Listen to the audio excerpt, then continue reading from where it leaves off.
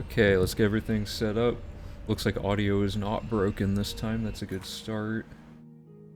Okay, let me get the dock mode set up here. Awesome.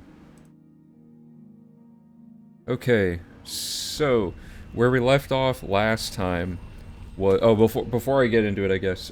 Thank you. We got a few followers. We got 4 Chapita, Non6, and Big Cat Brand. Thank you all for following. Audio seems good, both game and voice. Okay, perfect. Thank you. Yeah, I changed some audio settings in-game because I was recording footage for a YouTube video, so I changed, like, all the levels. Like, I usually turn the voice, like, all the way off and the music so I can cut it differently, so hopefully everything's, like, still... I don't remember what it was before I changed it, so it should be fine, though. Let's start by... I'm gonna leave this save here really quick. I'm gonna delete saves because we don't need to do any of... We want to start basically from the beginning of the Oblivion gate closing split and then go from there, which starts with this Breville gate, because what we did last time is we closed all of the gates that are a fixed layout except for Breville, and we're going to use Breville to pivot and force all the gates to have the same layout as each other, and we found a chair that warps us to the top of the thing every time, the Sigil Tower. So this should be a pretty quick run through of all the gates. There's a high chance things will break, and if things break, we're just gonna have to reevaluate how to close gates, but in our testing it seems like everything should work. So let's do a quick overview. And by the way, I have a new chat command. It'll link you to this page, which shows this is like a bonus thing, but there's 2 main pieces of tech we're using today, and both are basically how to manipulate Oblivion gates in certain ways, and I'll show those as we play through it as well. Actually, the music's really loud on my end. I'm gonna change that really quick. Okay. So, we have this preliminary setup, which we've already done. For the first part, we have a save at Abandoned Mine sitting on a stool, and we have closed every fixed gate except for Breville, and we're standing right in front of it, and then we're going to hard save outside of the gate, go through the tower, do all the normal stuff, and then set a quick save outside of it, and then there's this loop that I think Phoebus discovered this, where we can basically, we've added a small bit of info to it, so it's slightly different, but you basically go into a gate that you've already closed before by using load warping, and then it puts you in a version of that Oblivion realm that isn't tied to the gate anymore. Hey, how's it going, guys? It's probably easier if I just show it, because it's really confusing, but here, let me just go through it one time. And we're gonna have to do this multiple times. So step 1 is you're standing, let me load the Breville save. And this save is just sitting in a chair, it's saddling. If you don't know what that is, there's a chat command. Oh, nice, yeah. Okay, so, step 1, actually, I'm gonna pull it up on my second monitor just so I can make sure I'm not forgetting anything. And I'm gonna have to be referring to this a lot.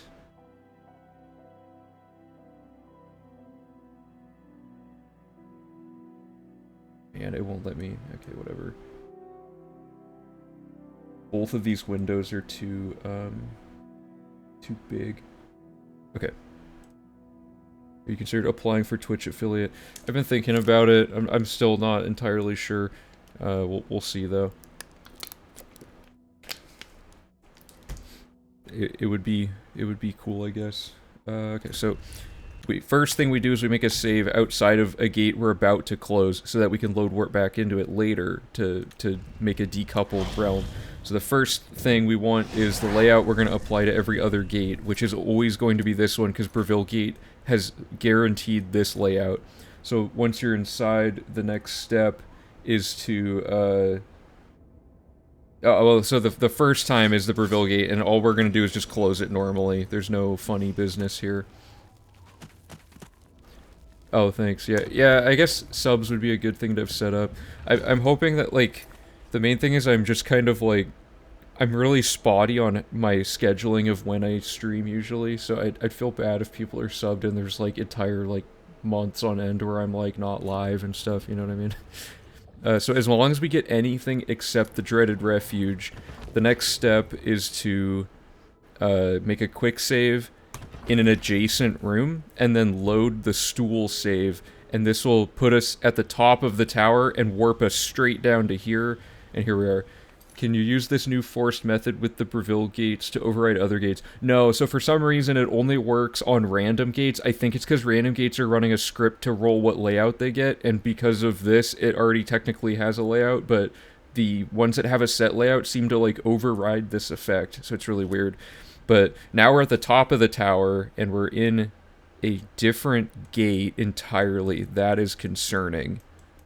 So it might not work for the very first one. We might have to place the sigil thing at a different... Yeah, okay, so that's not gonna work for that. It might only work for every gate after this.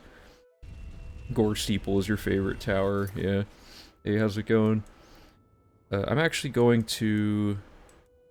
I should probably set the Abandoned Mine save up differently then, shouldn't I?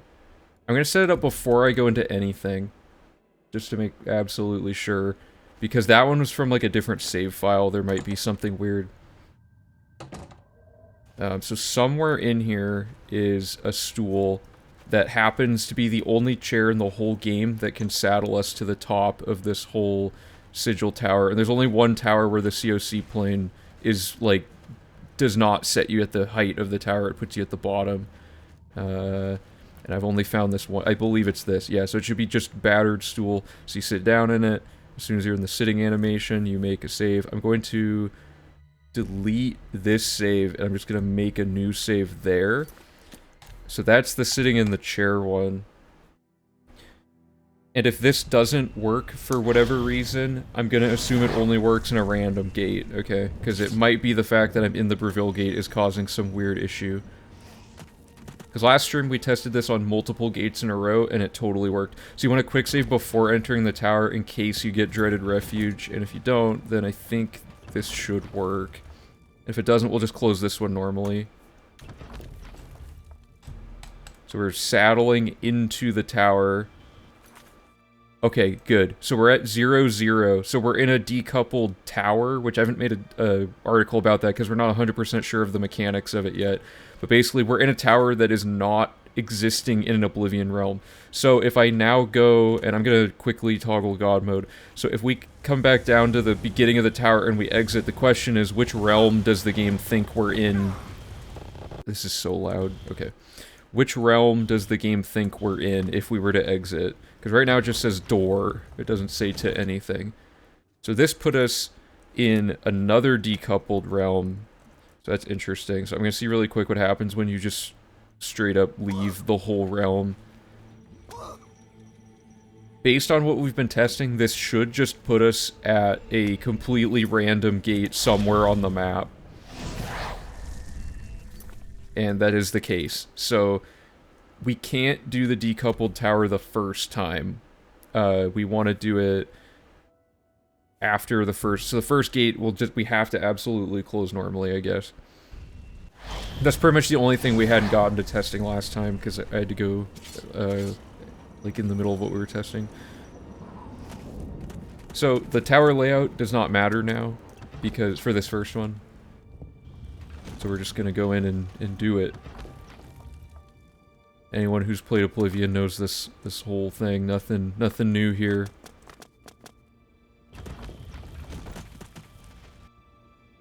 Although there's one tower that seems like ridiculously tall compared to the other ones. Oh, I don't have permakey active, but I guess that doesn't matter, but I'm gonna do it anyway. Exclamation permakey if you don't know how this works.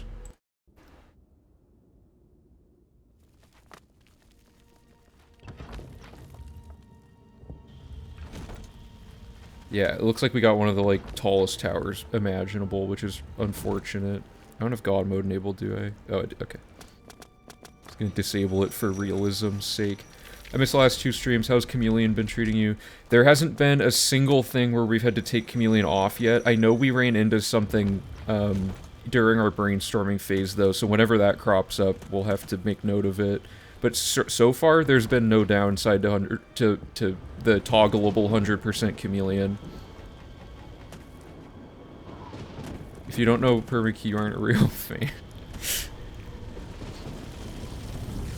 It is probably the glitch that at the start of every single stream, it gets set up. So, okay, so we're outside of a gate we've just closed that has a layout that we really like, right? So we're going to quick save, and we're going to load the gate again, and we're going to load warp the version of us that's already closed this gate back into it. So it's going to roll a random layout, but because it's Breville, we're guaranteed to get this layout. So we entered that gate, got the good layout. It's good because it's the shortest distance to the tower door, and then we are now in. This is exactly 0-0 on the map. So when we get to this, we know we're in a decoupled realm, meaning that the Oblivion realm is not linked to a gate. It is just its own standalone thing. So if we were to go close the sigil, if we were to go into the tower and go grab the sigil stone to close this gate, we would spawn in the overworld at exactly 0-0-0, and then we get pushed back into bounds and we're like halfway stuck in a rock. We call it, well, I dubbed it Malkoviching because it's like the Being John Malkovich portal where you get just dropped on the side of the road. So that would happen if you close the gate. So before we do that, we have to relink it, which is the other page I made an article about. Once you have a decoupled realm that you're in, to relink it, you simply exit the realm through a portal exit, and it pushes you to a random gate somewhere on the map that doesn't have a realm associated with it yet. It seems to truly be random, because I get a different thing like each time I do it, and I have no idea why. So we have to do more analysis to figure that out. But basically, we're in... Does that have 2 spaces between the A and... No, I'm going crazy. Okay, so we've now linked the good layout we want to a gate that we need to close, like, right away. So the next step is to make a save outside of this gate so we can go back into this one later. And we're just gonna... We're guaranteed to get the layout we wanted, which is this one, the shortest layout now. And now we're gonna do the thing I was trying to do with the Breville gate. So step 1, you want to quick save right before entering this tower because our saddle only works if it's not the dreaded refuge. So you check that really quickly. And then you basically, for some reason, if you saddle directly into the tower, it like runs the script that assigns the tower to a realm, but you're not in a realm or something. It's really annoying. I don't know why you have to go in here first, but you do. So if we go in here, we're now like in an adjacent room to the tower that exists in this gate. So if we quick save and then we load warp the person sitting in a chair, we saddle to the top of the tower, and we immediately snap to the top of it, right at the sigil room. And I think the next step is... Okay, so... Oh, that's something I didn't think of. We'd have to go back to the stool each time, wouldn't we? Because right now, we're the version of us from the previous... Like, this gate is not closed on this save file, which I think we can verify. We've shot, like, way too many on this one. We have to, like, maybe... Because we're... If you go in the sigil room, I think it relinks it. Oh, come on. Hold up, let me test this really quick. It seems to be broken again, which is not good. Enter the door, quick save, then saddle tower skip, back into the lobby... No, I wrote something different down. I think we have to... Here, let me refer back to this. We have to use this quick save for something. I should have... I wrote this down wrong, I guess. That's embarrassing. We get to the top. This is good. I think... Oh, I think this is all it is you load this quick save into here. Yes, okay. So we're... Yeah, my notes are wrong. Again, how does that keep happening to me? Anyway... It relinks you, and I haven't figured out why this part works yet, but it relinks you to the right tower in the right realm, linked to the right gate. So that's all 3 steps of, like, random generated stuff that we need to have work. we're the version of us that closed the thing, and the way you know it works is if you get this dark red lighting. So I'm gonna write that down really quick before I forget. Load warp, quick save into sigil room, close gate normally. Room should have dark red lighting. Yeah, okay, my bad, guys. I guess I forgot to write that down before the end of last stream, so I might need to start having people remind me to write down everything before, like, or make sure I have everything written down before leaving at the end of a stream, because I seem to keep forgetting, like, the very last thing we learn, I forget to write it down. Yeah, okay, so there we go. We've now officially, like, closed this gate correctly. The thing to note is you can't use the same Breville save over and over again. If you try to load warp back into the Breville save with this quick save to, like, push into another gate, it doesn't work. It, like, somehow remembers its Bruma gate or Breville gate, and it pushes you back out to that one even though it's already been closed, which is really annoying. So the next step is so that we got outside, we quick save, and we're gonna push this one through the next portal. So we just closed this specific Oblivion gate because it had the layout already forced on it. Oh no, it didn't do it that time. Oh no, it did. Am I dumb? Yeah, I'm dumb. I was facing a different direction, so it messed it up. But this should, when we leave... Sorry, the lighting threw me off. So now we're at a random gate. So load a temp gate, load warp the quick save into the gate, exit the gate, new temp gate save, and then re-enter the gate. So this should be the layout we want. Yes, it is at a new random gate, and the best part is we don't have to discover these gates to be able to do this. If this gate hadn't been discovered, it would just put us at that part on the map and we'd automatically discover it. So we don't have to travel to these. We just have to spawn them in by being near enough to them that their like white undiscovered icon spawns in, which is super convenient. So the next step, go through here. So eventually I'm going to write a page about how tower relinking works. So we have to roll anything but Dreaded Refuge. Then we find a door there. And then we quick save here. Saddle to the top of the tower. So now we're the version of us that hasn't closed anything. And then we load the version of us that has closed stuff back in. We're in the dark red room. We're re-linked back to this gate and we're good to go. So that's like a super weird, like, dense amount of glitching all going on at once, and we don't even fully understand it. I've only documented what we, like, absolutely have confirmed about the behavior of it. Because towers have a whole other can of worms. So now we're going to push back into this gate and we're going to repeat. And the brilliance of this setup is it stops working once you have closed all of the random gate layouts around the map, right? So any gate with a guaranteed layout will be somewhere on the map, right? And then the rest of it, sorry, I'm losing my train of thought. There's going to be a point where we try to exit a gate and it doesn't work. And when that happens, that means we've reached the end of the random gate chain. And then using the map and everything, we can basically go around and figure out how to spawn in the final gates that we're missing that are randomly spawnable.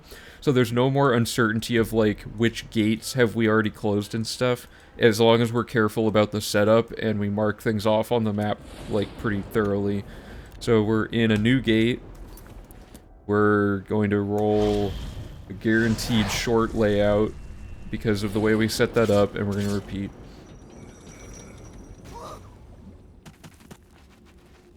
There may be a way to make this faster, but I have no idea what it would be. This already seems like... The only way I can think of is if there's somehow a way, like, maybe you... Once you set the tower up... Whoops. Like, you go in to roll the tower... and then you load the saddle. Maybe this works. That would simplify it a little bit. Unlinked. Use the quick save from that. Doesn't work. See, there's something weird about the way that the actual entrance to the tower works that makes it, like, behave weird. Okay, we got Gore Steeple. I wish I knew why this worked. Like, you specifically have to go to a random, like, adjacent room and then do... Whoops. And then do the saddle.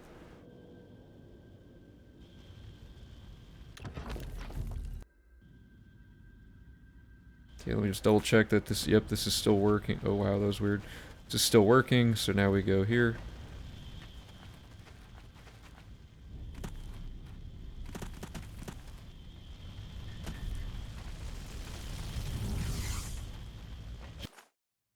Good. Quick save outside, load warp back in. Exit. Random layout, or random gate location, make a new save outside of that one.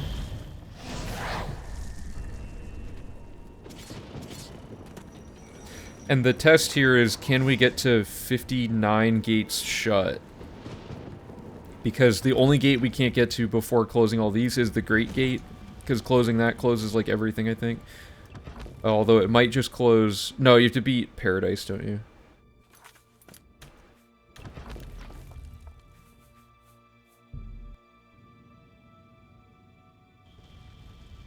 Oh yeah, and then this one puts you out of bounds, but the door is just right here. And it all just works the same way. Because this one's not quite at the height to hit the COC plane. Whoops. Double check. Yep, we're still good to go. Now, don't get me wrong, this is going to take a while, but this is going to take significantly less time than it took last stream, or last run. Because in V3, we navigated towers, like, manually. We had to try to roll the right layout at the start of every gate, but now we can guarantee it.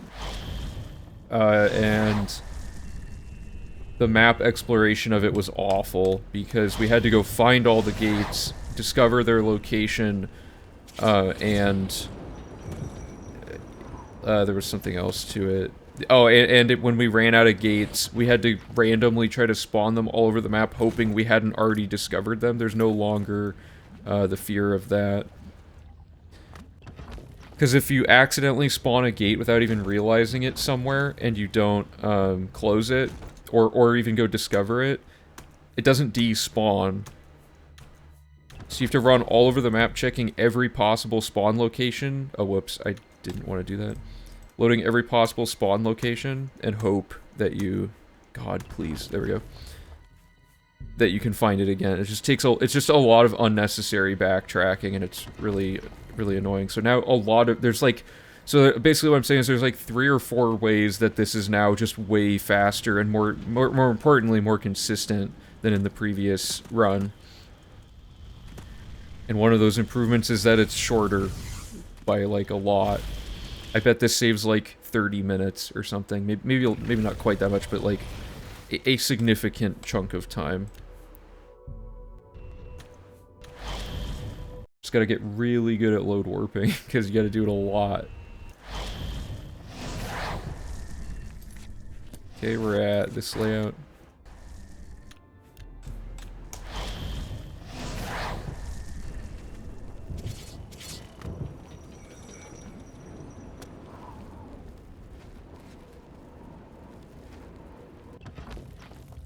Okay, what did we get? Let's keep...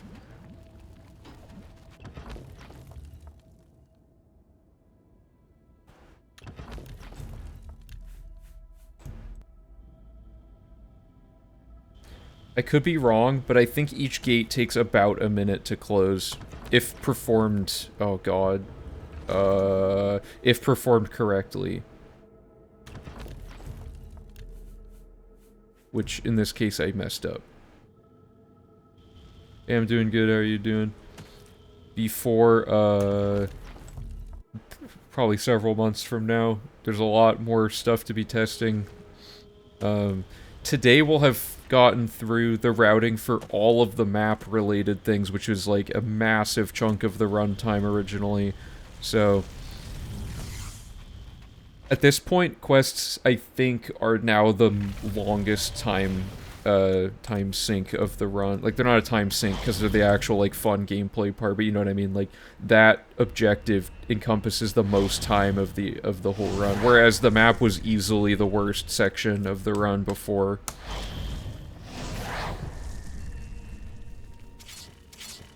Our goal was sub 16. It's looking like we're gonna easily get that, and that now it's probably gonna be way, way low. Like, we're probably gonna save another, like, couple hours on top of that.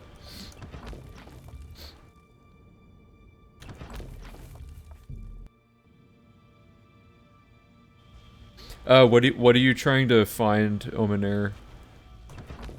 I probably have a command for it. Is it for, like, the requirements? Let me make sure this didn't mess up. Something looked weird there, because I, like, went in the sigil door and came back out. Okay, so I'm in the gate right below that. God, please. Sorry, I just want to make absolutely sure. 100% requirements. I believe there's a chat command. I'll just link it to you manually really quick. Let me set this up though. There's also, I think if you do exclamation commands, it'll send you a link to a list of all the commands available, but I'm not sure. Okay, so yeah, this was the correct thing.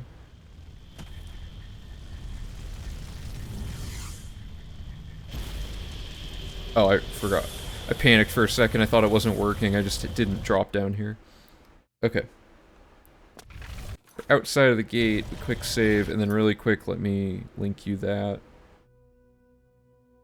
It's also, if you do exclamation wiki, it's in a section just called the overview, but here's the requirements.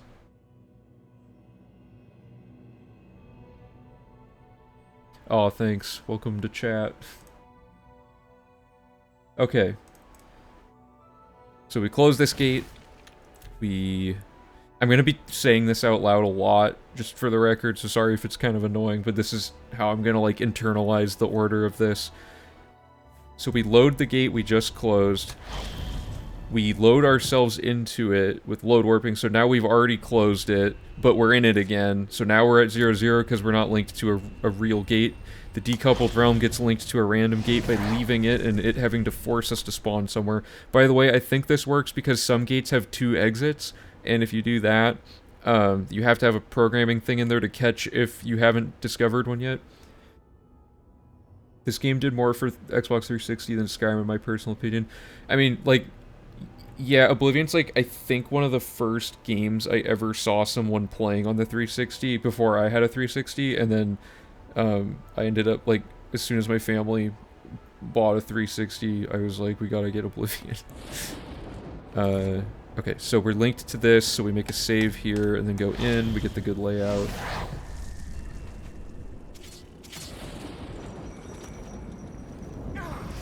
I'm going to die. Okay, there we go. It was like the first game of the year. Oh, I didn't know that. I knew it was game of the year, but I didn't know it was like the first one. That's cool. Where is door?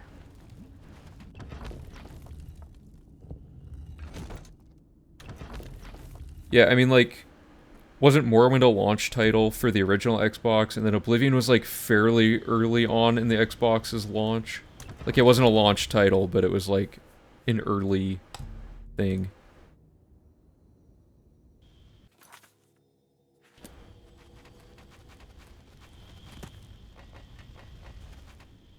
Wait, what do you mean? Like, the things that shoot the spell at you that kills you? The lava tower thing?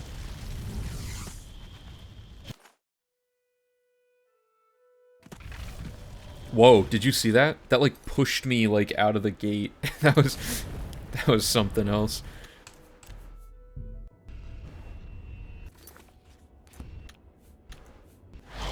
Whoops. Definitely don't want to go in the gate yet.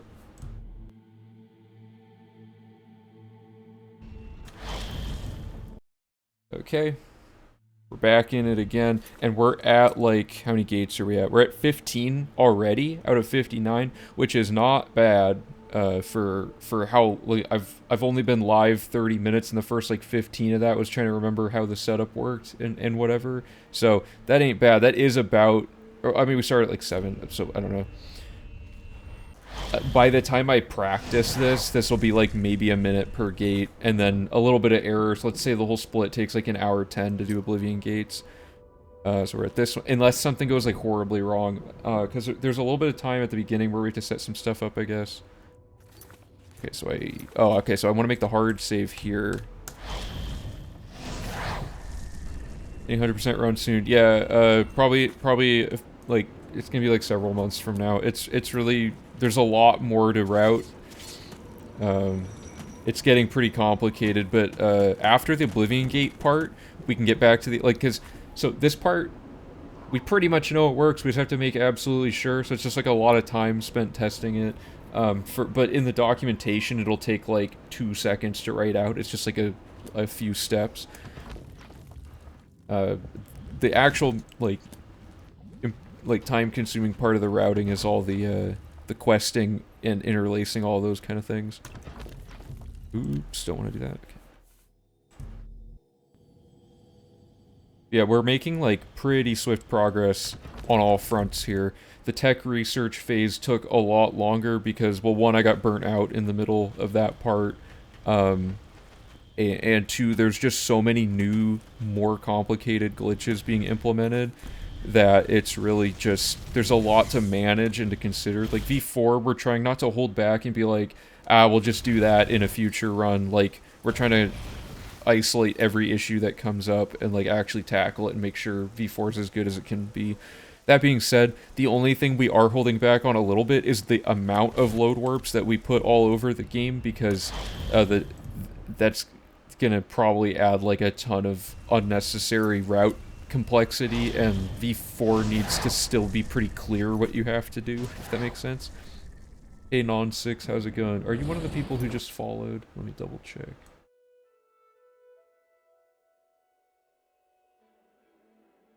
You are. Thank you for following. I mentioned it earlier, but you were not here when I said it, so I'll say it again. Thank you for following. Hey, Nuka Kappa, how's it going? I still can't figure out if I should call you Nuka Kappa or if I should call you by your new username.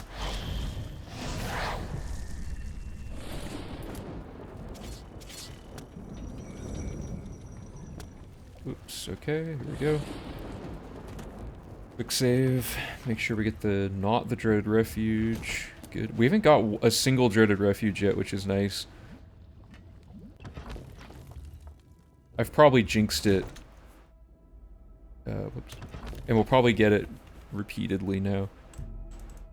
I also occasionally might bump this saddle save back to the top of the save file list, maybe after every, like, 20 gates or something, just to make sure.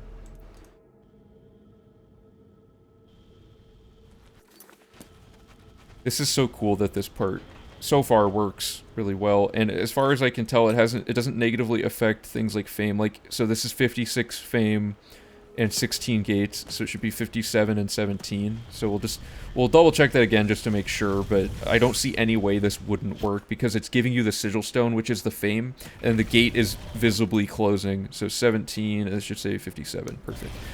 Okay. Oops. And if you horribly mess anything up, we have a save we're making every time, right?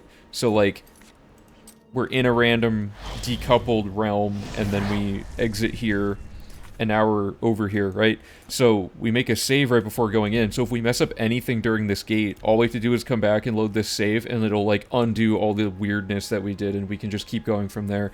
So, it's a low-risk strategy as well, which is nice.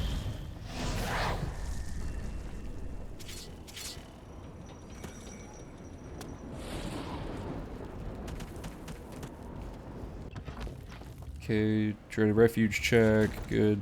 I swear there's some mechanic in how the tower determines what tower layout you get, where, sorry, it's hard to time the load warping and everything while talking.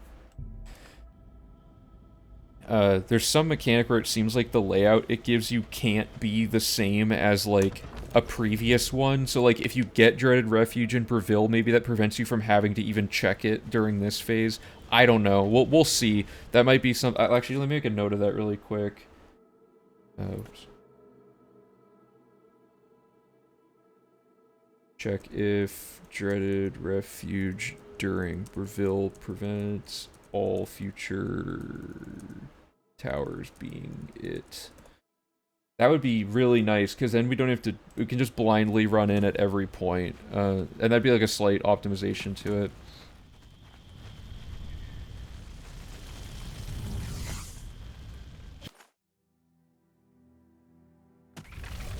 Okay. Quick save out here. Load the save right before we close the gate. Push back into it.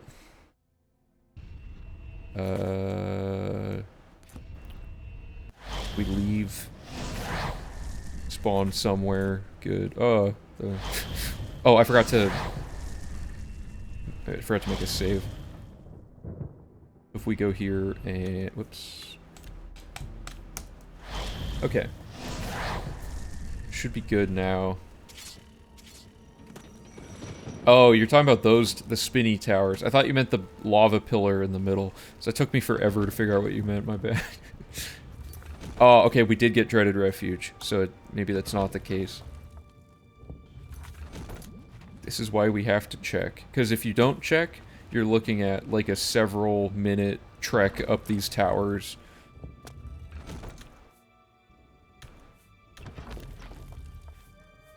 Oh wow, that was not good. That was huge overcorrection on the menuing. There it is.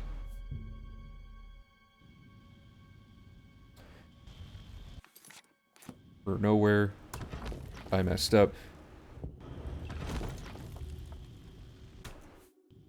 The good thing is it seems like if you accidentally go in the door, you can just load back here and it'll still properly place you in it.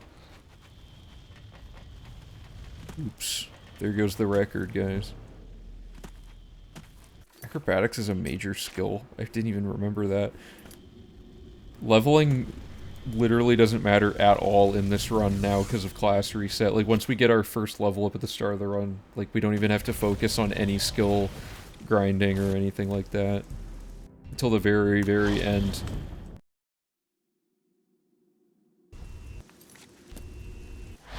Because there's no... We call it ABC, ABJ, which is always be jumping, always be casting. Because we don't have to do that anymore with class reset, there's a chat command for class reset if you want to read about it. That means we basically... Oh god, oh god. Just reload. This will prove this, okay.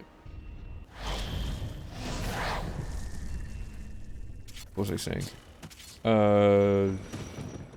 Yeah, the run will just feel more fun to play because you're not holding the cast button down the entire run and spamming spacebar for like, 20 hours straight, which is pretty nice. So it's just a huge quality of life improvement to the run. Hey Bosch, how's it going? What if you use skooma too during this part, like just to make it to the other side of the tower? Yeah, that could be good, I guess. Although the main point of this was to not have to worry about managing inventory state throughout the run. So having the perma-enchanted speed was supposed to be close enough to skooma that we don't have to worry about it.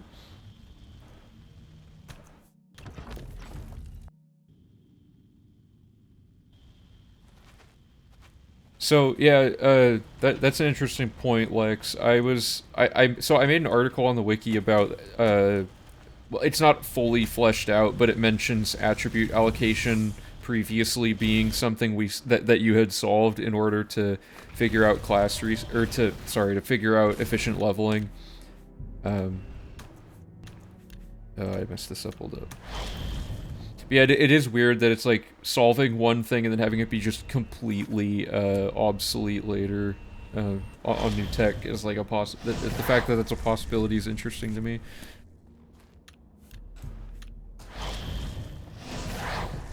Well, so even if it's hotkeyed, you're gonna run out of it at some point, right? Do you just mean like set up some skooma at the start of the gate split and use it through that part?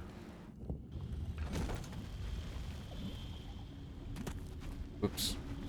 Because, like, most of these doors, like, the distance is pretty negligible. Did I get Dreaded Refuge? No. Oh my god.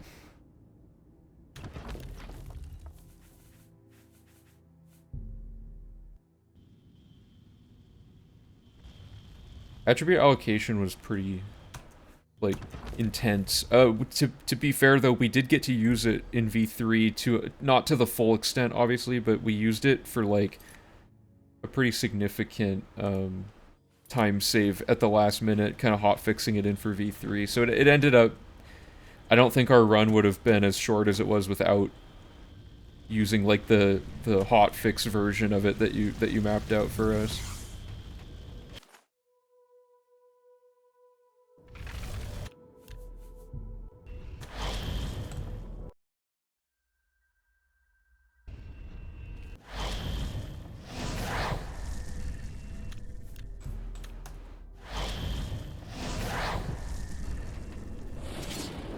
Now, if someone... So, I haven't made an article about it yet, but there's a thing called the instant gate glitch, where if you load warp... I don't know exactly how it works, but, like, if you load warp into an Oblivion realm, like, just, like, you go into an Oblivion gate and you quick save, and then you load the Kvatch save right before it's entering the sigil room, and you load warp the one that's in the other realm into there, it just, like, instantly closes the gate. So... The problem with that is because you're not grabbing the sigil stone, you're not getting the fame, so I don't know any way that it would work, but essentially if there's some way to, like, instantly close gates, whoops, I mean, it would mess up the fact that this one allows you to not have to explore to find the gates, I guess. So maybe I don't know, I'm trying to think of how this could be any better aside from, like, raw movement speed. And I really don't know.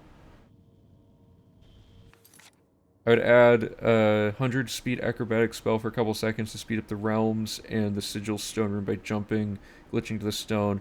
Oh yeah, so that tech is really hard, but in some of the speedrun categories when they do gates, this little notch here, they can, like, I don't know exactly how they do it, but they, like, jump into it and just go up like that. But I'm not moving fast enough, right? Best way to do this. I'm not moving fast enough on this character to do it. But yeah, I guess that would be faster. We can look into that after we test all of this. What am I doing? Why did I do that? What do I want to do? I messed up where I am in the sequence. I'm saddling. I'm at the saddling phase. Okay, get the saddle chair. Nope, that one. I guess acrobatics would make this way easier to do this, but yeah, you're right. The actual ascension of the sigil tower is a little bit of a drag. It's not too bad though. So yeah, that's definitely... There's so little left to improve on it is the fortunate thing. Yeah, so, like, raw movement speed, sure. I'm trying to think if there's any other, like... Because you can't saddle into the sigil room. That would cause problems, because then you're not in the right version.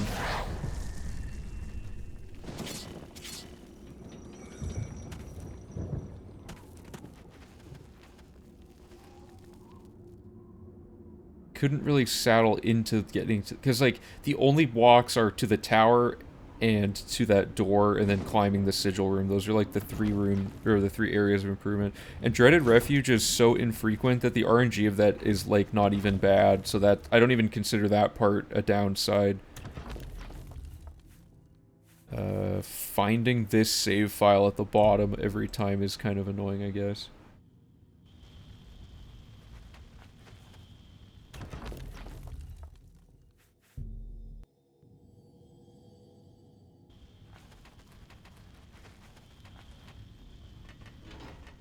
Oops.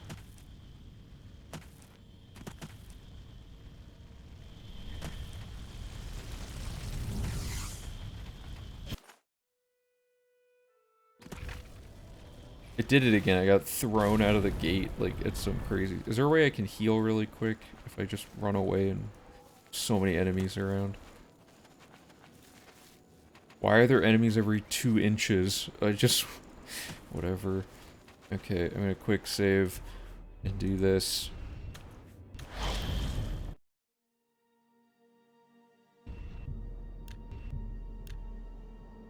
There. I just want to get back to full health really quick.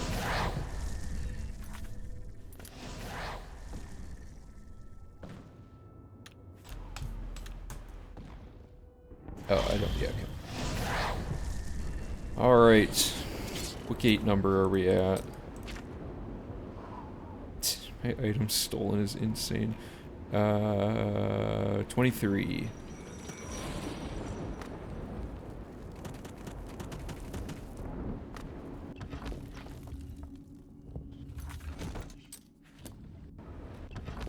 Oh, I did the thing. Game's gonna soft lock. That's fine. Let me just open it again really quick.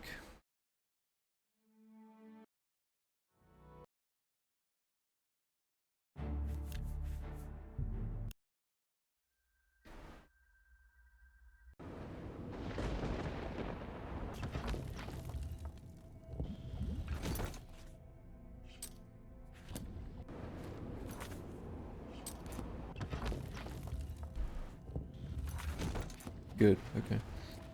That was the only time we've gotten Dry Refuge more than once.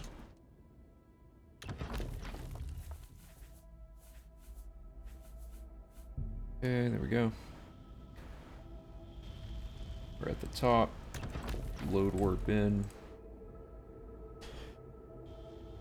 We're here. So, we have a lot of, like, quest stuff coming up, which is gonna be crazy. I was playing Arena the other day, and it's literally impossible to rest. Enemies never stop. Oh, really? I haven't gotten around to playing Arena yet, but it's on my radar.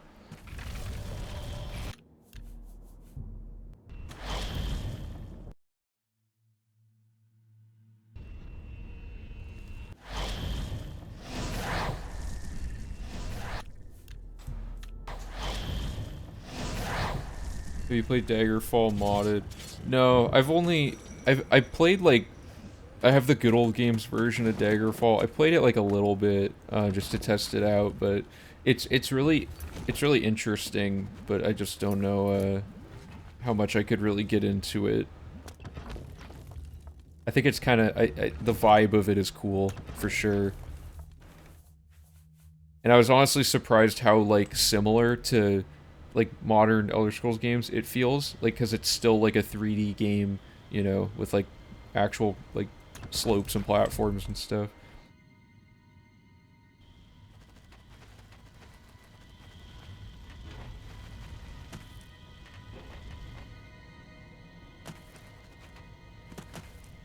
Oh, really? Okay.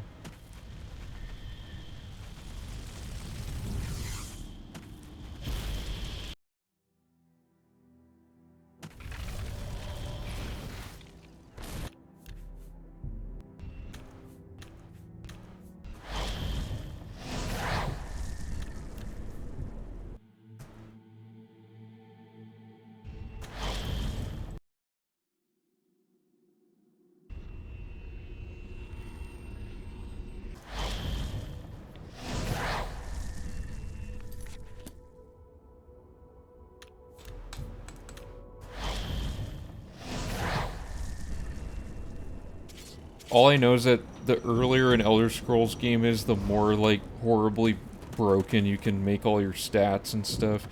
I don't remember, someone told me that in Daggerfall you can make all of your stats, like, basically whatever value you want within the first, like, 10 minutes of exiting the tutorial or something.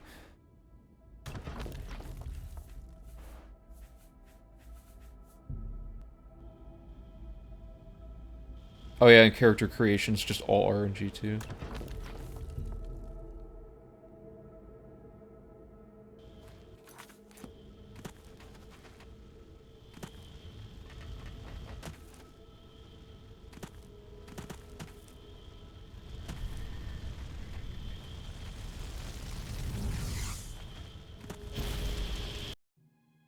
Character builds, like, they're so confusing in every Elder Scrolls game except for Skyrim, basically.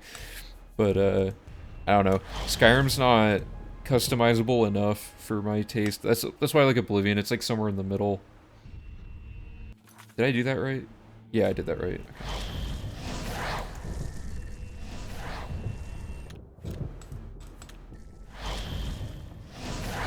Oh, really? That's interesting. Is the height equating to movement speed thing the case in every game, or is it just happens to be in Oblivion? Because I know height is in, or actually height's in Skyrim too.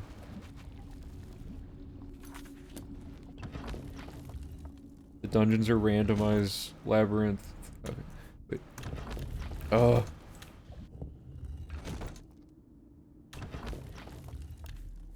I mean, I get lost in Oblivion's dungeons and they're not even hard to navigate, so I probably wouldn't fare well.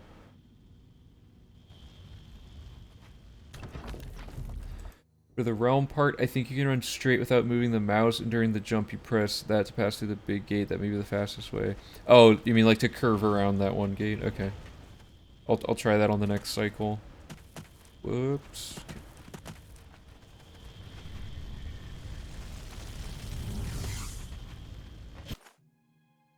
Oh, for people who are wondering, the reason I'm falling down is because there's like a collision object that starts rising from the bottom up when you close a gate. Like as soon as you grab the sigil stone, and that when you hit that plane, you get teleported out. So I'm falling down so I can hit it as early as possible. Otherwise, you have to wait for it to crawl slowly all the way up, because it's like, it's trying to close the gate as the flames are like rising up around you or whatever. So that's why I'm falling down. I forgot to mention that. But that's not a thing that like, it's not a thing that we figured out for this setup. That's like all Oblivion runners do that. So I don't know who actually found that.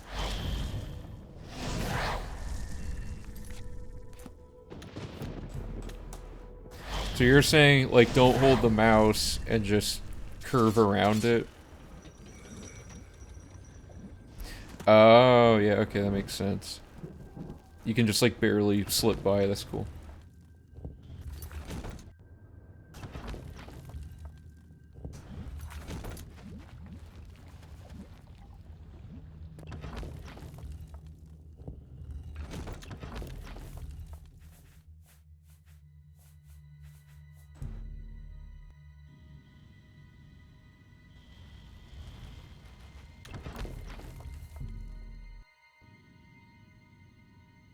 Alright.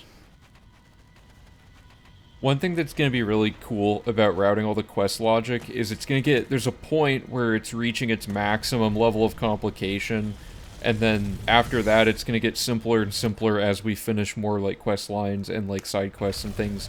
We'll just have less to consider, which will be a relief. Right now, I think we're probably in the thickest route logic part, like the hardest stuff to manage all at once. We have, like, probably a third of all the quests in the game simultaneously active, and it'll get easier and easier from there. So there's some sort of bell curve, and I think we're right around the top of it at this point.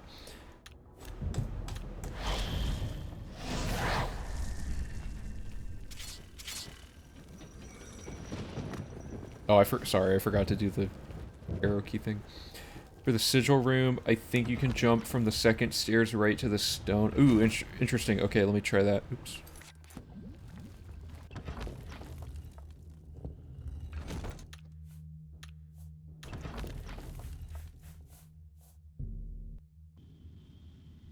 Oh, that's a ban. Hold up.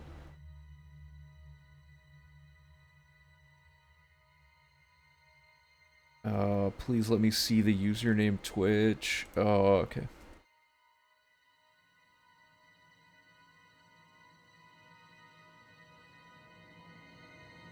Alright. Cool. It's weird that they... Well, I guess they have no way of knowing I have links disabled, but they still go for it. It's kind of funny, but whatever. Where was I? Yeah, as soon as I saw the name, I was like, it seems like a real, like, username.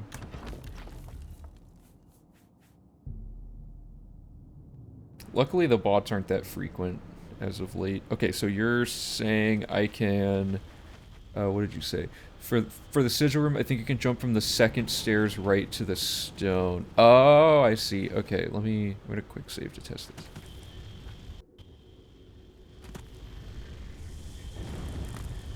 Do I have God mode enabled? No. How am I not dying to this? Riddle me this. Oh, okay.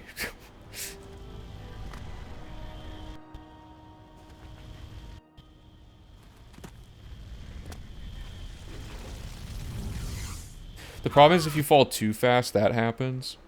Right? So you have to... It's weird. You have to go, like, just slow enough that you don't hit the floor and die.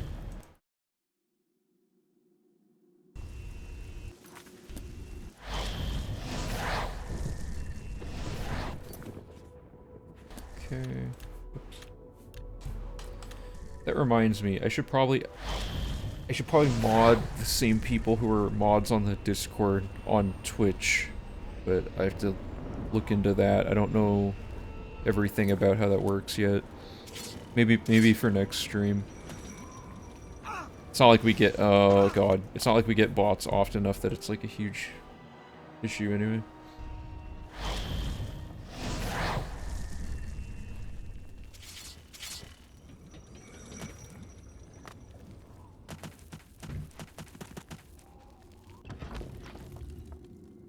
I'm really curious about the thing where it is throwing us out of the gate.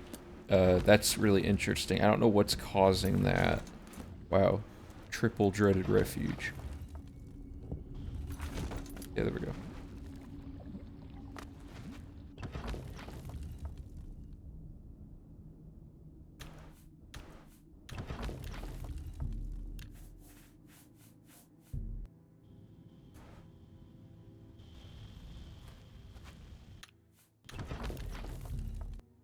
Okay.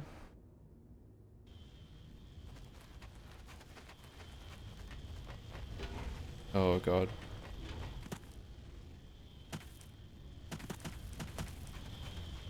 No, I'm not good at the ramp thing.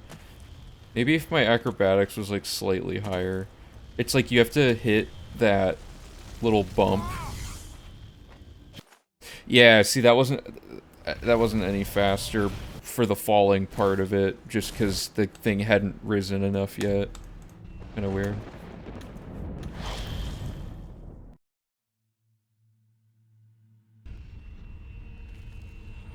Ah, okay, here we go. This is it. This is what you want.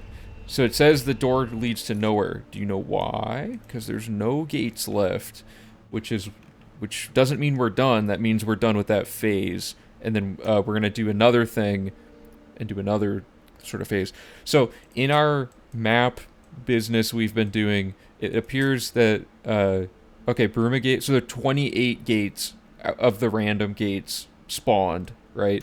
This doesn't mean that there are no gates left. This means there's no random gates left, because I think set gates always have the same world. Let me... Okay, so I don't want to be in here. I want to make a save here, because this represents having just finished this phase. Let me get all of our info up here for a quick dock mode. So in our roadmap for this, the next step is the Whatha map to force spawn remaining gates. So let me go find that really quick. Where did I put that? Sorry, I forgot that I was gonna need this. It's somewhere on the Discord. It'll take me a second. Okay. Went through every Oblivion gate and found ones you can easily force to spawn. Perfect. Open original. There we go. So, what put this map together? Super helpful. Basically, the white gates, let me make sure you guys can see this. Yeah, the white icons are random gates. If it has an X through it, that means that location cannot be seen from a particular entry point, essentially. So, good example, I guess, is Abandoned Mine is one of the locations we go to set up the saddle. And there is, in fact, a random gate right next to it.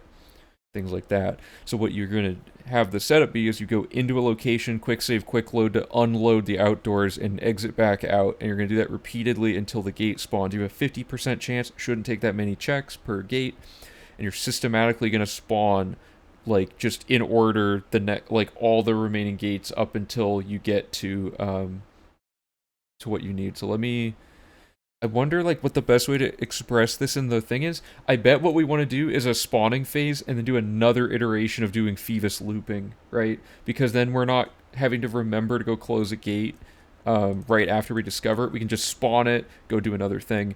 So what I want to do. So the next phase is going to be this.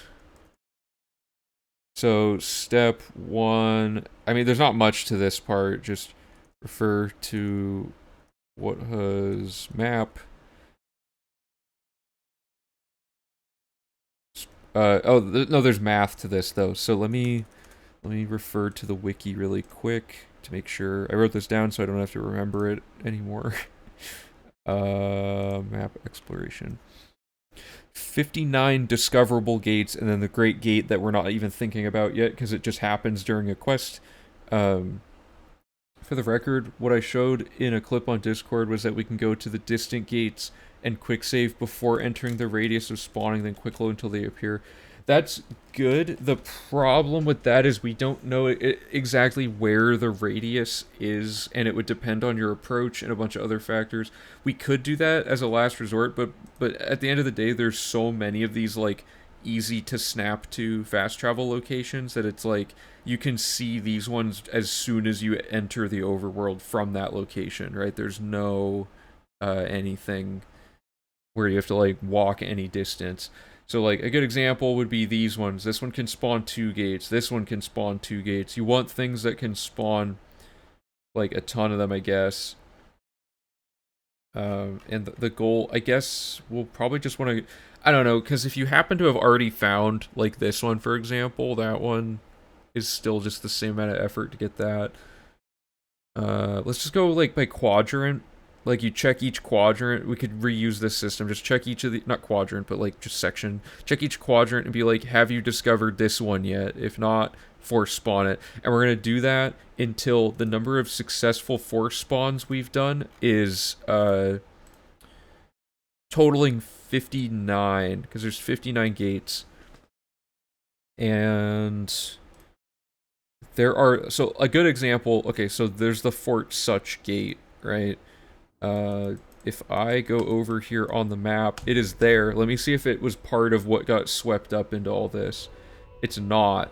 Okay, so certain gates are not going to be, we might have to mark these separately. Certain gates are not going to be closable via this glitch. So we have to discover, like, I think Fort Such is always this layout. I could be wrong, but let me double check. Because if it's not a random layout, I don't know why it wouldn't work, but anyway, if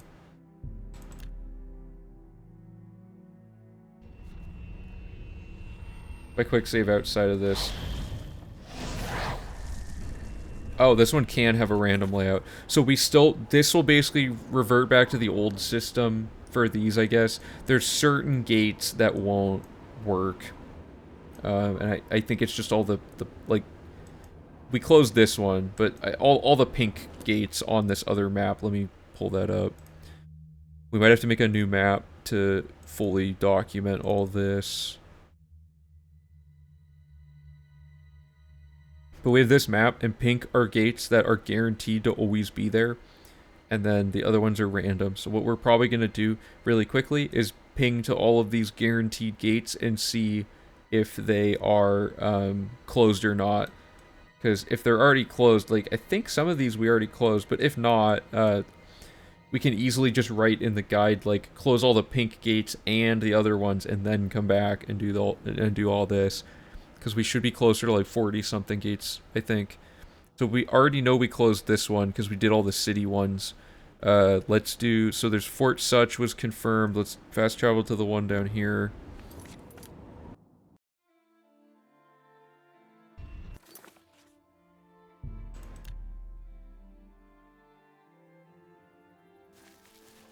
Oh.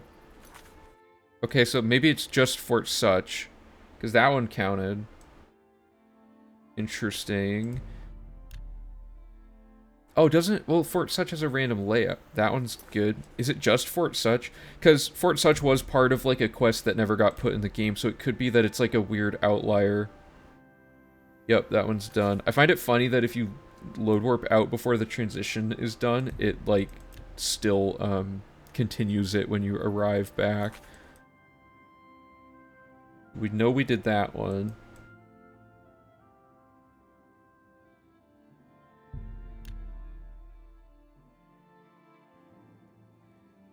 Okay. Any up there? No. Okay, so the next one, I'm just going like by column, so it's gonna be the one by the Farragle Inn, which I know we already did, but I'm gonna double check it. Because you never know with Oblivion gates. Good. And then maybe the one way up in the mountains. If it's just Fort Such, that's really convenient, because then all we have to do is just add that to the list of, like, city gates. Okay, we got that.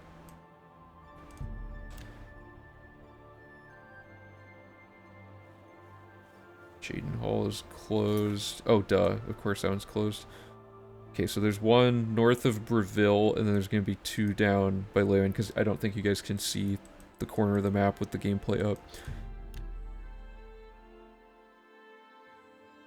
Good. And finally, we have... There's two way down here. Let me zoom out so you can see them. They're like these two in this corner. The one by Onyx, and then the one by the L in Blackwood.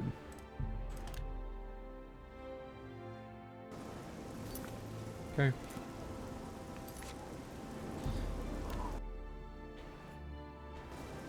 Good. So let's just close the Fort Such gate really quick. So for this, you just quick save outside and you go until you get an acceptable layout. This layout is totally fine. This was one of the ones we deemed acceptable before, I believe. But, I mean, we'll just copy the route documentation over from V3 just for this specific gate.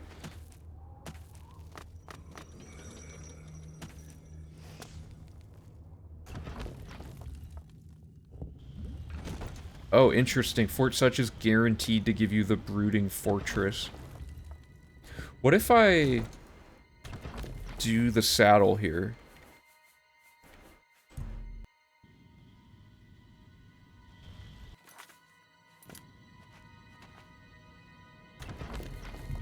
Does this relink to Fort Such?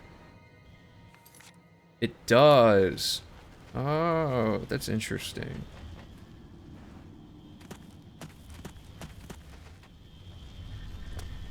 Let me double check that this doesn't break. So 30, and we should be at 70. So it should be 71 and 31.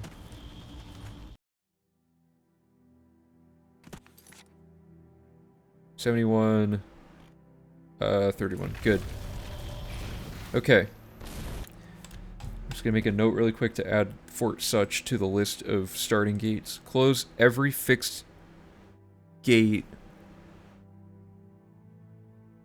Fixed layout. I should say fixed layout gate. Oh, wait. There were city gates we didn't do either, right? Huh.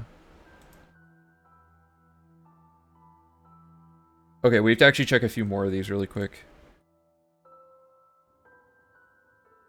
Because we closed only the ones that have that green, like the green sign, plus sign. Or, sorry, the star. Because the star meant that the layout was guaranteed and that you couldn't force it, which means there were a few that we skipped that might have been city gates. No, actually. Okay, never mind. So it's all fixed gates plus Fort Such.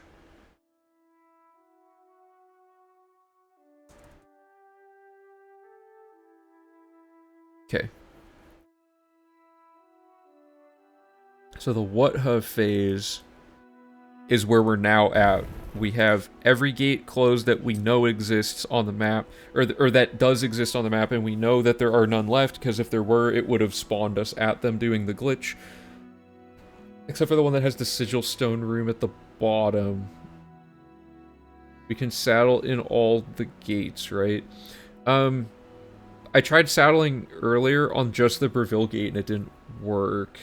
We'll see. Does this glitch disable the enemies? Wait, what do you mean by disable? Like, which enemies? Oh, no. I have 100% chameleon, so they don't react to me. Where are you in the main quest chain? Have you capped the number of random gates? Like, yeah. So one of our top priorities in the quest ordering was to get up to Dagon or through Dagon Shrine as early as possible, so that it has a 50% chance of spawning gates, and the maximum number of gates can spawn. So now we have to do what we're currently doing before finishing Paradise, because at that point it automatically closes the gates and you get no credit for it. So, I didn't see any enemies in the sigil room. Oh, I might have just been going fast. I mean, it's possible that they aren't in there. That because we're like load warping from outside. Okay, so I guess the next step is, now that we've confirmed all that, we should just go quadrant by quadrant and just force spawn ones we don't have yet. So like, I'm gonna show you how to do this. So there's a house here and there's an Oblivion gate, right? So you would go to this house and check, and we already have that gate on our map at the bottom right here. There's a gate up here to the left of Garless. So step 1 is to go to Garless. And we'll notice that the gate did spawn. Now, I have a console command that I can't disable for some reason, where it makes it instantly travelable to, but normally this would show up as white. Like, you can see it, but it's not there yet. And if it hadn't shown up, we would have done a glitch. But, so that would be... We have 31 gates shut, and we found a 32nd one. So we're going to do 59 minus current... Okay, so step 1 is keep track of 59... sorry. So it's like...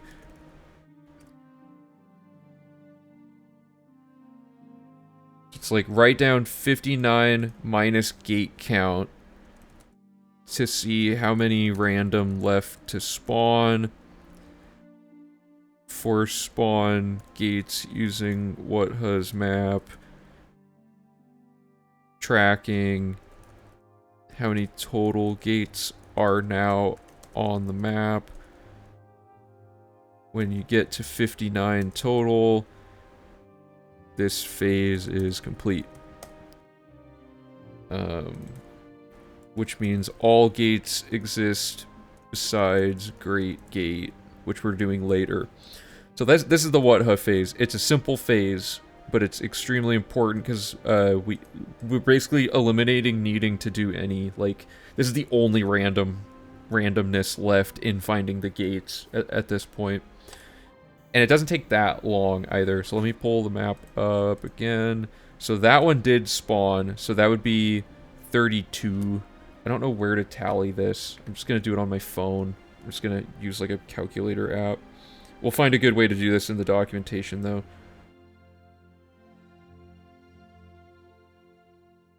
Sorry, so we're at 31 and we just got one. So we're at 32. So the next one on WhatHuz map is at the bottom left by that house. So let's check that one. That one does not exist yet, so we're going to go to Gwendon Farm. And it did not spawn. Good. This is bad in the run, but good now because I can show this off. I might need permakey here. And if permakey doesn't let me in, I don't know. Because if I can't get in this room, this one actually is not viable. And we'd have to just remove it from the map.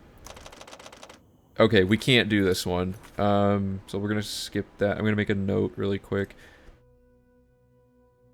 I think WhatHuz was eyeballing this map, so, Gwendon Farm is locked, can't do that one. So the next one would be this mine below Kvatch.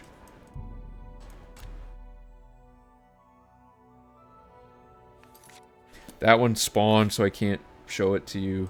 I can't show you the tech. That one already exists. This one does not exist. We spawned it. We're getting really good RNG here, but it's bad for me trying to explain this.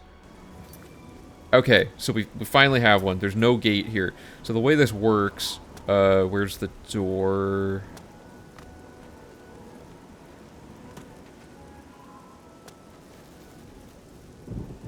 Am I dumb? Is there no... Oh, it's over there. Okay, so the gate should be, where am I looking? Right above this camp. So if we go in here and we exit, this doesn't work. It did. Oh, that's even easier. I swear that it used to only work if you unload the area entirely. That seemed to work, because usually you have to go in here and you have to quick save and quick load, so it unloads the outdoors to force a loading screen to spawn everything in. But that actually did it, so we're good to go on that one. And I'm an idiot, so I didn't write down, I wasn't incrementing my counter. So how many did we just do? That was a third one. We got... Oh God, I already forgot. I believe it's just a lowercase c Bosch and it'll work. Still playing this old game. How's it going, Chicken Hawks? Yeah, there you go. Ah, man, I'm dumb. So, I didn't write any of that down, so let's, but I quick saved. Oh, man. For practice's sake and for testing's sake, I'm gonna just do it again. It's 59 minus the 31 gates that we already have, which puts us at 28 left to find.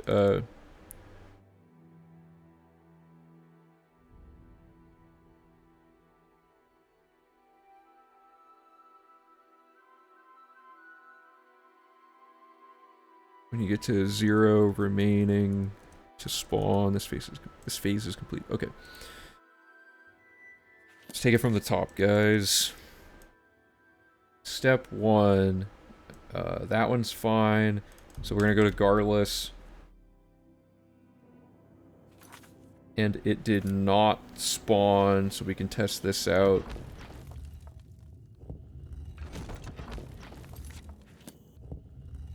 See how there's no loading screen? Okay, so this one didn't...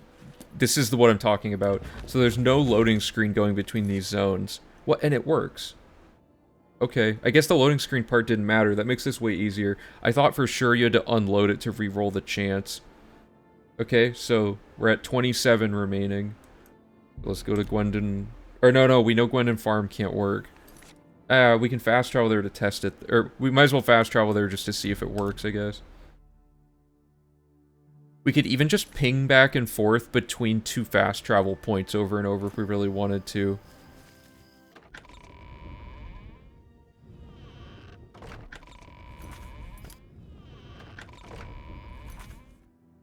Okay, we're at 25. This is so much more convenient than the old system as well. Okay, there's another one. Now we're gonna get this one. Verondo.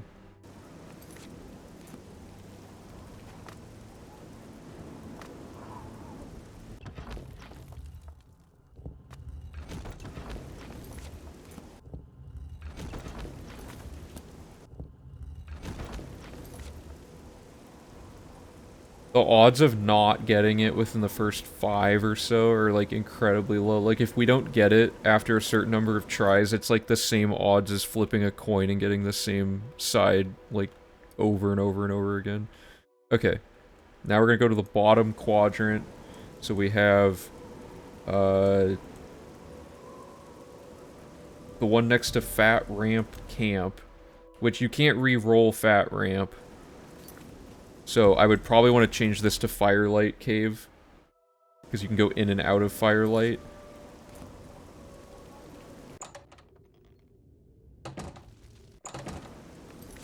There we go. We're down to 22 remaining. I can't... Hold up.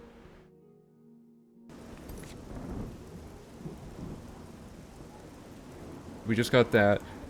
Sorry, I couldn't remember if this was already here. I forgot to check that. Yeah, that was already there, so let me just spawn this again really quick.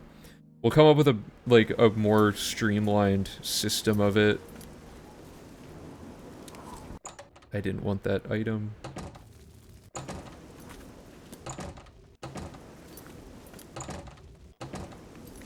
Good.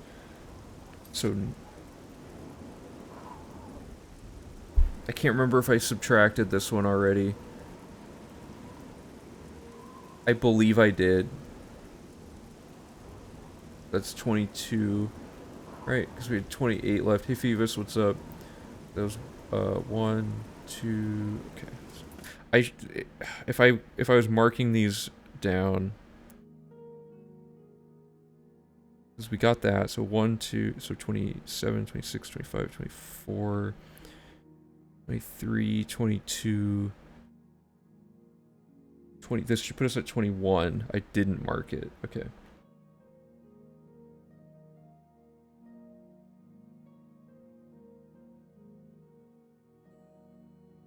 We should check it with the compass, but I blew it, and I used the TMM command, and it made it so that my save file just automatically unlocks them on the map.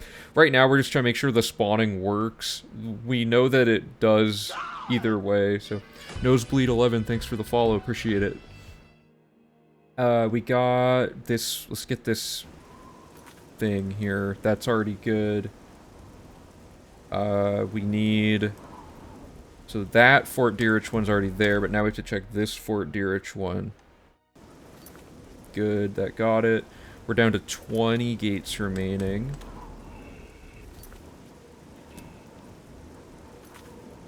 What is the next one? This? This? Yeah. Okay, let's get Broken Promises Cave. Easy. Now we want... There's 2 here, potentially.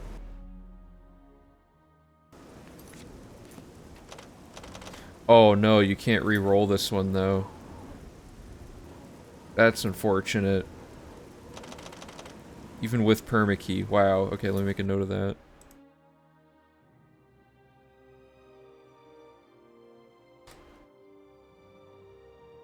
Not gonna lie, I don't even remember what Fort Ontis is for. Is it for, like, Mage's Guild or something? I should probably know this, but oh well.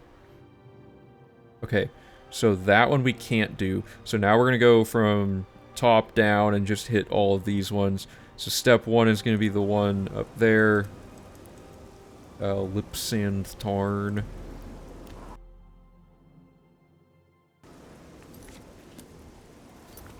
Good, or, well, not good, but it didn't spawn, so we can test our thing.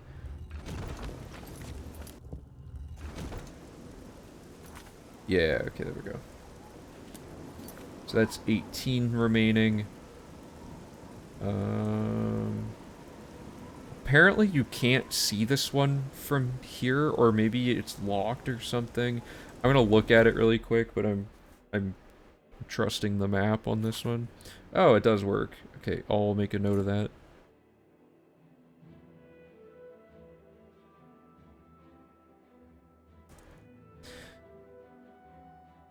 Might work, because we don't know for sure. It's possible that Whatho is visually identifying gates, and you cannot see it, but if we can see it on the compass, like Bosch was saying, we'll have to, I'll have to, when we do our second run-through of this file, after we've routed everything, we'll have to test stuff without any console commands to make sure that stuff like that doesn't break.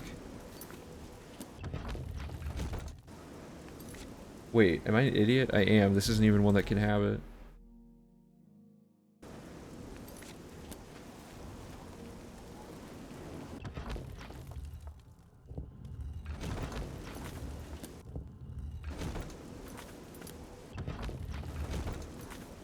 There we go. 16 left. Fort Empire, it looks like. Or no, sorry. Fort Ash.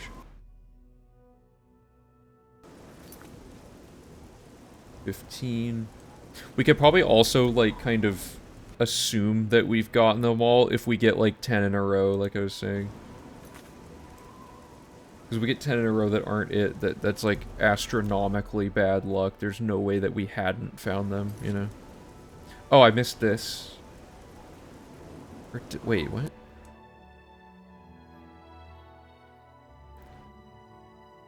Oh, I just forgot to, whatever. We'll just do these full ones. Okay, so we're at Goddle's front, and it did spawn the gate, so that's 14. Let's do derelict mine.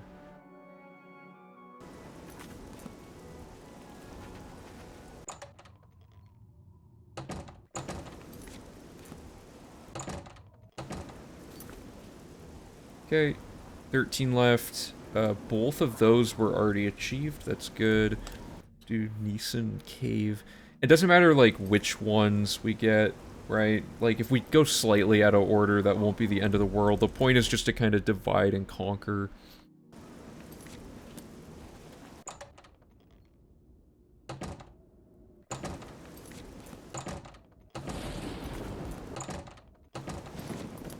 Okay, so we're at 11. Let's get Ninyond. That was easy. Almost done here. There's this cave, right? Yeah, this cave has one.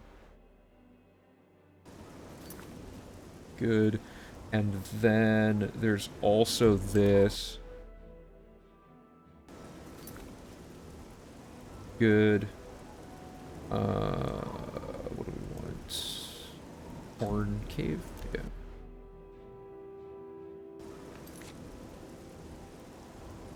Okay, 7 left. So according to what that one doesn't work. Let's test these two. We already have that one. We do not have the Apple Watch one. Let's get this.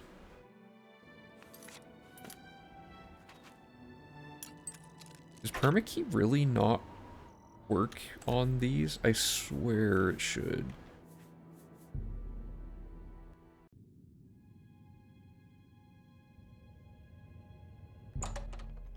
Yeah, permakey's enabled. Apple Watch, you really can't get into it without a lockpick. Whatever. Let's just do this instead.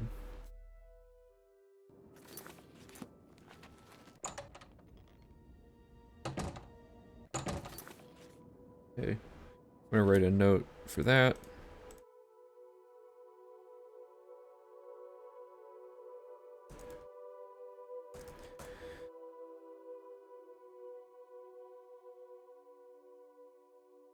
So I think now... Well, so we got that, and we had... Oh, we don't have that.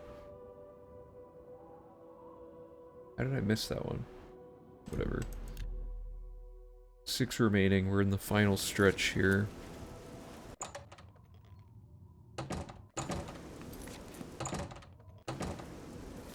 There it is. And 5 more. This one? Yeah, so that already has one. That already has that one. Bilverin.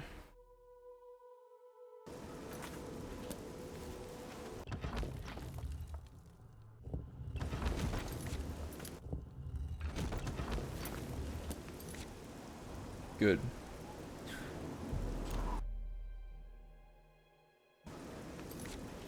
From this, you can see why it was worth it to do some other quests first, right? Like, just the sheer probability of getting one of these is high, so the less of this you have to do later because you found them naturally during quests, the better. We should be at 3 left. Unless I'm off by 1 because I'm bad at tracking stuff.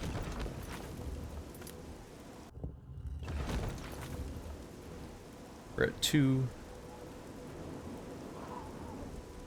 I probably don't want to go to Temple of Ancestor Moths because that can cause the quest to start out of order and break the Thieves Guild. So, probably not a good move to go up there.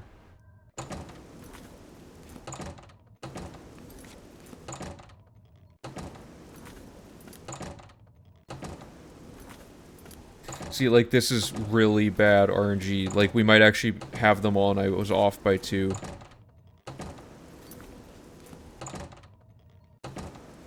Because you should not be able to roll this many times without getting it. And I'm going to double check on another location.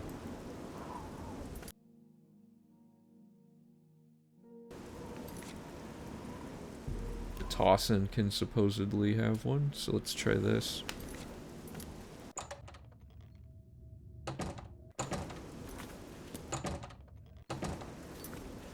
Yeah, okay, so somehow I miscounted, or my goal was off somehow. So let's close all the ones we just found by doing a continuation of what we were doing the first part of this stream, and see what we're left with, because we should have them all. So we're at 31, so we gotta get up to 59. So I'm gonna make a save here to signify this. We're going to take the save that was outside of this and load warp it back. Oh man, did I not make...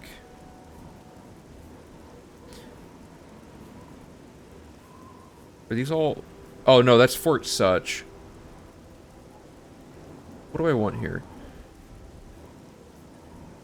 This is the quick save I made right after closing this gate. Yeah, the trees are identical. So this is the last, like, random gate that we did. So we would just want to load the version of us that has spawned all this garbage in. We should get the good layout. We don't? Why? That is odd that we don't get... It's also not decoupled.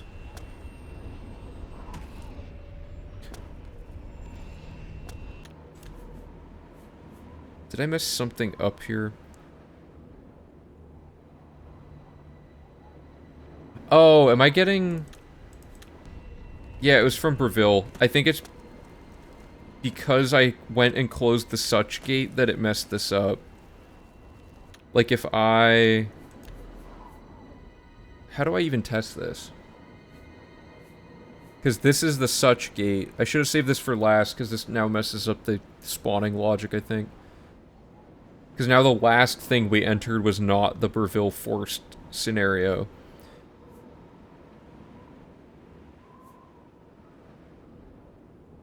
So I'm going to take this character, and I'm just going to go spawn a gate really quick.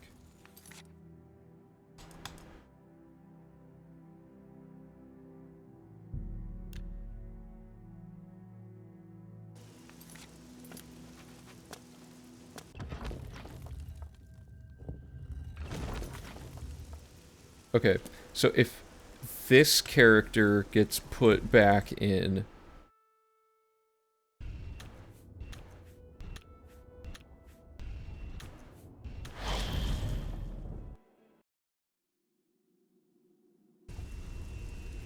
We do get the right layout, because the last thing they had entered... So this should link to the one we just spawned in.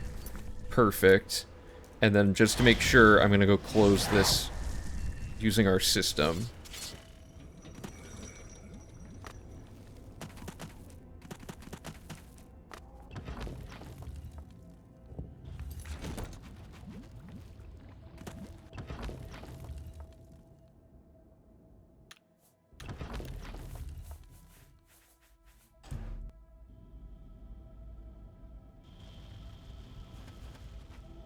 Oops.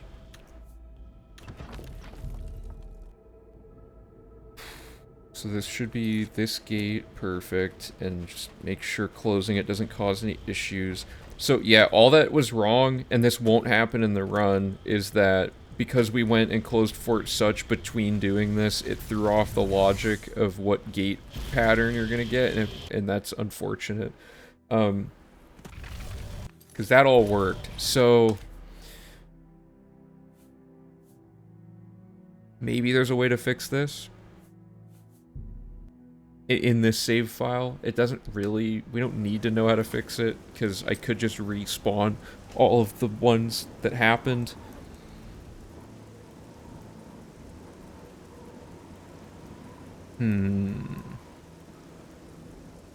Because if I get a random layout and I get pushed into that gate, it's running a random one. It's not running the Breville one each time.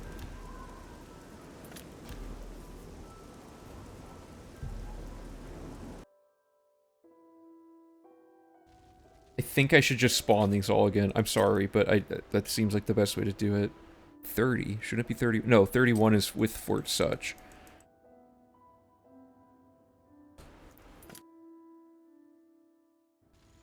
So this file should be good to go on that.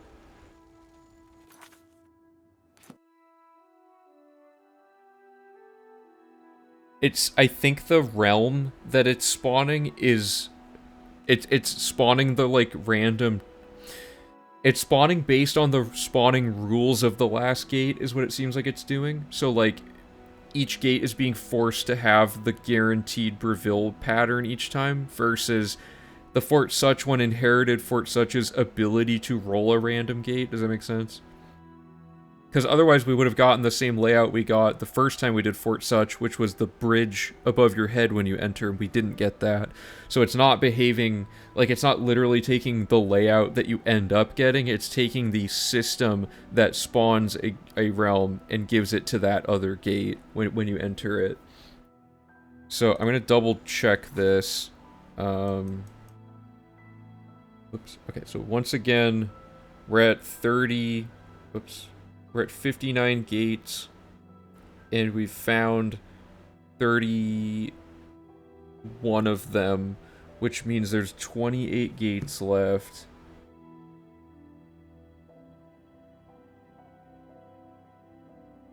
Yeah, that's what I'm doing. I'm just gonna respawn them on the file that has done this. We already had that one?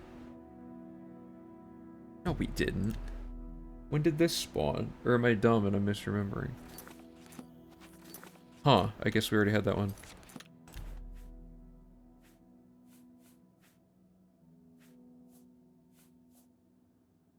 Okay, I'm gonna get rid of all this poison. We don't want any of that. We want to start from having just closed gate 30.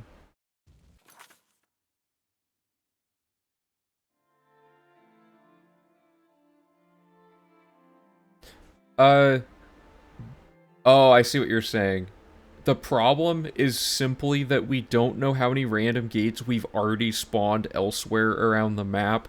However, if we just go until we get like 10 in a row check where we don't get a gate, we can assume we got them all, right? That's a good point. Yeah, that's probably a better way of doing it. For now, we have to do it this way, but let me make a note of that.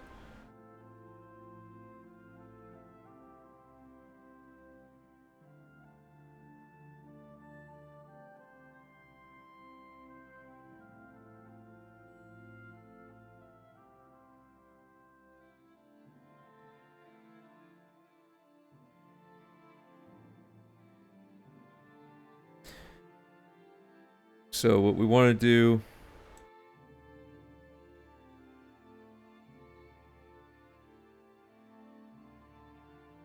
optimally here is... force spawn gates using what has map. We don't need to really track them.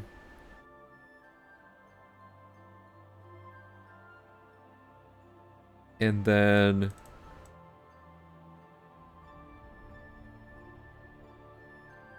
when you get a statistically improbable amount of failed attempts, you have spawned all gates. Right. Yeah, that makes sense.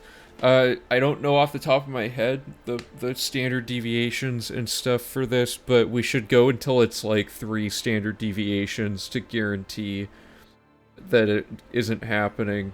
So, like, I don't know, 10 seems likely.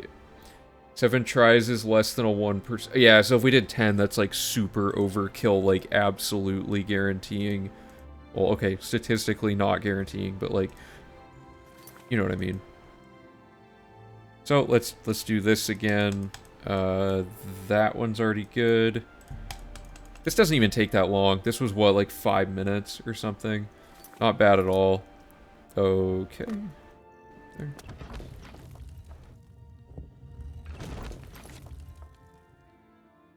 Oh yeah, and less tracking means less thinking as well, which is nice.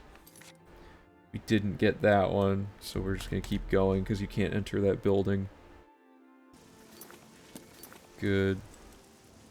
Don't already exist. Let's do Trumba.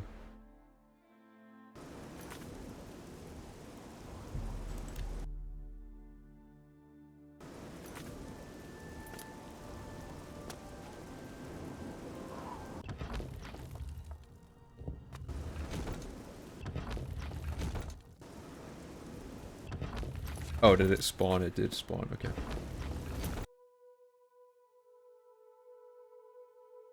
Okay, we'll go over to the next one. So, next step is this camp. Somewhere around here. This, yep.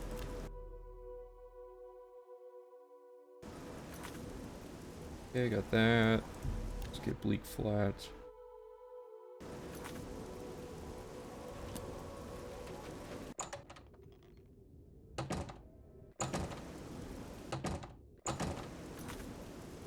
Got it. We want this fort.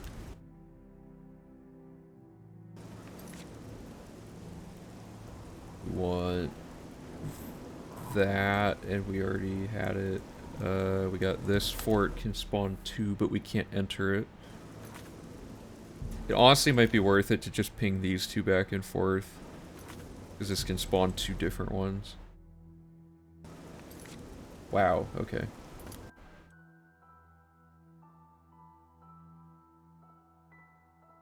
Go bottom to, let's go top to bottom on this one.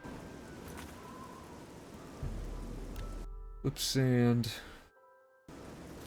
Got it. The spawn chances were so annoying originally. Now it seems like pretty good.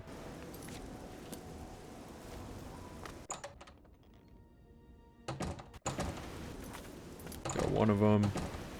Yeah, I got 2 of them. Hey, how's it going? Welcome back. So we want the mine that's down. Whoops.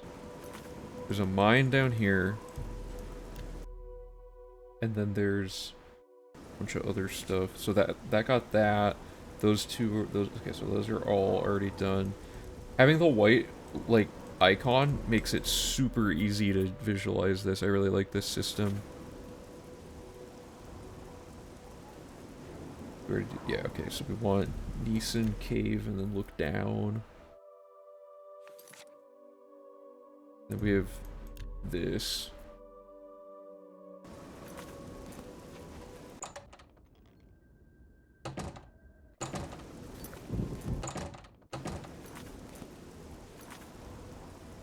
Okay, got that. Okay, we need breakneck.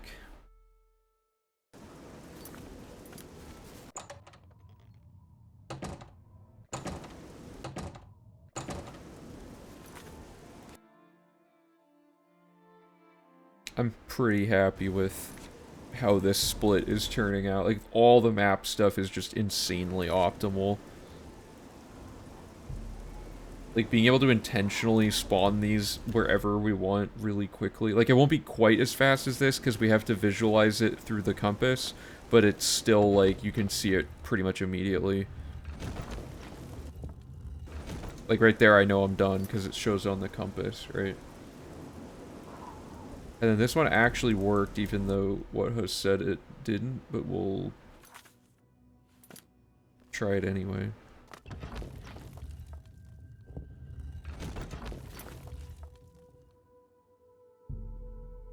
Okay, Capstone Cave. Got it. So we're nearing the end here, again. We've hit about as many of these as we hit last time.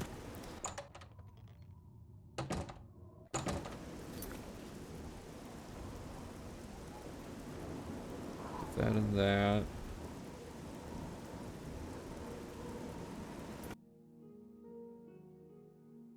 We just got this. There's 2 or 3 down here to check.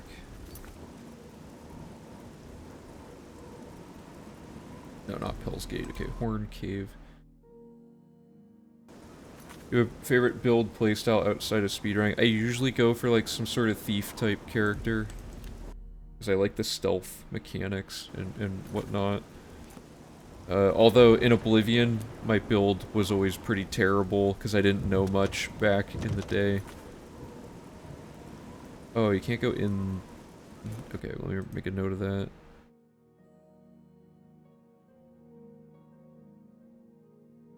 And Yond is locked. Yeah, that's the word. Oops. I remember like my first build was a thief dark elf, which doesn't really work out because they're all like magic based, and then I got vampirism, and because I was a dark elf I kept dying to fire. It was a whole ordeal.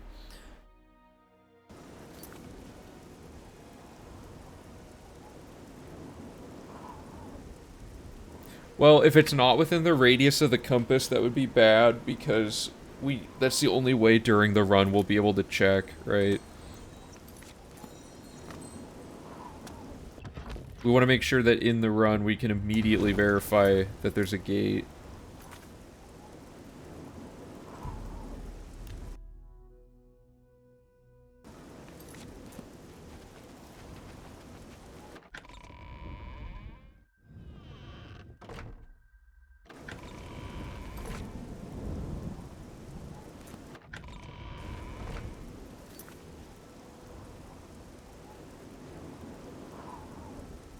Oh, not using magic. Yeah, not using magic. The magic systems are so broken that they're hilarious, though. Like, even if you're not glitching with them, they're still just, in a casual playthrough, like, massively broken. Remember my first time playing Oblivion, I saved right after triggering a trap, and I like to clean up my saves all the time. Oh, so you got, like, cornered. Yeah. There was a few quests and stuff that would get permanently glitched out, and we would also... Because, like, Xbox in particular cannot load a bunch of save files once you get too many of them, so I had to delete a bunch. Okay, so I think we've reached the end here, because right now we're at... Where am I looking? Am I even at the right thing? Yeah, so we're at this one, which is supposed to have a gate spawnable by it, and it's a 1% chance that it won't spawn after 7%, according to Bosch, and we've checked it, like, so many times that statistically the chance of us not having discovered them all is, like, ridiculously low. So we're gonna call that good, we're gonna quick save, and we're on to the next phase, which is to go back and load the gate that we most previously closed, load warp that quick save in, and hopefully this works. No? Wait, okay, why doesn't it work, though? Also, why are we here? Because this file hasn't closed for such. Like, this shouldn't work like this, right?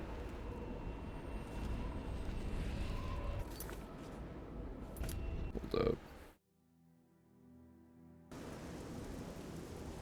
A buddy of mine locked himself coming out of an Oblivion gate and dying. Oh, man. Sorry, I forgot to read Bosch's other message.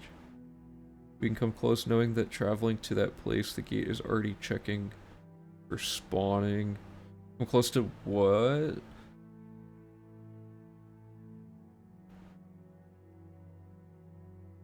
Oh, I think I see what you're saying. Oh, is the game gonna crash? Game's probably dead. Oh, why does it have to do this?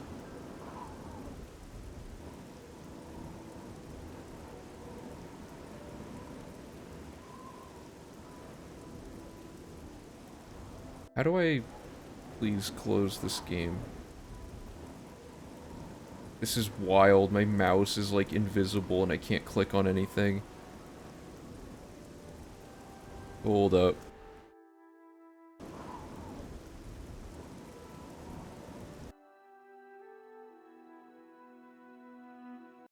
we go.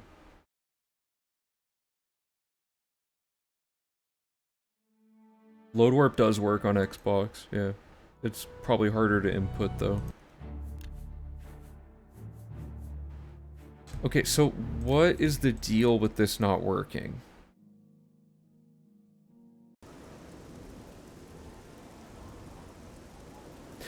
Yeah, all I'm saying, Bosch, is it doesn't help us in the run to use gates, or to use locations that spawn the gate without us knowing, per se. Unless... Well, I guess as long as we have a few we know are visible from the spot, and we check those, sure. But if we can't tell that it has spawned yet, there's no reason to be spamming checking it unless we go like, oh, let's check it 5 times because the odds of it not showing up after 5 are so low. Right, I guess we could do that, but I think it's fast. We have so many locations available to us, I think we can do it without having to have ones that are hard to keep track of. Okay, so we have spawned all the random gates. For some reason, it really wants to put us at this gate. Is this the last gate that we had closed? Maybe we just have to be in the vicinity. If I quick save here, is this the same as this one? Yeah. So this should continue the trend of... Unless this one isn't the right gate. No, it is. So we load warp the quick save in. You have to be standing there for it to work? Excuse me? Hold up. That's worthy of a note.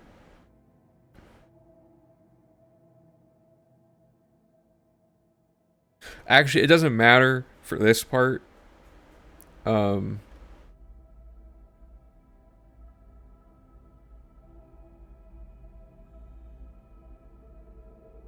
Okay, hold up.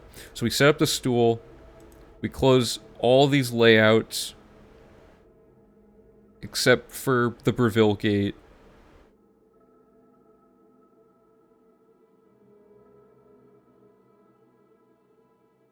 Should we force spawn stuff first? I think that's the best way to do this without things getting weird.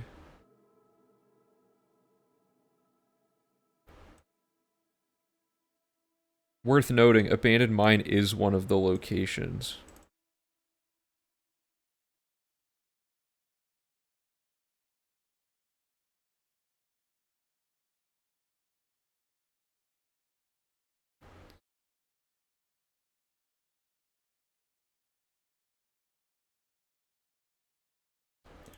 Okay.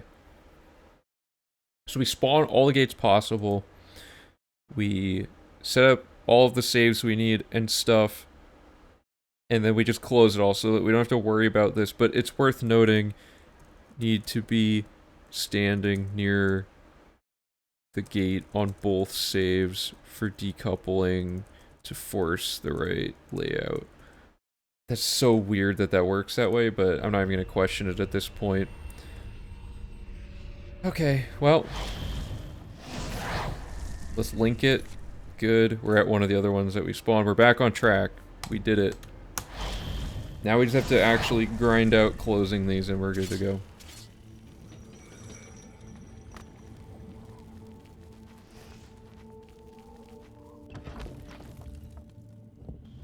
Keep in mind, this file has not closed Fort Such.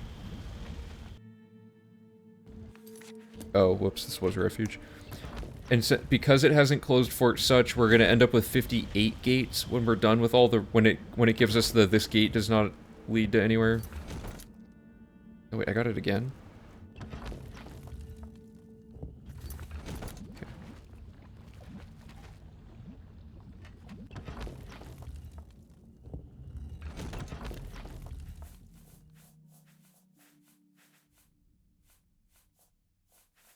Where did my... There it is.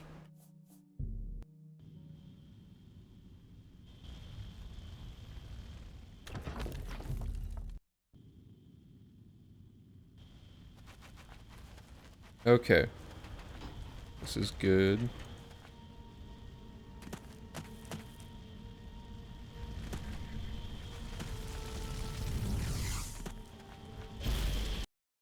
Okay, I thought I was gonna die of fall damage. And really quick, I'm going to move this save up, because man, it is annoying to get back to it. We're gonna load the quick save. Oh, I'm trying not to sneeze.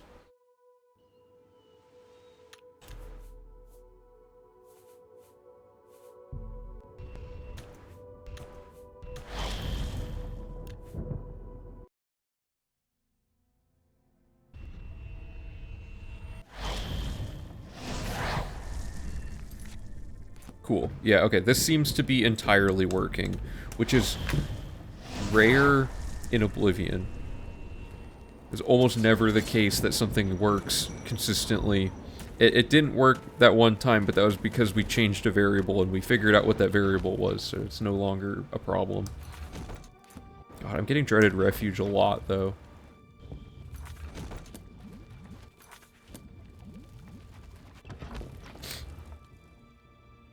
Is the abandoned mine save the closest one to chair? It's, yeah, not only is it the closest one, it's like the only one that happens to have the right height to put you above the tower and be close to 0, 0. It just happens to exist. I don't know why, but we tried a bunch of chairs and nothing else was even close.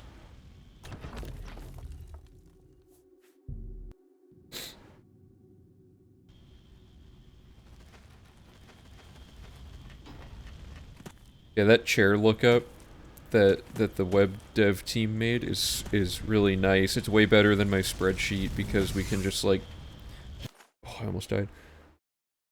Yeah, so towers, the center like lava pillar in a tower, I checked each layout, they're all 0, 0.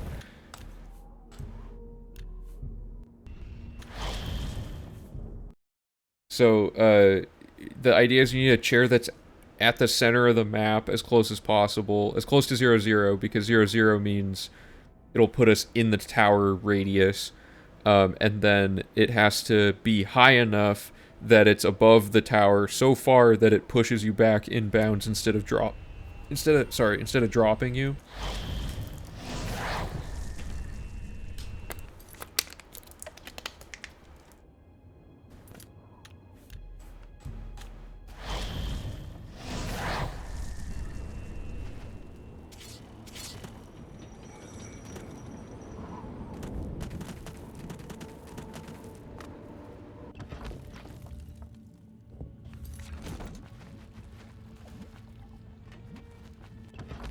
I need to work on my pathing through this.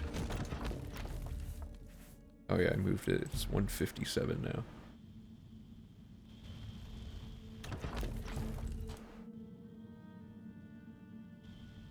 In No Dragonfire Skip, they use the chair in Anvil Castle, but that maybe only works.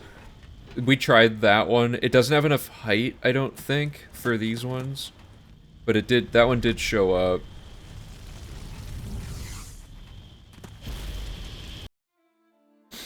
Because we had to make it work for every layout except for that one that is just the COC plane just doesn't work for.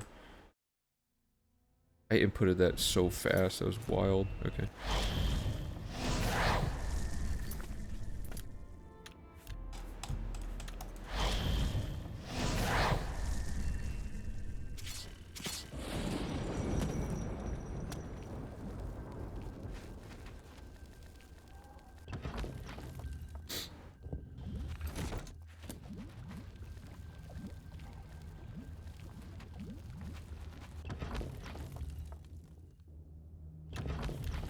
Oops.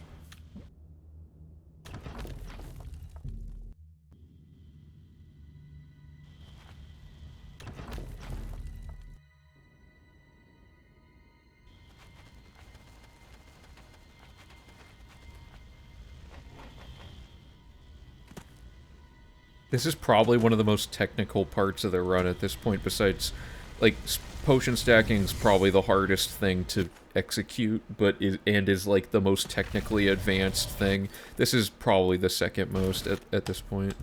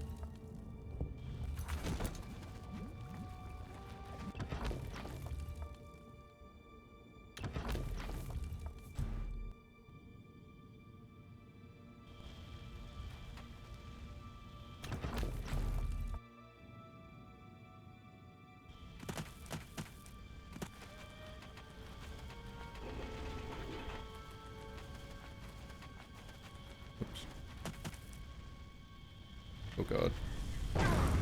No! What? Come on.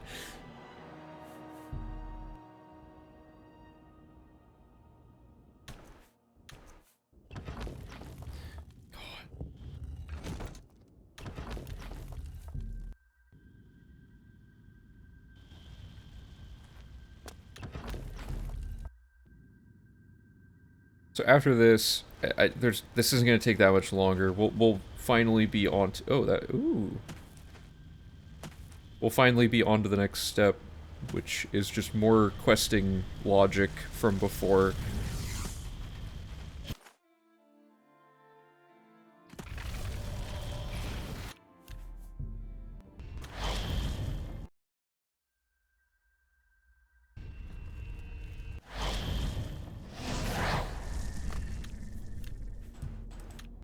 What are we at? Just out of curiosity.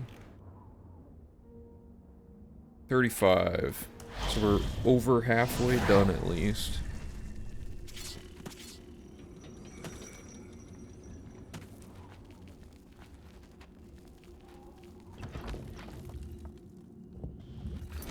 Oops.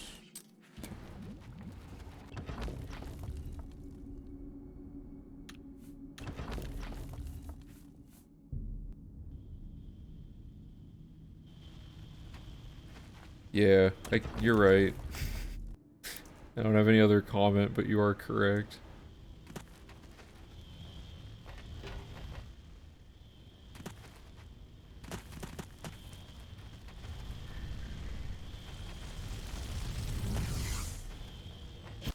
Okay. Oh, I actually got there early that time. It didn't even trigger it.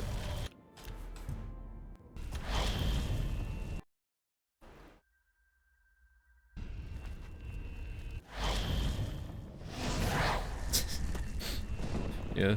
New meaning for the Lust Keep. I hear you. What do I play outside of Elder Scrolls? I actually don't play a whole lot of other games right now. Yeah, I don't know. I play a lot of Rocket League, like, for multiplayer stuff. And I'm not, like, good at Rocket League, but I just enjoy messing around with it. One of my favorite games, probably the closest favorite to this would be Link to the Past, but I don't play that, like, regularly. I did the randomizer for a while. Not on stream, but just for fun. Come on, there we go. And I play a lot of, like hyper casual games because I find it funny to try to optimize them. Like Insane Aquarium has a bunch of tech to mess around with. Kind of at an insane level, where it's like, I don't know, it's a lot to explain, but messing around with like really simple games and trying to figure out how to break them, basically.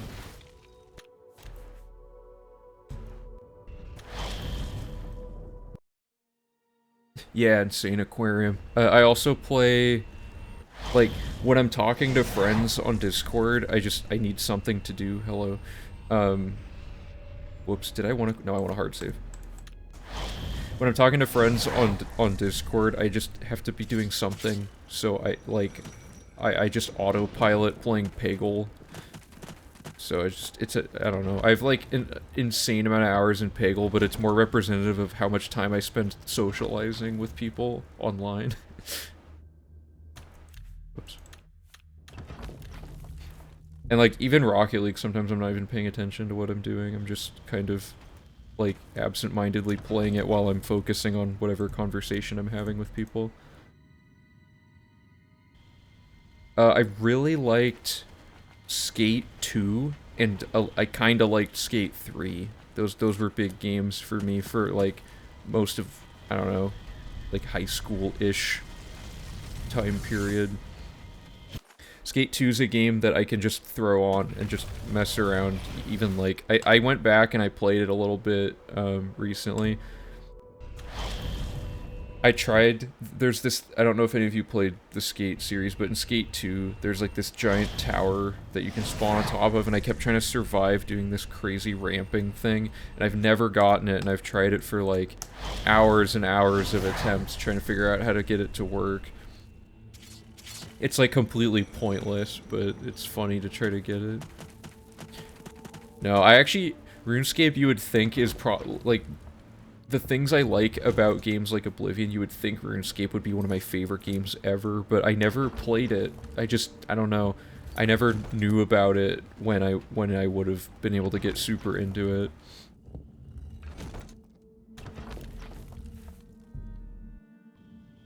Hope I haven't misinput anything here.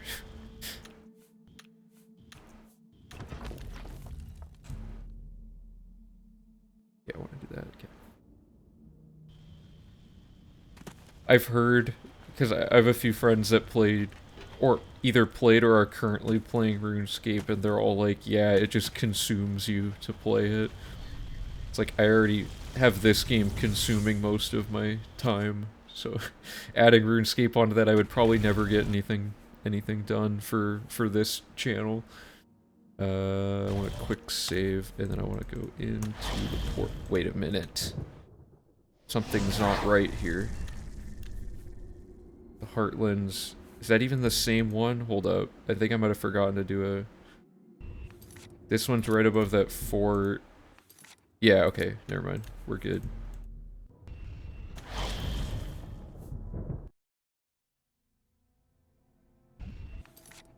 I actually...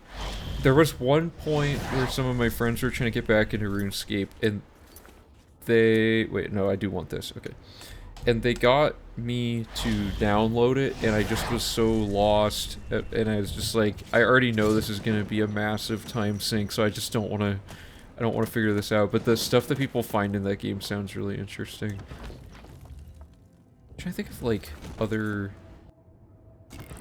I play a surprisingly small variety of games. I really don't play that many things. Whoops. What am I doing?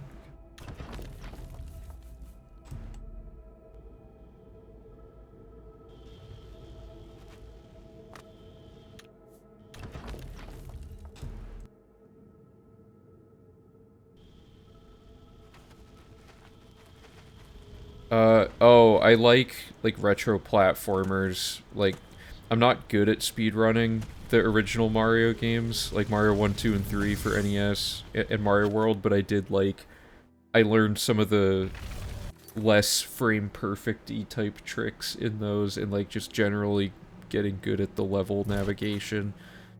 I like those games a lot. I don't have my NES set up right now, so I haven't been playing those, but I used to have a little tiny CRT that was probably about as big as like a laptop screen, but like a square, and I used to have that on my desk at my old place, and I just had Mario 1 in it, and I would just play that a lot. Every single Castlevania game from like the Symphony of the Night style ones, like the Metroidvania, every single one of those that I've played, I've enjoyed quite a lot. Like Aria of Sorrow is probably one of the best games ever made, in my opinion. Aria is a game that I was like so obsessed with that I was like recently on Zach, my brother Zach, on his Switch, I like tried to 100% it, and then I tried to like over 100% it and try to get like every drop until from every enemy and stuff like that. So I filled out like all the information in the game. And then I was like, now I can get 9 of every item to fill out my inventory to be at the max, but it requires playing through the whole game like over and over and over again.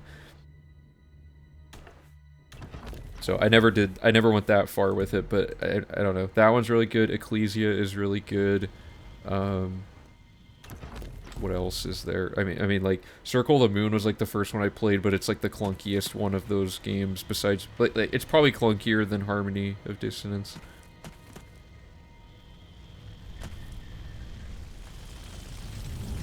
The DS ones are all like, I mean, Ecclesia is one of them, but like Portrait of Ruin and those ones are like Dawn of Sorrow. Those aren't like my favorite, but they're still really fun to play. What I want to do, quick save and then go back in the portal.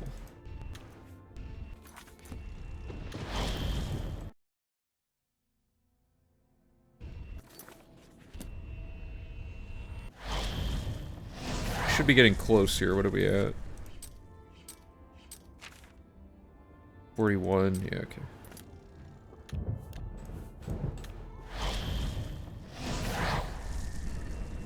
Yeah, the, Bosch was mentioning that earlier.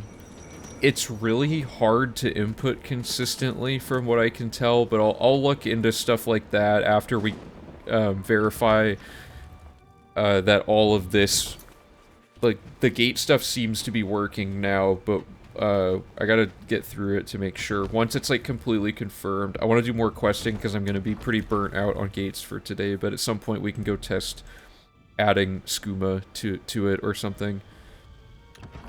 Because, yeah, it would make it, like, slightly faster, I would think. It's just more to keep track of on top of how much you're already keeping track of here, you know?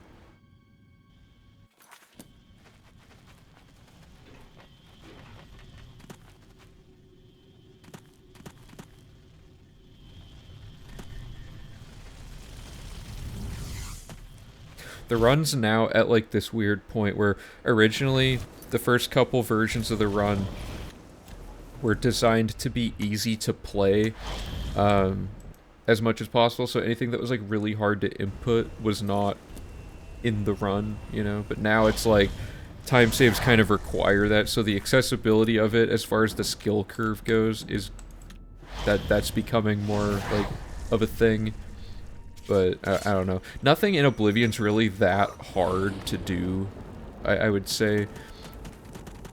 Like, that's the good thing about this game, is all the tech is, like, UI-based, for the most part.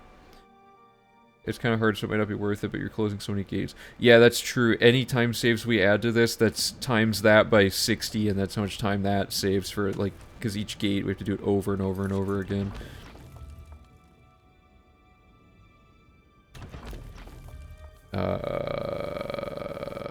This, yeah.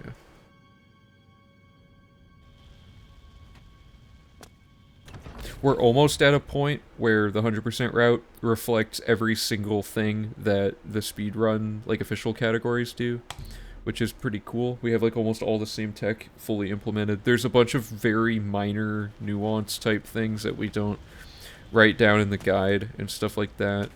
And not using auto hotkey removes a few small things, but overall it's getting pretty close. Like, it used to be that the run didn't feel like a speed run, it just felt like a really long playthrough, but now it definitely is feeling more and more speed runny.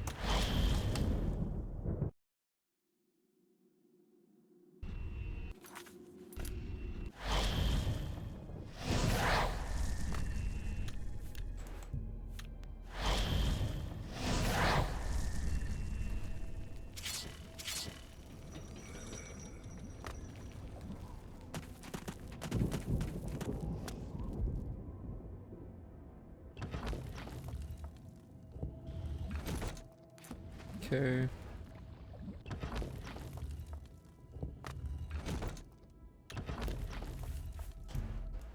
I hope my brain is warmed up enough for doing quest logic, because we're jumping right into the thick of it.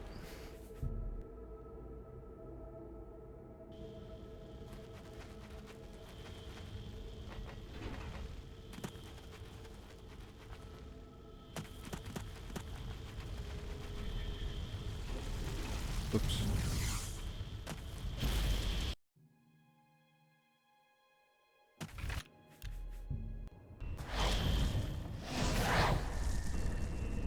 Oh, it didn't break it. Good.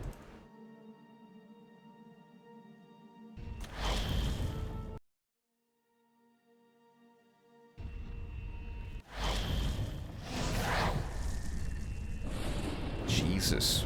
Hello. Okay. This will be a part of the stream where, like, or like for the actual run, I mean, where we probably just explain how it works during the first iteration of it at a small time loss so people know what's going on. And then we, for every subsequent one, we'll just autopilot it while we do a ton of, like, just, like, bits or something. Like, I don't know if... what did I... Like, if we get wheel spins or something, it'd be a good idea to get a lot of those queued up and done during this part because we don't have to. It's not like an intense focusing part where there's constant new information being thrown around.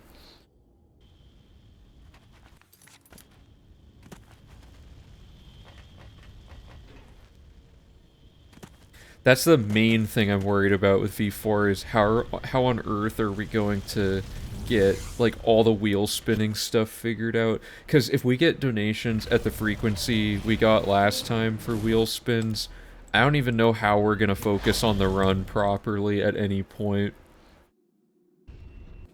The vampire count guy that wants you to wait a day never got updated. Oh, okay. I'll keep that in mind. We should be getting to that quest fairly soon, I think, anyway.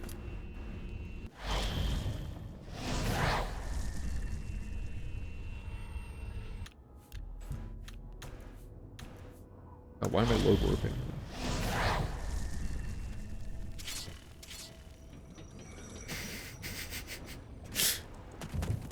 Looking forward to it.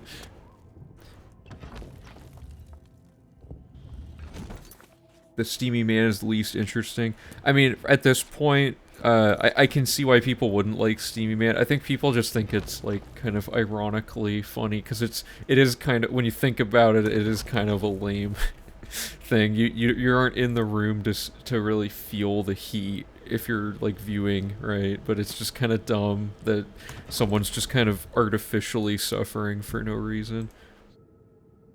You like Pong Blow? Yeah. I'm happy with how Pong Blow turned out in V3, because in V1, I don't know if anyone here remembers V1 Pong Blow. It was terrible. Like, it was probably the worst thing on the wheel back in V1, because it was, we didn't know what it should be until the day of. Max just shows up with, like, a PVC pipe and a ping pong ball. All we knew is we wanted something on the wheel called Pong Blow. We liked the idea of it. But it was right down to the wire. We made eating pickles look normal. We're pretty used to it now, actually, from how many times we've had to do.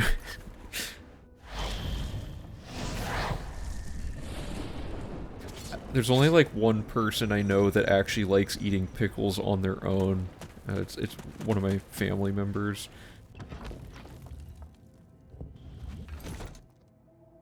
What am I doing here? Okay, that's not that, yeah. Other than that, yeah, I haven't heard...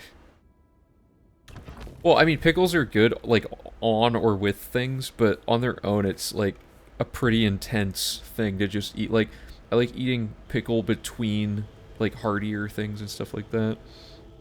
You can like pickles, there's nothing wrong with that, it's just... I mean, I eat enough of them on these annual Oblivion runs that I probably don't need to, I don't feel like I need to eat any more of them in between, because I just, you know, what if I burn out on them right before the stream or something?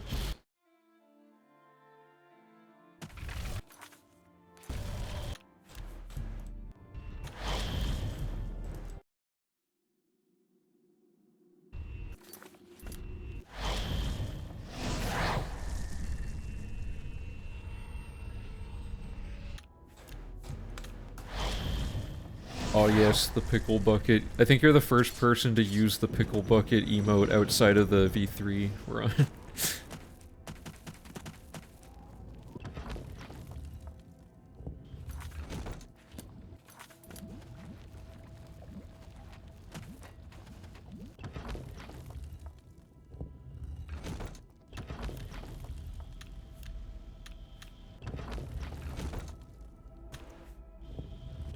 See, you gotta wait for this sound effect. If you don't wait for it, it can trigger it without you realizing you did it.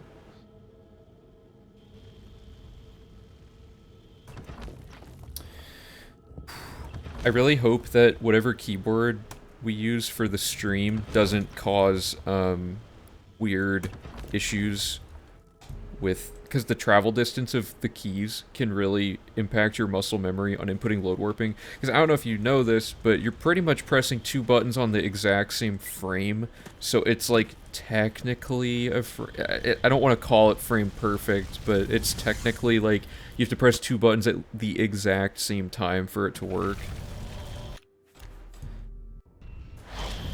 Oops, that ain't good.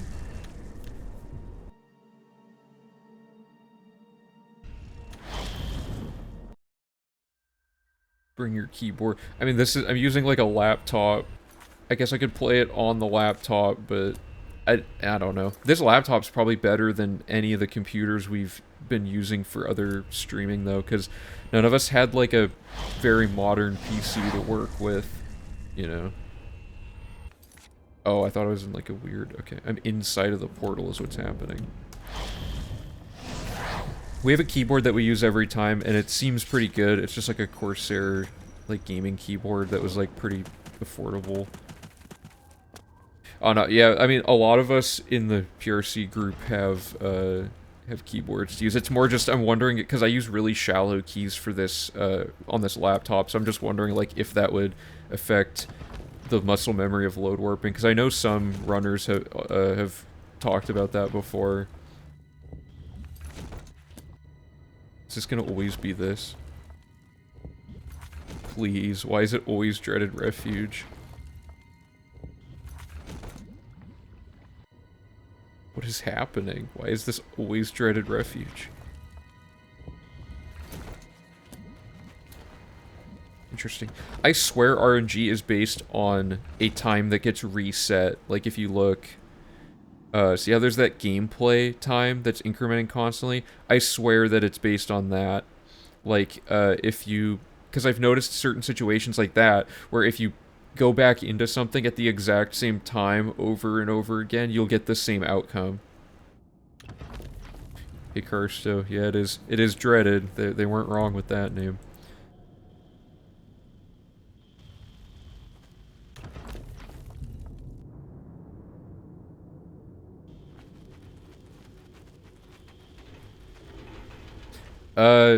For a GDQ event, it's way too long, but I think WhatHub sent a thing that I pinned on the Discord. There's an event where they specifically run crazy long speedrun categories, so it's like if GDQ only had runs like this. It seems like perfect for us. So once we get this to once we're done with V4 of it, it would be... The problem is we're not practiced enough at it to do it without running into all of the documentation issues, so it would take like a while to get up to speed on that. But it would be really cool to be part of like a larger like speedrunning umbrella of some sort.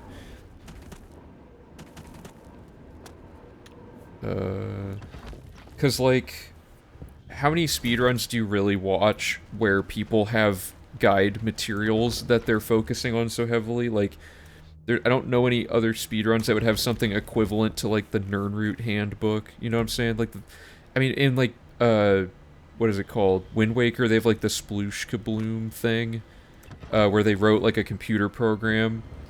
So, I mean, like, I think it'd be weird to do a speedrun for a speedrunning event where we're all just, like, reading, like, a book and trying to figure out what to do based off of this guide, you know what I mean? It almost feels like to an outside viewer, which would be most people at that event, they would be like, did they even study this? Because people probably don't realize it's, like, probably impossible to truly memorize this route.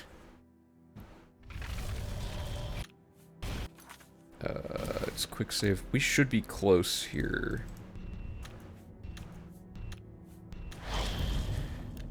I wonder how many, like, speedrun categories don't exist just because people can't memorize everything that's going on in it. I don't know.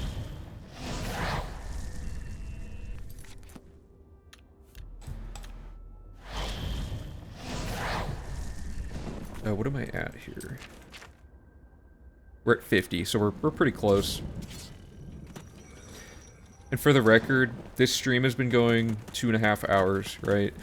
Part of that was, like, introduction, bring people back up to speed, whatever. Part of it was debugging things, because things went, like, crazy wrong. But, like, overall, I would say we've been doing this thing for, like, 1.5 hours, and I'm not even, like, focusing super heavily on it. Like, we're talking while we're doing it, stuff like that. I'm not inputting super fast, because we're not timing anything. So it's, like, this is way faster, just at a, like, leisurely pace than the other, the previous version. It's going to be really hard without a co-pilot and guide. Right, yeah, so, like, I don't know. I think we're, like... I don't know. I think we're kind of like a very like unique situation for speedrunning. Like there's not very many tag team speedrun co-piloting things as far as I'm aware. There might be for games I've not like heard of or something, but I think it'd be hard to pitch this system to like an event potentially, because we'd be like, dude, we have so much stuff we need to set up for this, like to even be able to do it. But if we got practiced enough at it, maybe we could get away with shorthand notes. It's just, if I miss one thing, the run's over. Like, if we can't go back and get it, or if we can't figure out what we missed, right? So, it would be really bad if I tried to memorize it and my memory lapsed even once throughout, like, the, 14 hours or whatever that this is going to end up being. I don't know how, like, the Breath of the Wild runners, for example, know where all the things are, or, like, yeah, like, San Andreas. Like, I don't know how they can memorize all that stuff, because, like, my memory is not super great, in my opinion. But, I don't know, the sheer amount of time I've been doing this specific thing, like, I'm able to memorize a lot about this. Hey, how's it going, Chameleon? You're one of the new followers, aren't you? Let me double check. Your name looks really familiar. Oh yeah, you followed a few days, or like a couple weeks ago. Welcome back, how's it going? Alright, we're gonna quick save. When I ran through the route solo, I probably spent roughly a third of my time not making progress and reading the guide, watching the VOD on the other monitor. What keyboard I use? I'm using a, just a gaming laptop, so I'm using like a really bad, short, like shallow keyboard. It's, what is this brand called? It's like an MSI Katana or something, I don't know. Whoops.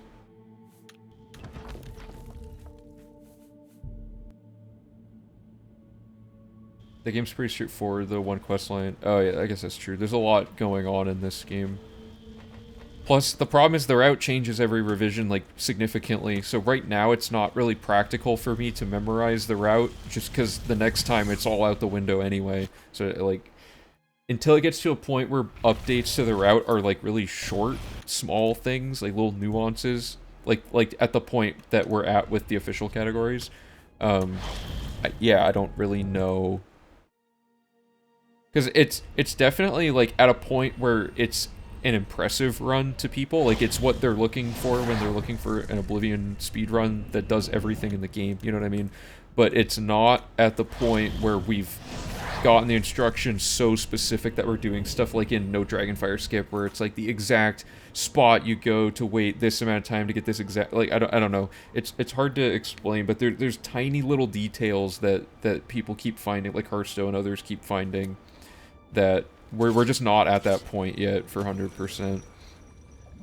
And that would make the guide really bloated to have instructions for stuff like that. So it's also a toss-up of, like, how much do I really want? We could almost, like, have a verbose toggle on the guide. So, like, you can have the bullet point version, which is what we currently do, where it tells you exactly what to do but skips extremely minute optimizations. So we could have one that gives you the full, like, exactly how to do everything. Because right now it just needs to be designed that, like, a monkey can read it and get through it. That's the goal, is, like, no matter how uninformed someone is about the game, as long as they know how to press, like, the buttons to do actions so we don't have to refer to them by specific keyboard mappings, that's enough that anyone should be able to get through it and learn the glitches as they go, right?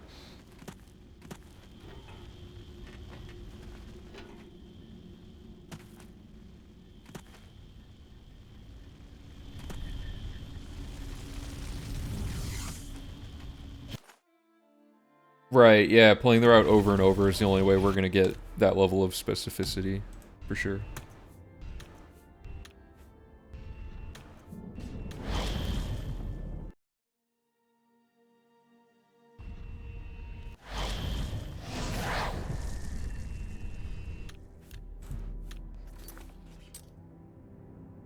$53, almost done. And keep in mind, we're getting to 58 because we have to go close Fort Such on this particular file due to not knowing that that was going to cause a problem until just now.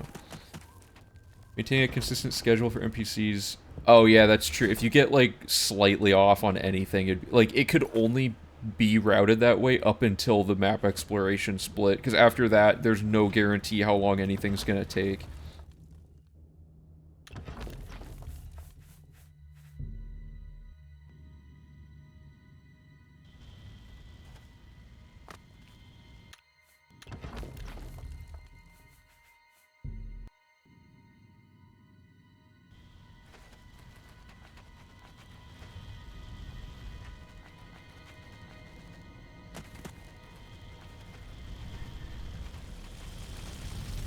Okay. Oops. Well, that doesn't matter.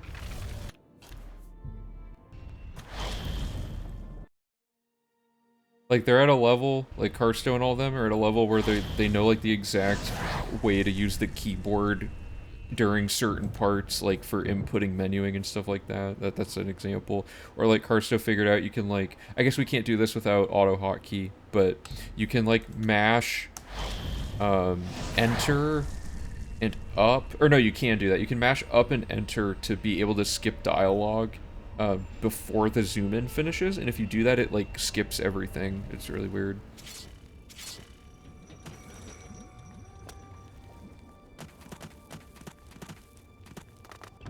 I didn't quick save. Hopefully we don't get refuge. Of course we did. Okay, gonna do it again.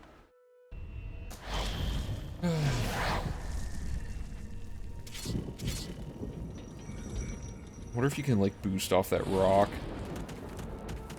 Seems like maybe.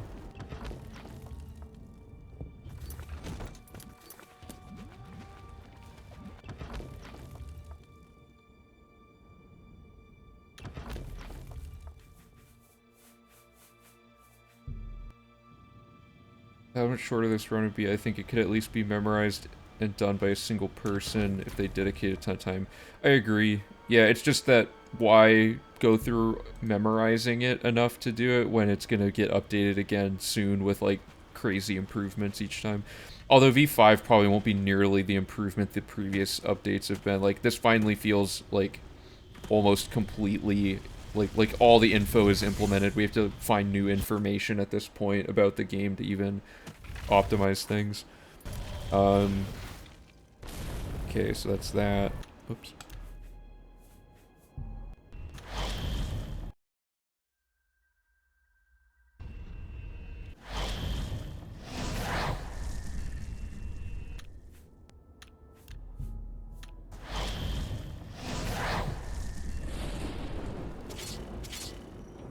Yeah, I'm a little worried that we're gonna have this crazy good run, but then the wheel spinning is gonna be so hectic that we can't manage both of them at once.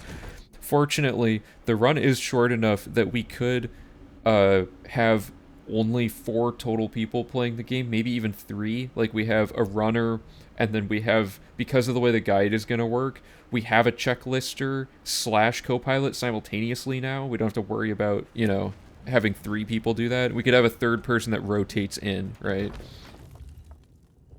Yeah, so I think we'll have probably, because last time we had what, like 6 people, 6 or 7, but that's like plenty in general, I think. It gets way too hectic if you have too many people. Like in V1 and V2, we had a bunch of people who like that, you know, like didn't play the game or do the wheel. They were like kind of just hanging out with the rest of the group, which is good for like commentary and stuff, but the run is getting so dense now that there's almost no time for like talking about anything but the game. So we're reaching like this weird converging point. Yeah, if we can get in the testing hall, that'd be pretty interesting.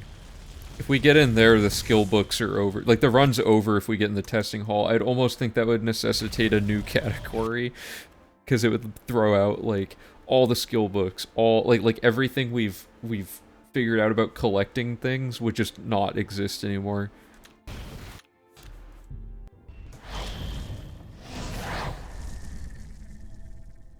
It broke.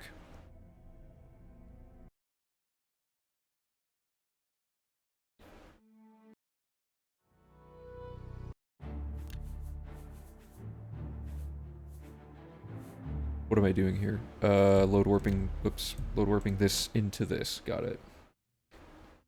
I don't know how we would get into testing hall without something that would be considered, like, file manipulation.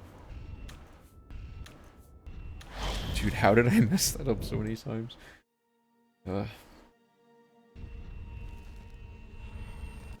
That lighting looked pretty cool there.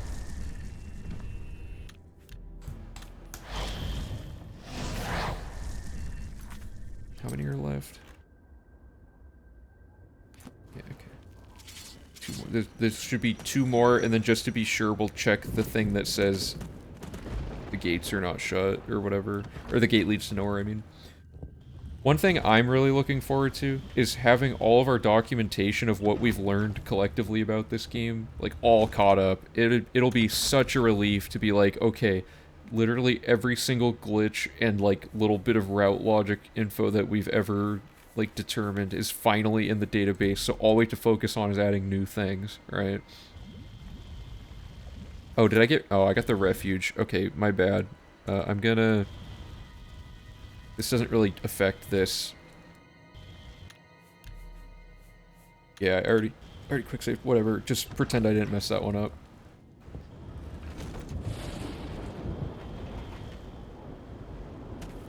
No, I should do this correctly. Yeah, I don't want to... In case that somehow messes something up at the last second, I don't want to worry about that. We're 2 gates away, might as well just redo it.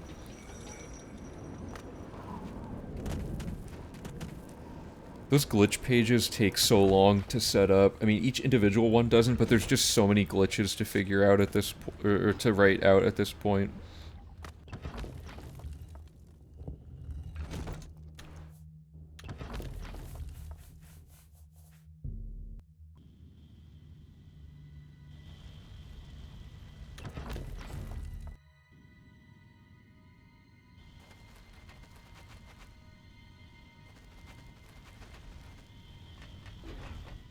The other thing that's, like, a total drag for me is I'm probably the only person who knows the historical information about the run, so I have to, like, I have to hunt down all of the information about that.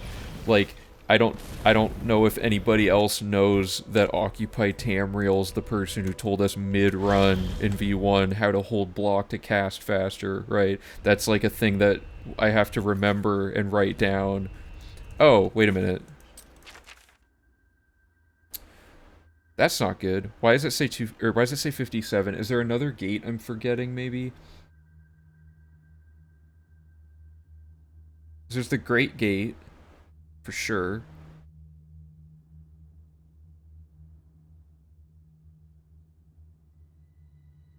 I could throw this into Valorant and save file reader, but I still don't have that set up.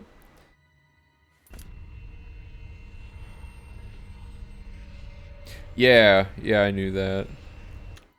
On console, it doesn't work that way, so I can totally see why it would seem like that wouldn't work. That's probably the comment I get the most on the skill grind video, is, this doesn't work, it's not automatically casting. Save file reader, don't you have to build it, though? Like, you have to set up a bunch of stuff for it. I don't remember exactly. Okay, but anyway, this is having closed 57 gates. Oh, okay, I might... Well, okay, I'll set that up next stream. Let me look at... What am I doing here? So there are 12 fixed... Or there's 19 total fixed gates, and 40 random ones. Wait a minute. No, okay, but Kvatch and Brumagate are those. So I already closed Brumagate, right? Yeah, okay, so Brumagate's closed. Kvatch is definitely closed. And then...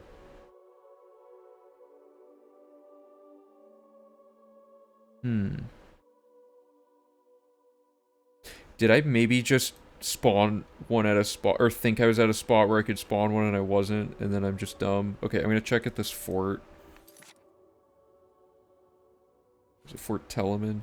Yeah, okay. I'm gonna just keep going in and out of Fort Telemann and see if I did actually just get really bad RNG. Oh yeah, the database is the thing you have to build, that's right.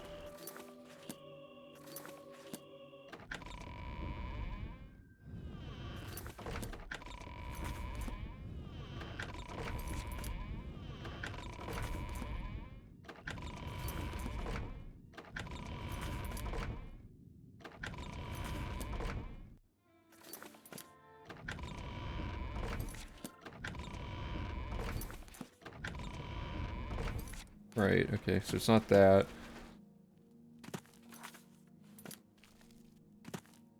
I mean, this is a different location that I just checked as well. I don't know any other way to do this other than to maybe just actually check every location and see if I missed one. Where's the map? Because we fast traveled to each pink gate and confirmed they were all closed, right?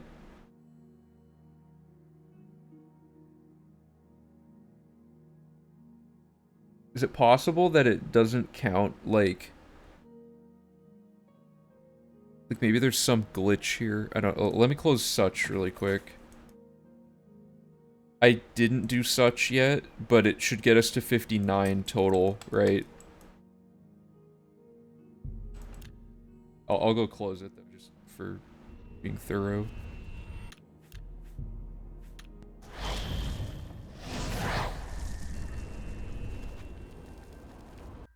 I don't think it was a close thing. I mean, I can try on another location. Oh, whoops. But the odds that there's, like, I don't know. 1 sec. Let me close this one really quick.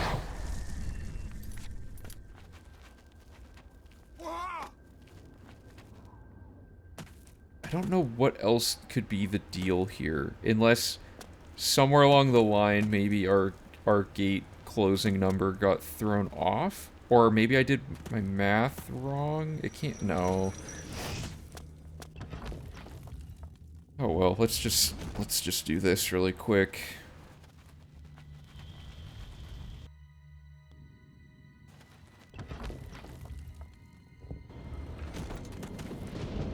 Is it possible one of the gates I somehow quick-saved too soon and threw that off? Luckily, we have a save file for every single time we closed a gate, so there's also that.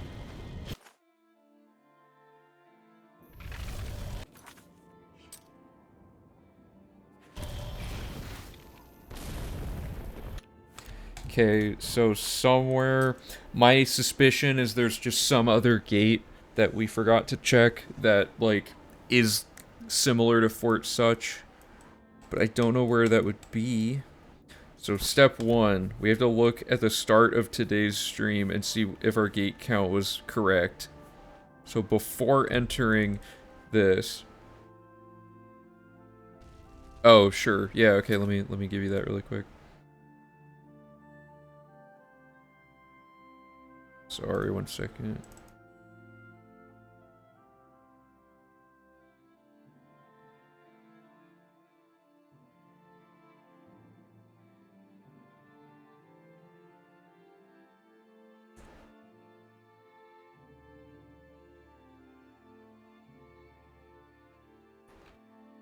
Okay, I sent the save file.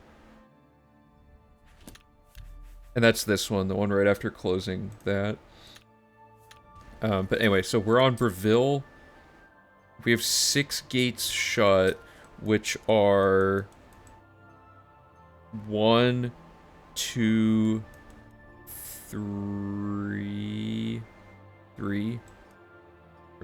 It's one of those. 4, 5, 6. Oh, no, it's probably one of the city gates that doesn't... Hold up. I think we just didn't close... Oh yeah, it's because I pinged. I think we just didn't close one of the city gates. I'm gonna look at each of those really quick just to verify. It's probably just that. Because at this point, all of the city gates should be closed except Bruma. Or, sorry, Breville. Okay, so closed.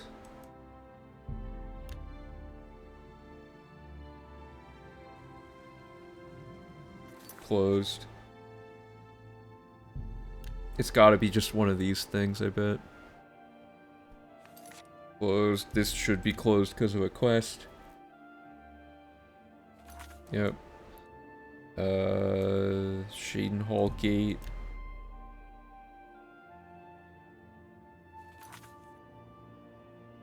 Maybe I just didn't...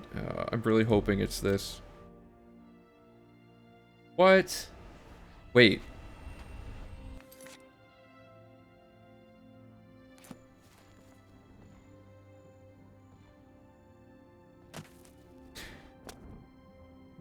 Uh-oh. So you're saying the save file reader is counting it and the game just didn't increment the statistic during some situation throughout this whole thing? That is not good.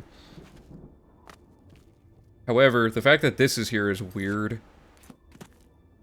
So let me load this and see if it's just simply that issue. Why would I have not closed Leowen?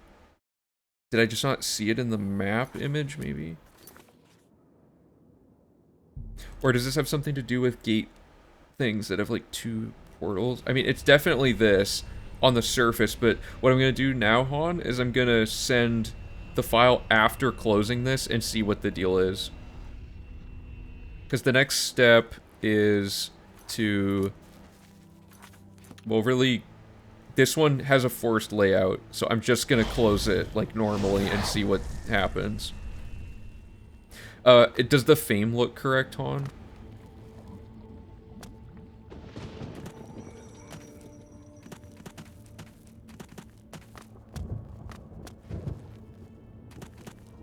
Because as long as the fame doesn't get messed up from this, that would really suck if somehow fame doesn't track properly, because then we couldn't even use this. I made sure fame was incrementing, though.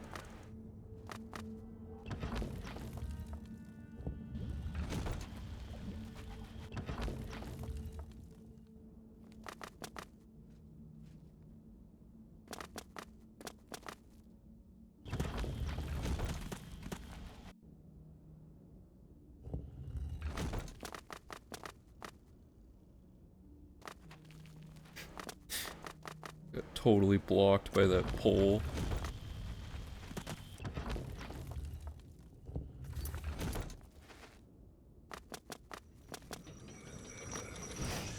Oops.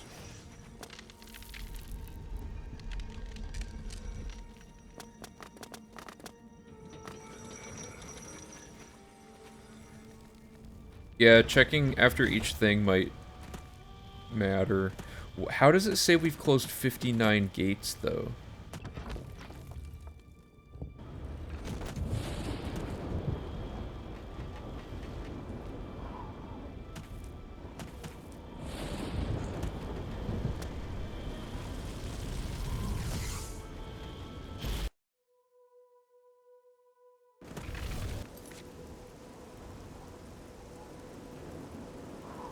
Weird.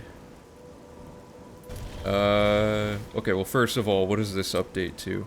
So this, the in-game one is still correct, which is good, but the in-memory, it's actually wrong? Is that the case? Oh, it might be. Oh, hey, how's it going? Maximum amount of gates is 60, and that includes the Great Gate during that quest. There's 40 random gates and 20 gates that show up in guaranteed locations, and then the Great Gate is the only one that you can't discover because it doesn't have a map icon. So we have to discover 59 gates and close 60 of them. It's possible that Valornan's Oblivion Gate section is for locations.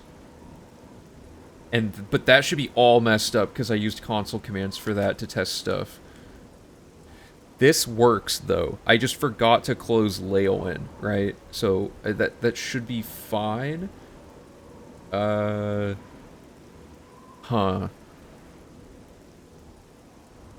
Because at this point, this split...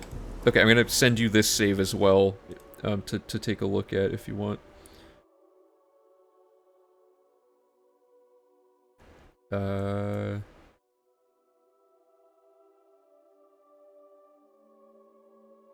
Oh, hey Torin, you're one of the new followers as well. Welcome. Thanks for the follow. Okay, we want to go saves. Newest save is 187. Send this one. Okay, Han, I sent the other one too. I'm gonna pin these. These save files show a discrepancy between Oblivion gates on the save file reader versus in-game tracking. I don't know what time it is right now for Valorant, so I'm not gonna pin him right now, or ping him right now, but that's a good thing to keep in mind. Leowin was checked. What? It could just be for discovered. Yeah, that's possible. I'll look at the save file reader myself in a like maybe after stream or something. Okay. Either way, in game totally works. So, let's go over to our route. We have now set up everything for the map. So, we took a split that, let me find it on here.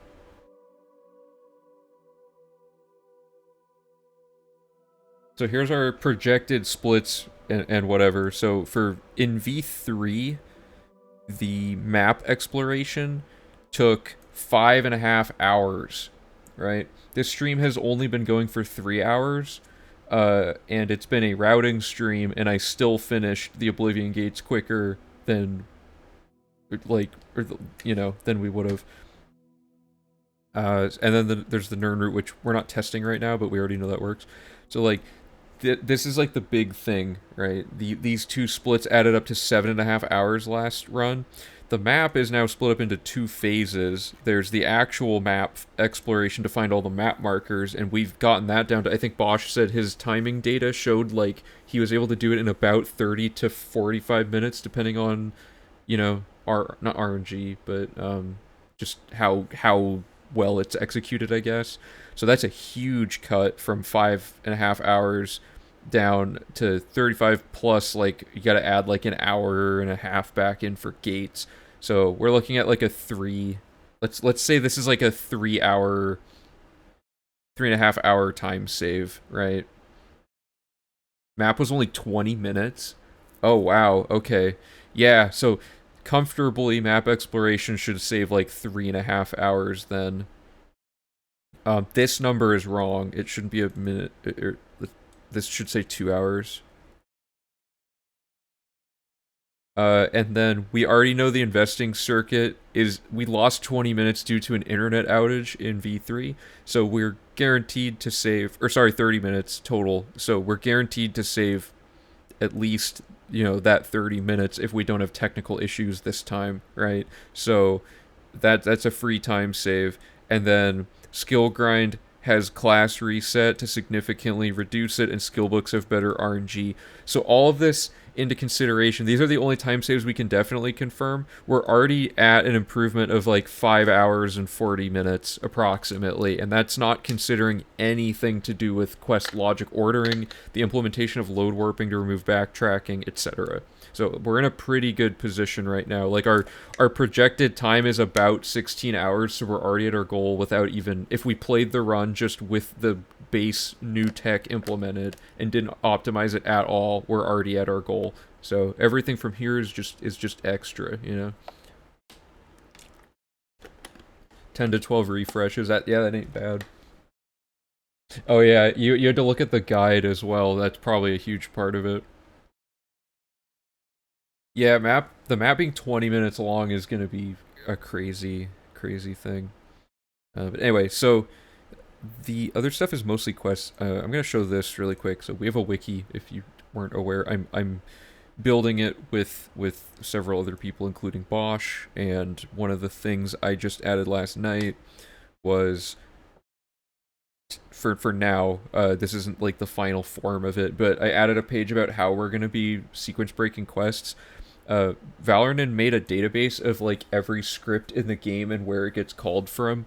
So we're gonna take that data, and eventually I'm gonna learn how to use the database like software better, and I'm gonna find every instance of every quest's stage, every stage of every quest being updated at every point in the game, and we're gonna use that data to figure out the optimal way through a quest. So like we don't have any of that data yet, but we have a lot of like things from actually just testing the game ourselves. So like an example page I made was the hist, where I'm noting like what quest stages we're shortcutting to at any given point by doing different things, and then the check mark to indicate the quest is done, and then we have the journal entries. I'm going to format this better later. I'm just getting the data in there. And then we're going to have a section that's all of the scripts that call a set stage for that stage of that quest.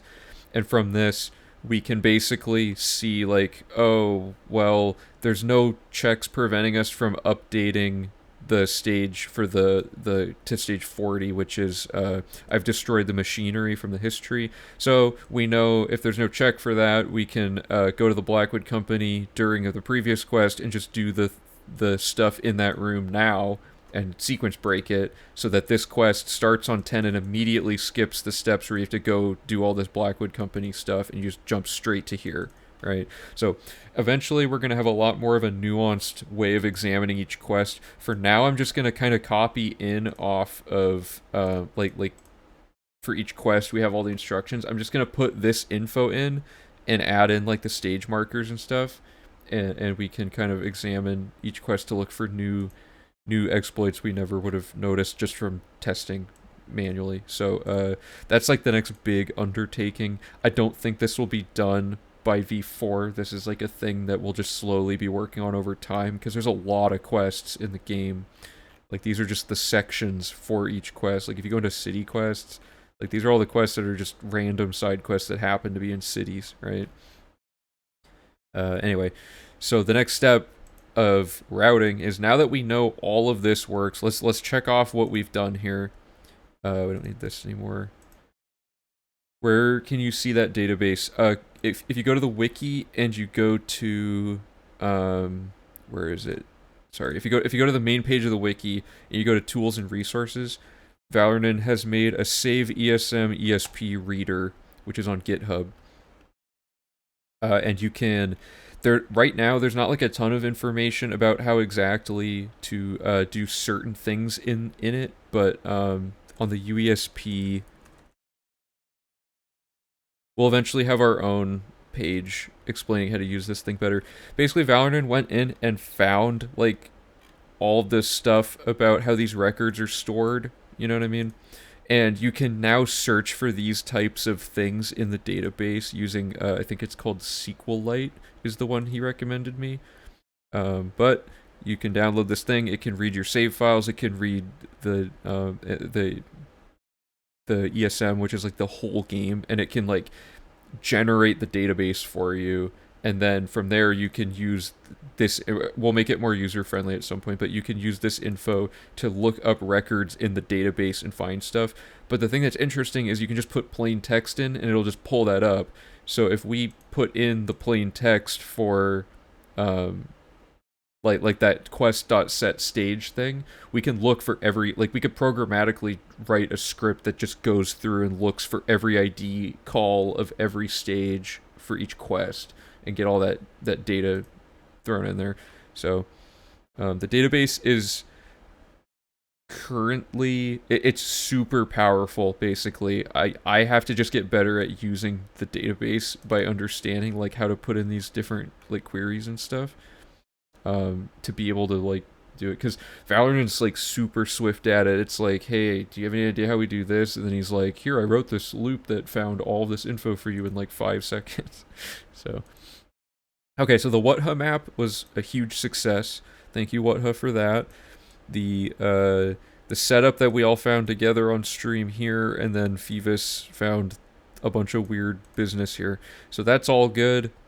The next step, I guess, is to... Oh, we're going to check everything off and see where we're at, I guess. So we have...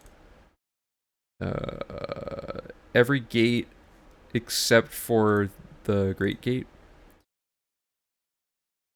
And theoretically, we wouldn't have all the Nirnroot, but we're gonna have like a lot of them. And what else do we need?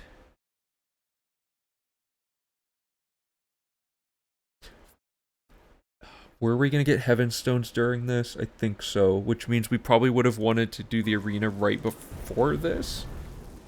Because you need enough fame. Oh, but you get like a ton of fame from closing Oblivion gates. That's like 100 of it. You need 70 renown to get all of these Heavenstone things. So you can get 31 fame just from doing Fighters Guild, or the arena. So I'm gonna really quickly, I'm gonna look at what our file fame was before closing these gates. I'm gonna verify if we would have been able to get to 70, because I think so.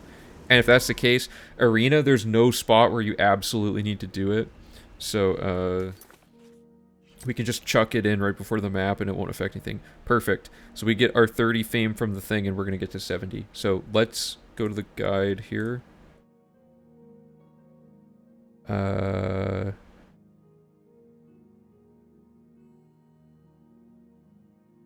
I can't move it because of the merge thing. Whatever. So the arena is still its own split because it's an entirely isolated chunk of route logic that can't really be split up. Let's make it like, I don't know. Make it like fancy looking. Okay, so I'm just gonna write in the bullet points of what other logic is built into the arena split. The brawlers have Song of that, whatever that's a Song of Romir or whatever. I don't know if the H is silent. And then Ransom of Zarek. Oh, join arena, Ransom of Zarek, and then do all fights, and that's the whole split. Oh, and you have to do the Agranak thing.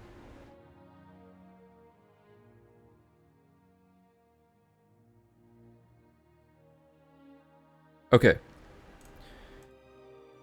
So pretend we did this before Oblivion Gates. Either way, doesn't change anything. There's no route logic issues here. We don't want to do it on this save file, though. We want to do it on the newest one. So we have solved the Oblivion crisis because there's no gates left. And now we're just going to double down on how legendary we are by doing the Grand Champion thing. So there's 2 pieces of logic independent of the arena in here. Jesus. Okay, there is in here, and we have 100% chameleon, so we can't even get caught. Oh, that was really quick. I'm going to take this to test out if we can use that, but this is the book we want, and we're just going to read that really quick.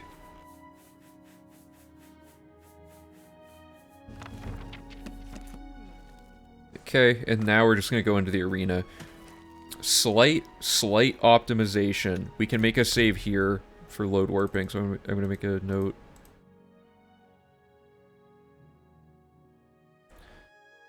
So I think Hardstow found this, or it might have been Desmond. So essentially you are innovating the 100% category. Yeah, so like we started... Stupid Monkey, thank you for the follow, appreciate it. Yeah, so this category didn't exist. There were a few people who had ran 100% challenges on YouTube, but they hadn't really explained what their requirements were and why, and it wasn't really in a speedrun context. So yeah, our community is kind of like the origin point of this concept for this game, and I'm hoping to expand it to other Elder Scrolls games once we kind of finish tackling Oblivion's like main overall challenges and stuff. So, the next step is to join the arena, and with the light raiment, just so we move ever so slightly faster, we have to leave the inventory to put on the light raiment, and then we're going to read this now that we're in the faction and it's not considered stolen. And then read it really quick. And now that we're wearing the right thing, we can say ready for a match. Now, we are level 25, so things might change for the arena, or 26. Things might be different for the arena now. We'll have to see. So, step 1. The first fight is weird. You go in, and you get behind here, and you land behind here, and hopefully good, they die in one hit, and then we're gonna do save clipping.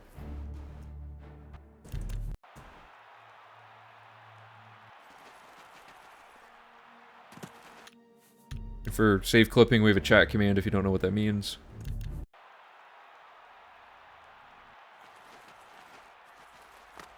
Okay, so now we wait for this gate to lower. I might have gone too fast. Good. Okay, so you exit, you save running into this, and then you go back and then quick load. The save clip part isn't what matters. What matters is we've now glitched the arena gate to always be lowered for every fight. This is a thing that I found randomly when I was routing, or trying to reroute the arena 100%, or sorry, just the arena speedrun. So you go in, you zap, they say we have a winner, and then that clip doesn't always work because we're not using skooma level of speed, so we're just gonna run around. It's not the end of the world. And it's way less technical to explain. But the Owen clip is really fast as well. Generally, the best strategy here is to not use your mouse. It helps with aiming. And then we're just gonna grind all of this out. So like, using only this, you can like, I'm gonna do it slowly to demonstrate, but see how your cursor lines up anyway? You can just do that. Wait, what do you mean you can take Owen with you?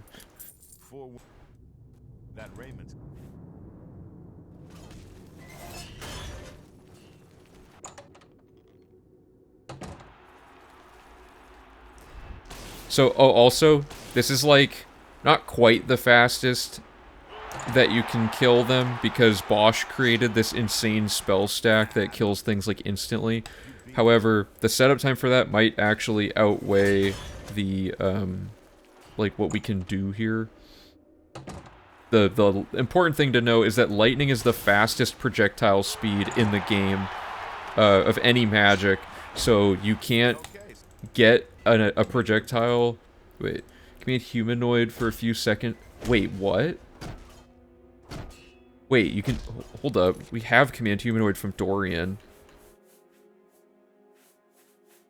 Does that work? Oh, it's only for 1 second. What? Hold up. What level is Owen? Let me look that up really quick.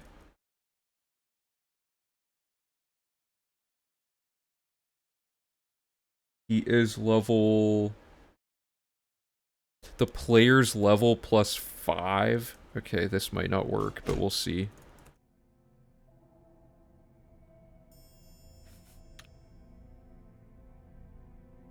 We're level 26. We can never feasibly command him. That's an interesting idea, though. That'd be hilarious. What are you waiting?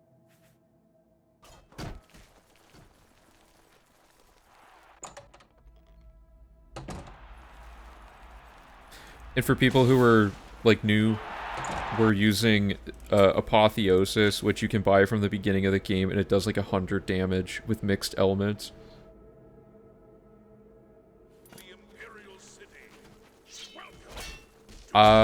He can't chase us because of Chameleon, and if we took our thing off, we'd get arrested, so... but yeah, okay, let me try that.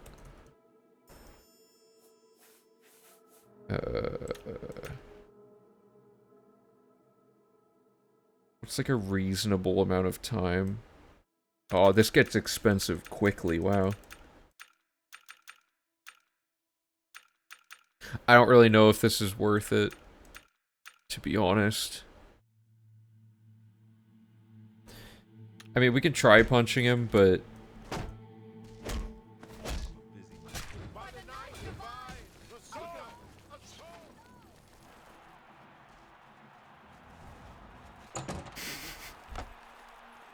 Oh, whoops. Not the right order to do that. Jesus, he went back quick. That was like instant. Are you kidding me? Okay, maybe not. It's more just that it costs so much to cast. Oh wait, we have like way more magicka than I thought.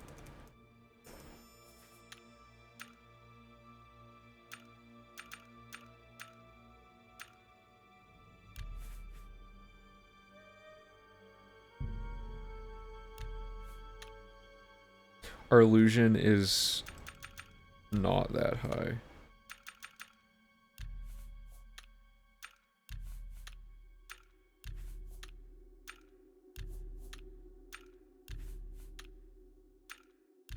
It's the best I can do. What? Make it cost less than 400.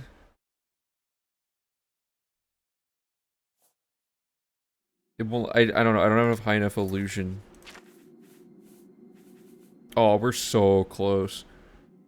To be honest though, you saw how quickly he went back. He like instantly teleported back to his spot. I think when you leave the room, when you re-enter, the game's running his script. Like to place him where he should be. Kind of like when we do the weird beginning of the tutorial for escort.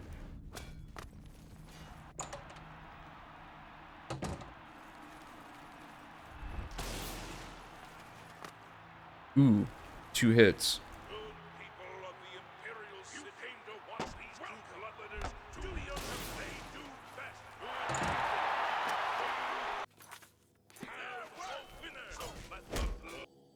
Alright, alright.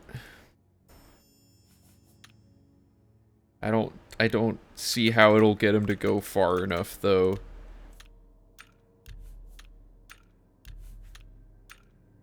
Okay, well, we're... okay.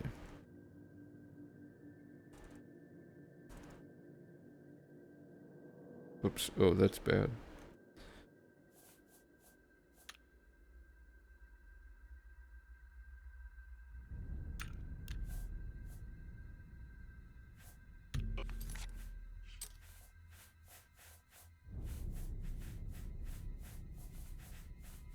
Am I blind? Where did... oh, there it is.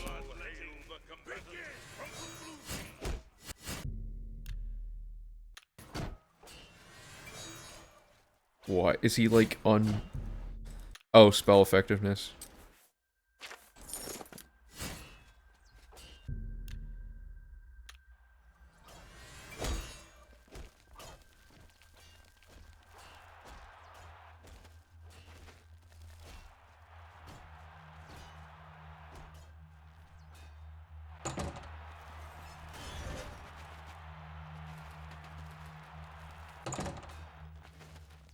Oh, see, as soon as you come back, it, like, forces him to be back here.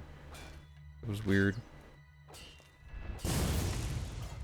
I don't know. This doesn't seem like it's viable. Plus, when he's commanded, you can't talk to him anyway.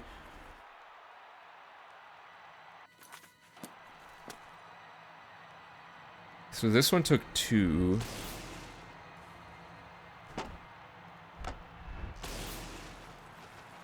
Well, if things are going to cost multiple spells to kill, maybe we should do the giant banking thing.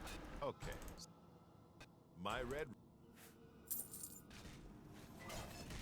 I don't know, it seems like a lot of setup for something that saves like a 3-second walk. If there's some way to like trick him to stand there like naturally, maybe.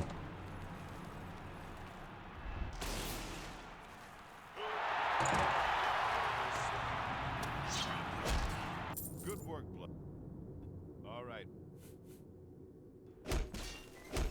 Oops, please.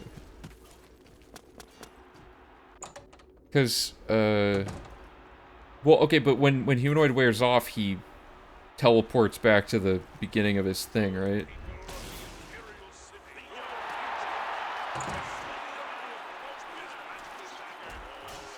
I guess you don't.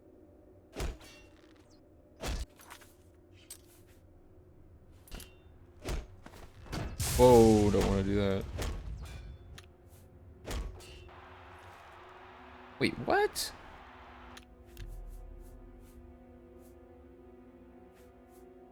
Okay, where am I?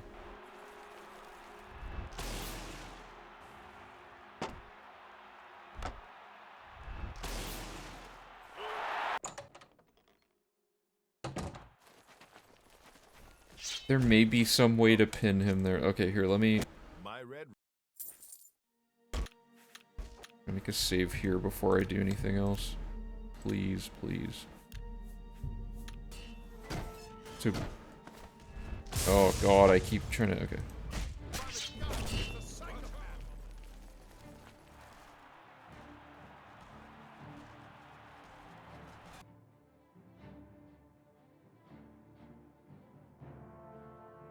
Okay, so what...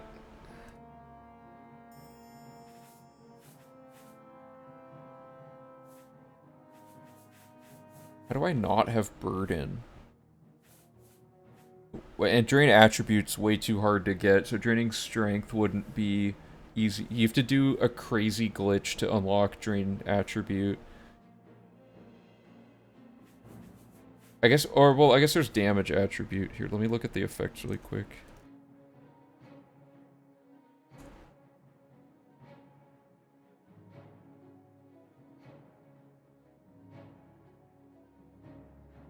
There are no spells that do damage attribute, so you can't use it for spell making.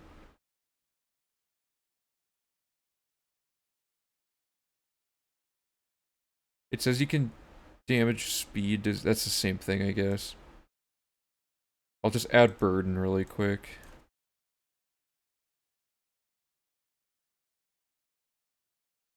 If we use a poison, it's not really gonna last long enough, I don't think.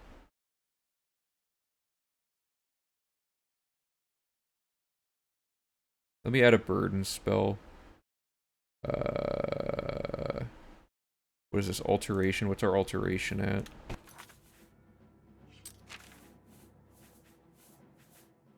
$38. That's pretty low.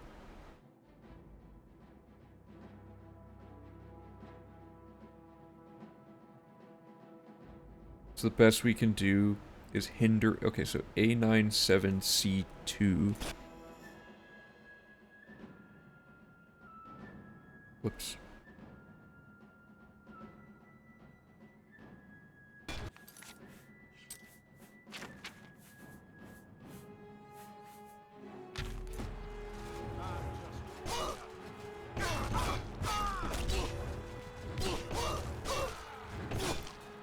Alright, it didn't do anything, but we'll see what happens after the fight. Like if I...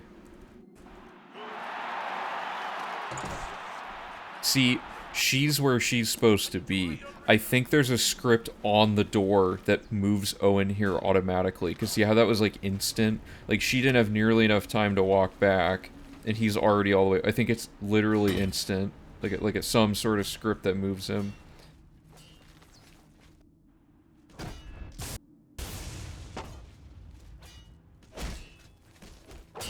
Oh, whoops. Where is he? Well, if there was ever a better way to test it, it's this. Just something, an invisible force punches him and he's just like, I'm out of here, and he just never comes back.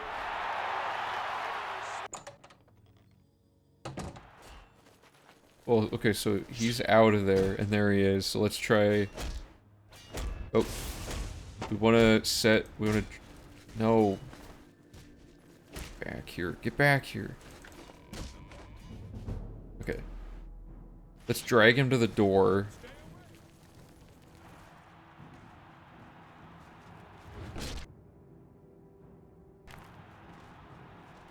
Okay.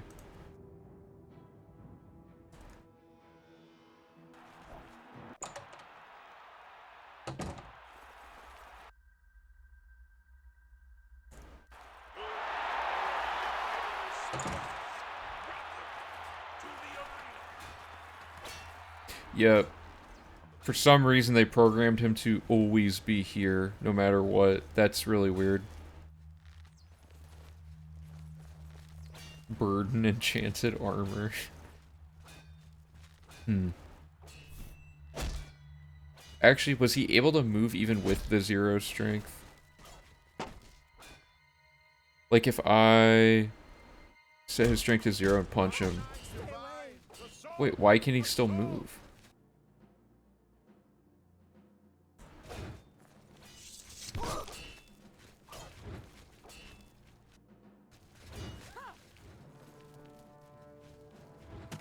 Oh, both of them? Okay. Well, that's unfortunate. We gave it a good try, but... What are you waiting for? Oh.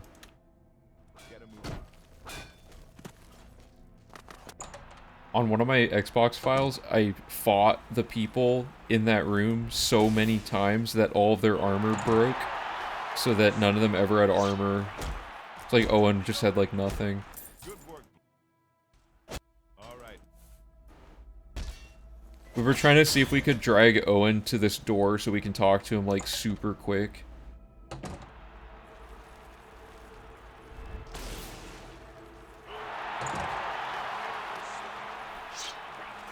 I guess you told that wood.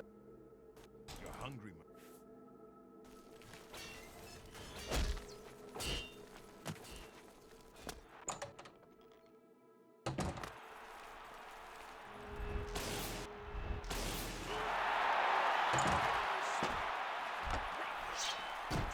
Oh. You're cutting. Yeah, Owen was mean to us first. We're completely justified in our actions.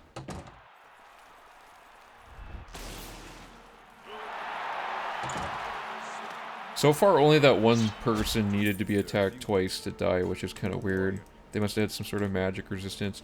The reason I've grabbed the Bands of Quang Lao is I think that they might help us kill the dude who can't be killed by magic.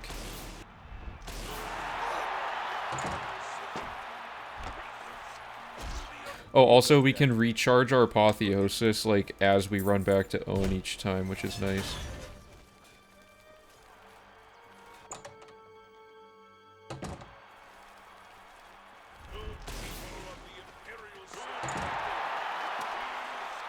I think all the people in the world of Oblivion just like to gossip or something. Please get out of my way.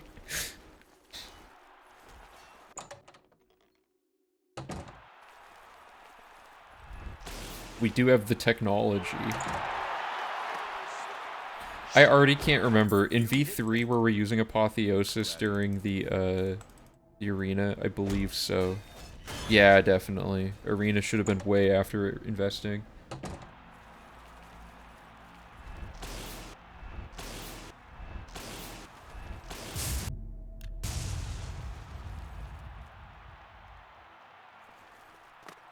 How did that guy live?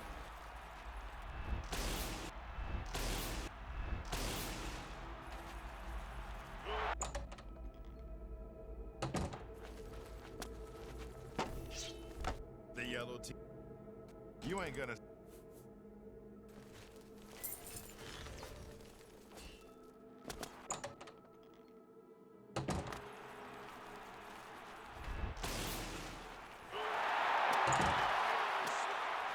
This weapon is so dumb. Why did they put it in the game?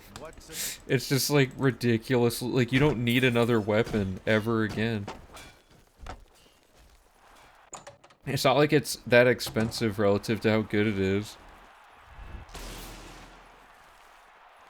Okay, so that guy takes 2.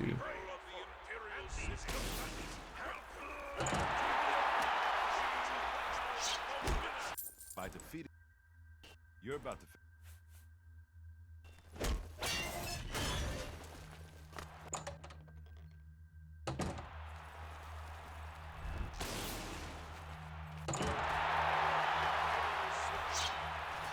Defeating an. You're a hero, man.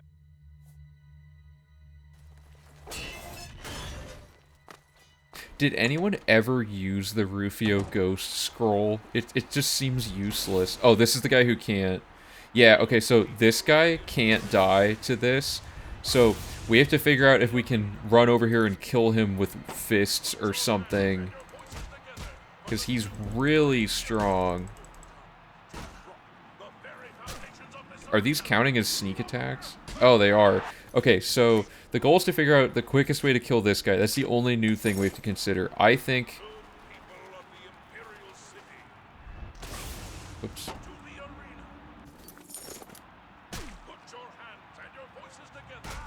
Why am I not getting disqualified?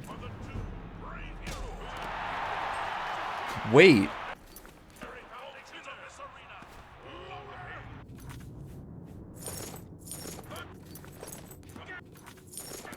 You're supposed to get disqualified if you're not... Can I not... Can I just take this off at the start?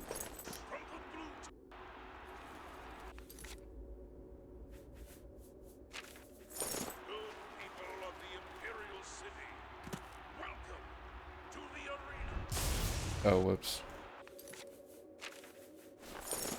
Oh, I don't want any of that. Okay, so ideally we equip this, unequip the staff, run over here, sneak attack him 3 times, and run back before the gate can close.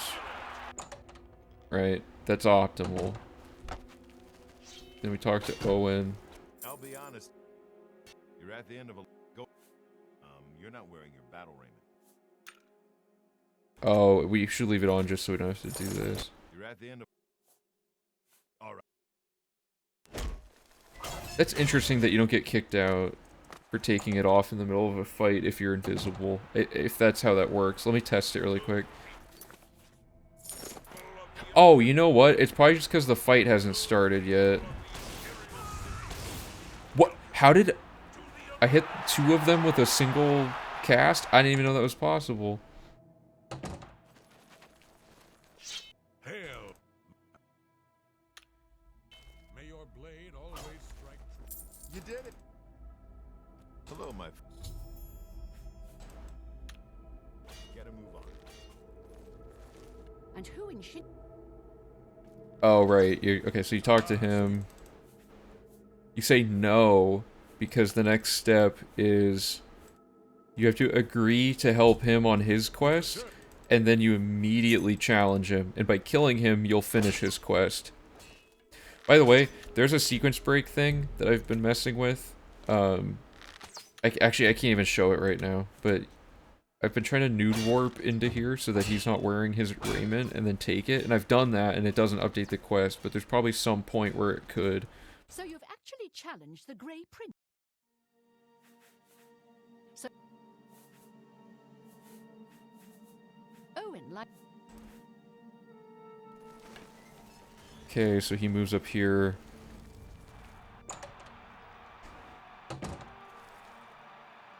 And then the way this one works... So I think Karsto found this.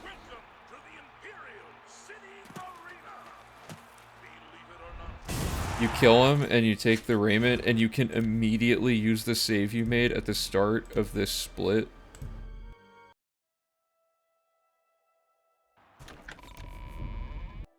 To get back in without having to do all the going back business.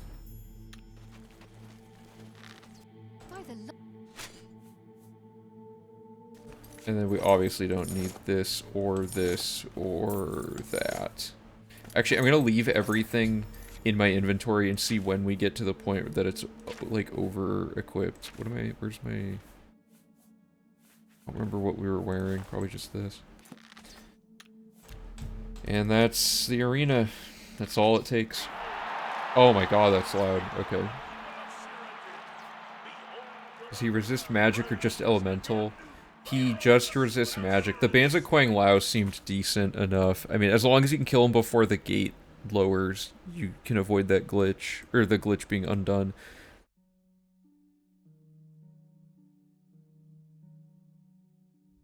I'm gonna make a note.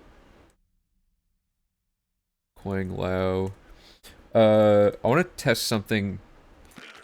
This is not possible for 100%, but I'm just curious. I want to look at this really quick.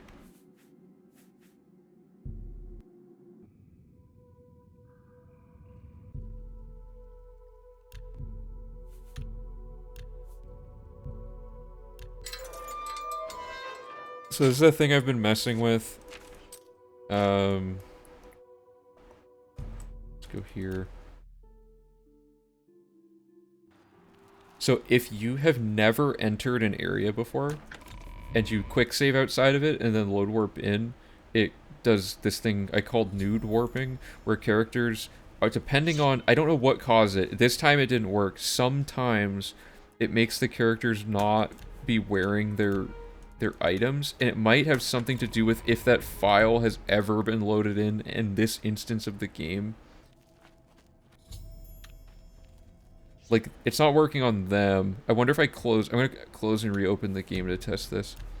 Because I think it's actually dependent on the state of the game. Like, because we've loaded that part in already.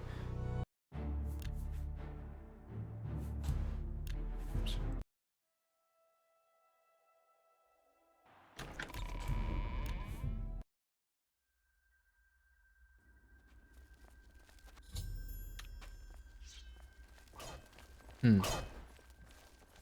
Weird. It could be because this is in the cache of info or something.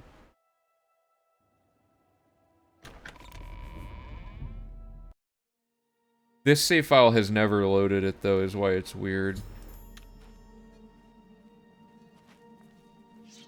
I'm gonna set my quick save in like a completely different area. Maybe it's because I'm adjacent to it.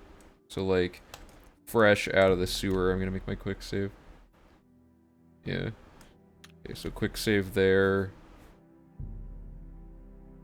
And then go to the arena.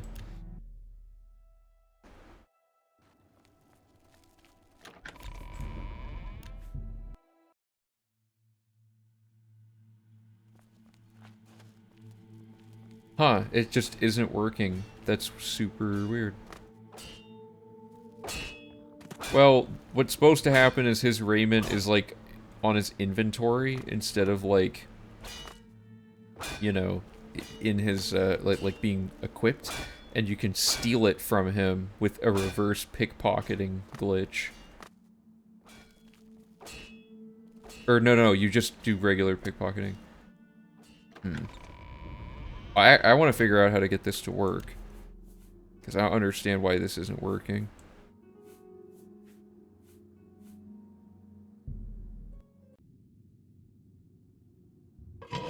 Like, if I exit the tutorial from here, does it do it? I know it works from, like, if you don't have any save files in your thing that have ever loaded that area in. Maybe that has something to do with it.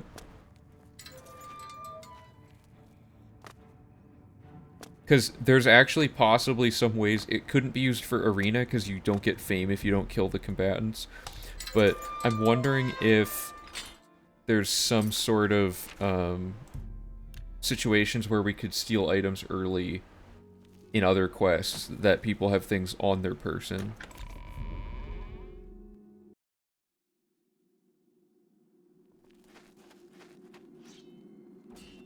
I don't get why it's not working. Maybe I can get it to work in another room and come back.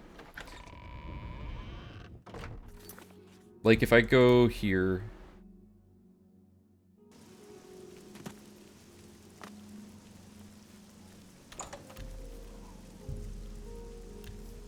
and I load warp this in. There's no people. That was a bad spot to try that. Okay. Where would I be guaranteed to find people?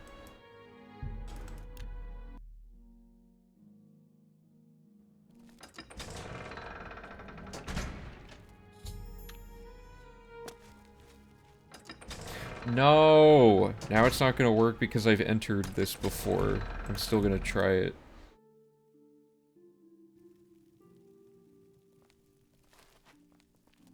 Well, that's something. Yeah, okay, that didn't work.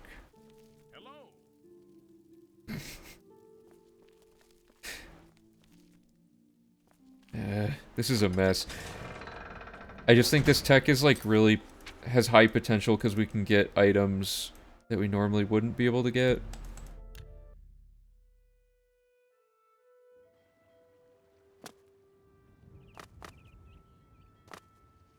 For some reason, like, isn't it enough to quick save and quick load to deload the cell? Oh, 1 second. Okay.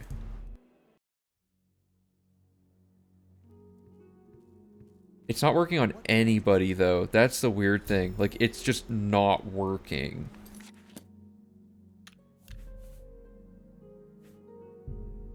You have to wait for that stupid tutorial pop-up to appear.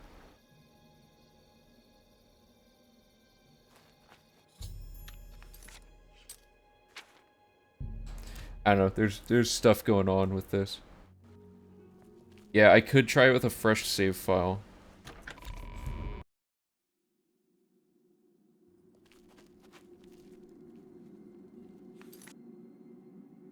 This is very much not something we need to be doing right now, but I want to test it. V4, okay.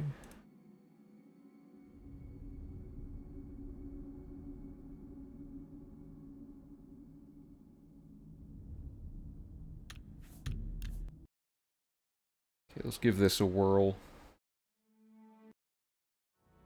Because if we can figure out why this works, that would be really good for potentially breaking 100% in a few ways.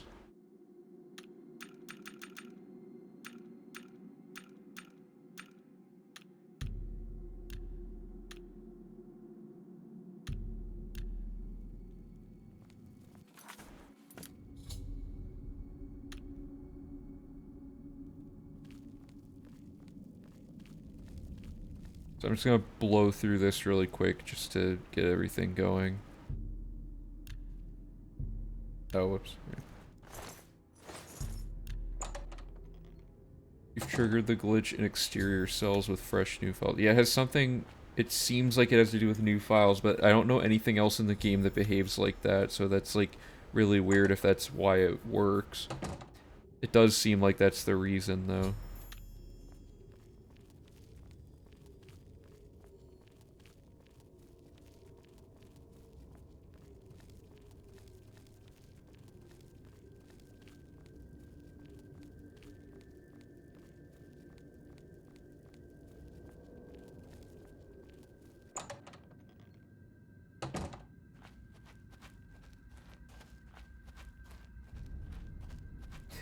Yeah, maybe like maybe to save on load time, they have some sort of cache based on like old save data or something. I don't really know how it could work, but it'd be really annoying if that is how it works, because then we have to make sure we never go somewhere the entire run, just to make sure.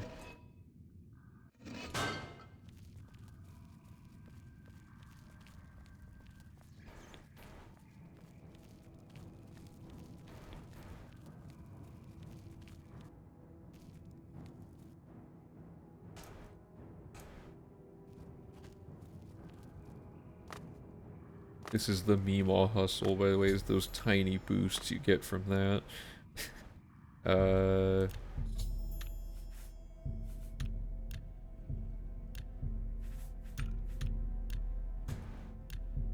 Oops.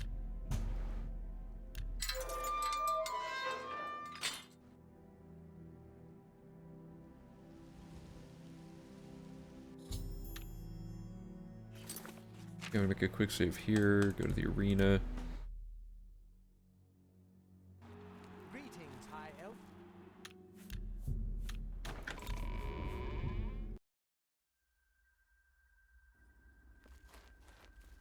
Yeah, see, like, what's with this? Now it works. But, like, certain characters don't unequip stuff, but he does. So, I know for a fact stealing his thing now doesn't do anything, but what if I join first? Because this activates the arena quest, basically. So now what if, at this point, we're gonna do the classic thing. See, there it is. First try.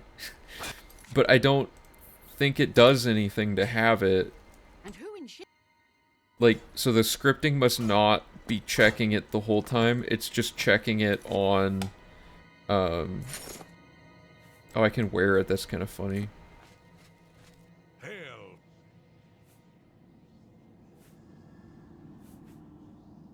But I don't know. So this item it's a quest item that you can get early, right? So there's the goal is to figure out what are other quest items in the game that are equipped on people, that we could potentially, like the Grey Cowl of Nocturnal's not a quest item, but we could take the Grey Fox's mask early, and that wouldn't like do anything probably, but like there's stuff like that. But this was the one I thought would like break the arena. Like you just walk in, do that, and then walk over to her and hand it to her, and it's done, you know? But oh hey Valorant, what's up? I think it was possible. So I don't have the save file reader downloaded yet on my new laptop, but the reader was showing 59 Oblivion gates shut. Or sorry, 59 Oblivion gates, but only 58 shut. But I think we were just misreading the section of the map exploration that just has a section called Oblivion gates. A Darji's Ring. Okay, so yeah, that's a good example. If we can get a Darji's Ring, because that's a quest we can't skip with blood prices. But yeah, presumably something about the way this is programmed is it's not checking this particular item for this quest until maybe a certain point. But like, I'm pretty sure... Okay, let's see if this updates the quest.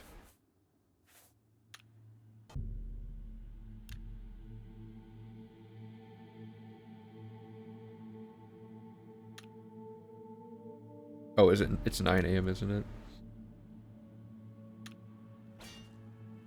The Raider's individual gate tracking tracks gate objects in the world that are flagged as closed.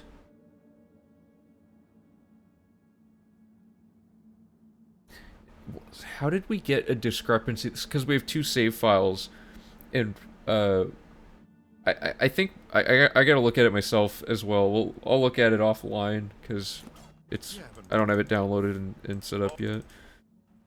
Let me really quickly look at the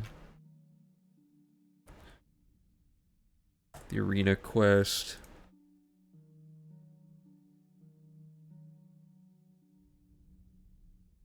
Oh, do they not have the quest stages? Oh, they do. Okay, so it is... There's this step, which is before this. The only other stage is I am now the grand champion. There are no matches left. Instead, I must challenge Agranak for his title. Does Twitch really censor that? Okay, whatever. I wonder if we can use that warping to unequip Grey Aegis. From the guy who's resistant to stuff? I mean, I don't know what that would really achieve when we can kill him in 3 power attacks.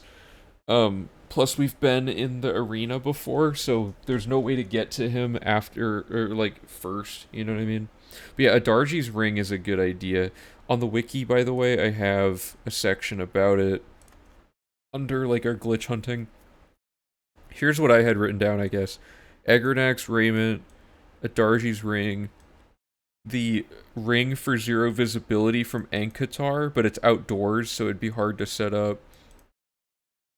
Arnora's amulet during 2 sides of the coin, although we used console commands to grab the amulet, and it didn't update, so that one probably not. Karania during Necromancer's amulet. Oh, yeah. And then the Boots of Spring Hill Jack, we could maybe sequence break that quest. The Oblivion Gate section was showing a total of 58 gates. Yeah, it was something like that. Oh, and then the staff during Whom Gods Annoy. Those are the only ones I can think of. Really quickly, let's test the amulet for 2 sides, because that quest is terrible.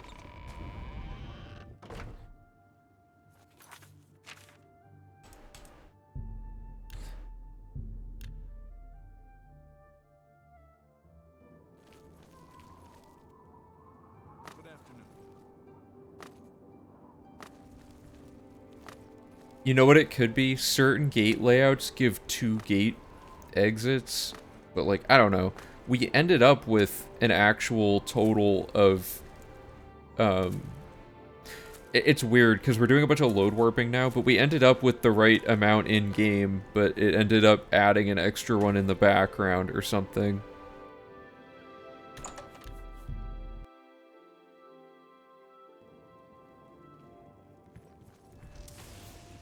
Okay, this is a good start, so, whoops.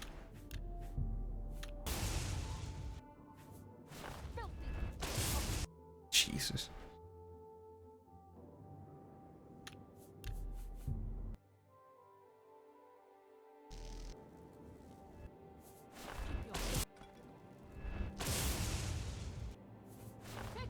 How did I get the Raymond in one try and I can't get this?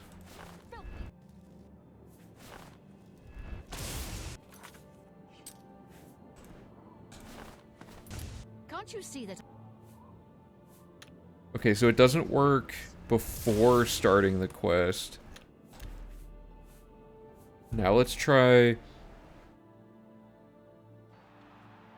wait. The Leeuwin gate was checked off in the reader, but it wasn't closed. Yeah, that was the one. Could be one of the random gates that wasn't active. Got counted as closed due to decoupling.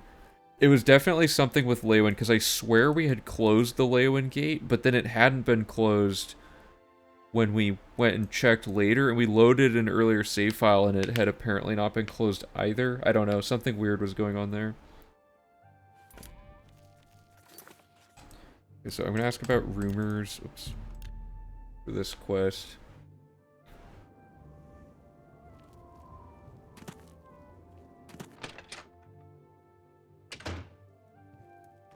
On go. What can I do? Good journey.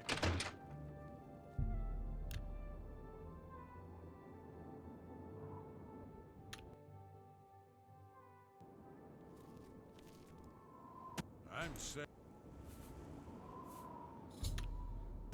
Blessings of Akaton.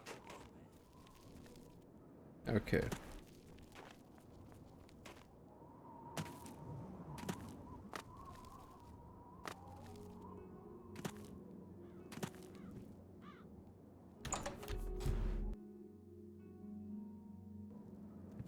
What do you want? Okay, this is good. So let's see if we can... What do we want to do here? We want to start... No, we already started the quest. Can't you see that I'm up? And then, okay, what... Let me pull up the quest stages.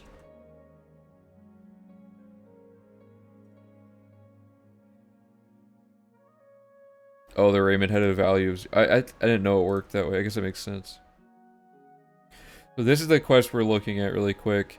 For 100%, we need to get...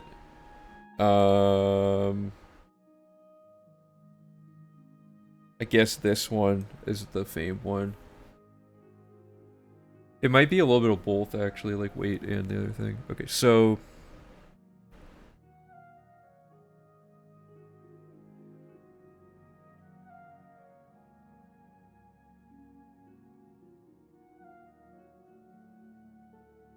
Do any of these mention this stupid amulet? Okay, I've slain Arnora. I should take the amulet and give it to Gerunder. I've shown Anora's amulet to Gerunder. He revealed the location. Okay, maybe we can do that. Can't you see that? Maybe I should advance this a little farther, though. Yes. I can't bribe. Come on. I won't. Don't try. I don't. All right. I'm listening. You've got a point. Where did you get? Don't try to manipulate. I hate having to actually play the Speechcraft minigame. That. I don't. All right.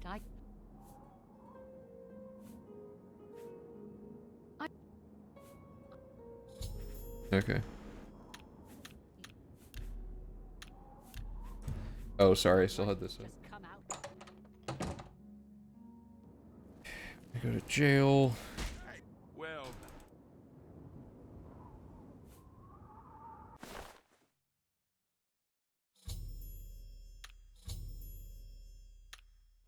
by the way the guards talk.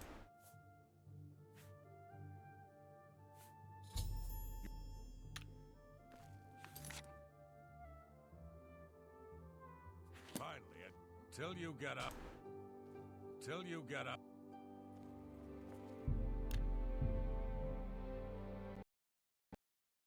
Of course it crashes, why not?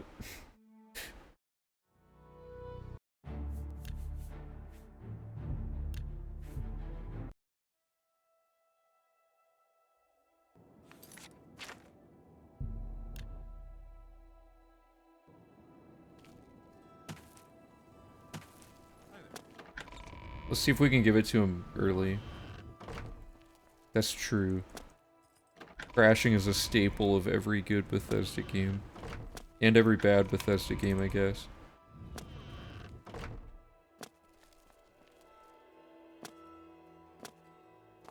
Hello.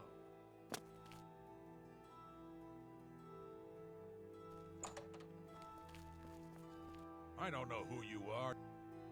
I'm not talking that fetcher. I don't know.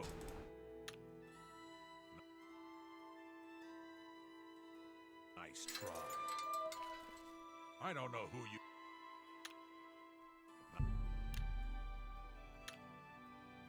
I don't know who. Nice try. I'm honestly surprised the beds don't, like, break this quest.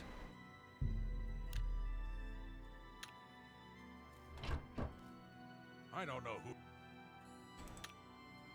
Nice try. I really wish we could just kill him to end the quest, but we can't. By the nine divine. Well, now.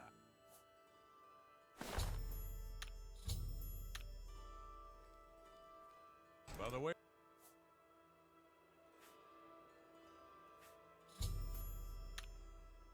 Finally.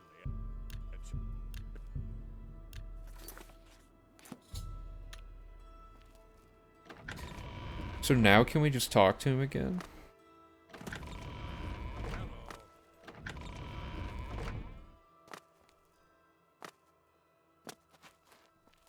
Redguard didn't crash, but man, it felt like it was going to. Till you get out of here. Till you get out of here, and I see. I have the amulet though, come on. Till you get. I'm literally wearing it. Okay, this is a dead end. I'm gonna switch the save files out and we're just gonna go back to the main stuff.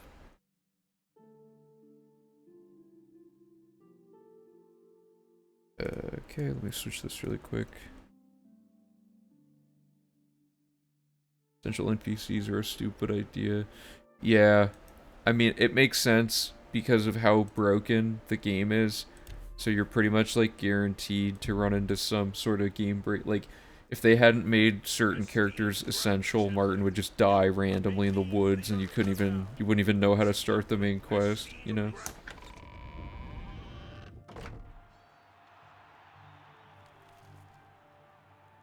There he is. Alright, so let's look at route logic really quick. We've gotten through a very big part of the run, and we've added this in, which would go before this part that we're now doing. Sorry, the arena would go before the Oblivion Gates, but all that to get fame, and then we would have gotten, I'm not going to go do this, but we're going to somehow figure out how to work these into the route logic, and we don't need these for anything other than for 100% completion. So I'm just going to have these like this. The audio is so loud. Oh, that's because the game crashed. Wait, so the next step is to... Oh, sorry, there's also, I gotta check off the arena. Whoops. And there's two books. There's Song of Romir or whatever. I can't ever find. And there is Ransom of Zarek. Okay, so we have these books checked off. And that arena quest. And really quick, I gotta make sure I actually got the last stage of this. I think I have to talk to her twice. Yeah, okay, there we go. That's the final stage of the arena quest. Oh, also, check this out. Did you know? Alekman found this through glitch archaeology. This doesn't matter for your movement speed. There's a hole right here for some reason, and if you do that, I mean, I'm invisible, but once you get there, you can just jump, like, up here and get on top of this. So there's no glitching involved in that whole sequence. They just forgot to put a wall, so you just walk into this pillar until you poke through, and then you just jump up to the left. Pretty funny.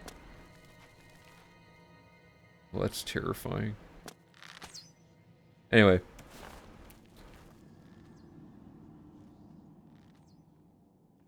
Oh yeah, like in the tutorial he dies, that'd be hilarious. I don't know why Boris let us keep the most important object of the Empire to start with. Because there's no way he could have done it. He's too old or something, right? He has to give it to a spry young, like, criminal to go deliver the amulet, right? I mean, you can kill Porkchop early. I think you could have always killed Porkchop early, right? I mean, he's not in here, but can't you? Oh. Interesting.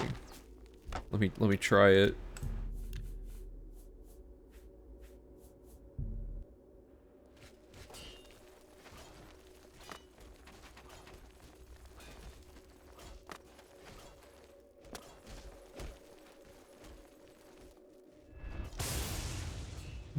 I don't know how I'm gonna get in.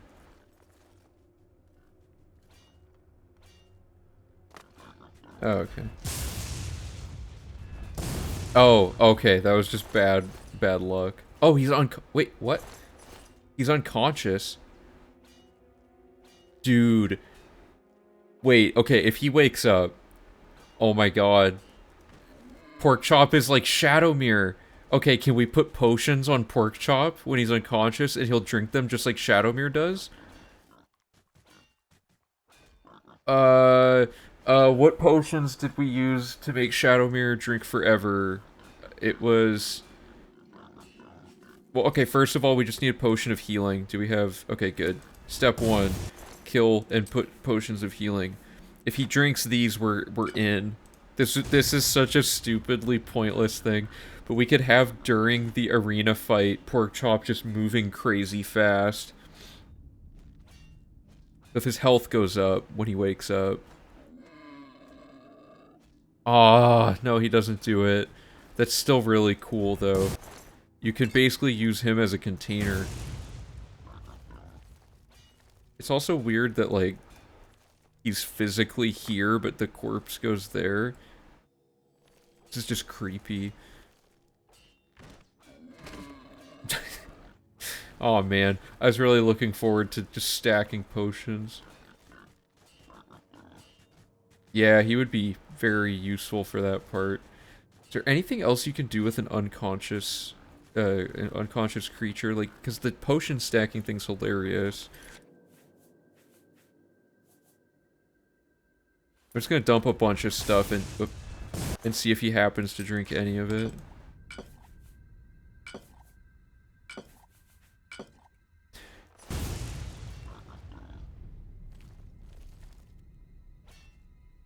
This is such a bad science experiment.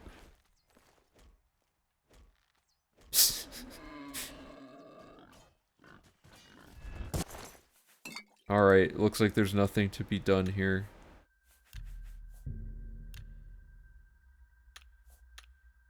Interesting, that pop doesn't... Okay. Alright, is it actually the same Porkchop? I doubt it. They probably just put one... Like, they probably just deactivate this one and put in the new one. I did not know you could kill this guy. Oh, he doesn't have anything good on him.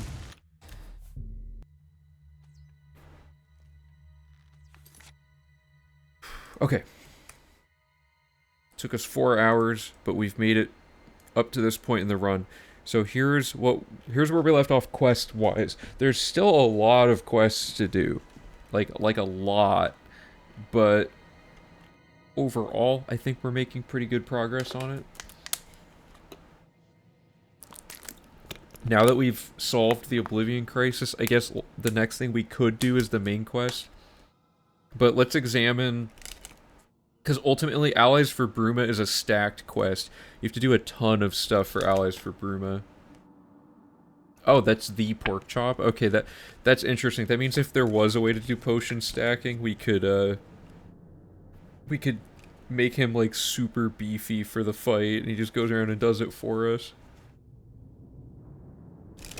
Okay, but anyway, so it's gonna take me a little bit to remember exactly what this all was leading up to, but like, so Allies for Bruma requires going to every castle of every city after closing the gate outside of their city. We've now done this, so Allies for Bruma, they will all give us aid to get maximum fame for the quest, and when we're in each castle, we're gonna do everything remaining in that castle ideally, which probably means we're gonna want to work up to a Thieves Guild quest that takes place in a castle, because there's multiple, I think. There's definitely a Darji's Heirloom for Leowin, so maybe we'll do that. Looks like there's only one instance of pork chop, or sorry, I just read that. I don't know, for some reason I thought that was a new message. But, the ones that are in a castle for Allies for Bruma, well, Leowin has, or let's go in order. Buying a house in Breville, that's, I think, the only thing to do in Breville Castle is go buy that house. And maybe, like, a training quest or something. Bruma, you have to go to the castle repeatedly for 2 sides of the coin, so we're gonna get that done while we're in there. And we have to go to, we have to go to Bruma after the end of Allies for Bruma, so let's ignore that one for now. Corruption and Conscience requires going to the castle for these 2 things. We've now started Wayward Knight because of the closing that gate. Coral requires the end of Sins of the Father requires going to the castle. And canvass the castle and buying a house.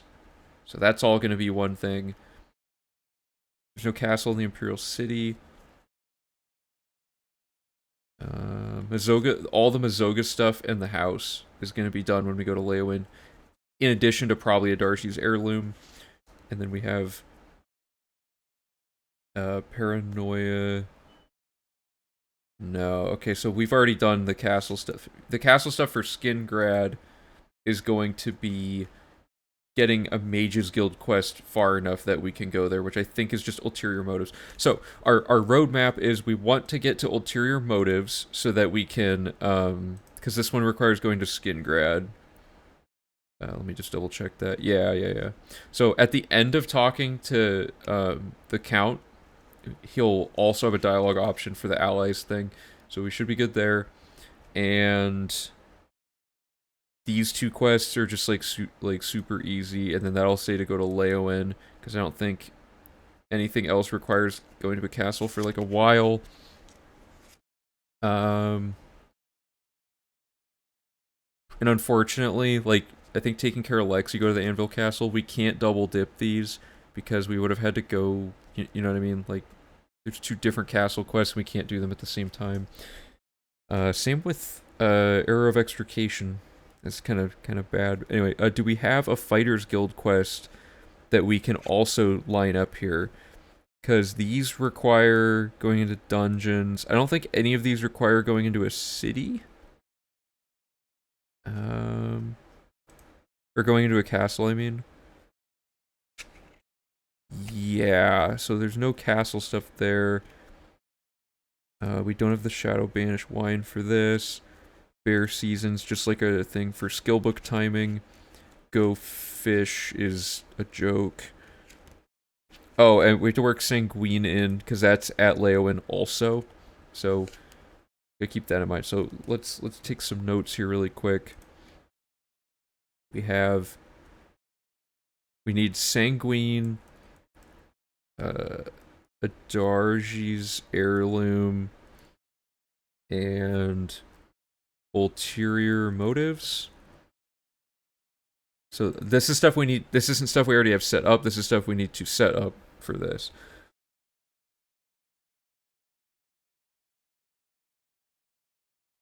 None of the other ones require a castle, do they? No. Okay. Dark Brotherhood, I guess, is the other thing. So, for Dark Brotherhood, we have everything kind of already preloaded. Because we've killed this guy. No, that's the castle. Lonely Wanderers, Imperial City. Bad Medicine is Fort Such. Whodunit is a house in Skingrad. Permanent Retirement. Oh, okay. So Permanent Retirement is in Leowen Castle also. So we could maybe line that up.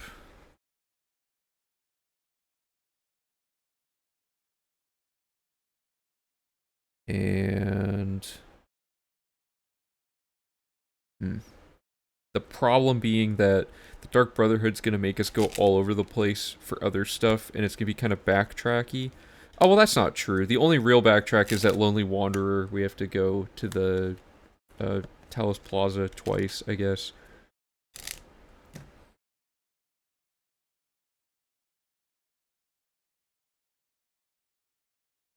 I don't know where any of these are going to fit in currently.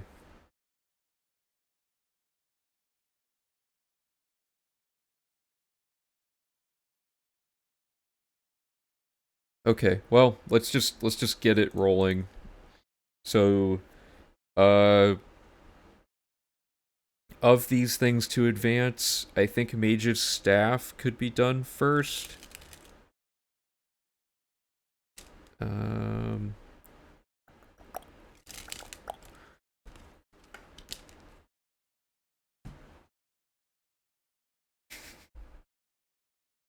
The Mazoga one, yeah, I mean, that one could be...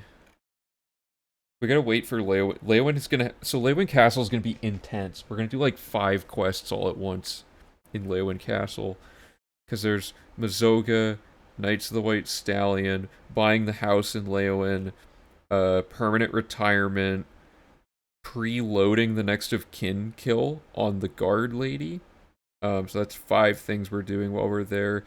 Allies for Bruma, and Adarji's heirlooms. That's 7 things that are happening in that one logic point, which is like, that's wild that we were able to line all that up.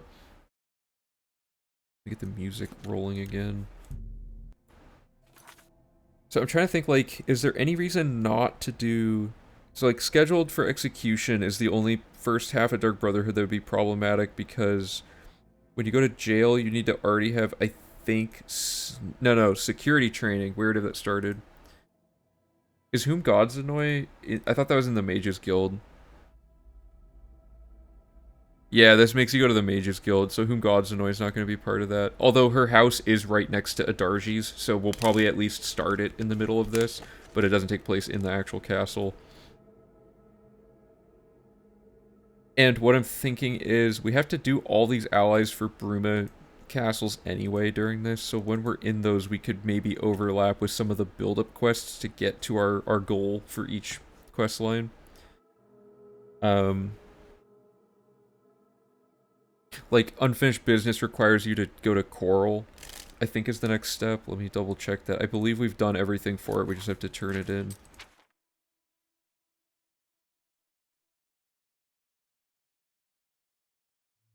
Yeah, I should return to Orin. Okay, so that's suggesting Coral, but I don't think anything else is, really.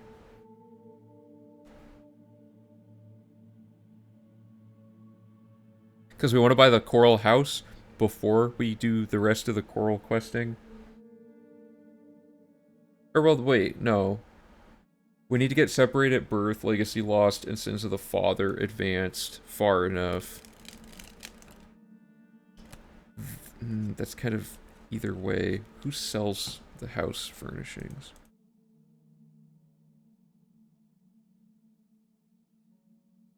Oh, right. Cednius. So...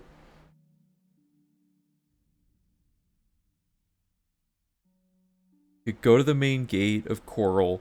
We could turn in Killing Field and do the first part of Separate at Birth that tells us to go to Weatherlea. Go down to Weatherlea. Do all that business. Load work back. start Legacy Lost, or sorry, finish Legacy Lost, and then that'll trigger the 2-week wait for Sins of the Father. Time warp that 2 weeks to go by as quick as possible.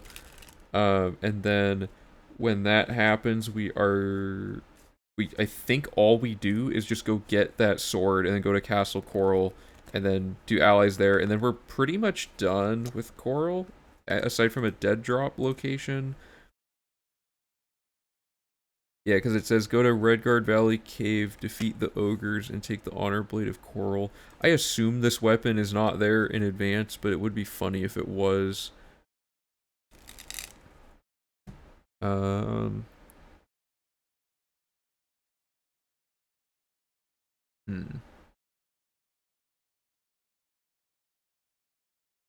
So we could do Coral first, I guess is what I'm trying to say. This is Imperial City.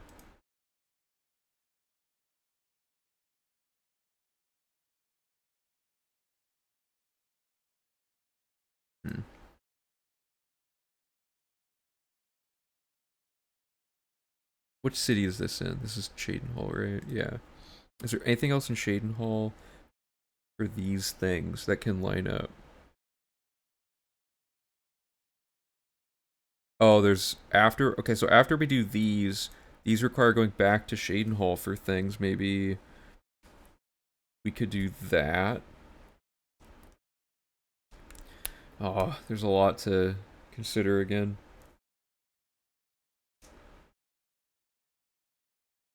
Armor training is not marked. Oh, thanks. Yeah, I forgot the checkbox.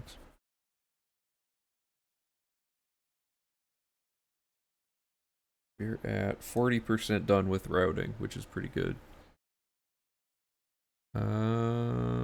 This is a tough call.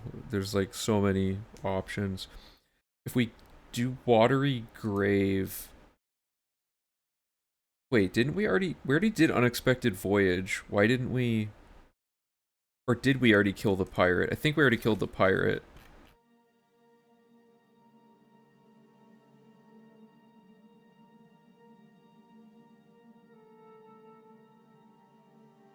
Where's this quest? Yeah, he's dead. Okay, so that's just going to the sanctuary. So, Shadenhall. Oh, okay, here's the order. We do Untaxing the Poor, then we go to Shadenhall, Chapel for Elven Maiden, and the Sanctuary to get these 2 quests. Quickly go do Scheduled for Execution and Security Training, because those occur like in a bubble, and then come back and turn in the Assassinated Man, and start the Ochiva quest that tells us to go to which district.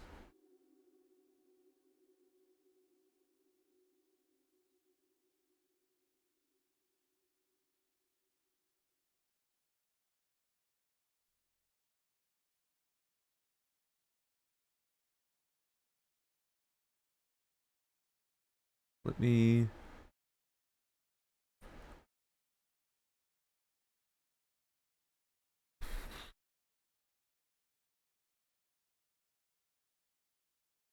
Haven't we already set a load warp in the Sanctuary? No, we haven't gone to the Sanctuary yet. That was something we were testing and we never actually... Or wait. No, wait, how did... Yeah, wait, no, you're right. How did we even...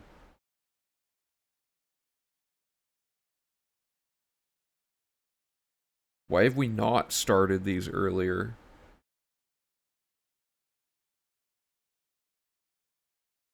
Oh, because we didn't have accidents happen done at that point. Where is a good load warp opportunity? Do we have a save for the...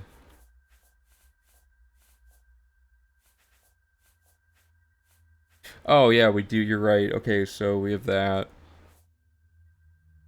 Yeah, okay, so you're saying we should just do this and then get Lonely Wanderer, which is Elven Gardens between 11 a.m. and 5 p.m.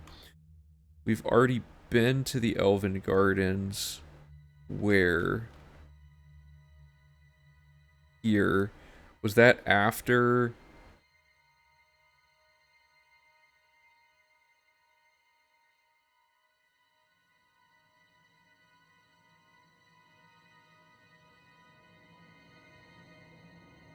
Wait a minute. Okay, where's Waterfront?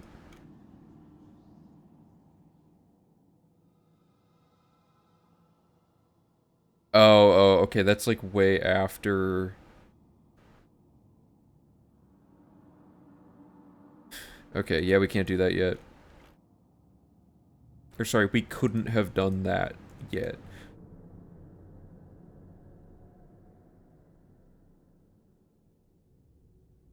We've already invested in everybody in the market.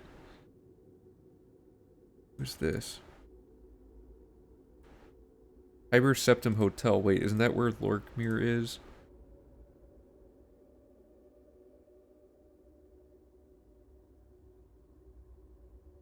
Yeah, okay.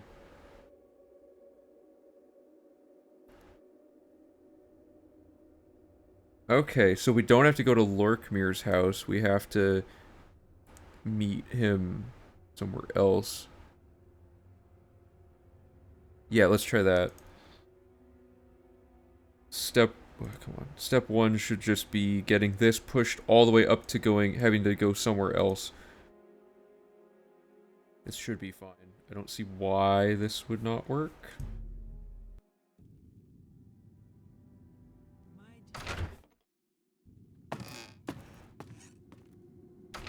Yeah, it's pretty hard to keep track of right now, but I think we're at the most complicated portion of the run as far as how many simultaneous objectives we're juggling. What am I doing? Oh, I want a watery grave.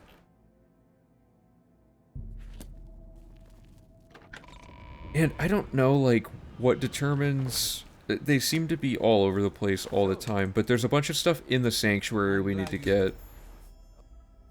As I expected. Okay, so this is going to be doing this quest, and we already killed this guy earlier, so this quest will just finish. Okay, so this one says to go do the Valen Dreth thing, right?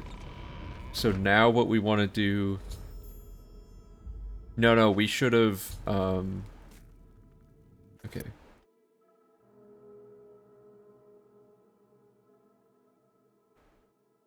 So we're gonna do... fast travel... prison... Oops. And we are going to kill Valen... set load warp at door... Well, actually, no. We can just set the load warp. So set load warp at Valen, and then we are going to load warp, Dark Brotherhood, Sanctuary, Descent for 2 quests, and then we are going to load warp Valen, and then kill, what's his name, Jabana or something, I don't remember.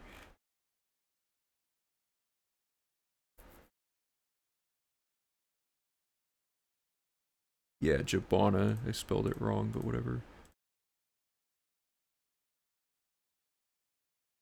Kill Jabana. And then load warp, Sanctuary, and then Vicent again for 2 more quests. Okay, that's the sequence. So let me load the arena again, and we're going to take it from the top, because we're already at this area. So we're going to exit the arena really quick. We're gonna go to... I already lost my train of thought. Prison. Okay.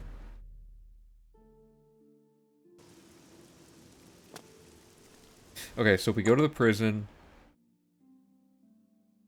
You know, to keep it simple, let's just kill this guy first. Step 1, killing him. That's fine. That's actually good, because we can just not do it. We can pay off Armand. What quest do we have active? We haven't talked to Armin since fencing, so this isn't a problem, I don't think. Right, this actually works. So I'm going to take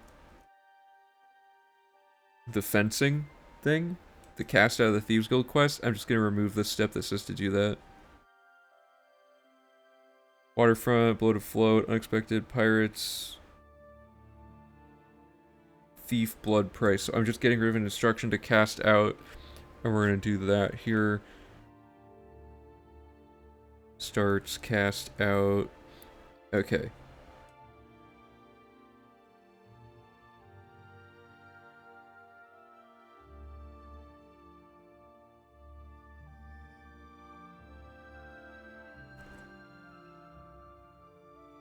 Okay, so we kill him first, and we have permakey, theoretically, so this should be fine.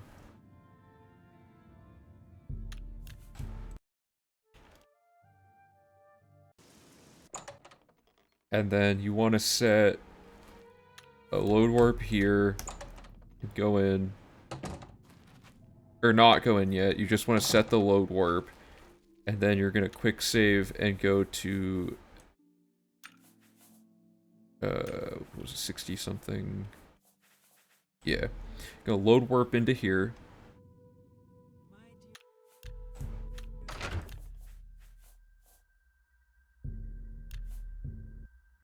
Like so.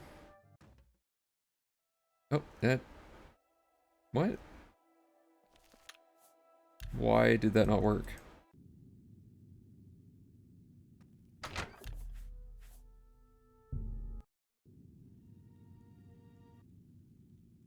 I don't know what just happened, but whatever, we're in.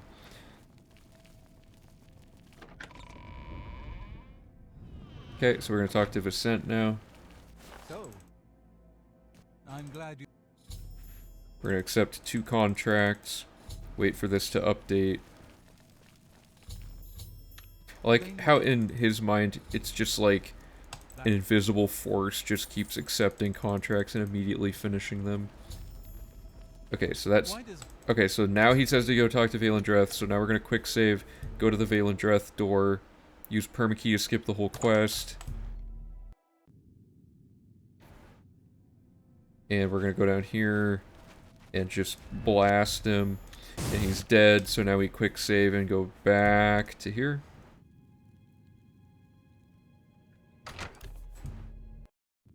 And go hunt down Vicent again.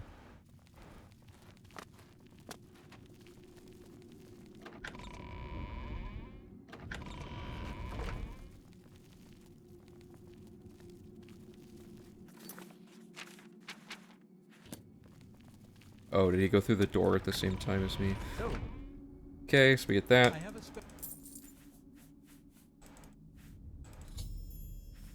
And now he says to go do another quest, which we've also already done. So, well, And then... Yes, I cannot... If... I believe that this... Yeah, okay, so we're just gonna say no to vampirism, because we're gonna get it intentionally later. When he dies, later, spoilers, the quest just ends and you complete it that way.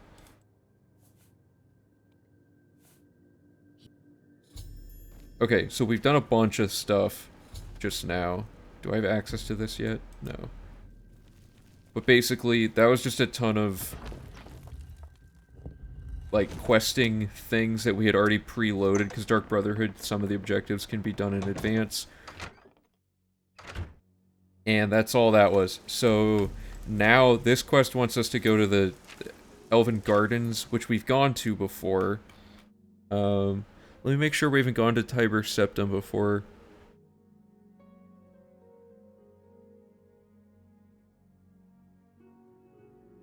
Have we really not gone to Tiber Septum Hotel? That's wild. Wait, have we not gone to... No, we did go to Talos Plaza.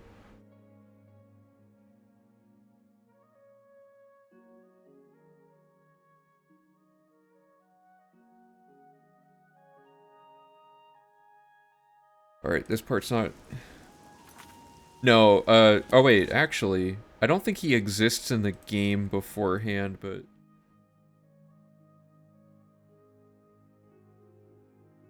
Let me read about him really quick. I'm pretty sure he doesn't exist until the quest starts.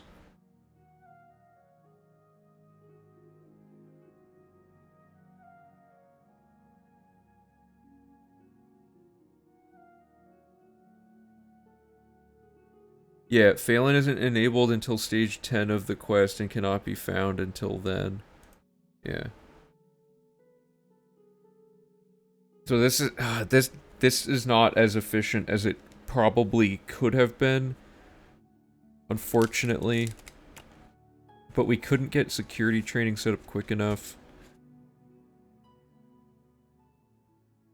Because the problem is now we have to go back to Talos Plaza again, and it's like there's not much left to do there, I suppose.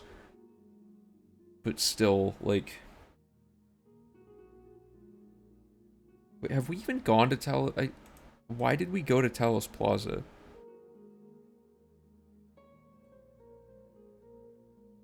Oh, this is... Okay, we only went there for like a second to do one thing really quick. This isn't actually... We can do a bunch of Talos Plaza stuff all at once now.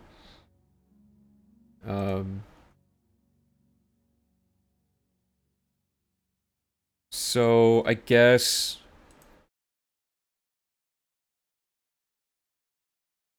When do we want to get the statues? That's another thing, because that can spawn more Oblivion gates as well. There are 10 alien statues that you need for quests, and they're all really tedious to get. We could probably move those to be before the Nern route.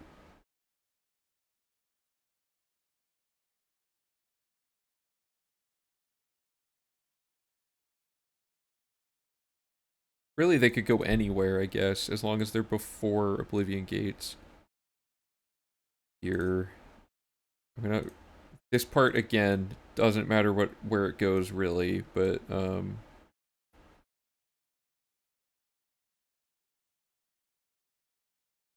this is part of that, like, miscellaneous quests business.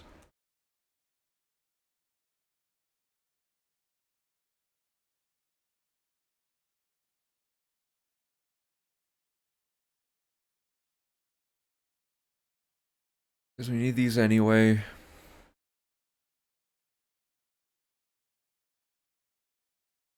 So let's pretend we already have those, and I'm going to go get them, I guess, as much as I hate doing this part. We have these 10 locations. They're all... Oh, this takes so long. I don't know, I'm getting pretty tired, actually. I might try this next stream, because, like, it took, like, a lot out of me to think through all the Oblivion Gate stuff.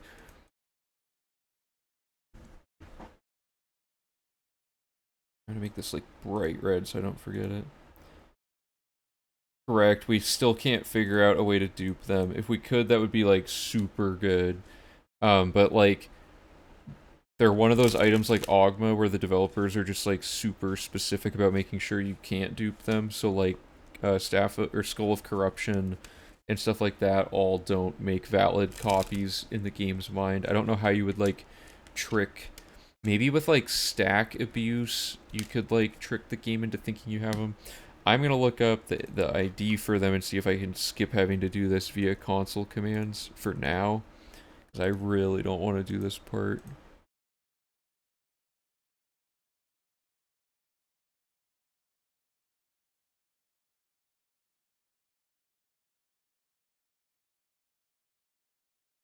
Yeah, see, there's like 2 versions. I don't know what the deal is with this.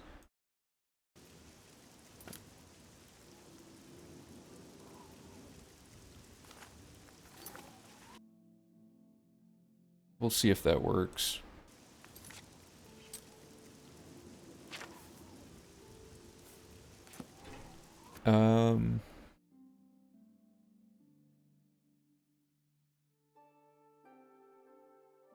See if we just throw that under miscellaneous quests.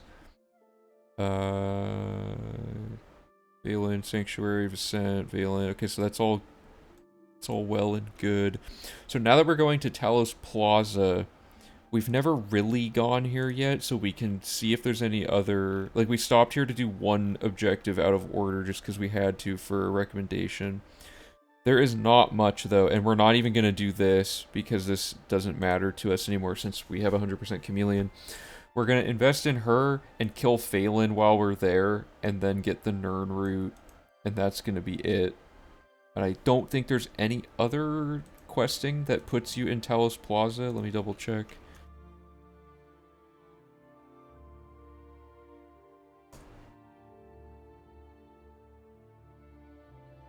Oh god, there's actually a lot.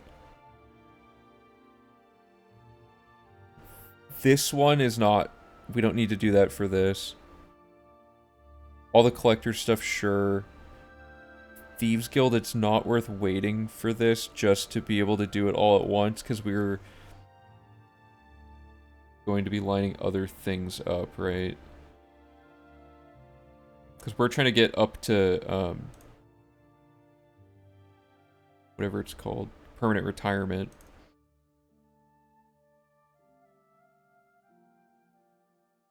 Already did that. This will autocomplete. This is, we already killed the guy who can be in this part of town. Yeah, okay, so this is like, there's really, aside from Thieves Guild, Talos Plaza is pretty much done. Because we went here once for reveal recommendation, and now we have to come back to do this, and then we're going to come back one final time for the other thing. Actually, we have to come back later anyway, because there's like a lot of questing related to this Umbacano guy. Unless we want to load warp back to his house repeatedly, I guess we could also do that.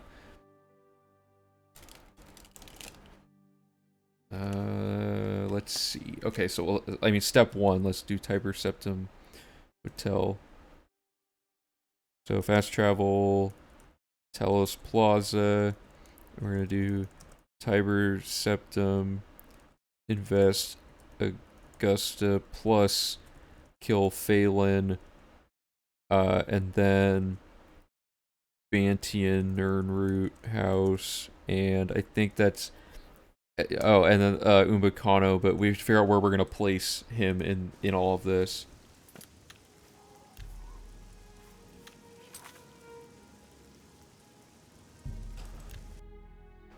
Okay. You can probably kill him, but I don't need to anymore because he won't aggro us. Nor is that really a problem. We're a lot more comfortable in handling random NPC fights and stuff that we know that it's not like gonna cause any sequence breaks. Because there's this, and Nernroot back there. So like maybe the play is to go to Umbacano first, and then hit up this, and then that.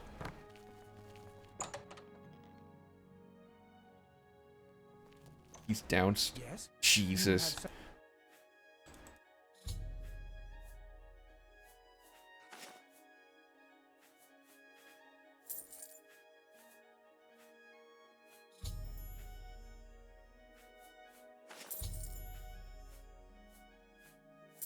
The fact that all the alien statues are the same ID seems like you'd be able to get 10 of them in some way of exploiting it, right? Like, they're not an individual thing.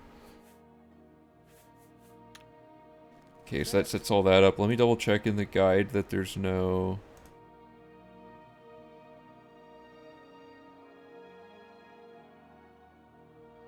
So in the guide we have talking to Umbacano to do all this. And selling all the statues, so that's easy. And then he gives you another task, and then you fast travel to Mulata, and you just go get a thing, and you bring it back to him, and then he gives you another task, and you say you'll do that, and then you go to another thing, and load warp back and talk to him, and give him the crown, and then it says you have to wait like 3 days or whatever until he appears. So we could just load warp back and forth between these locations and his house over and over again. They really should be they should really be dupable via the staff. Yeah, I don't know. It doesn't seem like that works for some reason. But also, either way, we don't really have access to that staff. So, like at this time, with this quest timing. I guess we would just put this way later then, if that were the case. I can try it. So this is before I console commanded in the statues, yes.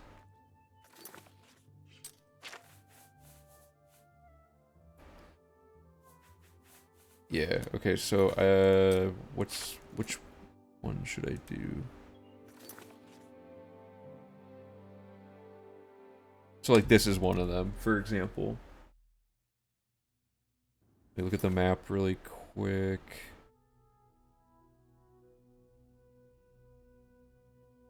Head straight until you hit a wall, turn left, keep going through gate C and get statue at S. Okay. Also, these are going to be a little faster now because we can use load warping to get out of them. I'm not going to do it yet, but that'll be a thing. So it said go until you hit the first wall, then go left.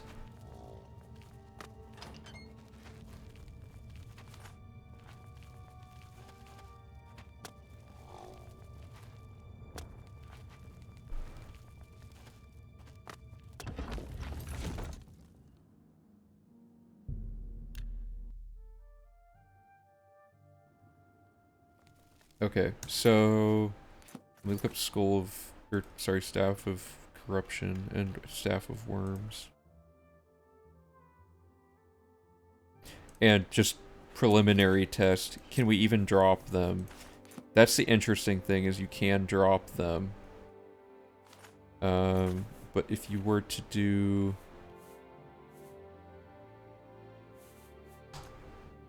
this...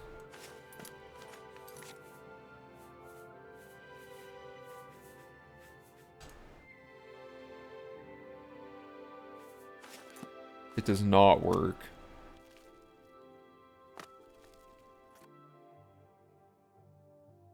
Staff of Worms is 4A to 4E.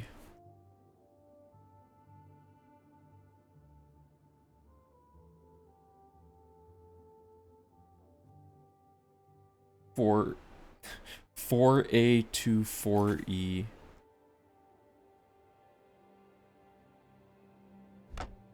And then the Skull of Corruption.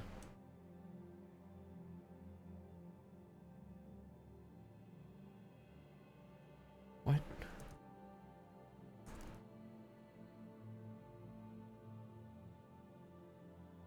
$27116.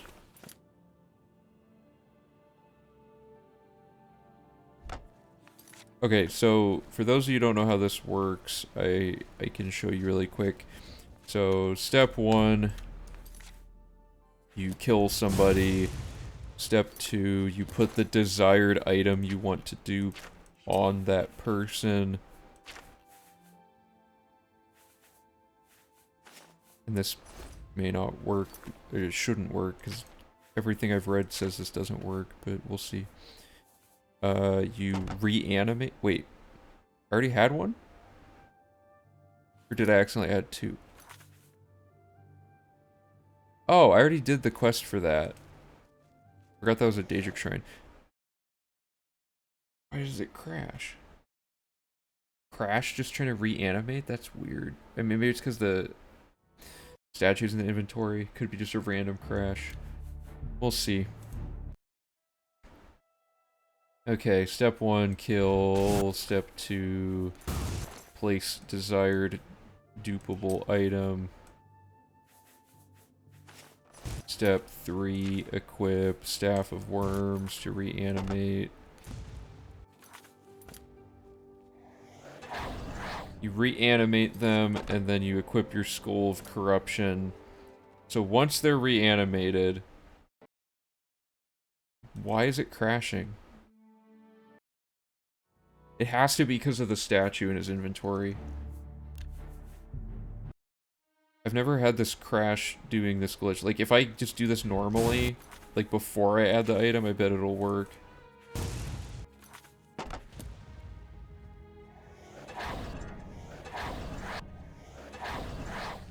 Please. Are you kidding me? Maybe this guard is cursed. Let's just move past that. Let's find someone else.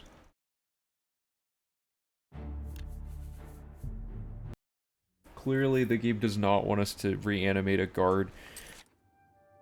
I'm just gonna go find some happy-go-lucky person at the market.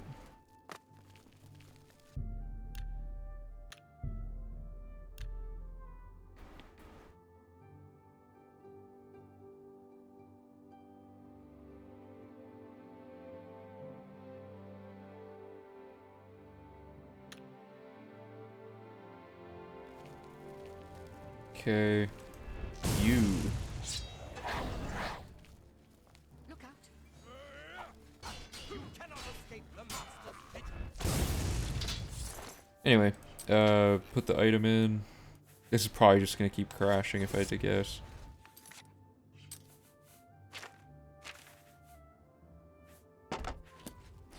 Staff of Worms. Equip School of Corruption, please don't crash.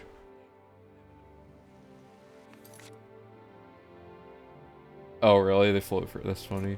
Okay, so then you duplicate him. Like that. So now there's 2 of him. The other one, that is not how that works. Why did he immediately despawn? There he is. Okay. Did I give him the statue? Yeah, so the next step is to kill this guy. I'm gonna use console to make sure I do this right. Kill, and then you immediately quick save, because you can't access his inventory, but if you quick load, the corpse can have its inventory accessed. It only gave me the one. Wait, actually, because then the next step is you kill him and take the original. No, it won't work. See how they're 2 separate stacks? So if I look at these in the console, they're slightly different. So I don't think the guy will accept these, but I can go try. Yeah, we don't talk about missing name.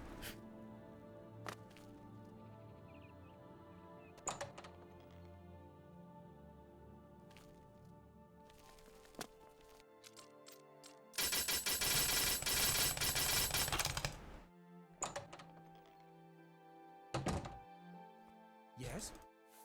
Ah, what I one and So this will sell one of them, which is the other. Wait, did the ID change? Yes. See, it doesn't count the Skull of Corruption one. It's considered not the same item ID. Well, So we have to find a way to dupe it that retains the item ID. Maybe there's some, like, way of doing this.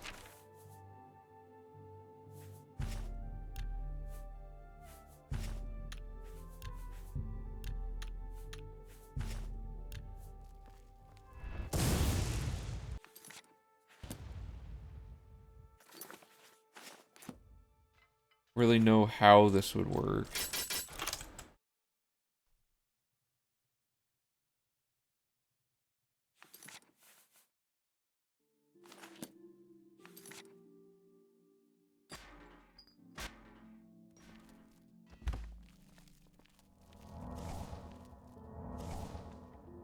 Why is he invisible? ah, yes. What is My happening? What? There's gotta be some way. I don't know what it would be, but this would be like a huge time save to not have to do this. Skull of Corruption duping does not seem to be the play. Although, maybe we can...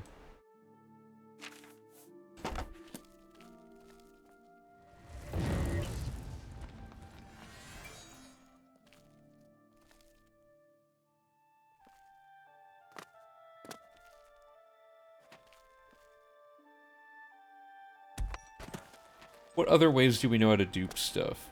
I mean, there's the one he just put there, I guess, but I don't think you can trick him with that. Ooh, actually, is that a different item ID than the original? 2B, 4, 4B. Yeah, that's an even different one, still. Because we have...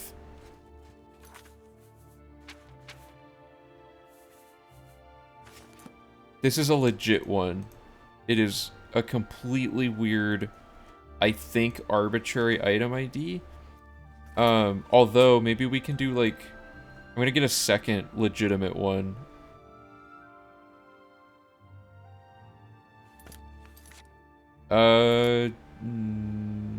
No. Yeah, there's something weird going on, right? There's like 3 states of statue. There are statues you have, statues you've duped. Yeah, that's the weird thing, right? I don't understand that part. Click on some gold, won't it be labeled as F? It should be. Or are you saying, well, okay, hold on, let me get...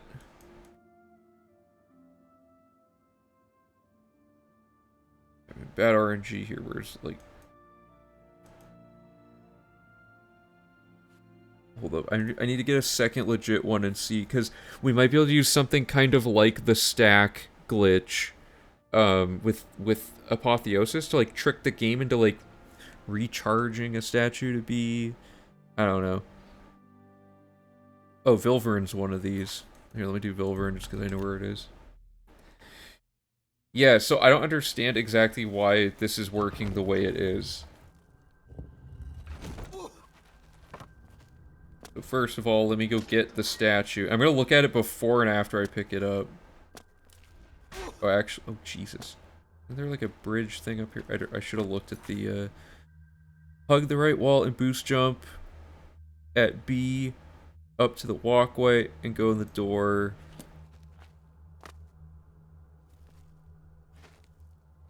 Walkway. Oh.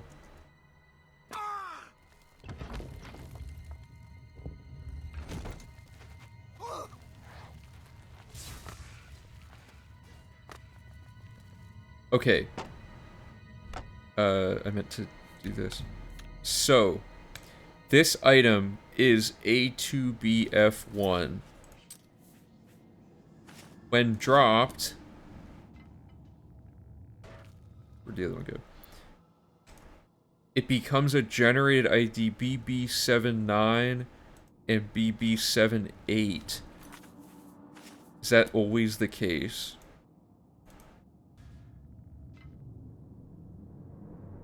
What? Am I going insane? Oh, did I not click on them correctly? Oh, you're saying I misclicked when I looked at it at first. Oh, sorry. Okay. 8B5FD.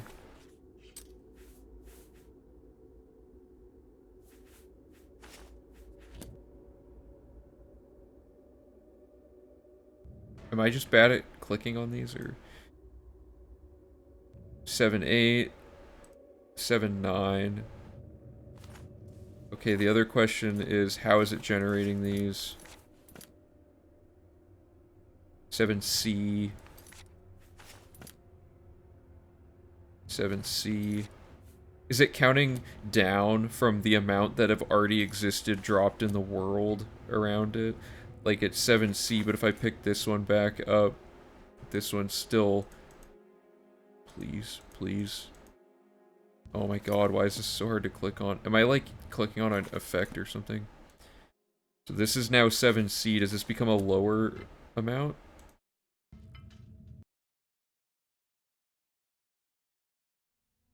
Eight zero. If I take this one and I drop it, it becomes 8-2. Oh, they're going up. Okay, so the next one should become 8-4 when I drop it. 8-3.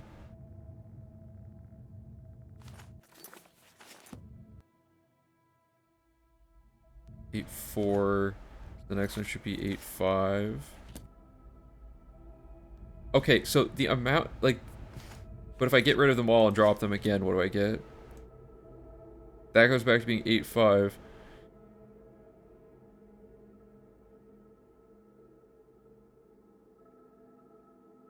There's a difference between object definition and the placed instance.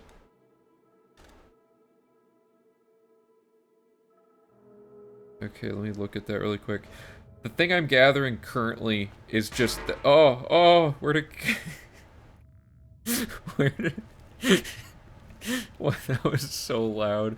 Where did that even end up? Anyway. The statues seem to behave stupidly. Like, it seems like every time you...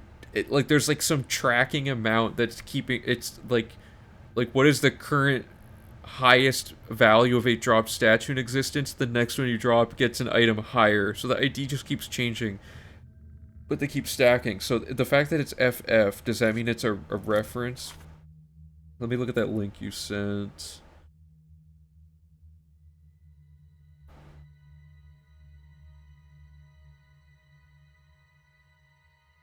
Oblivion, all objects are identified by form IDs. Yeah, okay.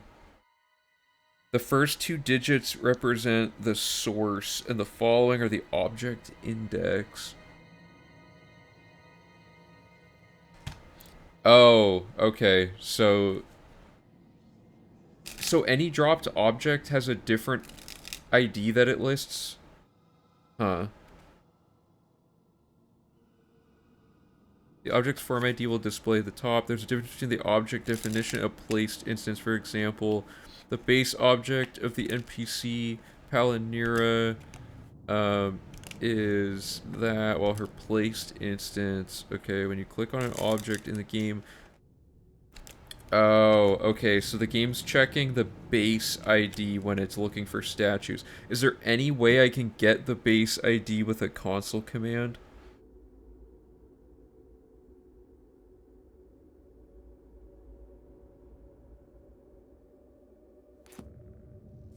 Because the base ID is the 8B5FD, right? That's not a placed instance, that's just the...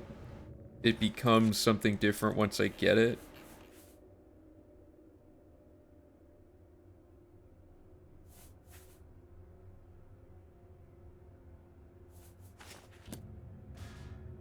Interesting. So, is there a way... Oh, the light, come on.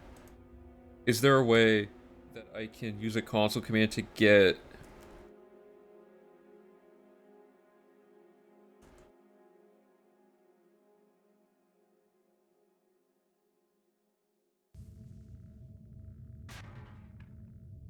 These statues are crazy loud.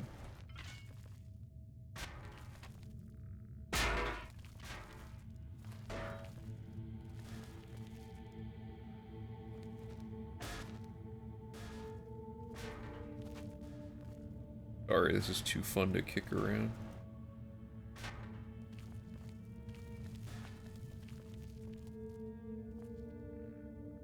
Alright, well, the statues aren't like a huge priority for now, but I mean, obviously it would save like a pretty good chunk of time. It would probably save like 5 minutes, 10 minutes if we can figure it out, so.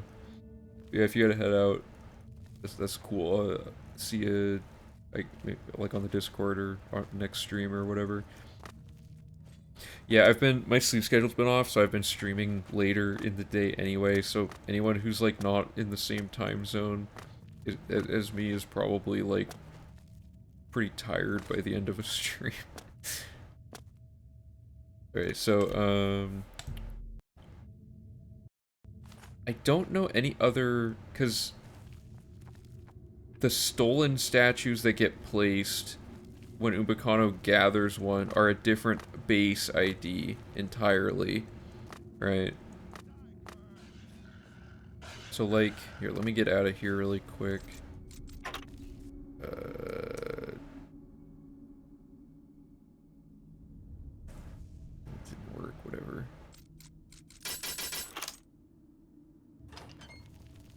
Alright, see you later, Valornan. Thanks for hanging out.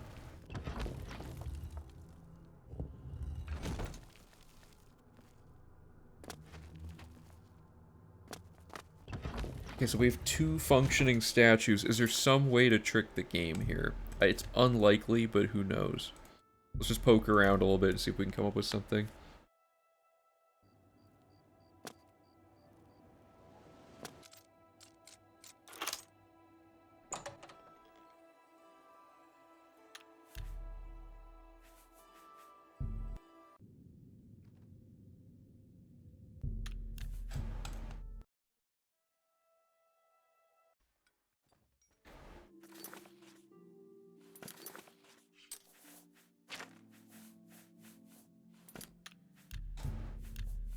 And to be clear, this is the last actual save of the routing.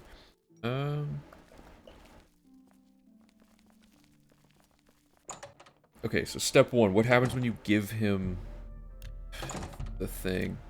These. Ah.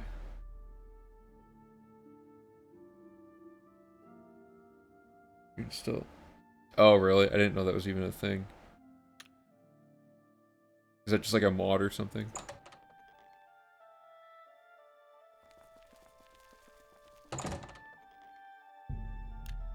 Still no Umbacano.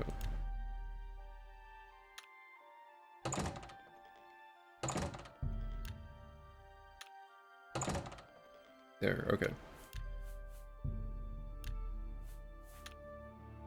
So, Yes? we have 2 legitimate statues. If we give him one, Take care. I want to say like maybe we can do the stolen item flagging thing. Like okay, here.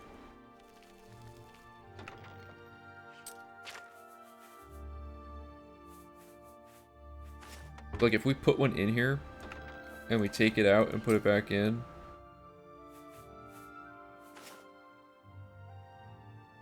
And then exit and then take it again. I think that flags it as stolen.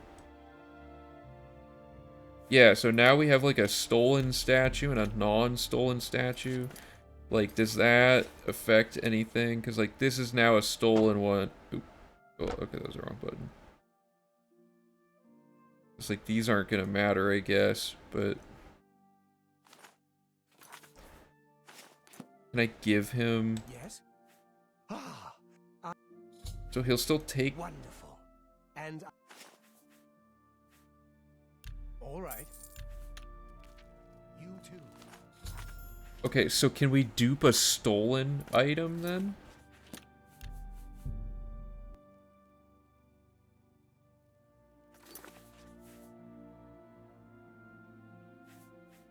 Try to think of like, because it's not weightless, so we can't do that.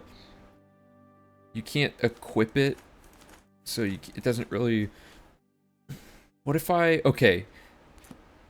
I'm gonna drop the stolen one first. Then I'm gonna give him a legitimate statue.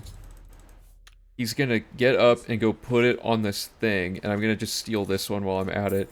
And maybe it'll merge. This is a shot in the dark, but maybe it'll merge. No, it has like it has the 0 weight. That means it's not a legit statue. We'll see.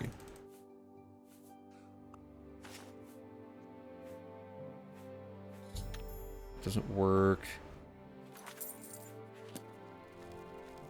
I wonder why the Skull of Corruption thing doesn't do it.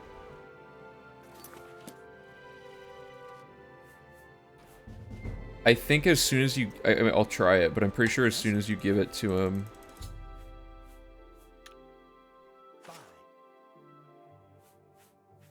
Yeah, it's not even in his inventory. It's just a scripted event that it'll spawn here. Like, if I stand here, what'll happen? I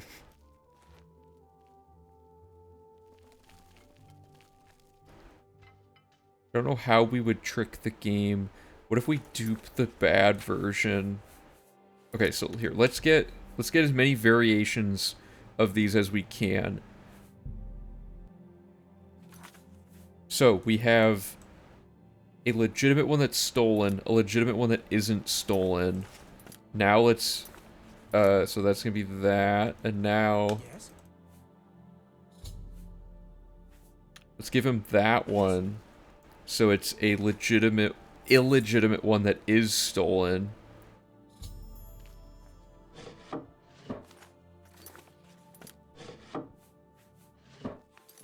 Wait, are those skill books? No. Okay, so now let's go get another legitimate statue, and then... I don't know exactly if that would matter. Let's try Skull of Corruption on these.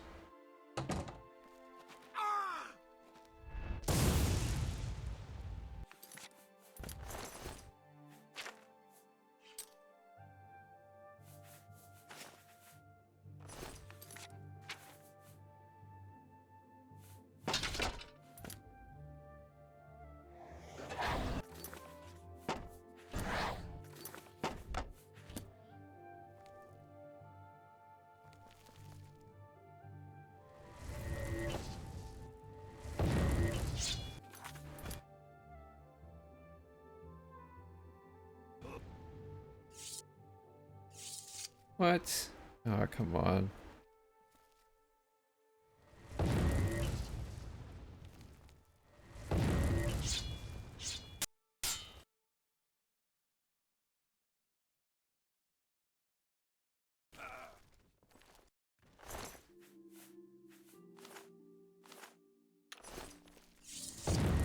Oh, I didn't want to do that. I just want to...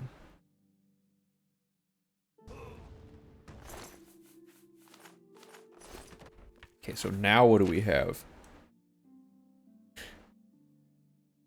We have 4, like, completely different statues. So we have stolen illegitimate, we have stolen illegitimate skull duped, and we have stolen skull duped. So that's like... There's a lot of things here to try, I guess. Will he take... He should only take 2 of the... or 1 of these. If he takes any more than that, we're in.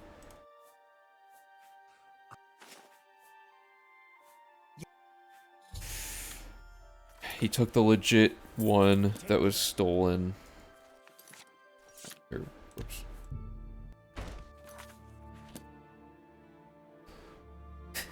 So if I...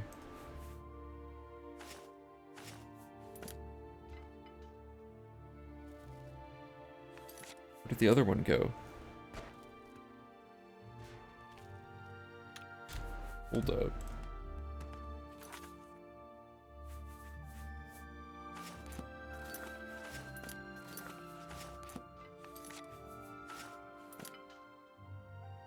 What? Hold on. That's weird. Did you see that? Get these 2 out of here.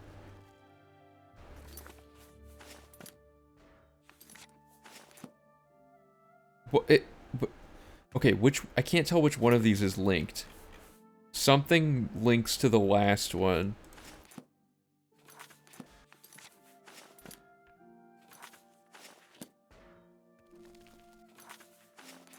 Look at that. Why? How? And then you only have 3. Does this create a legitimate copy?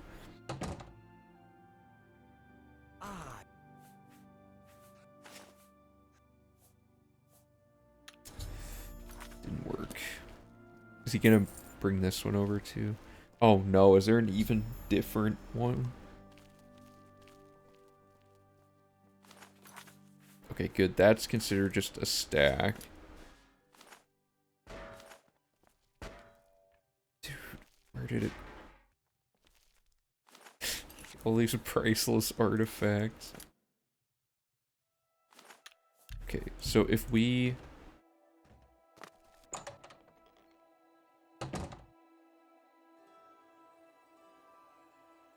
Oh, I don't have the thing. I don't know what we can do with this. It's just weird that I haven't seen an item be linked like that. That's odd.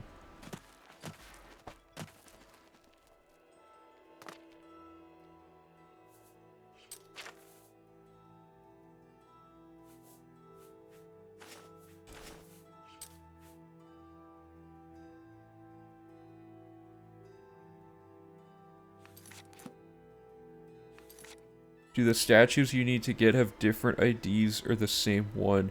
Each one looks like it has the same ID from the UESP, which is... Oh, where did it go? Miscellaneous items. Whatever. Alien statue.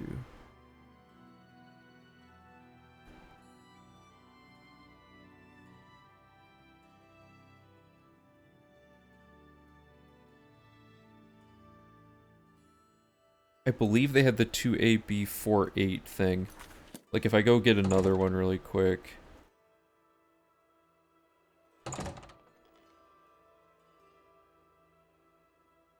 The one that disappeared have the same ID as the linked ones. Well, it's neither of those, so it's gotta be one of the weightless ones, or the 2 weightless ones. Ah, yes. Wait. Did I do anything different? Oh yeah, one of these is legit.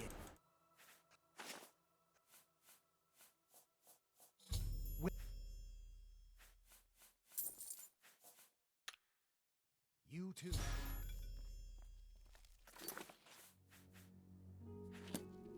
I. Take care.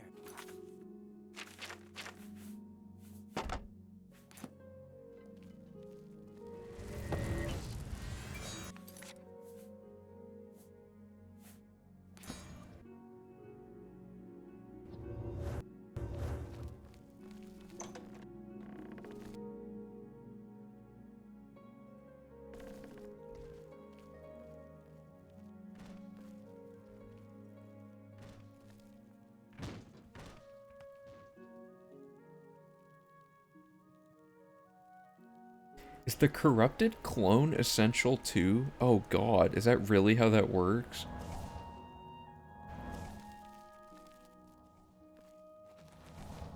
Does it ever go away then?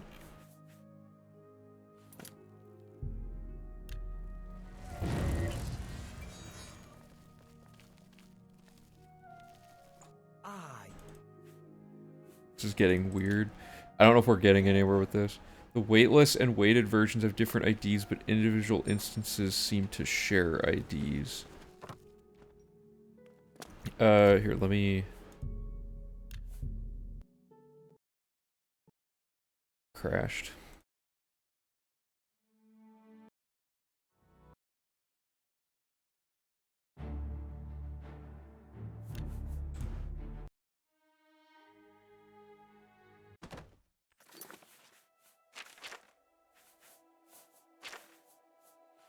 Okay, first of all...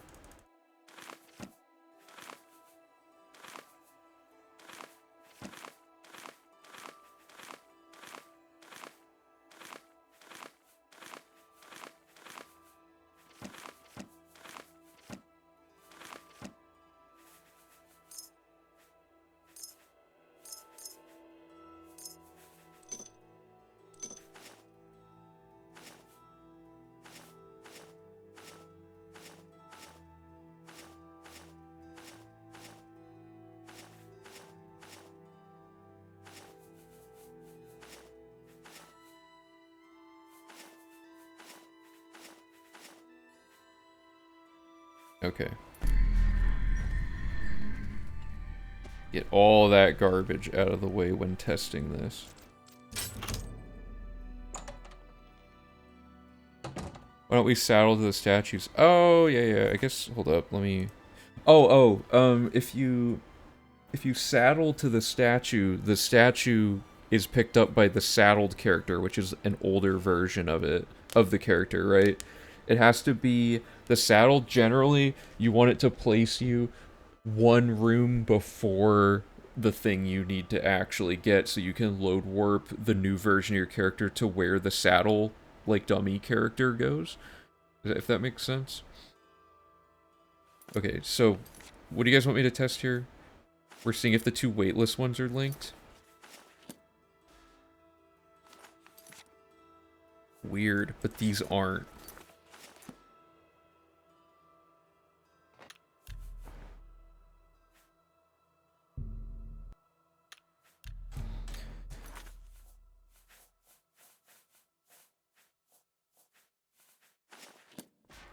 This is like the Schrodinger's ogre thing that we figured out.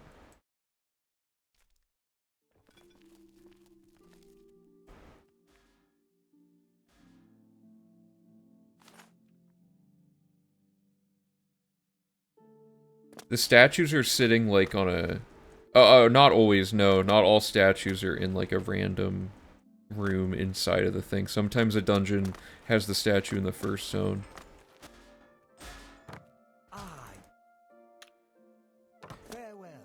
There's maybe... The only thing I can think of for duping stuff here would be like...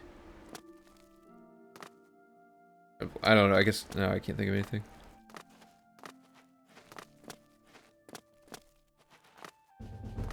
Yeah, that would be really useful, although I don't know how... Or, well, actually, if you got a file, an item on one file, how would transferring it to the other file be faster than just having got it on that file? You know what I mean? It'd be really funny, but for speedrunning, I don't know. Oh, you don't know about Schrodinger's ogre? Allow me to demonstrate. It requires quickly switching save files. I wrote an article about it, but I'll demo it because Phoebus was figuring out some stuff, and then we tested it on stream and accidentally found this. I believe it's here.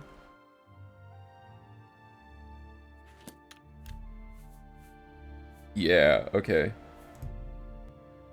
A quick recap of this completely useless glitch. Step 1, make a quick save. Step 2, try to get a character that can go through a door. I'm gonna reload till I get an ogre. Step 3, Wabbajack lasts about 10 seconds. So as it's about to wear off, stand at the edge of this rock. He'll go into that building while fading out. Hopefully... Oh, okay, I got the timing, but I botched the dismount.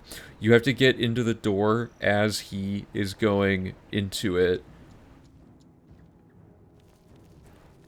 Oh, okay. It's really hard to time, but...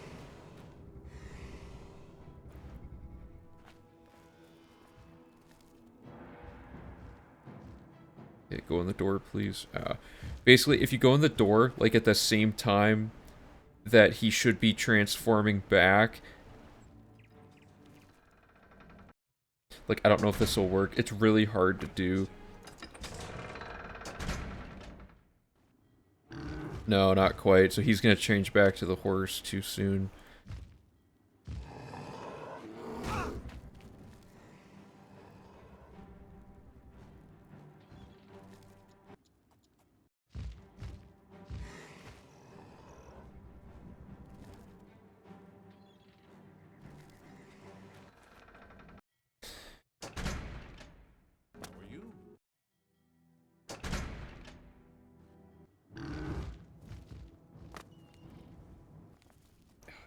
I'll get it. It's hard.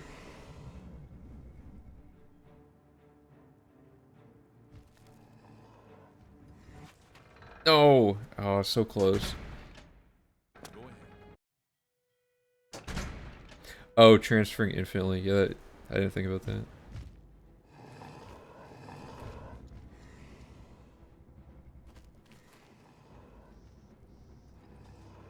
Get in, get in! Oh, I think that's it.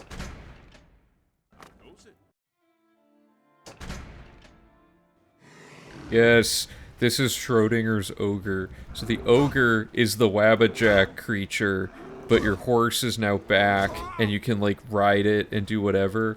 So the ogre is, like, its own thing, but it's still soul-bound to the black horse as if it's the Wabbajack creature. So if you drag the ogre somewhere over here, just like that alien statue thing, you can, like, teleport the horse to where the ogre is by killing the ogre, and the ogre stays stuck. Like, the ogre's body is, like, invisible and you can't run through it, but you can still open its inventory, and it's just your horse's inventory. Super weird glitch. No idea how that would ever be useful, but it's super funny. We haven't even really tested, like, what would happen if you do other, like, weird stuff to it, I guess. Like, does it affect your horse? I don't know, but killing the horse doesn't, it's weird, because killing the horse doesn't do the opposite. I wonder what happens if it dies while we're riding the horse.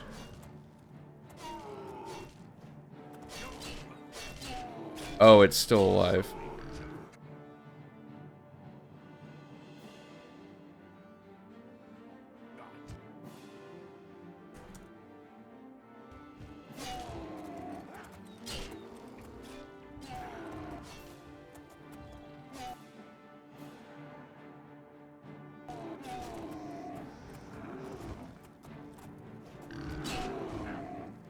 This guard really can't kill it at 1 health.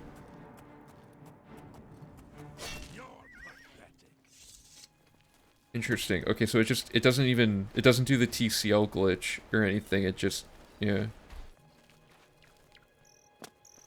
Oh. Well, it did the teleport, all it did was kick me off. I'm Baralor. You too. Oh, there's another, this isn't anything new, but I have no idea what's going on with this, and this may be some sort of way we can glitch with this. Here, let me demonstrate this. How do you do? How goes it?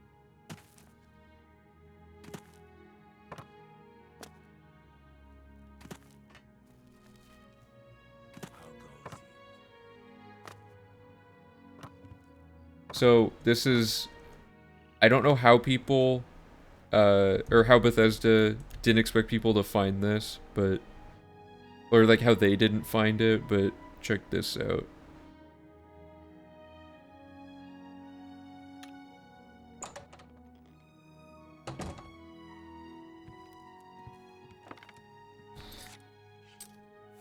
Okay, so we have some stolen arrows, right? This probably is just because they're equipable. But if you equip the stolen arrows, it creates a non-stolen arrow, and then when you unequip, it merges the stack back together, but then it goes, oh, these are all still stolen, and keeps it as a stack.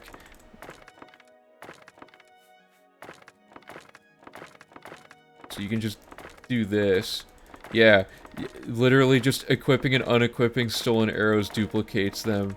And somehow that's never been, like, people, like, I didn't find this, but, like, that's not been, like, no one ever talks about this glitch. It was just, like, a random thing I found on the UESP.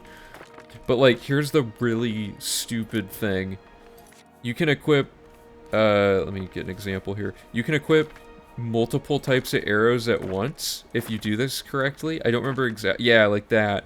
Because when you do this, the game goes, okay, I'm equipping Iron Arrow, but I'm not unequipping Iron Arrow, or that would unequip Iron Arrow. So you have to allow both of them. So now this is the one that's equipped, but it forgets that this is equipped. So when you click on this, it goes, oh, well, I'm just unequipping the thing that's equipped, and I'm equipping the other thing, but it forgets that Iron Arrow 2 is still equipped. So now you have both, and for some reason, this doesn't cause massive issues, but when you, like, when you fire it, you fire the silver arrow.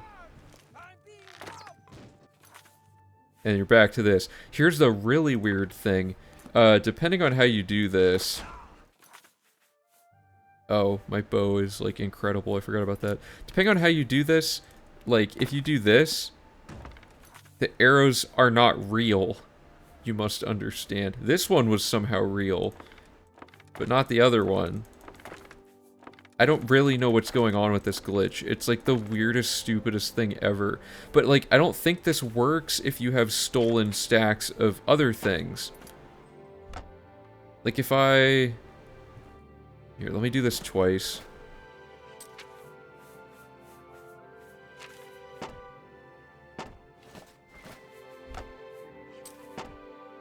Okay, this is annoying.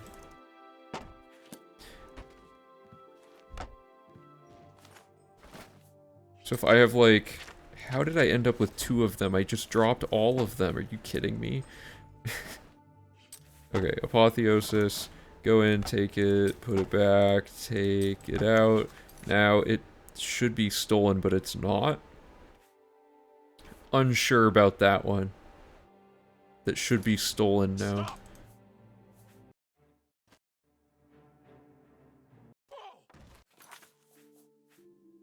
I'm not really sure what's going on now.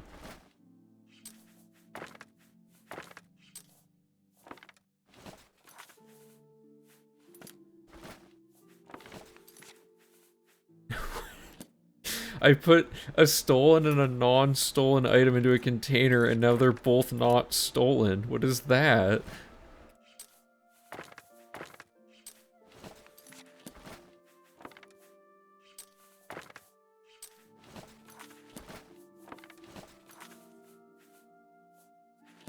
Yeah, I don't understand anything that's going on, but it's just funny. Like, if you get a large enough stack, it just keeps scaling up and up. Like, it'll go up, like, pretty quick. And then while they're in your inventory, like as long as you don't drop them, I think you can fire them. Like if I drop that, I don't know, let's clean this out. I think I can just use these as normal arrows. Yeah.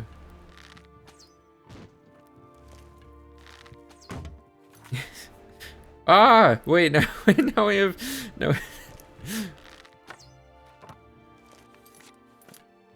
So it's like creating a stack of arrows, like when you steal an arrow, it goes, oh, well, okay, what if I take one that then it adds it back in. So what if I end up with more arrows than I have in the stolen stack? It goes up by 1 to not, what? This is more broken than I thought.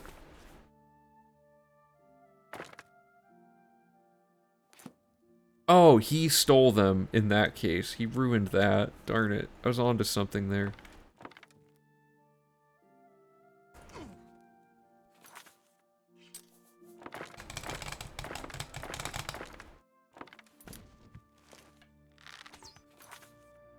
It, like, makes that equal to that, but then every arrow you add is, like, greater than the one you just shot or something.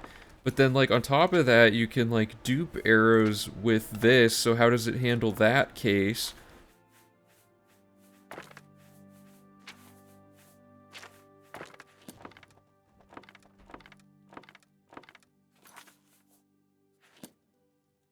I just don't know.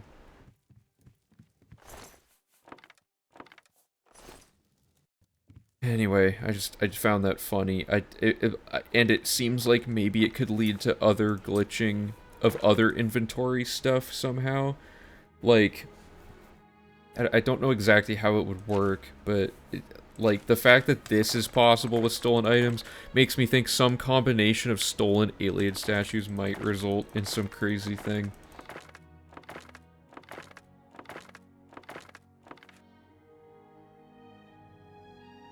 Oh, sorry, Saturn. Hey, how's it going? Yeah, streaming's going pretty good. We're just kind of messing around right now. I'm pretty tired, so I don't know how much longer I'm gonna really stream. But we got through all the Oblivion Gate stuff, which is good. So the next step is just back to more quest things. But the gates took a lot out of me. Did you try to stack a stolen? I can't flag it as stolen for some reason. It's like not letting me do it. Because the way you make something stolen is really straightforward. You put it in the bag, and then you take it out and put it back in, and then close the inventory, and then you take it out again, and it should be... Okay, it worked that time, I guess. So now what? Now I drop the stolen one here, so it's stolen, and then I take... Where'd the other two go?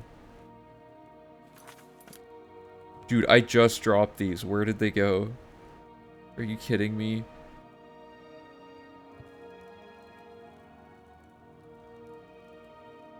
Did anyone else see those?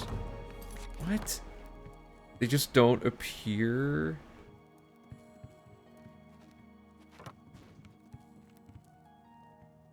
I guess I'm gonna look up apotheosis really quick. Oh, okay.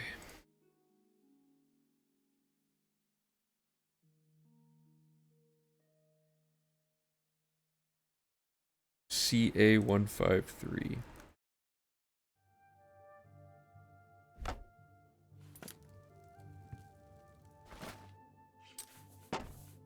Put it in the bag, close the bag, take it out, put it back in, close the bag, take the item, stolen.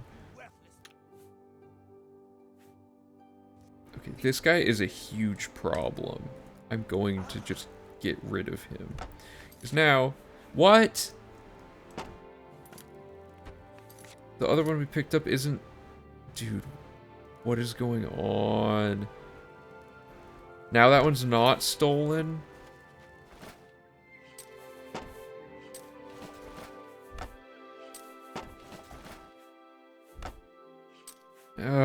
It's not even in my inventory anymore. It just disappeared from reality.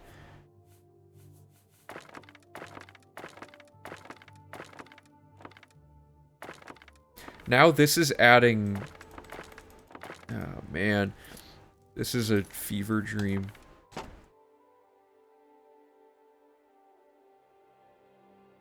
I just dropped one, and it gave me one back, and now it's also on the ground. How does this game work? Dude. Every single action I'm performing just makes this more confusing. Yeah, that seriously. Like, if I pick this up, does it undo that? Yeah, now I'm down to one. But if I drop one, I drop it, but I have it. And if I drop one, I actually drop... Or if I drop two, I actually drop one. At no point will it let me flag these as both stolen. Like, correctly, I mean.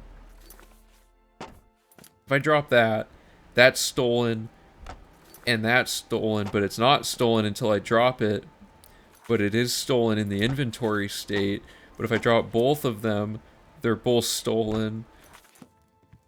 So are they actually stolen, or are they not? Like...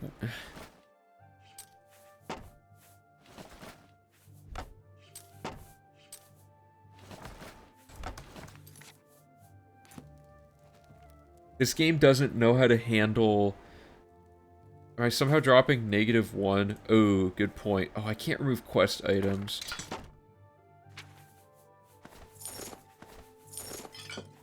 Because I know where you're headed with that. You're saying, why don't we just drop everything and try to underflow the inventory again? I can't get rid... Okay, I'm gonna... Here.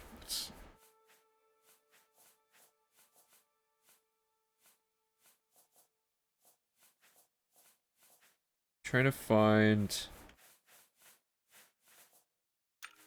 somewhere where I've just exited sewer, preferably, so that I have no quest items on me.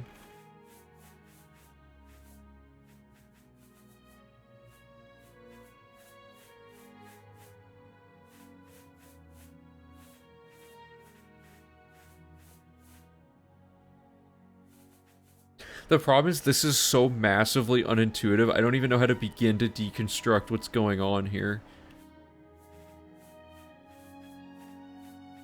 Where is... There we go.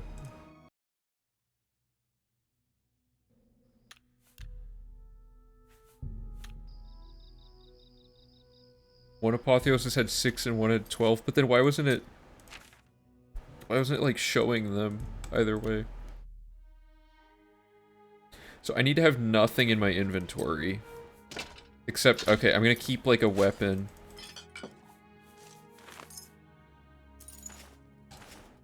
A torch is 0 weight, maybe. Nah, it's fine. Let's see. Well, actually, I don't even know if the club is dupable. Let's use a torch. If not, we'll just come back and get those.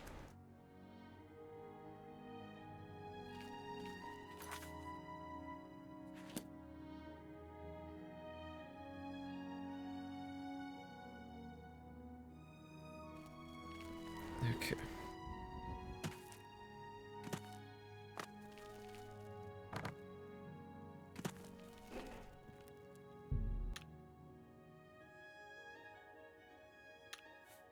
Don't I have permakey active?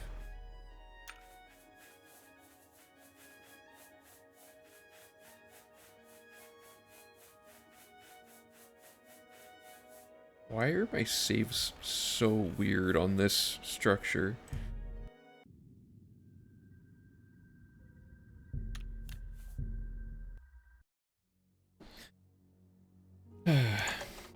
Okay. What is happening? Step 1. Let's try doing the stolen item thing. Oh, I should have kept the scrolls for duping. Let me, okay, we're gonna set a save here. We're gonna go get some scrolls from Kalindal really quick.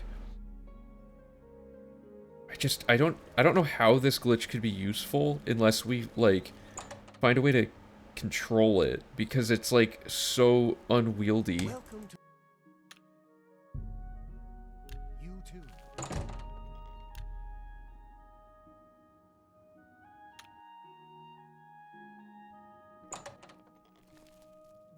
Go ahead, Can I interest you in some of my wares? Oh, whoops.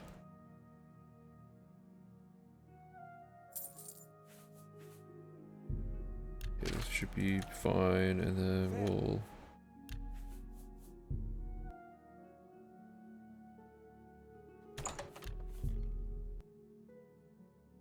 Alright. We're in place. Step 1, this guy ruins everything. Let's kill him. And we have some stolen arrows. So you're saying that somehow we're like looking backwards in inventory state by doing this?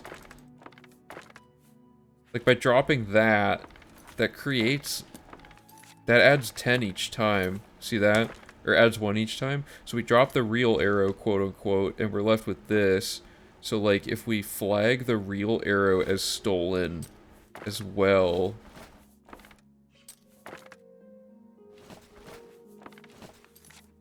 Now we have 14.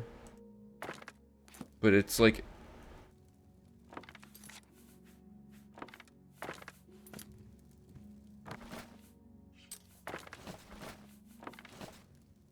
Oh, I messed that up.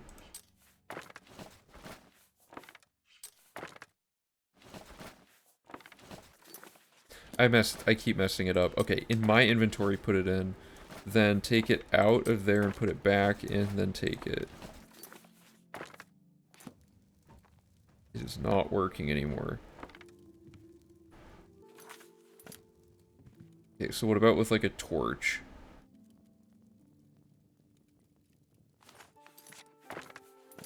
Get all this cursed garbage out of my inventory. So, I'm gonna dupe this.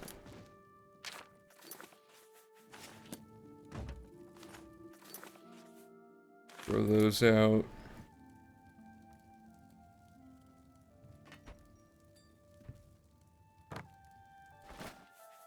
It's put it in the container, take it out and put it back in, although the stack is gonna mess this up, and then close the thing and then take it out again. Oh no, it did work. Okay, so then the next step, put one in, take it out and put it back in, and then take it out. So that works. Why does Apotheosis not work? Is it because of the,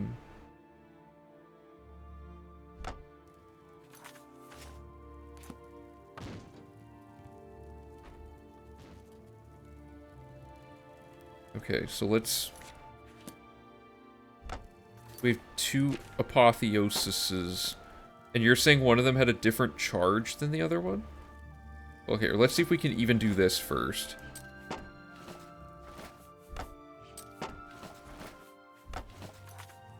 Good. Now if we have 2 of them, does this break everything?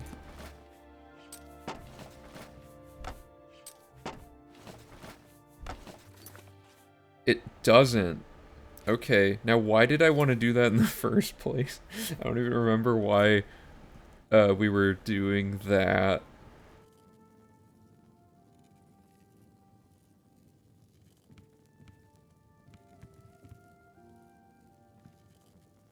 Also, those iron arrows I dropped have just ceased to exist. Right?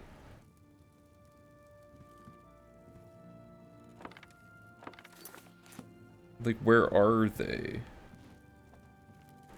So it must be charge-based then, so let's use one of them.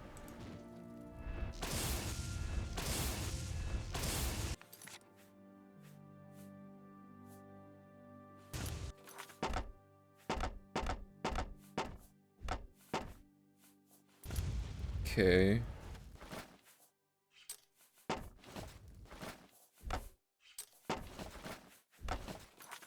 Yeah, that is it. Okay. Because now we only have 1, but we actually have 2. So if we drop 1, we have 2, and the one we drop is stolen. Oh my god, this is a mess.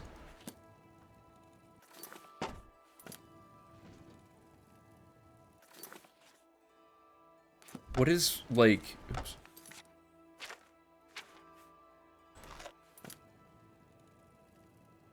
Okay. So we have 2 items of different enchantment value. Both are supposed to be stolen, but for some reason, it makes... This is so dumb. This is like the dumbest thing I've seen in a while in this game. Does anyone have any idea what's going on with this?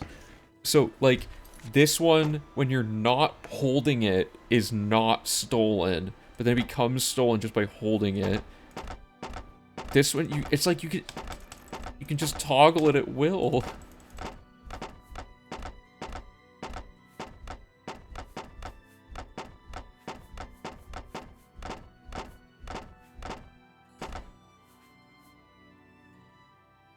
Yeah, stolen is relative at this point. This is confusing. So if I willingly make that stolen and then drop it, it's still stolen. And then I can drop that and that's still stolen. But when I hold both of them, they're not... I don't think there's even a way... Is there even anything to solve here? It just seems like the flag is, like, desynced. But I don't think this gives us any weird access to, like, crazy business.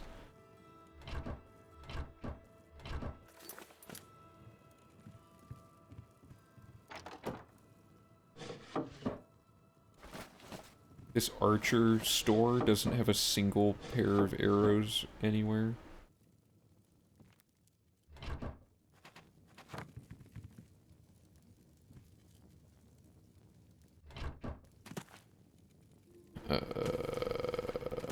Okay, well, I guess this is food for thought. Feel free to mess with this, and let me know if you guys find anything. Well, okay, wait, but hold up. That one's not considered stolen anymore. Like, legitimately not considered stolen. So what's up with that?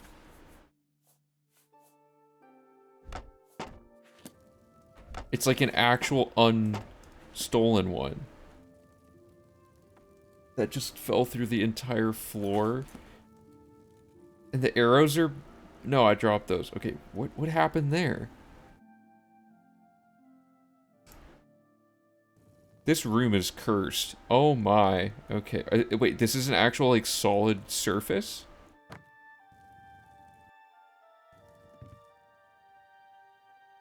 Dude, why?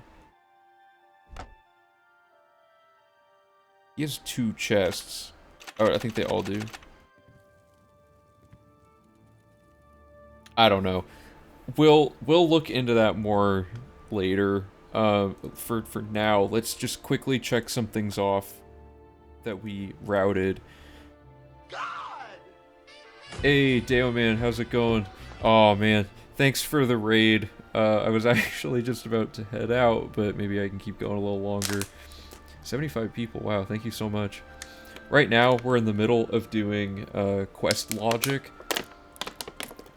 So, it's a lot to get into, but the long story short of it is we just finished closing all the Oblivion gates, and see stuff like this, where we have like 1,000 little mini steps that are going on. That's like little subtasks of quests, as well as small tasks of things like, you know, getting a book that's on a table near a guy that's giving us a quest, or something like that.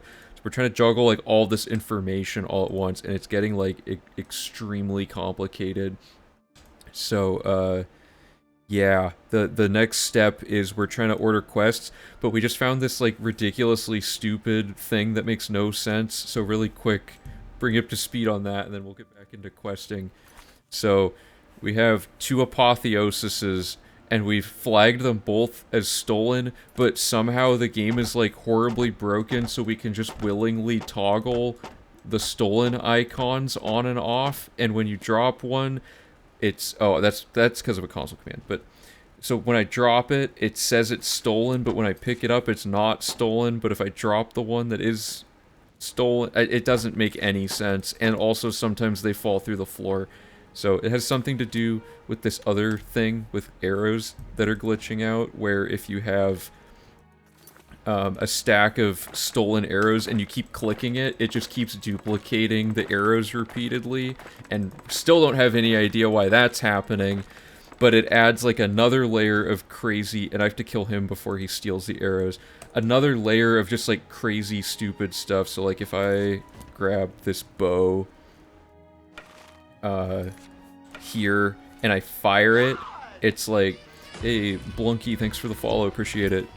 So if I fire the arrow, now we don't have 1 arrow, we have 23 arrows, and the stack of stolen ones stays the same. Isn't that... does that make any sense to anybody? So, like, we cannot figure out what is going on with this at all. When your run needs an Excel sheet. Oh, we have more than an Excel sheet here. We have all of the... This is just the documents for the current version. We have an entire wiki, exclamation wiki, if you want to check it out, where we document all sorts of information about, like, how the route logic works. Like, this is the info that we know currently. This isn't even all of it for this part, but this is an article about how we're exploring the map as effectively as possible and stuff like that. It's pretty crazy. But, yeah, since the majority of you guys are new, it's gonna be really hard to explain exactly what's going on and why, if you're completely in the dark about it, but I'll try my best as we move forward. Yeah, Oblivion came out in, like, 2006, or 2008, I think it's 2006, I should probably know that by now, huh? But, yeah, we find new stuff, like, all the time. Like, here, this is something we found... Actually, I gotta switch my save files really quick, but I'll show you guys the thing we were doing earlier in the stream to give you a little bit of context of what's going on. So this was, saves from the V3 folder. Let me rename this folder really quick, and then we'll get into it. Okay. So I've changed our save files around. We were messing with trying to duplicate a statue that we can't figure out. But here, let me find the first save of this. There's a lot to bring you up to speed on, like I was saying, but let me just do like a micro example of the Oblivion Gate process. So for those of you who are familiar or aren't familiar, there are a ton of Oblivion Gates around the map. Long story short, we've closed a bunch that have like a set layout that you can't change, and we learned this sequence. So if you, and exclamation gates will tell you a little bit more about these, but long story short, if you make a save outside of a gate and you go into it, in this case it's the Breville gate, and we're going to start by doing that, and we're going to go close the gate normally. So this part, there's nothing like crazy new here, but just keep in mind that we made a save before closing this gate. I'm going to, oh, I don't want to do that. I'm going to use a console command to skip navigating this gate really quickly, just to keep things simple, because it would take like 20 years to walk up here. But the first gate, you complete it normally, and you go in the sigil room. Watch another guy do this gate, fists only.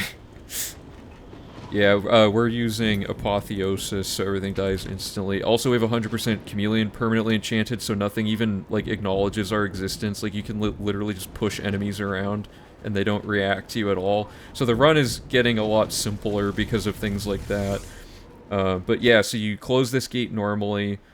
You end up outside of the gate you just closed, and you make a quick save. So with the quick save, if you then take the save you just made before you entered the gate, there's this thing called load warping, which we did not discover, but load warping is attempting to go through a door and pulling up a menu on the same frame, and then you load the version of your character, whichever file you load, that's the character that's going through the gate, right? So if I load this quick save that we just made, using the load warping pathing of going through the gate we've already closed, the end result is our character is being put into an Oblivion realm that should already have been closed, right?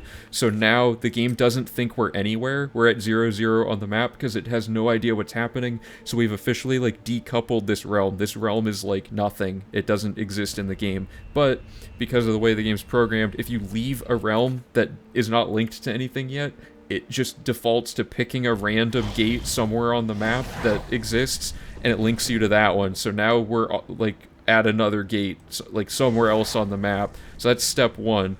So step two of this process is you make a new save here, and you go in, and because of the way that we relinked this pattern, we always will get this gate layout now.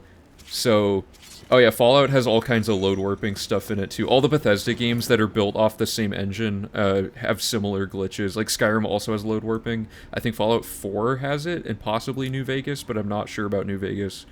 But But yeah, so this layout's really short to get to the tower, so we've forced a layout that's as short of a distance as possible, and then this part's kind of information overload. But if we go through this door, make sure it doesn't say the dreaded refuge, because it, for whatever reason, it doesn't work on that tower. But if you go to, and don't ask me how we figured this out, I just randomly tried this and it works. If you go into a different room of the tower first, and then you quick save, this part we knew would work because of math, but basically, I gotta find the save. It's somewhere in here. This save is a character sitting on a chair, exclamation saddling if you want a video explaining why this works. We're basically load warping a character that's in a chair, and that chair's coordinates are 006,000, which puts us above the entire map that we're about to load into, which snaps us to the top of the gate like this. And now we can enter this, and for the record, we're decoupled within the tower. But if you then load warp the version of you that you quick saved before doing this, you end up in the sigil room, but in the right gate, so we've relinked it. It makes no sense, but it makes sense if you've been following for like I don't know, the last few days of us figuring out how this stuff works. So we've decoupled a gate, we've relinked it to another gate to get the same layout every single time, the shortest layout every time. We've done saddling to teleport to the top of the tower pretty much instantly, and then we've used load warping to relink the decoupled tower to the relinked realm to the relinked gate. It's like a lot of layers of things, but now, as intended, you just grab the sigil stone and you just exit the gate like normal, and this process works forever. You can, now that you have that, you quick save, you load a gate that the gate that you've just closed, and you load warp in, even though you've already closed the gate, so you're now past it. So in a way, the game thinks you're in the overworld, but you're in the gate, so fast travel or whatever tries to make you go to the gate's version of where you want to go.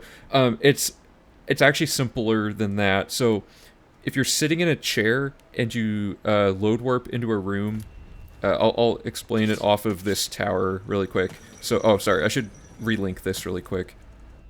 Let me set this up and then I'll explain it. There's a diagram in the video that helps to visualize it as well, but anyway, so we can make a save here and go in. When you go through a door has output coordinates, basically. It says, I'm going to put you at XYZ here, which is correlating to where the other side of the door is. Does this trick work for shortening gates in all main quests like Bruma Gate or Great Gate?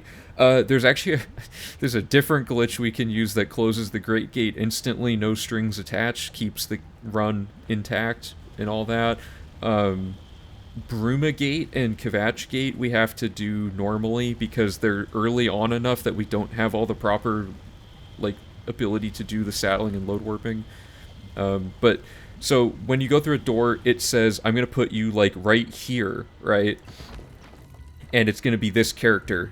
However, if you load warp like that, whatever file you select, that's the character that ends up on the other side of the door, right?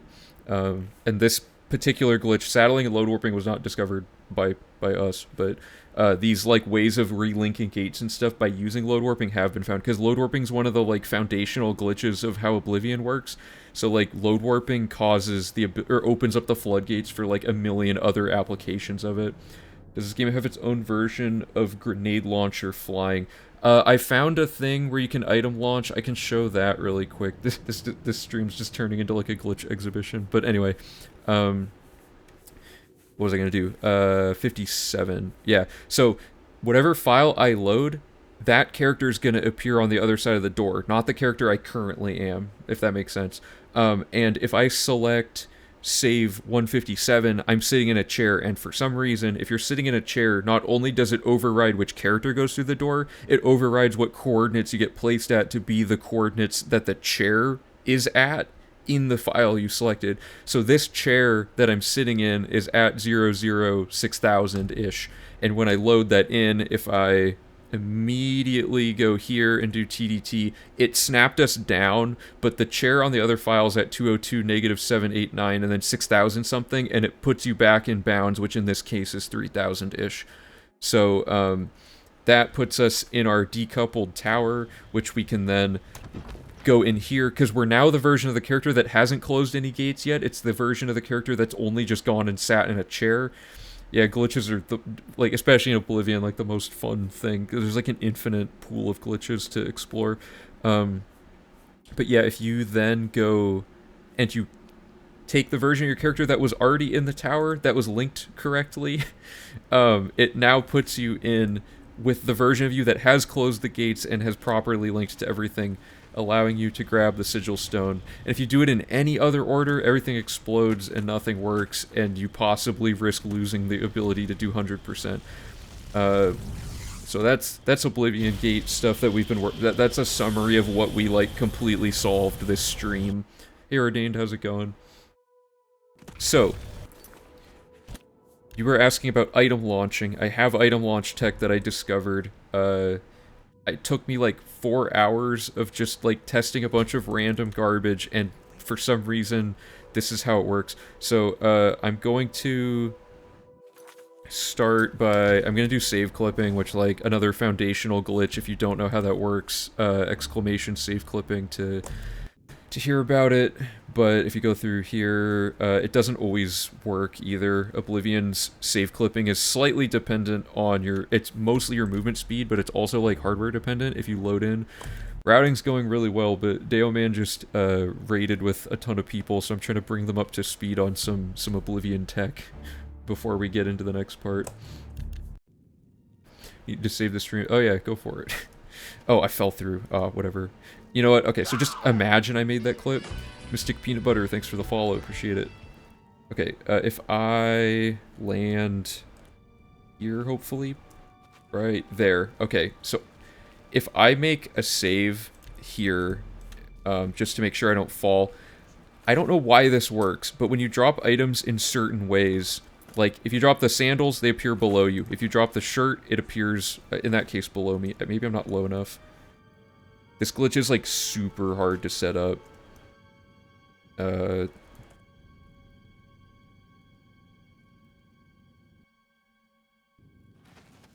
man. I don't know if... Okay, here. Let me just do it really quick and see if I'm even able to... Yes. Okay, so I'm in the right spot. If I drop sandals, they appear below me. If I drop the shirt, it appears, like, above me slightly. If I drop the pants, they appear above me. Wrist irons appear below me, right?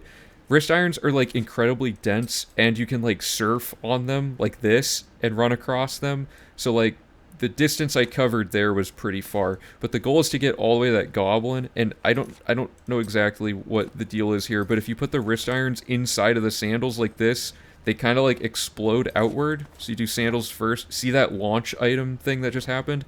If you get caught in that launch at the right time, like this... it's super RNG heavy to the point where, like, people only have been using it in any percent because the category is so short. But see how I got, like, some insanely high launch? Sometimes it's far enough. That wasn't even a good enough launch. So you can see how this would quickly become, like, super, like, non-viable. It's borderline, like, task strats for, like, an actual human run. But a few people have used it. That was a crazy launch sideways, but it wasn't the direction I needed. But so that, like, that's the closest thing to, like, item launching and stuff that I can find in this game, and it only works because you have an actual physical space below you. Like, if you're in bounds, the items don't drop directly at your feet like this. You can hang off of, like, a corner of a roof and do it and stuff. Oh, the T-posing bodies are these are for character creation related things. Because when your character creation happens at the start of the game, it's like it's like in this room, and then I think they just dump all this stuff out of bounds so that you can't see it later. It's really weird. But yeah, the tails are there and stuff. Yeah, all the textures. Anyway, hopefully that's, like, kind of what you were asking. So let's get back. So I don't need any of these saves. we were trying to figure out how to dupe alien statues, because that was going to get, like, ridiculously annoying to have to get all 10 of them, but inconclusive. There's a bunch of weird things going on with that. A quick a quick breakdown of our workflow here so you can follow along. This spreadsheet is like our pseudo route where we're writing down the bullet points, and eventually these get synthesized into something like this. This is the actual guide we used in the third version of the run. If you want to watch our third run, it's exclamation V3. Warping hurts every time. Wait. Oh yeah, the grenade warping, yeah. I wonder why it censored that. Is it just because it's like a weapon? I don't know. Oh wait, is it not maybe it's exclamation capital V3. Did I not? Oops. Hold up, let me double check my chat commands.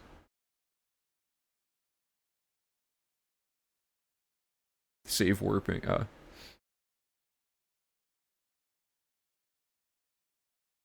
I swear I have one for V3. Maybe it's WR. Ah, yeah, it's WR.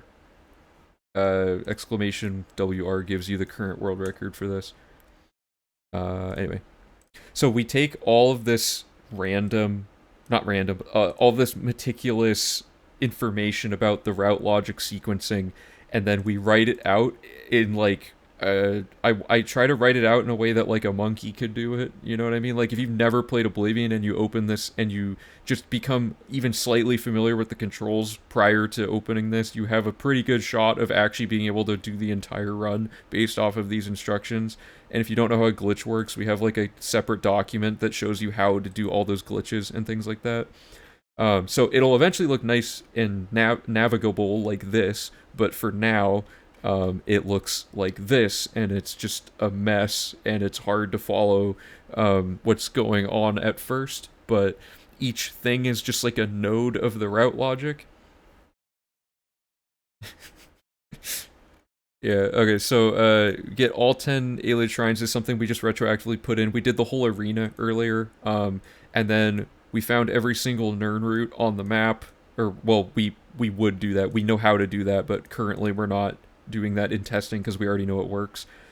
And then we have the Oblivion Gate stuff that we've all done. So, where we've left off is we have a checklist that is representing our current quest journal, and most other objectives can be achieved during questing, because, like, books are near people during quests, and, like, other quests are near people during other quests, and stuff like that. Certain NPCs are investable, things like that. And we have to buy, like, horses from stables, some stuff like that. We've actually probably found every place except for Serpent's Trail now. I can probably check that off. But orange, so green means we've finished that quest entirely. Orange means it's in our journal, or we've completed an objective that will help in completing that quest once we start it. So, for example, we preloaded all of the Dark Brotherhood contract quests for Vicent, and when we talk to him, we can just turn them all in at once, right? But you can't do that for later quests, so we haven't done that yet. So where we left off here was to check off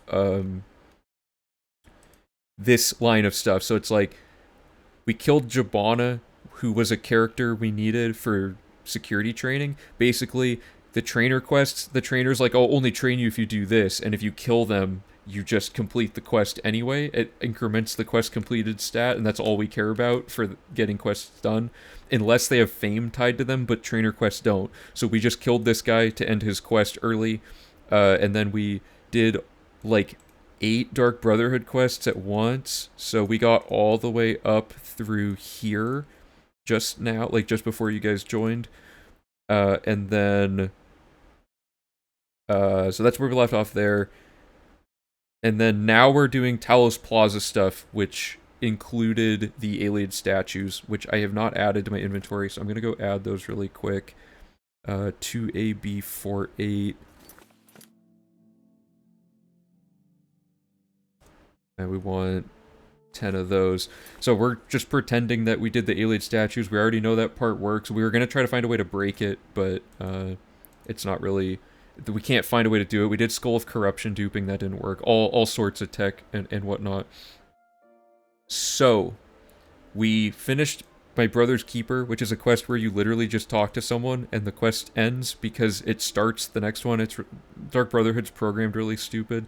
So the goal is to go into each area of the game as few times as possible, because if you have to come back, that's backtracking and that's inefficient. In V3, we did things sort of like modularly, so it's like, okay, do like the first half of the Mages Guild, now go invest in a bunch of people around town and set up all the training quests. Now do the second half of Mages Guild.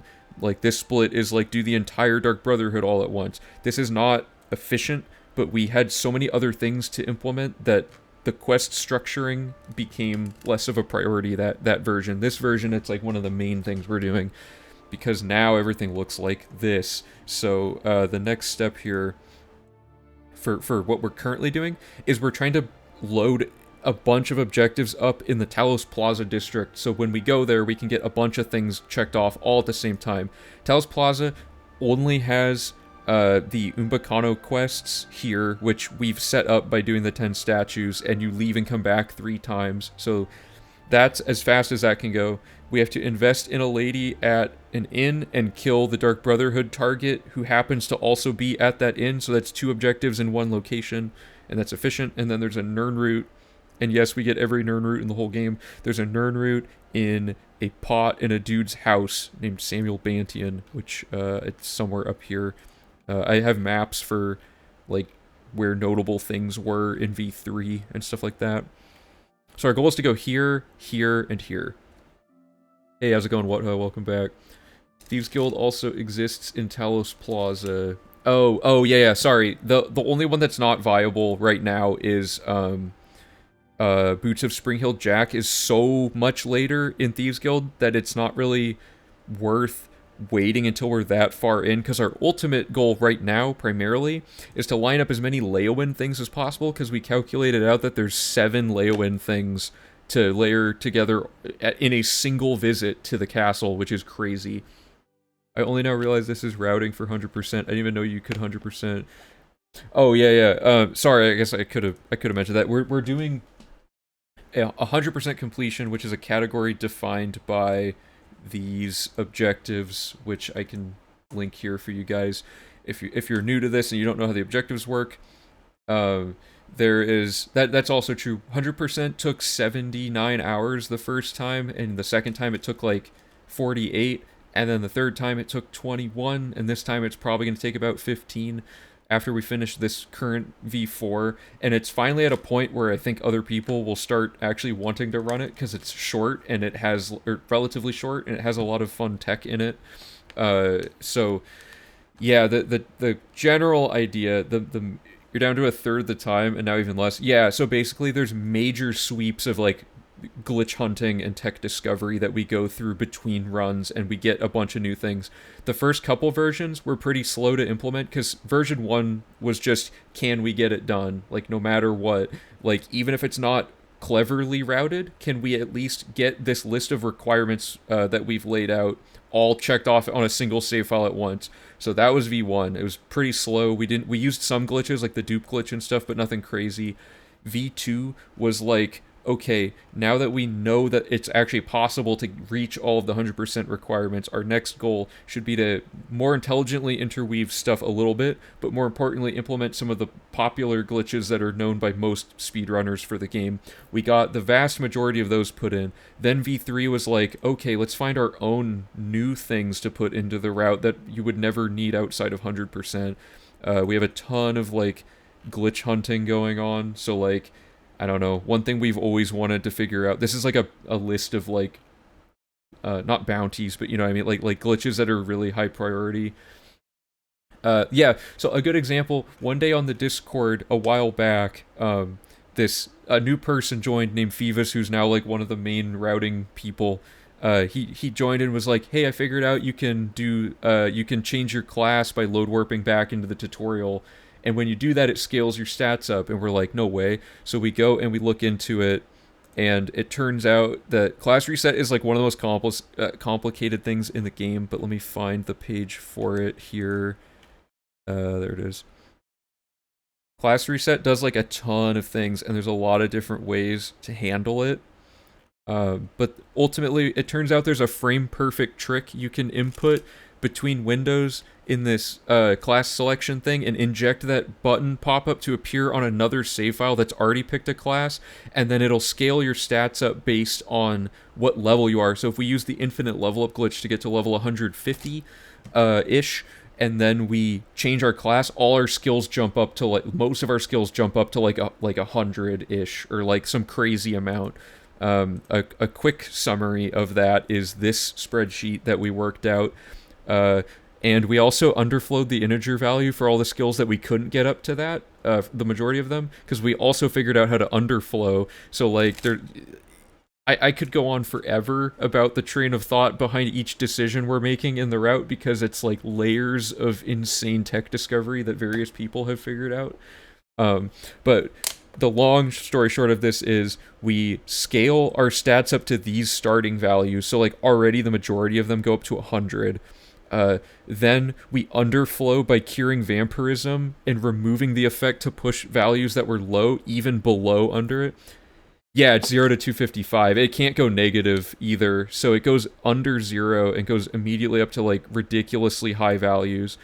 And then we do the same underflow with a few other skill boosts, and then we read a book that gives us a few more boosts, and then there's only 3 skills that we actually have to grind throughout the game, or not grind, by training for throughout the game, and that's these 2, and then we just have to do training, or actually farming alchemy. So the skill grind originally, like for V3, took like 4 hours or something, and now it's gonna be like an hour or something, so it's like a huge time save. But yeah, integer underflow's crazy. We figured out how to underflow the inventory state, so you can drop the item that's at 0 in your inventory, which is gold, which you normally can't drop. We're hoping to figure out how to use overflowing to change the form ID of items to make them become other items that we need, but we can't do that quite yet because we're still trying to figure out how the memory is structured. And we also figured out that you can use this 0 weight glitched item that's on a character to get a stack of like like whatever the 8-bit or the whatever the integer limit is, that's like 2 billion something. Isn't that like a 16-bit integer? I can't remember. It might be an 8-bit integer. You can eclipse the integer limit by duping so many items with this crazy glitch using an item called the Ponder item. So we have a bunch of things like lined up that we might be able to combine, and it could all fit together. Skill grind's level 140. It takes like 45 minutes to get to level 140, right? Because it's a lot of menuing and a lot of loading screen. And then it takes like, I don't know, maybe 10 to 15 to get this set up. And keep in mind, I have to put in a frame perfect trick like twice during this, and it takes like forever to get it. So I have to get practiced on that to make sure we don't lose a ton of time there. But anyway, let's get back to some quest routing. I'll probably quest route for a little bit longer. I don't know why I remember that. I forget if it's... It should be billion. Yeah, because we get to 1 million items like really quickly doing the glitch. I seem to remember it being some ridiculously high number. Okay, so let's get back to this here. The logic part takes us a while to like think through and figure out each step, but we know our overall goal, which is to line up these 4 quests with Leowen. It's billion. Okay, cool. So, step 1, we're in the Talos Plaza to set up to finish the Lonely Wanderer, because we need to get all the way to this quest before going to Leowen. And we need to go to Leowen for Allies for Bruma, where we have to go to every castle. Hey, how's it going, Ivy Liam? I know who you are, but I don't know if you want me saying your name. I don't Okay, so, yeah, the next step here is to do Talos Plaza Circuit, but add in the Umbacano quest, and then at the end of the run, we'll be at the end of Thieves Guild, we'll have to walk over to this building. So not a huge time loss, really efficient to get 3 out of 4 things done. We'll only have to go to Talos like a handful of times the whole run. So, step 1, we're going to do Umbacano quests, and we're going to do all of his quests. And for now, we're just kind of referring to the guide from last time to make sure we're not missing any additional logic points like skill books, which are in pink, or Nirnroot, which is in blue. But we have nothing you can possess, right? So that's the first quest we're going to do. And here we go. So we have our statues. We just started Lonely Wanderer. We're ready to go. There's finally gameplay. Things are happening. So we're going to go to Talos here.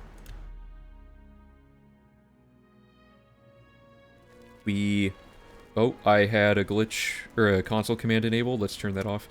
So step 1, Umbacano Manor. He's downstairs, which is nice. That's just coincidental. Later, we'll go back with a fine-tooth comb and figure out scheduling of, like, how do we make sure he's downstairs to save time.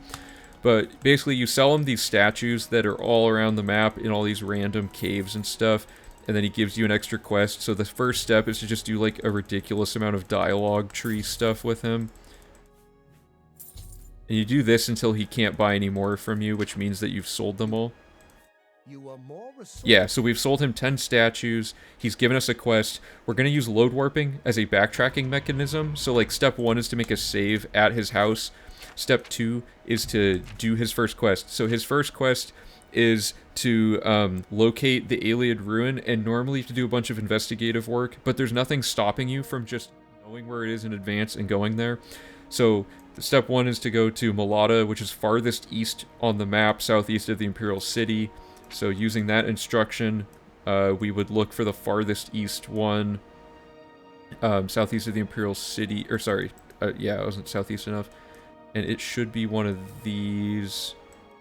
Did I write? Hold up. No, sorry, it's this one. My bad. I was just blanking for a second. Now that we have...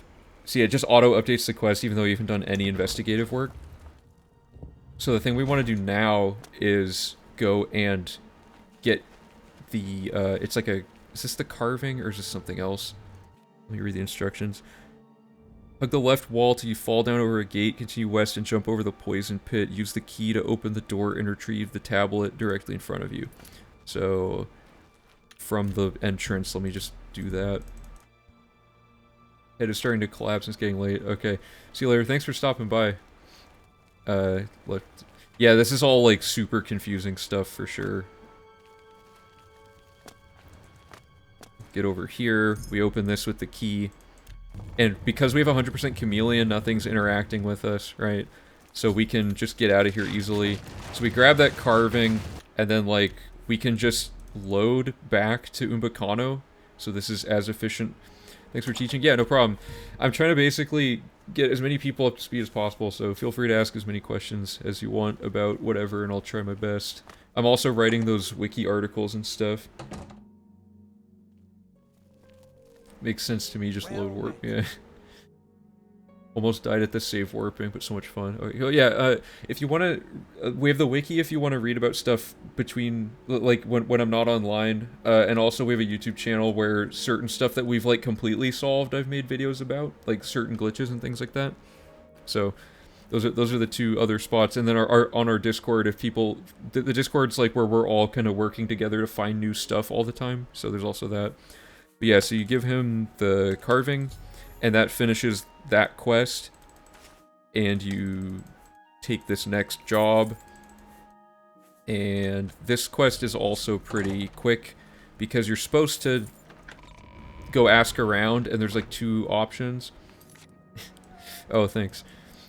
Yeah, there's a lot to explain, and oftentimes I just totally blank on, like, random things. It's like, Lindai, like, I'm too stubborn to go look at the directions. I know it's somewhere.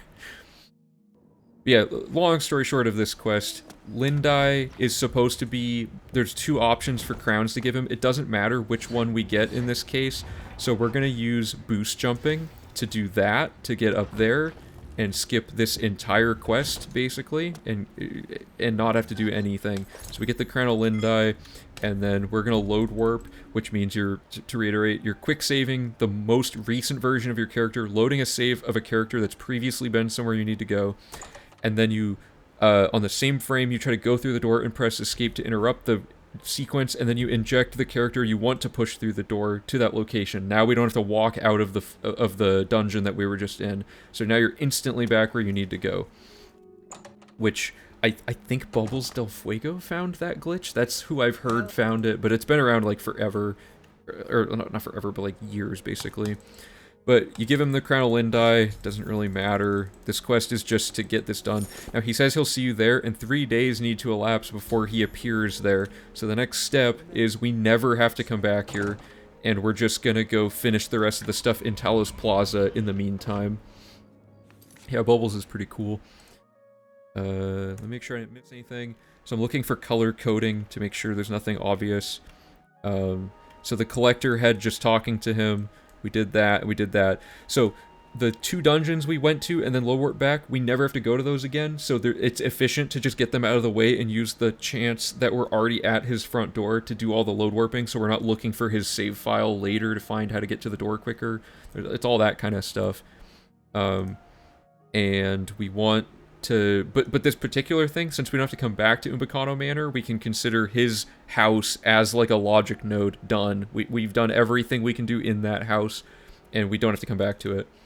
In V3, we had to come back to Security Farm off his display case, but now we can underflow with the skeleton key. So now we're going to Tiber Septum to invest in Augusta, and we have to figure out what time Phelan's here. And I'm using the UESP in combination with our own, like, customized wiki knowledge for stuff to kind of piece together things. So, like, Phelan, we need his schedule. Wait,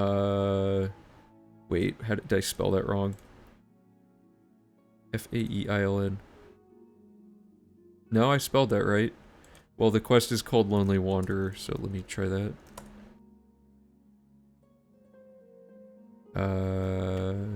Where's the page about him? There. Okay, so we're looking for, like, schedule info. We need him to be in the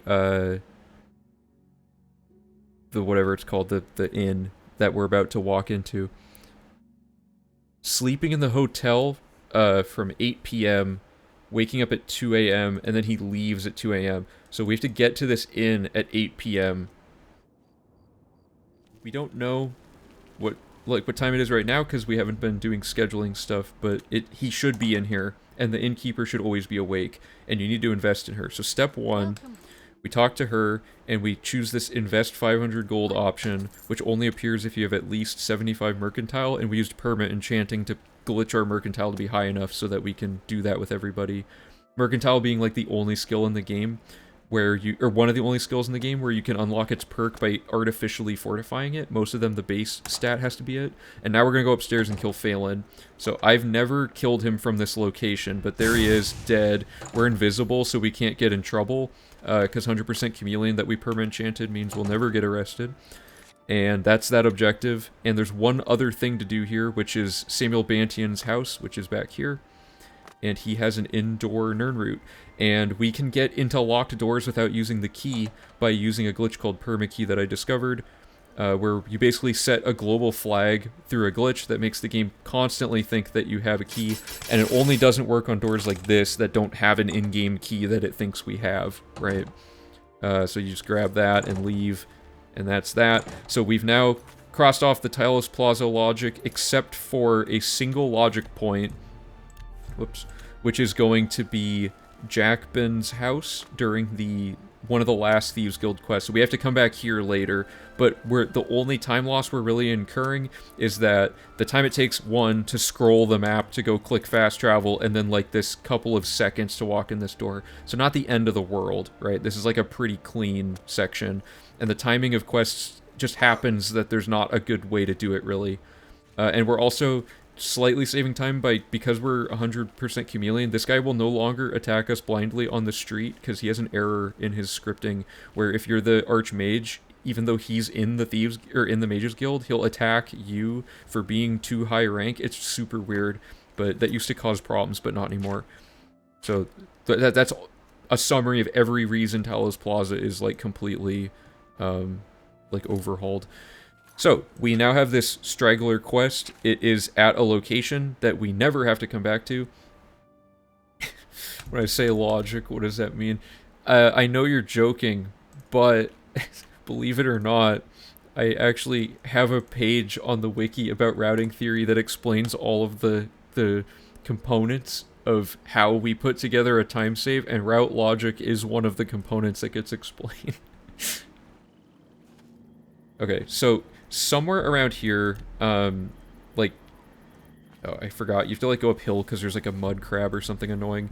You gotta wait 24 hours a few times to spawn Umbacano and his sidekick Claude Merrick. And at some point they will appear on the coast, and that's the point where this quest is very soon to be over.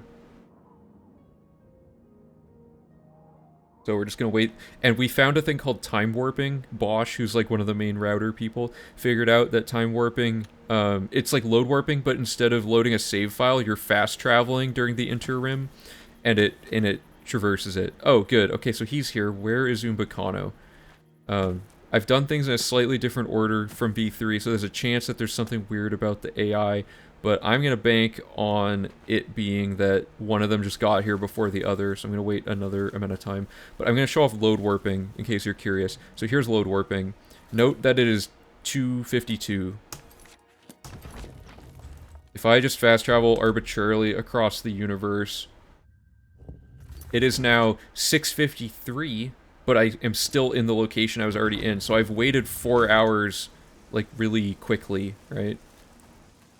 I don't know why that guy's invisible. Oh, good, he's here. Okay, so the next step is you talk to him, and as soon as you talk to him, he's no longer essential, so you kill him and the quest ends.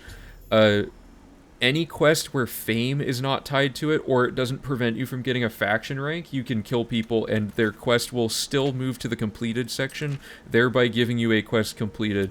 This is a requirement that we allow because it is way too hard to apply moral objectivity to quests that have multiple endings. So, like, he's technically a bad guy in this quest. Killing him early is like to end getting the ending where you kill him is not necessarily the bad ending, because if you got to the ending normally, he does a bad thing anyway, right? So it's like, as long as the quest is incremented here, that's all that matters, and as long as you don't lock out of other requirements. So that concludes the Umbacano portion of the thing. So let me bring it back over to here. So we did Talos, Umbacano quests, up until Secret's final stage. Then we do Tiber Septum, do all that, Phelan, 8 p.m. upstairs, and then we got the Nernroot and Bantian, and then we do finish Secrets of Aliads. So there's an example of, like, a little portion, and obviously that took a lot of thinking to get to that point, and you can imagine how long it took us to get this much stuff mapped out. But, so now what we do is when we finish, like, a line of thought, we go and we check it off on the checklist.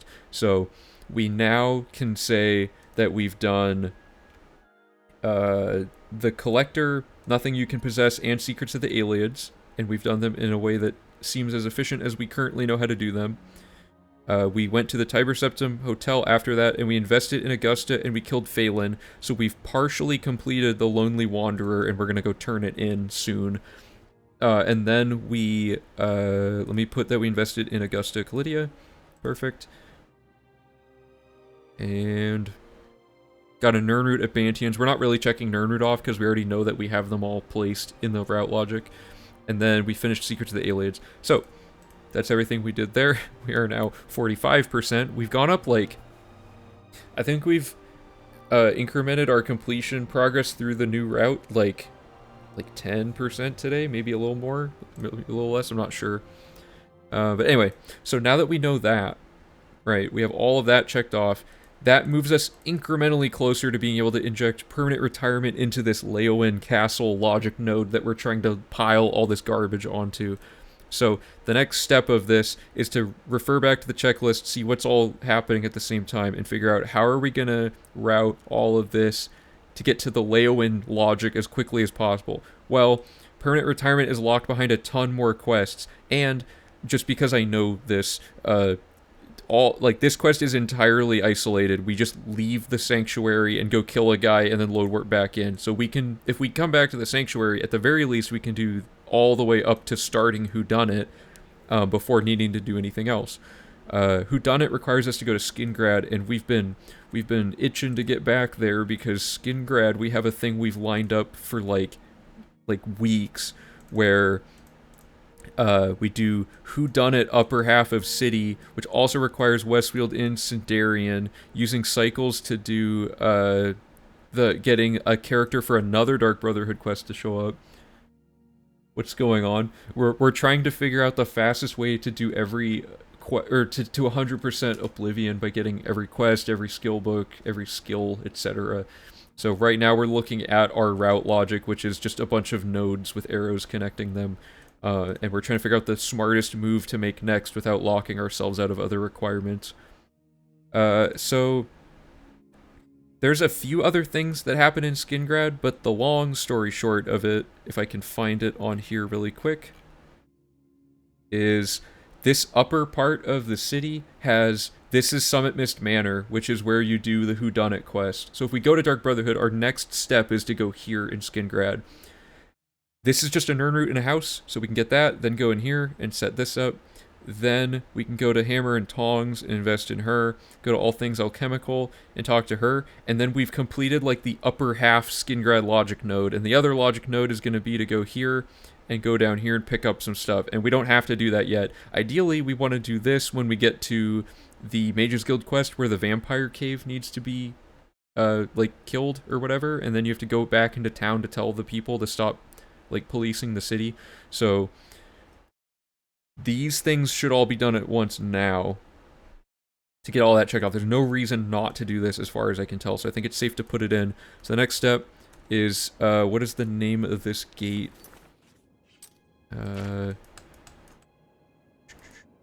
It is Eastgate. So we don't want to do that quite yet, but we want to do Load Warp back into Sanctuary. And we do, Ochiva, and we're gonna do Lonely, and I think, what was it, Start Whodunit is the next thing, yes? No, Bad Medicine. Lonely, Bad Medicine, Start, Whodunit. Okay. And Whodunit's a funny quest. That's probably one of my favorite quests in the game to play normally. In the speedrun, it's just hilariously short. So, this character has finished everything, so we're going to take this character and we're going to put them through the trap door in the Dark Brotherhood Sanctuary to immediately appear back at it like this. So now we're in the Dark Brotherhood Sanctuary. We gotta go find... Who is this? Oh, she just doesn't have her... I've never seen her without the item. This armor. Okay, so we turn in the Ochiva quest. Please don't go back to bed. Okay, I'm gonna wait till morning so I don't have to go through that animation like 20 times. I have another. Okay, so we're starting our contract. We're accepting it. She's sneaking for some reason. So the next thing is to sneak into Fort Such, which we've discovered the whole map, by the way. This is every map marker in the entire game. I think we've unlocked the well? Yeah, now that we've unlocked the well, we just exit here normally, so we don't have to do any, like, load warping to get out quickly. And we're just going to do a quick run into Fort Such, kill, and leave. And let me double check really quick that there's no book. So, like...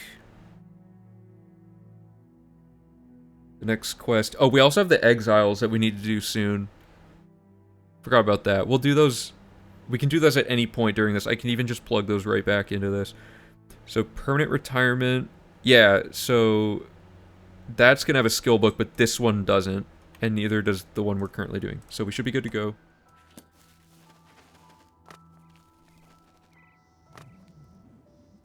So for this quest, you're supposed to do, like, some poisoning and stuff. Sorry for what I said earlier. My brother's a danger, you see. I love Oblivion's graphics. I appreciate the continuity between your two messages. It was like, well, it was like 3 hours have passed since you said the first thing, and now you're apologizing. Have we killed people and gotten kicked out? No. So we have to just do that before purification, right? Because after that, I don't think you can get kicked out. And we want to kill them in preparation for purification anyway. So we boost, jump up here. Oh. Kill man. Wait for quest to update after detecting he's dead. quick save, load warp the hatch back to the sanctuary. Whoops. Right, yeah, we should kill the high elf. She's so hard to find. That's a good call. We know she's here now, and since we're load warping, time isn't really passing that often, so maybe we're good. Where is Ochiva? She's in another room. Maybe I spoke too soon. The elf lady's probably gone. Ochiva. Okay, so then she's gonna give us whodunit.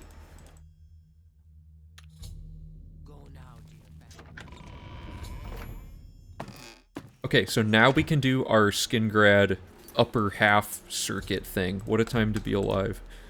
So, we're gonna go here. I'm gonna quick save so I can redo this if I forget anything. So, logic point 1 is this, and then we'll do all the rest of it. So, you can get in here with permakey, but it glitches out and it doesn't let you start the quest.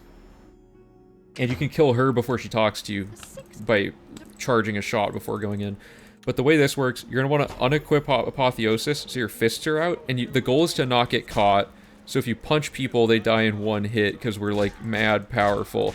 And nobody caught us, and I think we're good. Or is there one more? Oh, somehow you didn't die. Okay, nobody knew that I was the killer, which is key, because we get, like, a stat bonus, which actually doesn't matter anymore. But it's just funny. So there's that, and next step, there's a Nern root on the 3rd floor of this house.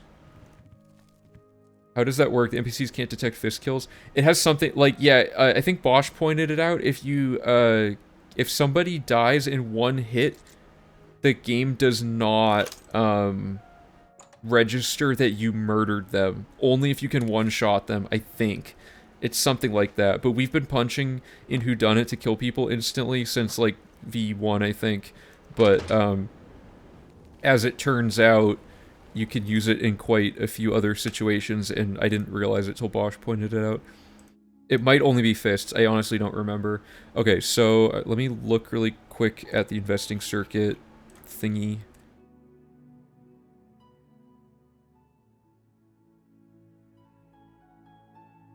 Okay, so the only other things are hammer and tongs to do an investment, and then an investment in a book on a shelf.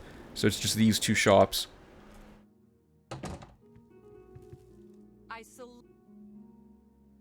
You can, in plain sight, just use an axe to murder people and still get the Night Mother's blessing. If you cast a single offensive spell, you get caught. Oh, okay. Alright, so we do that. And then we go over here. Allow me. And then she has a book, Durenium Durenus, upstairs right here. Read that. Whoops, please, please. And why did she... Oh, because she thought I was going to steal something. Okay, so that all works. Back to dock mode really quick. Start whodunit, so we're gonna do Summit Mist. What is this guy's house called again? Yeah. Totius Nern root.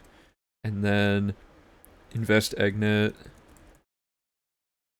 And invest Philanu or whatever. Plus Durenium book. Okay. This is good. Let's just turn the quest in, and then we'll check some stuff off to catch things up. So, the next step here is we made our quick save, so now, same business as before, we're just going to load warp back in. Now, the purification is going to start very soon, and I don't want to accidentally get locked out of being able to do the exile quests, because we have to do 2 of them. The 3rd one kicks you out permanently, so we can't do it. But let me double check. Well done. Okay, so that finishes that quest. We might as well not talk to her yet, though. You know what I'm saying? So we're in. So the next step is you need to kill someone to get kicked out, go fight the Wrath of Sithis, and then do it again. So what I want to do here is...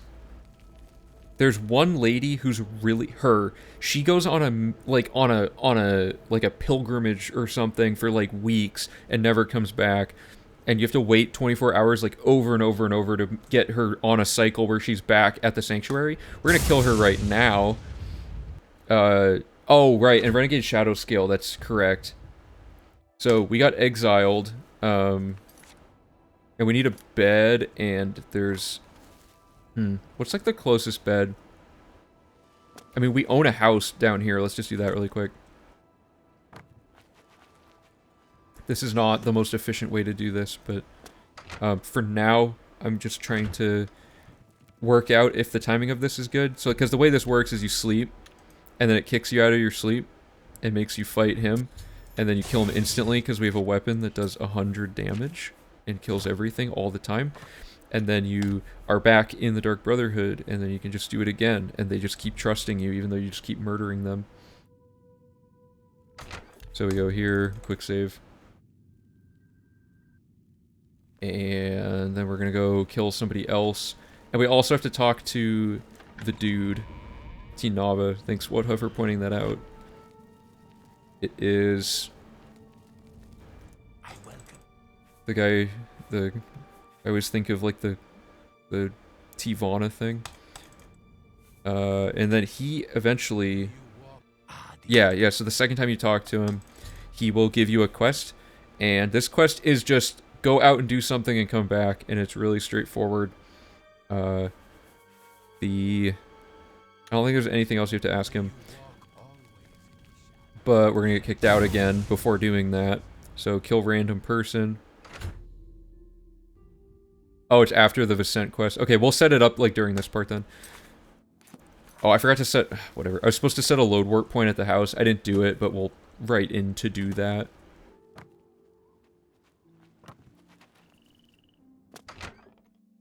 Should do we should do Tivana's quest as soon as Vicent is finished, then kill him when you go turn in the heart. Oh yeah, that could work. Wait a minute. No, we can load warp back into this. I think we can just load warp into the sanctuary to sleep. But I'm not 100% on that, I guess. Where am I going? The hatch. I want the hatch.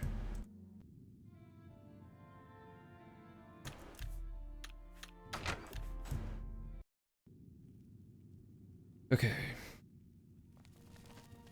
So we're back in. If we got kicked out a third time, we would lose. So we have to turn in whodunit. Oh, I forgot to... I'm dumb. I forgot to route in that we need to go do this. So Renegade Shadow Scale is another one of those one-offs. Because of how underflowing works, we can't do Vampire Cure till the end of the quest, or till the end of the route. Like the very, very end. Like one of the last things we ever do is finish Vampire Cure. So we unfortunately can't double dip this quest to get the Argonian blood from killing this guy. But you basically, you kill him and you take this heart, and then the quest should update telling you you have the heart. Yep. And you're good to go. So once all that's lined up, then we go to the hatch.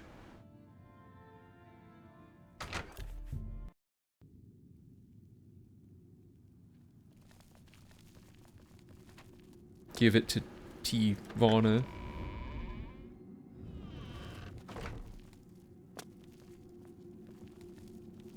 Oh, he's not in here. Oh, duh, there was a quest marker. I'm stupid.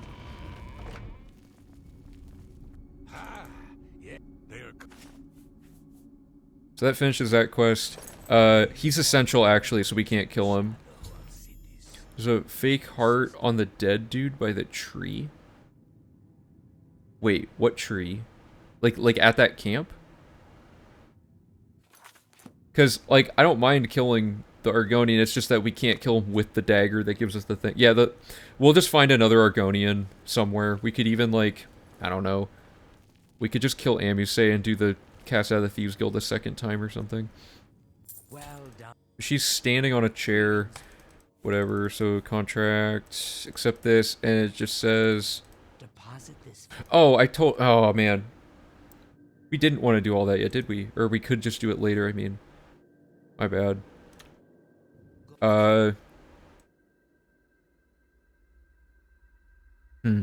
Because there was actually... I totally forgot, there was another quest, Permanent Retirement, before Purification. We can actually set up Permanent Retirement and then just in isolation... Yeah, okay, so here, let's write this out again. So we did the whodunit, and we come back, so we do load warp, sanctuary, We do Ochiva again to finish Whodunit, and then start the permanent retirement.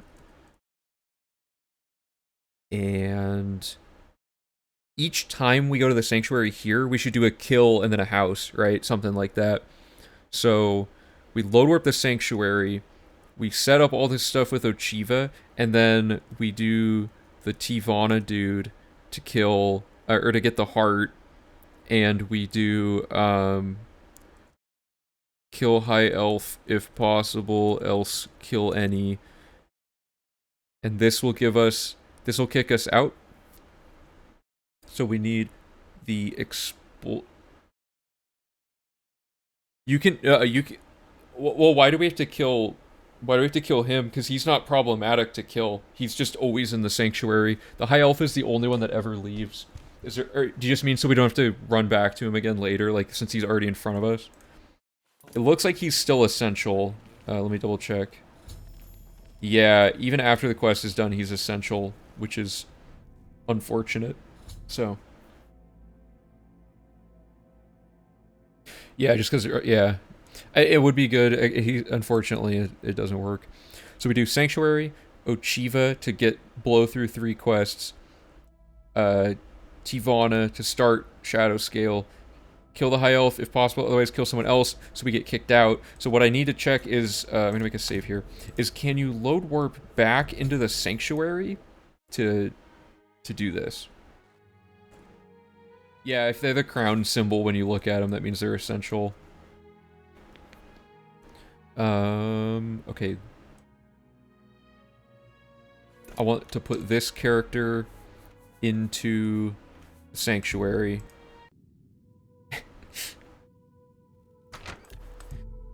Yeah, there's stuff like that, like for the longest time I didn't know that, like, holding left click holds an item out in front of you. Like, I didn't know that you could do that. But anyway, so if I get kicked out... Yeah, see how they both have the crown? She's not annoying, but whatever. As an example... Oh, wow, she's able to survive? Anyway, let's get kicked out. And then let's load warp back in and see if we can just use this bed since we're already here. If not, whatever.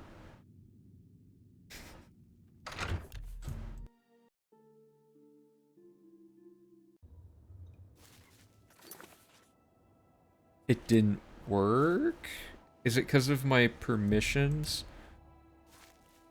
Yeah, okay, interesting. I wonder why that didn't work. Oops. Let me just see if it... Let me double check.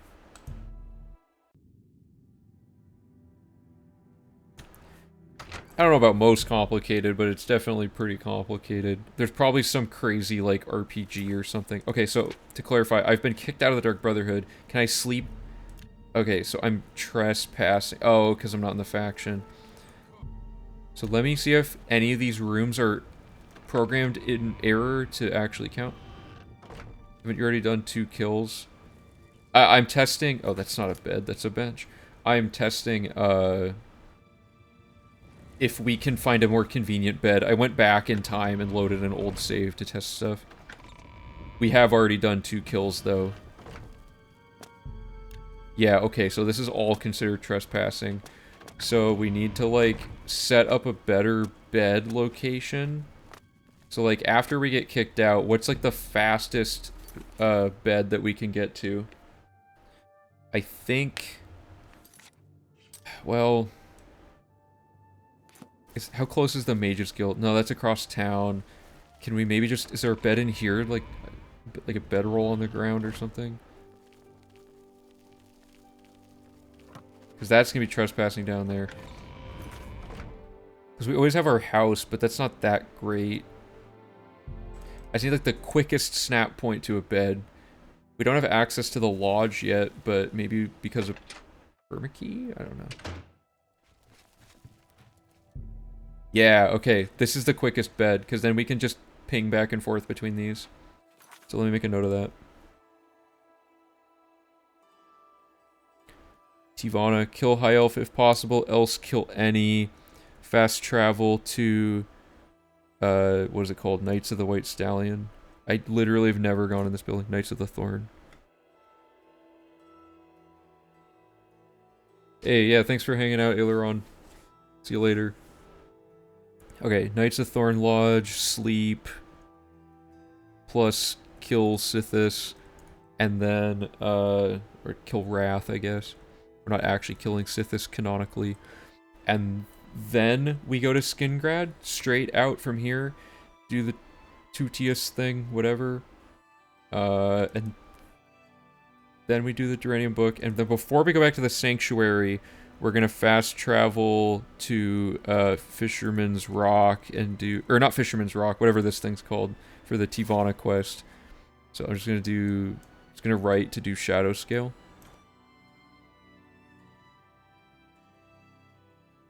Then we load warp to Sanctuary, Ochiva, start permanent retirement, Tivana to finish quest, kill High Elf or any, and then fast travel, Knight's Thorn, sleep plus Wrath, and then the final step is to finish. No, we've started. Ooh, hey, Han, thanks for the $1 donation. Appreciate the support. Hey, Freckle Slam, how's it going? Yeah, we did it, guys. We killed Sithis. We saved. I don't even know how it fits into the lore, but we saved the world. I don't. That's not how that works. Okay.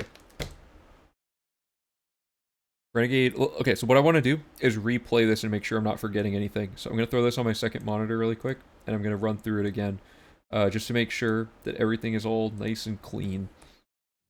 So from, we're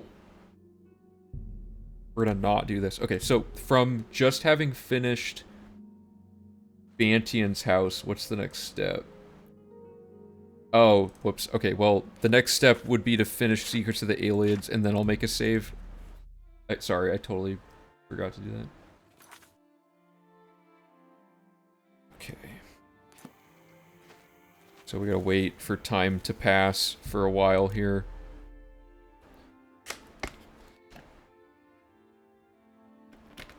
But yeah, if you guys have any other questions about how this works and stuff, let me know. I'm happy to inform new people about what's going on with the run.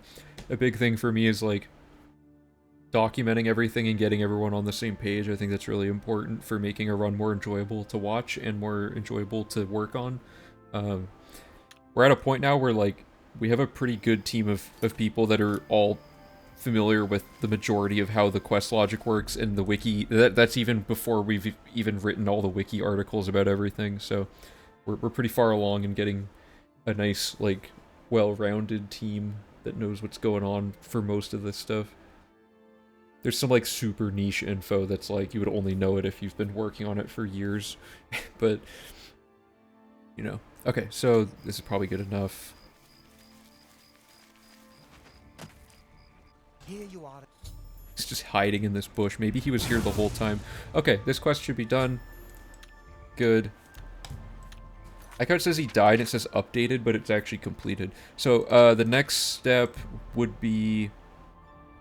Okay, so the next step is load warp into the Sanctuary.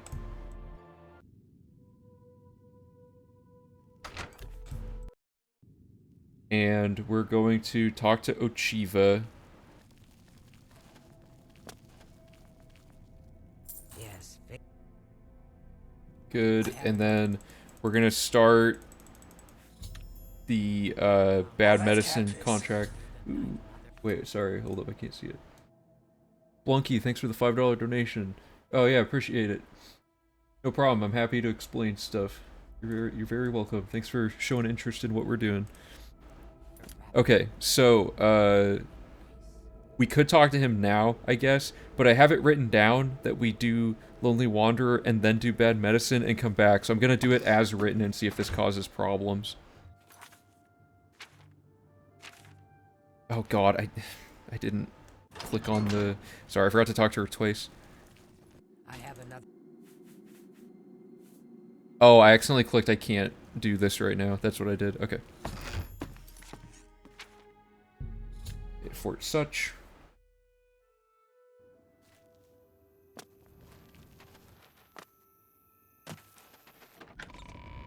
So we're just gonna go in and kill dude.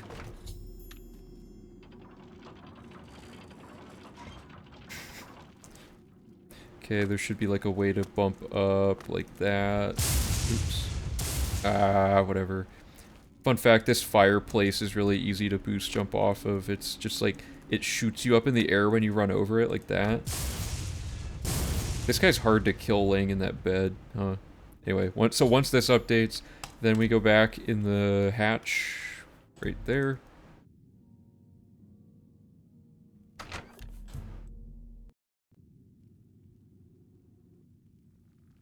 Okay, we're back in. So now we're going to talk to Achieva, and we're going to start the next quest, which is Whodunit.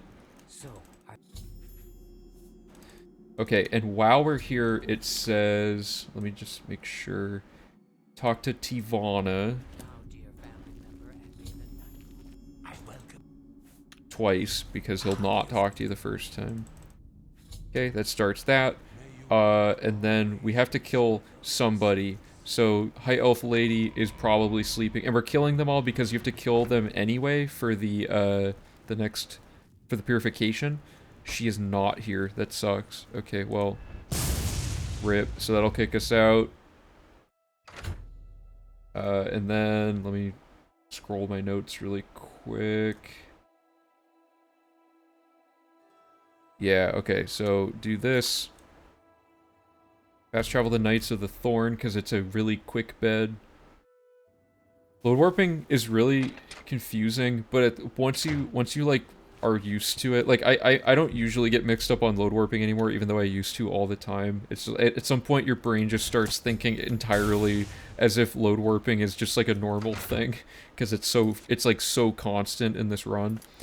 Okay, and then we load warp back into the sanctuary. Or no, we don't need to do that yet. We just get put back in. So we exit the house. We go to Skingrad and do that upper, like, portion of the city from the map. You kill multiple people during this killing spree. Oh, like, can you get away with it before you get... I'll test that. I don't have a say. I'll test it on the next cycle when we kill people. Oops. Unequip Apotheosis. He gives us a key. We go in. Make sure not to accidentally kill this lady. Okay. You have to talk to her for things to update. Punch.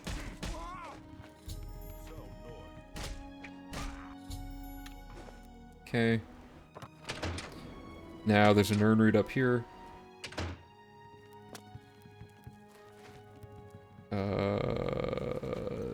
This.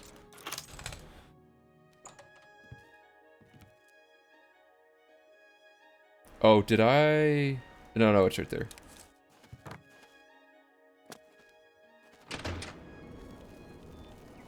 Okay, and then we do an invest, and then an invest in a book. Punching is probably faster than Apotheosis. No, because we're level 26 now. Oh, whoops, it's nighttime. Wait till... Punching doesn't really kill hardly anybody when you're this high level. I mean, I can test it on this random NPC if she shows up to her own shop that's currently open. What is up with this? This is a classic Oblivion thing. This lady's just stuck behind her own door. I've never seen this happen in this NPC. I salute you for your death. So if you do that, just invest in her and just see, look how few damage for punching is like non-existent. However, Apotheosis is really good. One optimization I've just kind of given up on is because we're 100% chameleon, whoops, it's hard to remember if your weapon is drawn or not. So I've kind of given up on the thing to avoid... Wait, why can you just punch the people at... They're level, like 1 with... I think they're programmed to have 1 health. Wowzer NZ, thanks for the follow, appreciate it. Okay. Yeah, the Summit Mist people, I think they made them intentionally easy to kill so that the whole focus is just being able to get away with the kill, not having to be able to deal enough damage or something. They're like a unique case. Okay, so that's all of that. So let me double check my notes. So next step is to activate and perform the step of Renegade Shadow Scale.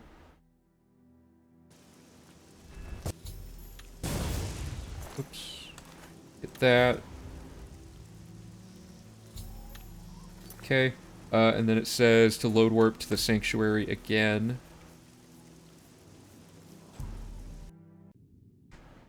Dark Brotherhood's probably one of the, like, it's one of the longest quests in the any percent speedrun of the quest lines because it has almost no sequence breaking, but in 100% it's probably one of the quickest quest lines.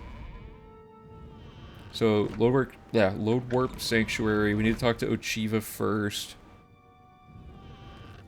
Well done. And we don't need to talk to her first, but we need to talk to her.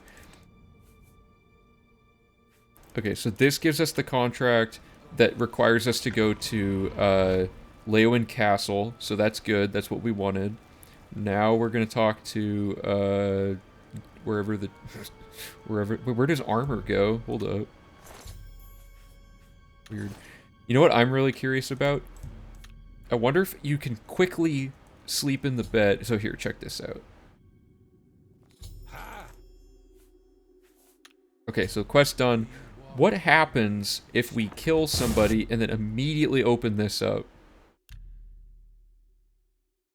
Like, does this cause a thing where it, like, lets us... Okay, this doesn't matter. Does it, like... When does the kick out happen?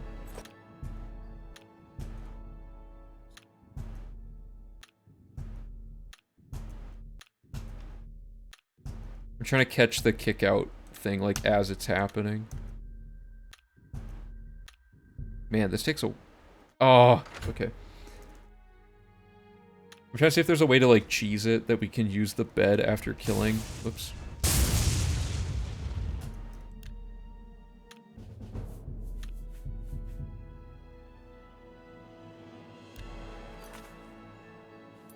Oh, yeah, you're right. Okay, that's not gonna work then. What if I infinite level up glitch? Oh, why did I quit? No, I did want to do that. For those of you who don't know infinite level up glitch, you sleep in a bed on a character that can level up, load any other save file, that character levels up instead. Pretty funny. The question is, does this count as sleeping? It doesn't. Okay, so I can't do that. Okay, I just wanted to test that really quick. The other thing to test is the killing spree thing.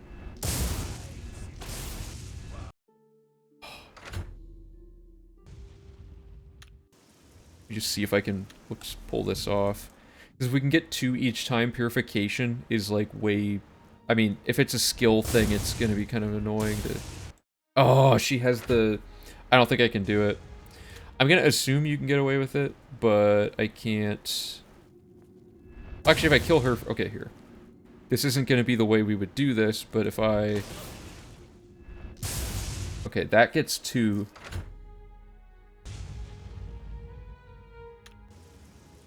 And then let's try, let's just see if this counts as like 2 iterations of this thing.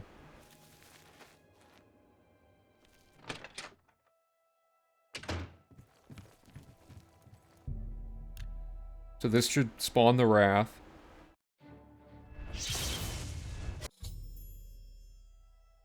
Now, does this trigger Eternal Exile if I were to go back? Because technically I've killed another person.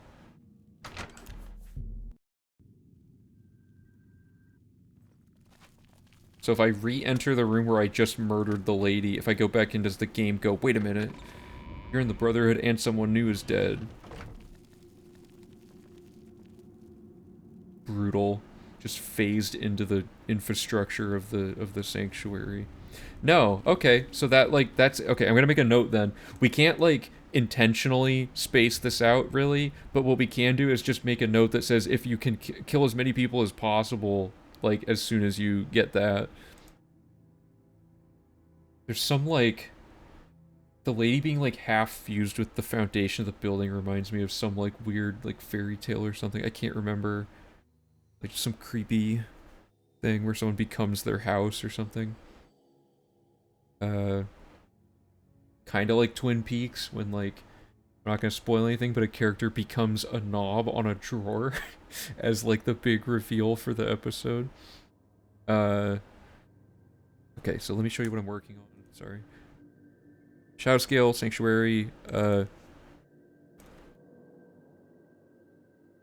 try to kill multiple. It's not a spoiler, it's someone's a knob on a door that doesn't spoil anything. Kill or any. Try to kill multiple. And then... Okay, so let's back this up again. We're gonna turn in this quest. Alright, good, and then... Ah, whatever, I couldn't get her in time, but that's fine. So now we're gonna go here.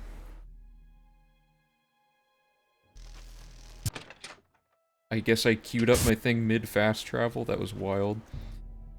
Sleep here, Wrath of Sithis. Oops.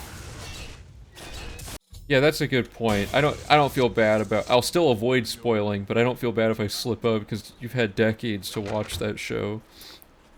Okay, so after we go to the Sanctuary and permanent retirement, and then Tivana, kill to get kicked out, sleep and do Wrath. Okay. So now we're back to decision making. Because we've advanced the Dark Brotherhood. We've reached our goal, basically. The Dark Brotherhood is advanced so far now that permanent retirement is in progress. Which was what we wanted. So we've done like kind of like half the Dark Brotherhood essentially at this point, and this quest has started. So, and we did these. And oops, sorry, those are supposed to be green. And we did this. And Darkness Eternal will complete automatically when Vicent dies during Purification. That's also a spoiler. This game's been out not nearly as long as Twin Peaks, but still quite a while. So I should be able to spoil that. What's Dumbledore?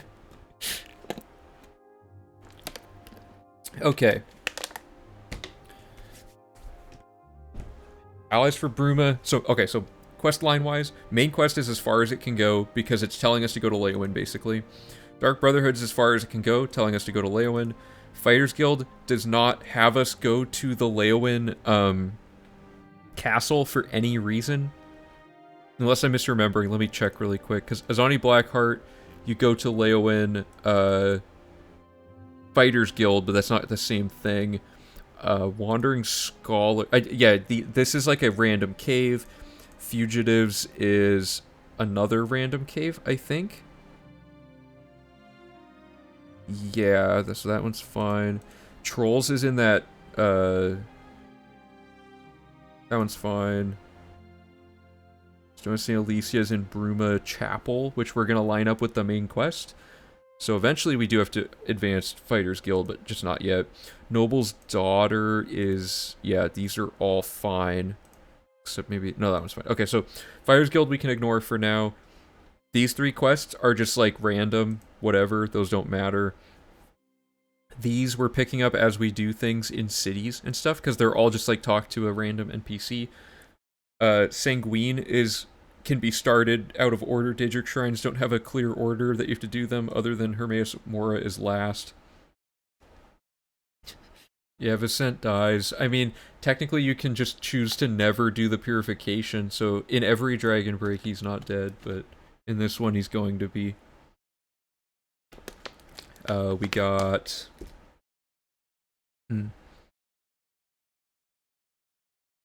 I guess the next step is we can finally tackle Thieves Guild.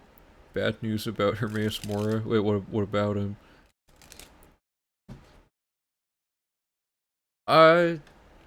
No. I mean, you have to go to each shrine and kill a bunch of people really quickly. It's not the end of the world.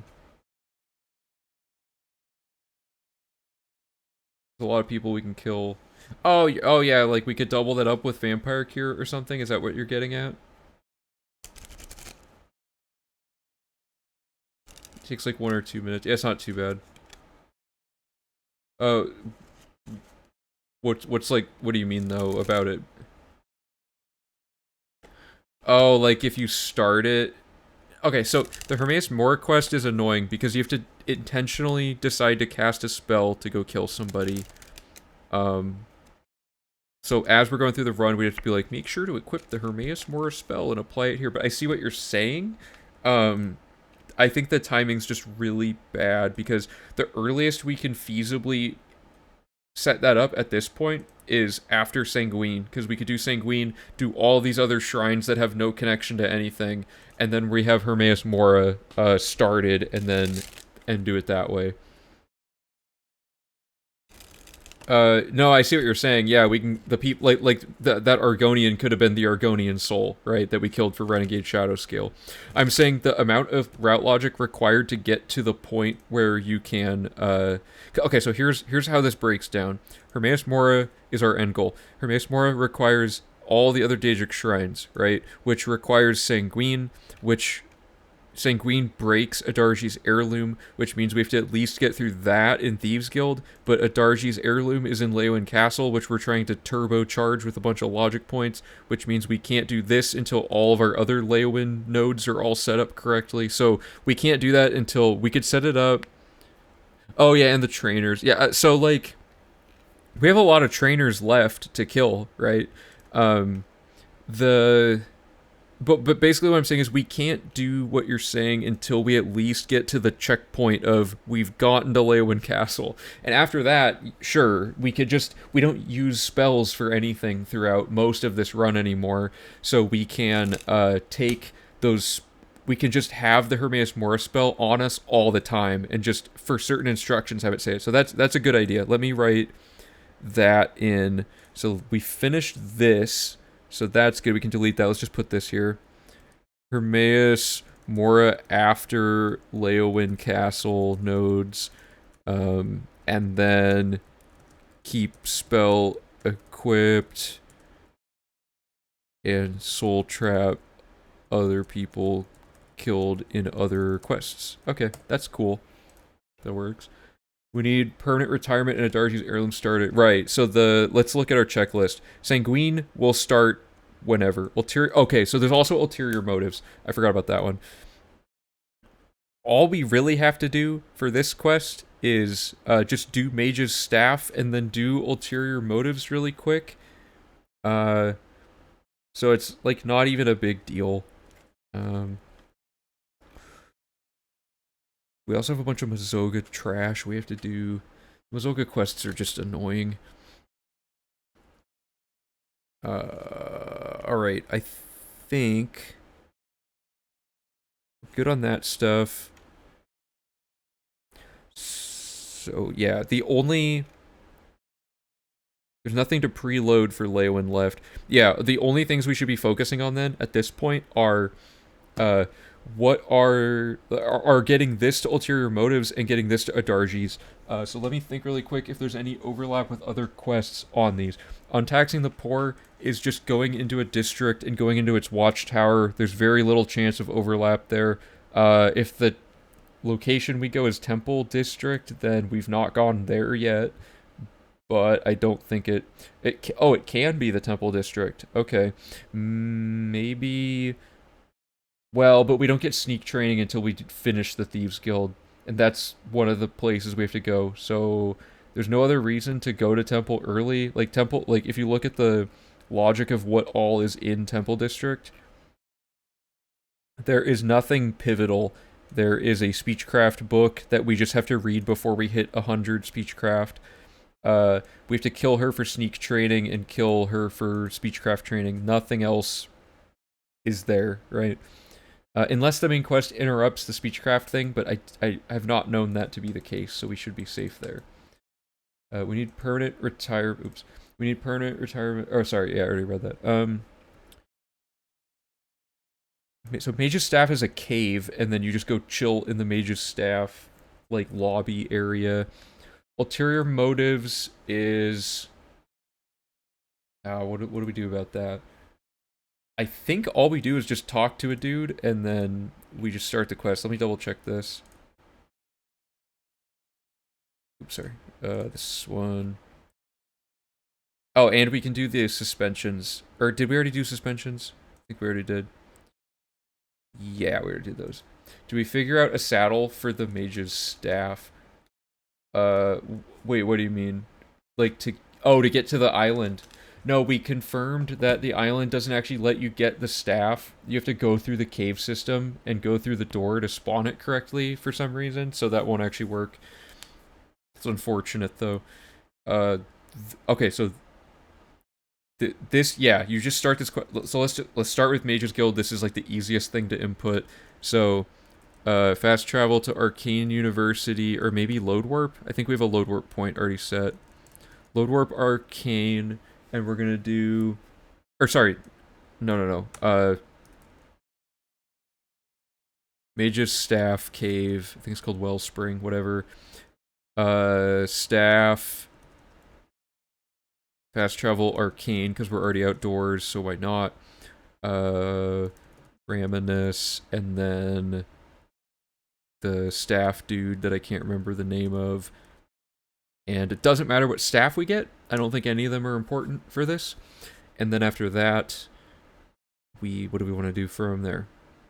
Staff dude, leave the room that he's in and immediately go back to Raminus. So from there, we should probably just load warp Arcane, Raminus, and this starts ulterior motives. So that checks off another thing on our list. So let's go do that really quick. That's simple enough.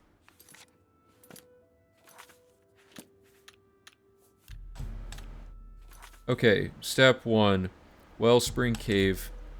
So we started this quest like probably hours ago in the run logic. So what we're gonna do now, so you have to go there and then, oops. You just run through this.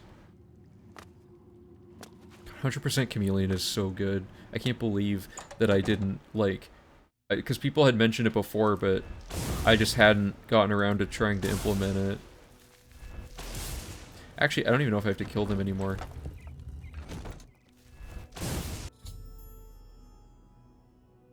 Oh, you can take, okay, whatever.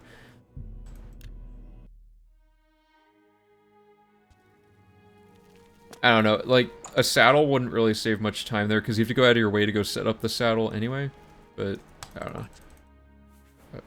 What? Okay, so what, do I talk to him, right? Oh, yeah. Okay, so the next step of this is to go talk, Delmar, that's his name. So Delmar is in here. We've already been in this room at the beginning of the run. Oh, that's cat piss. Hey, Deo Man, thanks for the $10. Appreciate the support. Also, thanks again for the huge raid. That was very nice of you. Okay, so Mage's Staff, yes, and I don't think there's a staff in particular that we need, but I'm gonna look at our options. Telekinesis is hilarious, I guess. Maybe that's, I mean, I'm not going to take the staff either way. So the way this quest works is not 24 hours later, but at midnight, the staff appears in the chest, or the drawer, or whatever.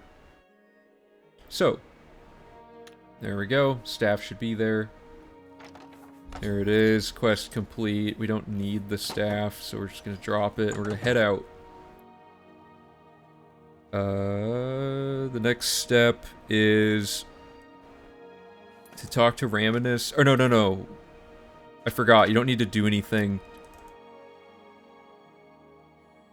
Yeah, Staff Dude is just the last part. So this starts ulterior motives. And that was it. That was all the quest logic there. Easy. Took a little bit to think about, but we got there. So let's check off what we can check off now.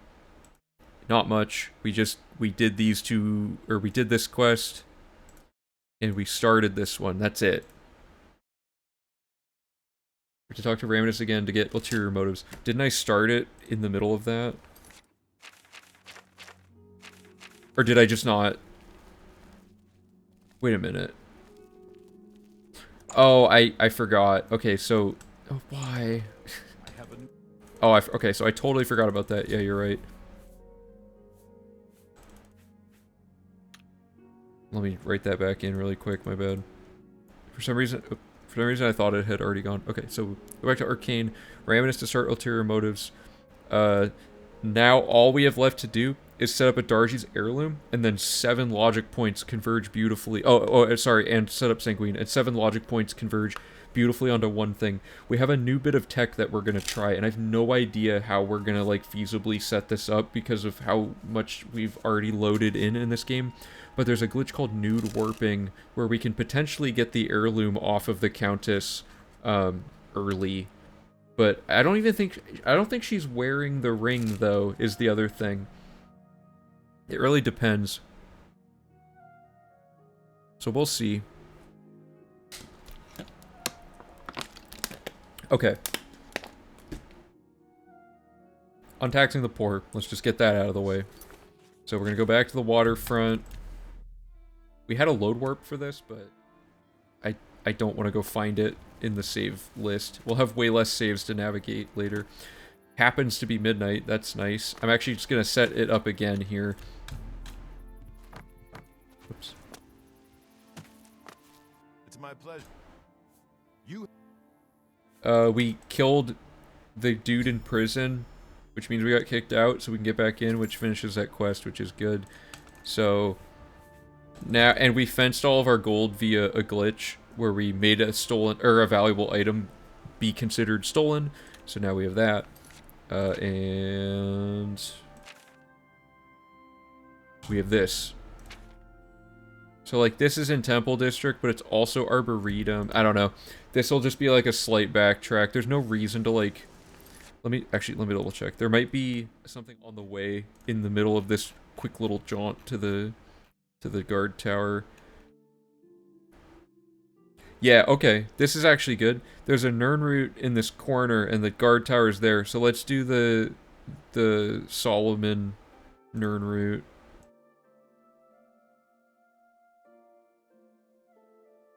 So Armand, and then fast travel temple,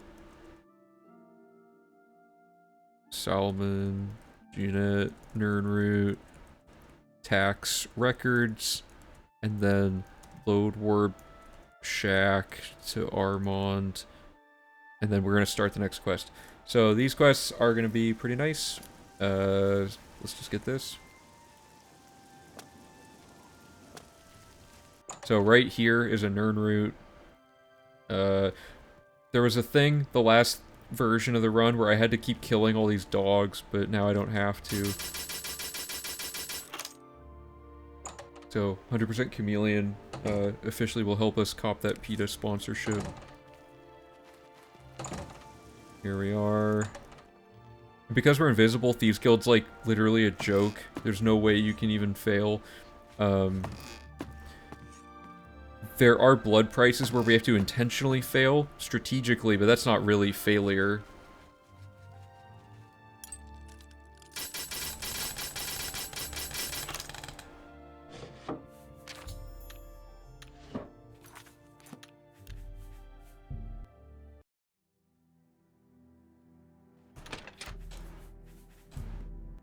Just clicked? Okay.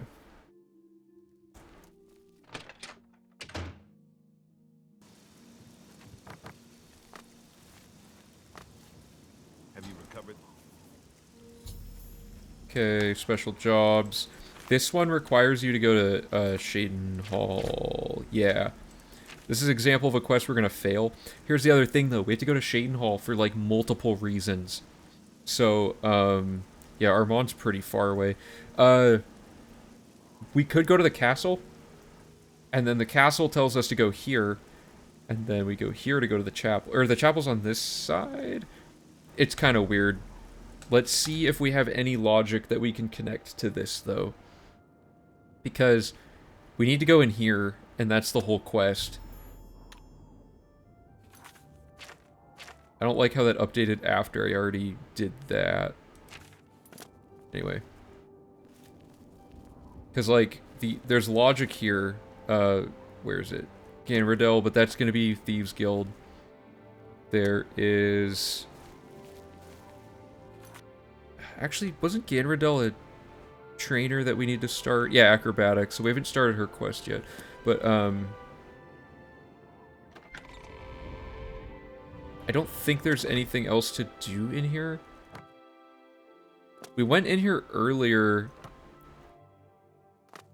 but we had to come back. Okay, I want to see if I can find a way to simplify this. So we went in here, but we've been in here before. So where were we in here before? It's a chapel, that's all I know. Shaden Hall, chapel, speechcraft, and restoration training. Can we get away with not having to do this? Where do we do speechcraft and restoration training? Well, we can eliminate speechcraft because speechcraft is needed in Temple District, which we're not doing yet, so we could get rid of this and move it later. Otis restoration training. Let me double check. Oh, we already have restoration training done. Restoration training is to kill... Oh, this is to talk to Alita after. We can move this. So here's an example of something that saves like 5 seconds. So, speechcraft and restoration training. We don't need them. We're going to do them here. We're just going to put it here. And then, additionally, the Kvatch instruction.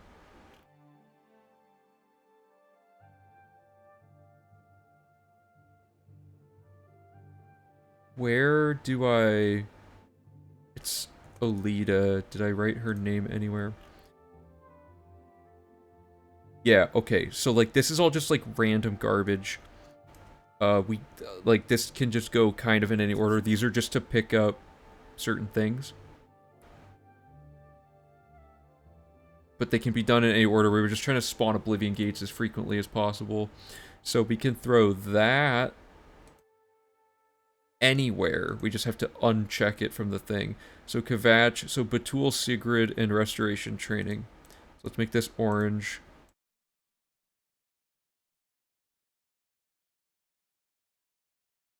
Good. And this can go here somewhere eventually. But important thing is... Oops. Shaden Hall East, right? Yep, we go into the chapel, and we're going to get these two things. We've already done this, but we would do this. And we're going to go into the Undercroft and do the blood price. Okay.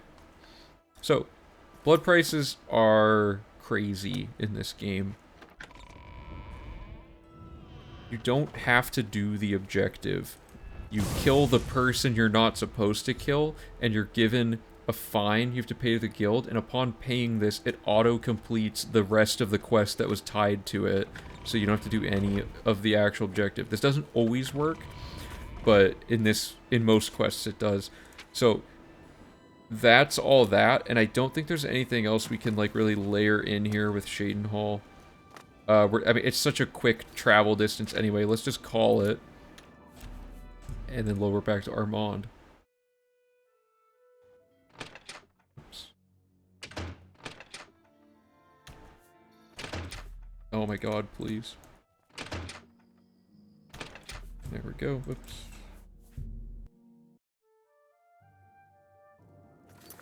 Let me just double check. Yeah. Okay.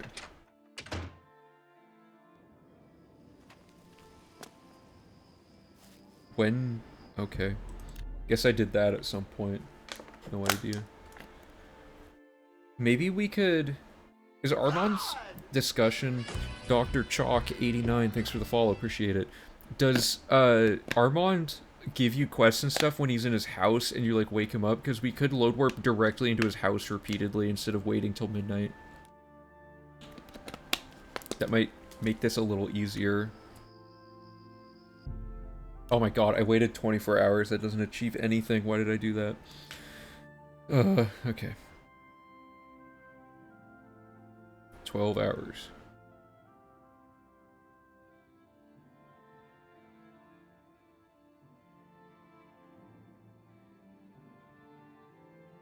There we go. Okay. Yep. To see you again. Definitely need to start. So watch, if you pay the blood price, it completes the Elven Maiden and the blood price quest. You get 2 quests completed, and you don't have to do the quest. Pretty Sadly, cool. I don't have anything. You can. So now he tells me to go to Ochiva.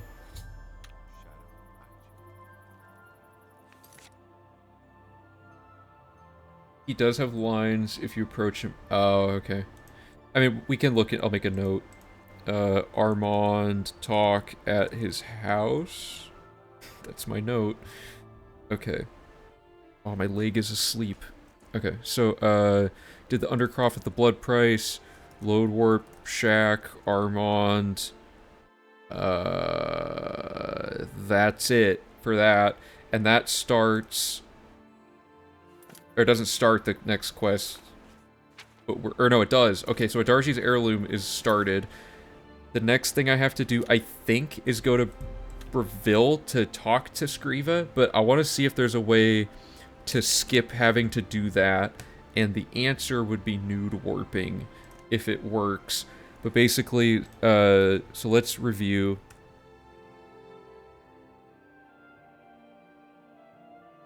Basically, everything is set up now, as far as we need it to be. Permanent Retirement's good to go. Allies for Broom is good to go. Interior Motives. And we just did Untaxing the Poor. Let me just double check that I'm not missing anything. Oh, did I check off the staff stuff? I did. Okay, so Untaxing the Poor, Elven Maiden, and its Blood Price. So that's 3 quests there. And we're started on Adarji's Heirloom. That's exactly where we want to be on that. We got those 2 trainings set up. And Undercroft, Blood Price. Got it. Okay. I'm actually going to move this instruction up here, because this is like the end of this thing. Alrighty.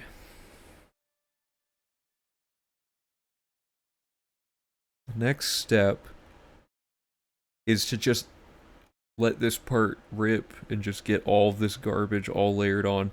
The exceptions to this are, it's 7 things at once, but we have to leave and come back via load warping for like the Mazoga quests and for between Sanguine and Adarji, because the game is so horribly broken. For people who haven't seen this, it's like ridiculous. Here's why Sanguine and Adarji's Heirloom need to be done at the same time.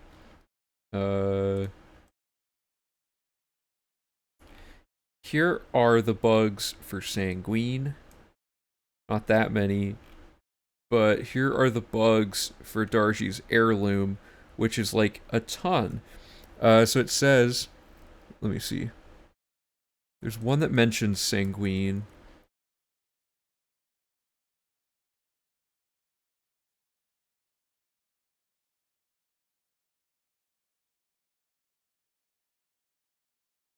Yeah, so Sanguine, we ran into this bug the first time we did this run. It says it's a rare bug, but it happened to us. Where does it... This quest cannot be completed while you have Sanguine active. Even after completing Sanguine, sometimes the Countess is stuck sitting permanently in her dining room table and unable to retire to her bedroom. That's bad. And then, conversely... After Adarji's Heirloom is completed, the Countess is no longer essential. If she dies before the quest is completed, you'll not be able to obtain the rose. So that one's not as bad, but basically we have to do Adarji's Heirloom and then Sanguine. But it would have technically been faster, I think, to remove her essential status, because then you could just kill her and get the ring, I think. I could be wrong about that. It's also worth noting, Adarji's Heirloom is one of those quests where the blood price doesn't auto-complete it for some reason. You actually have to finish this quest like normally. There are some ways to skip things though, so let me go find those in the guide materials, and we'll test some things out, because It's been a while since we've critically examined the Sanguine Adarji heirloom debacle. Step 1 would be, can we get the ring like super ridiculously early? So I'm gonna start by just seeing if I can the save I just made, whatever. I'm gonna see if I can just go steal it through other means than the actual quest. If we kill her, we miss the fame from Sanguine. Not if we finish Sanguine and then go kill her. Or sorry. Oh, wait. If we do Sanguine...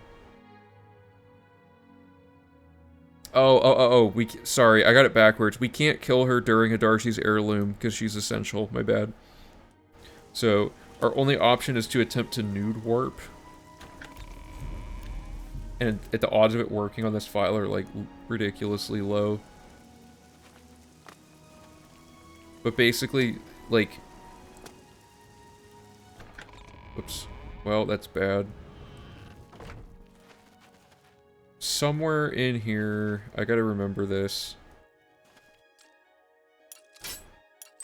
Amateur.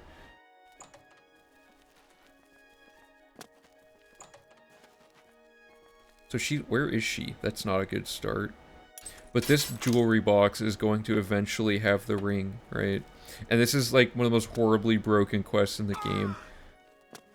For starters, she's not here. Like, that's already a really bad start. I think you get the fame as long as you get the artifact from Sanguine. I don't think he cares if you kill people, but I'm not sure. I'm gonna wait till she's, like, actually, like, up and about. There she is. So she's essential. I think we talked to her for Allies for Bruma. Oh, no, we talked to him. Yeah, okay, so she doesn't matter if she gets all messed up.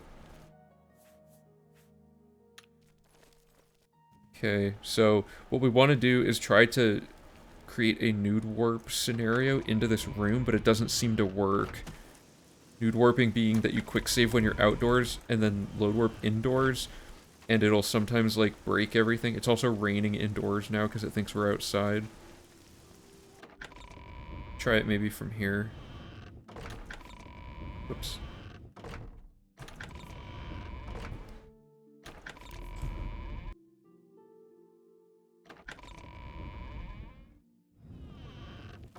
No. I mean, she doesn't even have the item, like if I... I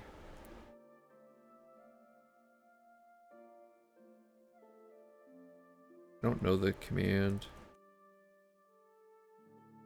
Whatever. I don't think she's, like... Well, no, if she's wearing the ring, nude warping would theoretically work. There's gotta be some way to... I really wish I knew what causes... Oh, cool, thanks. Because this will let us see what would happen if we could pickpocket it without having to set up that glitch.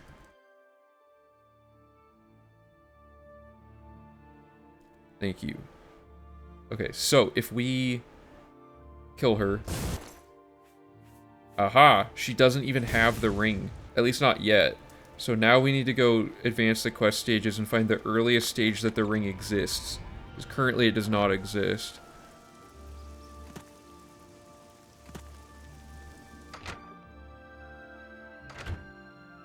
Why does... Speak. Oh, I didn't need that.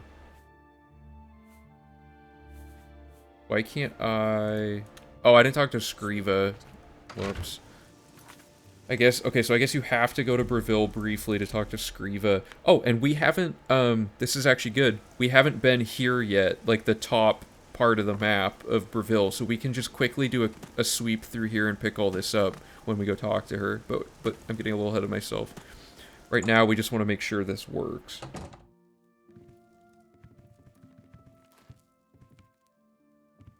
She is not in her house, of course. Oh, I knew that. The marker, duh.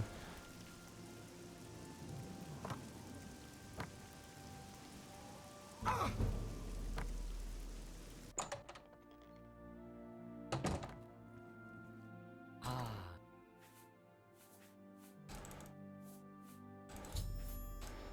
Okay, so now that we've done that quest stage... Uh-oh, the game's gonna crash.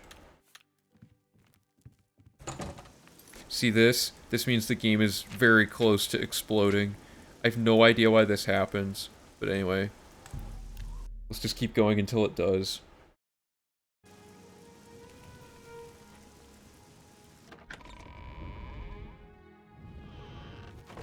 It might be. I don't know. Ah, she does have it. Or did she have it before and I'm just an idiot and I didn't see it?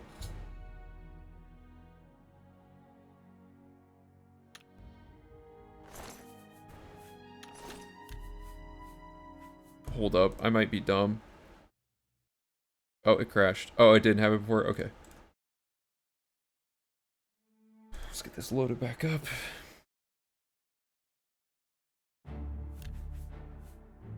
Hey, we can do a nude warp now. Because the game is from a fresh thing.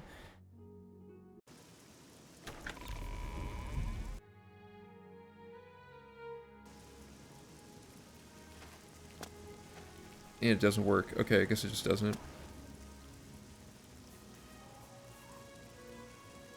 But yeah, okay, so theoretically, if we were to take this ring, would this work? That's the question. We can't unequip it on her, but if we kill her, which is the equivalent, and then take the ring... Okay, so nude warping is actually viable for sequence breaking a Darji's heirloom. We would go talk to Skriva, and then just go get the ring, and then go kill a guard or whatever, and then that would advance the quest. So, I'm going to keep that in mind. This doesn't change much in terms of how the other route logic interacts with this quest right now, but it would be good to do more research on nude warping, because this is one of the jankiest, most annoying quests in the game, and if we can reduce it down to just that one step of just creating a situation where she spawns in with her items unequipped and then take it, that cuts out probably like 2 minutes out of this quest. So, nude warping's on the menu. It's a real useful thing for tech. That being said, I don't know how to use it yet, so we'll use it later. Okay, hey Cheese, how's it going? Let's go here.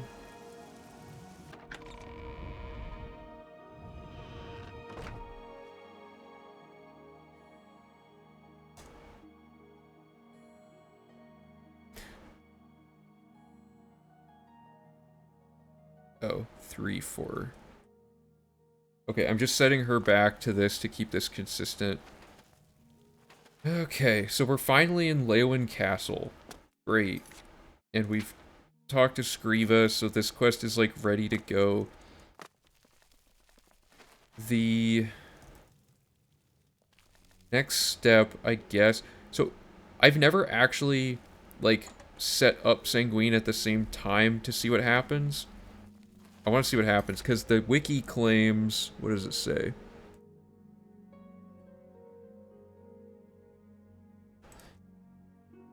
Sorry, 1 second. This quest cannot be completed while you have Sanguine active.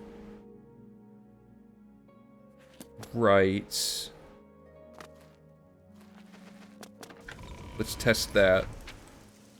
So we're gonna make a branching path. This is as far as we can go on this quest without... or this is as far as we need to go to spawn the thing. Even if she's not essential, or even if she's essential, though, we can still unequip the ring off of her, potentially. Oh yeah, so this guy's funny. And then we got the brandy from Cloud Ruler Temple. Is this gate glitch new? It's, more or less, yeah, I mean, we haven't used it in V3. Sorry, the voices are so loud. The gate glitch will be new for V4. We discovered it like a few months ago and then improved it like last stream. So it's the overall concept of relinking gates is not new, but we understand it way better now, if that makes sense.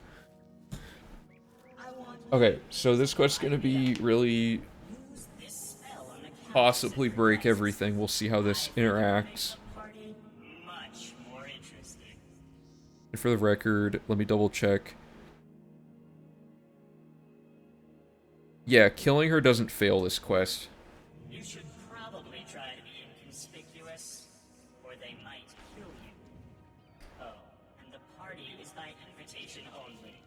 Gates aren't random anymore. This should be optimal for all. Yeah, exactly. Yeah, the Sanguine voice actor is like bordering on bad, but it kind of works. I don't know. Okay, so we have 2 quests started now, so this stupid dinner party thing is gonna happen, and the Adarji thing is happening, so her scripts are all messed up.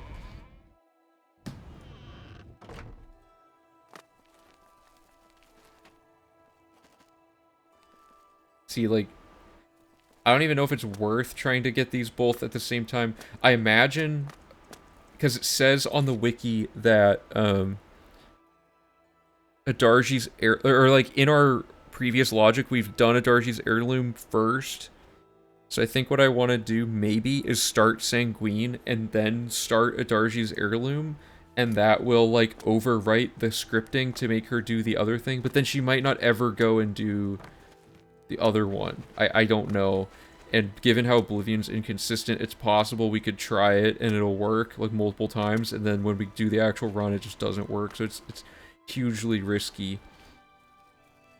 I don't know if there's some way... Wait. Stark Reality unequips everything. Does it unequip the ring?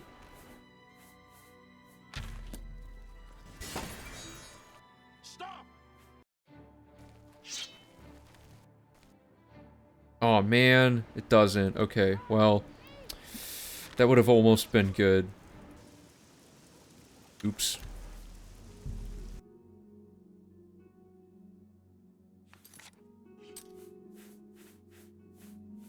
I mean, if we can get Stark Reality to... I don't know why it wouldn't let us get the ring, because... Again, if we do this... And kill her? Oh, Jesus.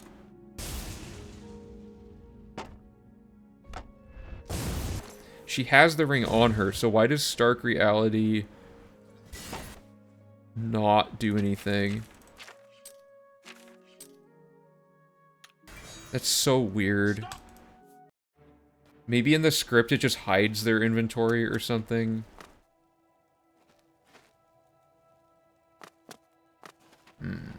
I don't... We'll have to look into nude warping like off stream and then figure it out, but... I don't know. I'm tempted to say we should revisit this next time. Stores their items. Ooh, in a hidden container, you say?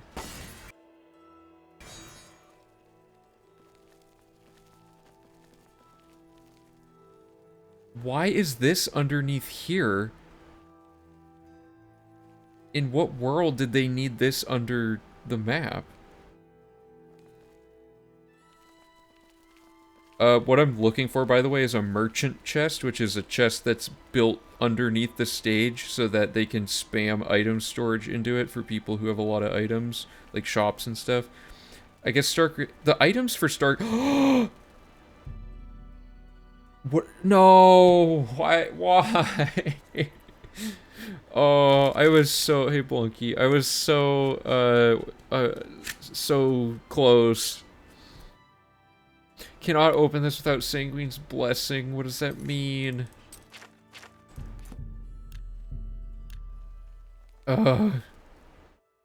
Because this would be easy. Like, cast Stark Reality, clip out of bounds, and jump up and just nab the chest really quick. That's definitely where the Stark Reality stuff goes. Oh, this would be so sick if this could work.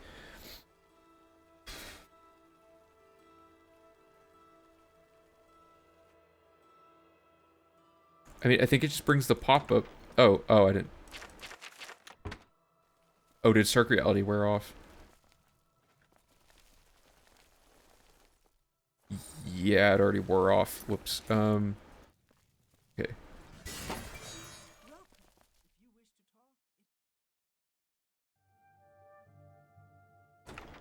Dude.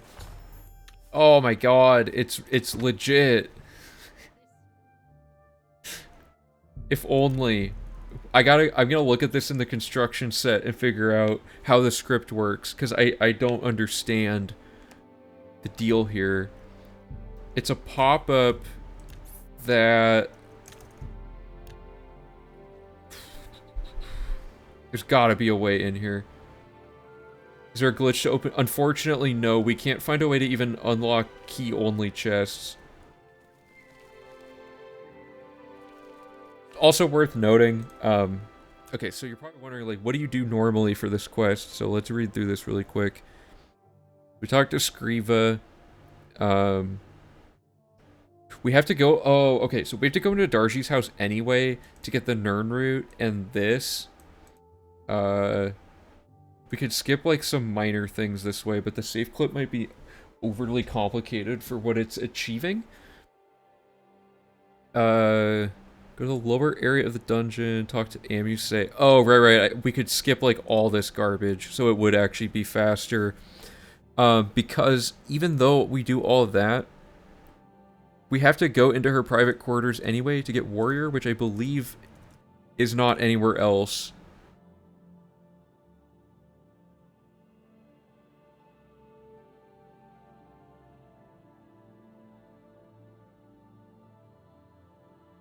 Please. Is it just under... There has to be a skill books page, dude. I swear I've read it. Please. I just... Why does that not show up? Okay, whatever. Warrior. We don't have Battlehorn Castle, so... No. Yeah, okay, we have to go in there anyway. This would skip a lot of middleman type stuff. Oh, okay, I'm gonna write this down so we don't forget. So it would be Sanguine plus Sanguine spell. Open a Darji chest, or sorry. Open hidden chest to get a Darji. I need to just see like how the scripting on this chest works. Could I maybe... Okay, I want answers. I'm opening the construction set.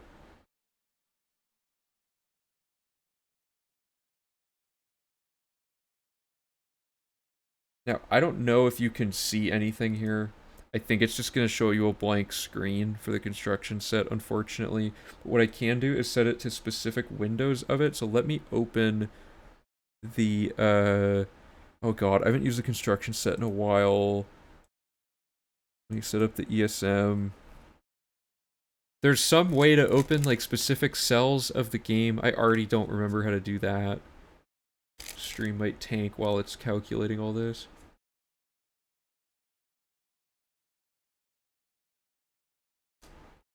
Does Stark Reality teleport you? No. Okay, I need to figure out cells. Okay, so, like, here's what I'm talking about. So, here's a list of cells in the construction set. What interior are we in right now? Leywin Castle County Hall. All one word.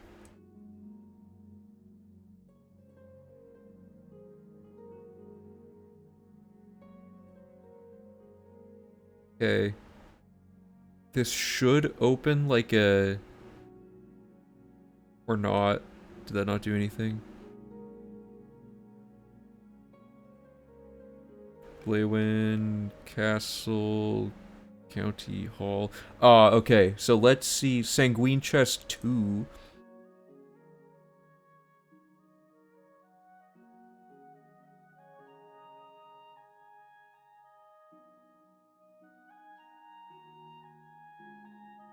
Dude, look how many things are in this room.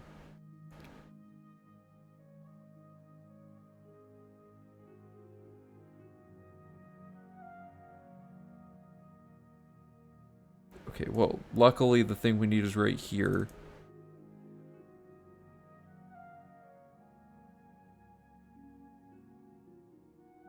Is there a way to, like, read the scripts that are on this. Man, I'm so bad with the construction kit.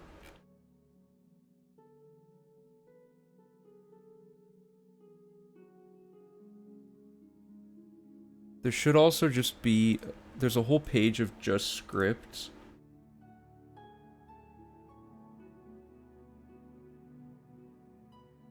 Why is this not showing up? Sorry, I'm trying to like... Well, this won't show up. Sorry that this isn't like the most visual thing.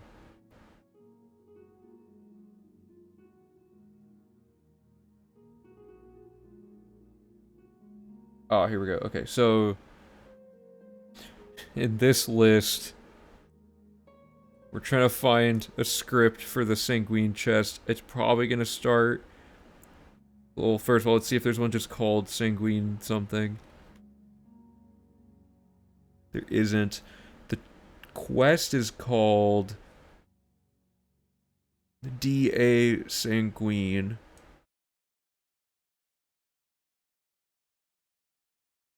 Chest script. There's two chests, though. There's the one...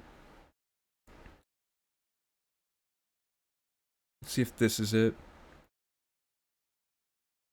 Oh, okay, this is the script.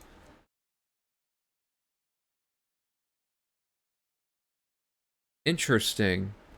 If the stage for Sanguine...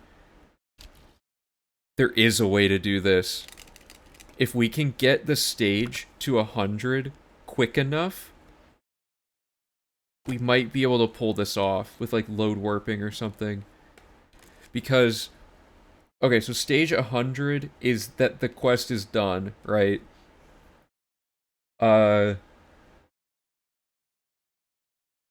Wait, what is this line? Set show quest items 0? I guess that won't matter because it showed up when we tested it with console. Okay, so there's some crazy stupid way to do this. We cast Stark Reality in the way that the Sanguine quest will finish properly. Find a way to, like, immediately load warp out of the castle and quickly talk to Sanguine, and then hopefully come back before anything can wear off. I don't know if that's possible to do all of that movement, though. But basically, the way the script is saying is it only opens if the stage is at 100, at which point it will work. I don't think... How long does Stark Reality last?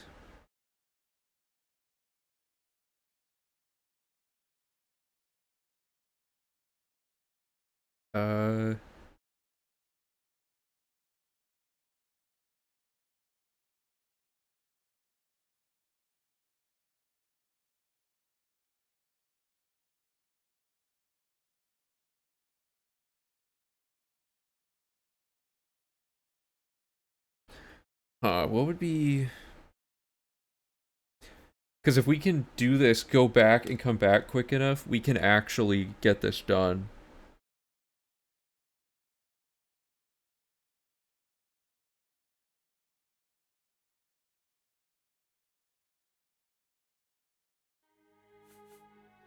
Because it's for 2 minutes, but I think the act of fast traveling will ruin that regardless.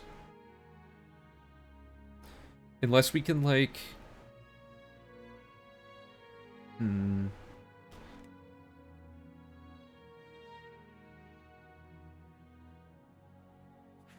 Is Sanguine close enough to anything that we can load warp, like, instantly to him?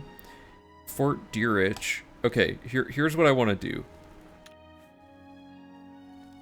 This is, like, stupid, unnecessary, but I'm curious if this works. Oops, I didn't want to do that. Okay. Part 1. We need a load warp point at Fort Deerich.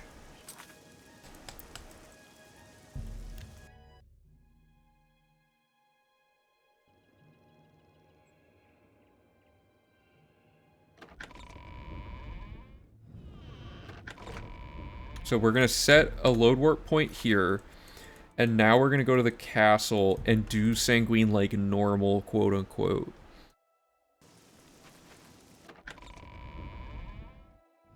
Stark Rally lasts 2 minutes, so we gotta act fast. But basically, Oh, this is bad. I know for a fact you can cast it directly through this door. So did I get the thing? Like, is she in here? That's the other question. She is. Okay, it's dinner time. We gotta hit the Countess with this for this to count.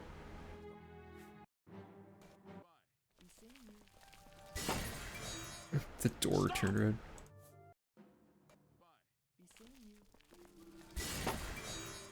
Well,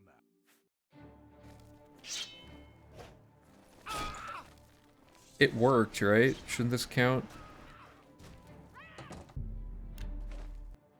Whatever. I'm just gonna do this in a way that removes extra factors for now. This puts us right here anyway, so it's kind of what it... Who was that?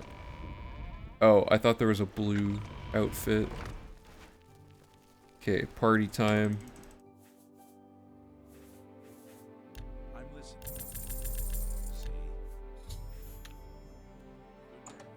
Okay, so step one. I'm gonna make a save here so we can return to this. Step one, set this up. Wait, why did that not work? Oh, it did. Okay, I've succeeded. Step two, immediately quick save. Load Fort Deerich. Load warp here.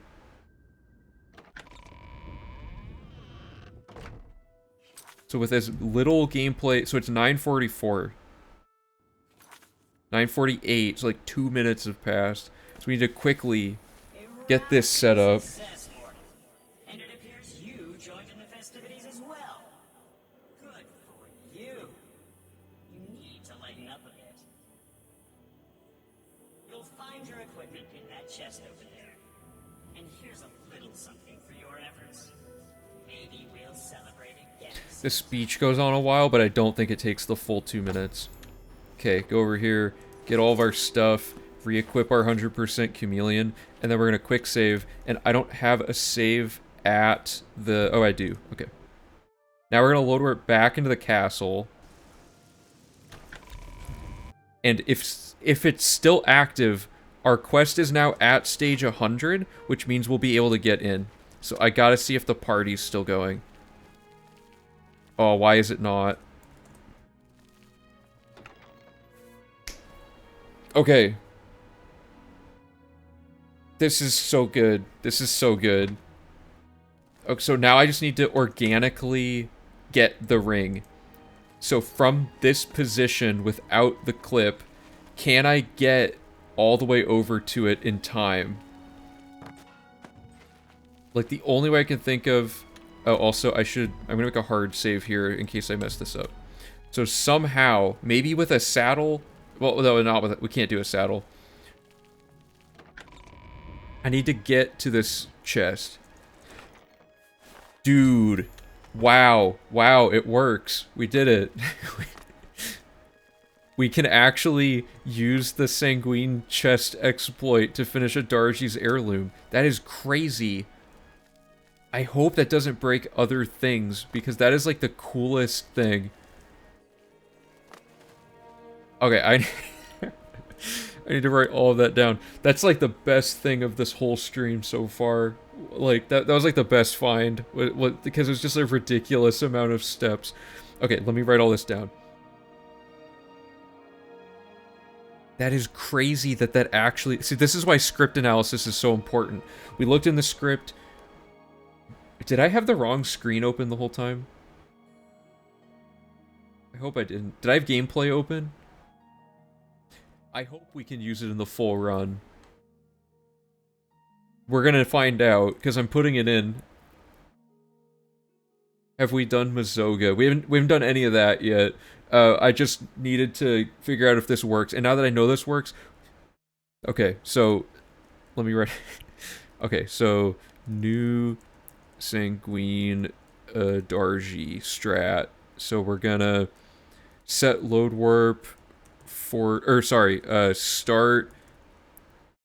Adarji plus Skriva. So we're gonna get that set up. Then we're going to set a load warp at Fort Deerich. No, well, yeah, we can. And then start Sanguine and then Stark reality at party, load warp Dirich, fast travel Sanguine, finish quest, load warp. Oh, sorry.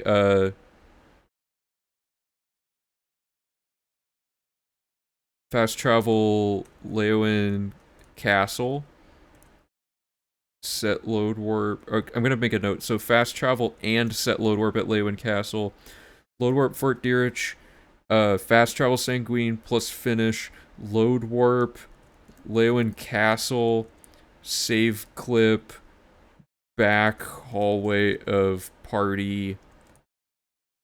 Jump and grab chest.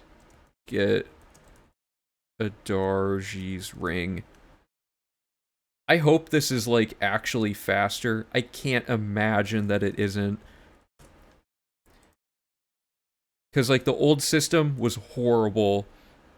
The old system was, you have to wait till 2 a.m., see if she's downstairs or not, and then you have to go into her private quarters, and if she wasn't, and if it didn't work, you have to go back out and wait 24 hours again and do all this garbage.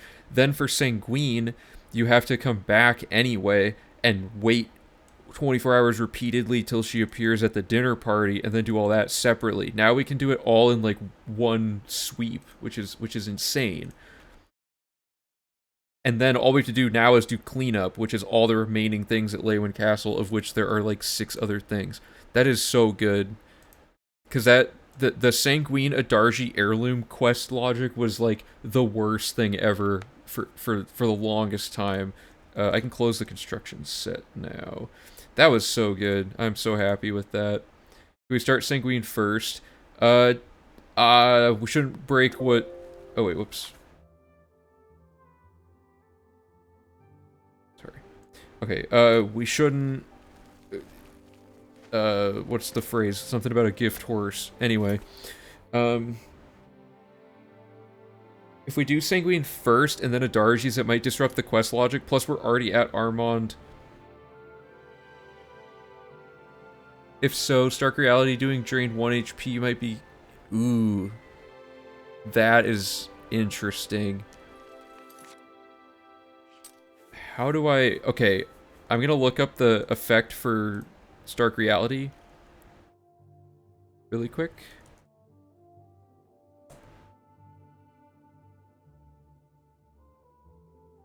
Is there a spell ID for it?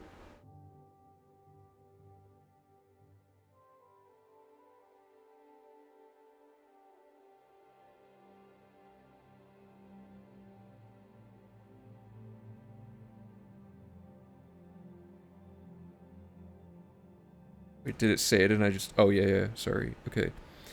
1C12C. So let's load whodunit-ish area. Which would be, like... here? Or maybe here? Hold up. I gotta check my save files. That's right after it. Okay. Would this be funny? Absolutely.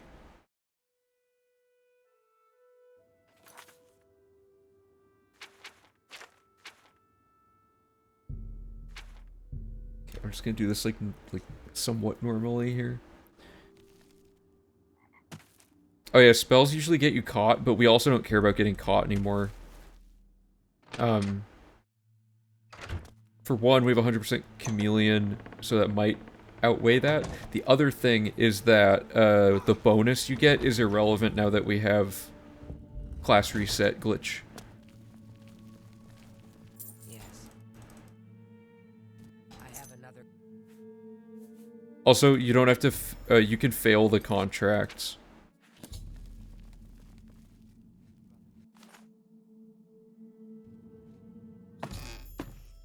Let me just go do this really quick.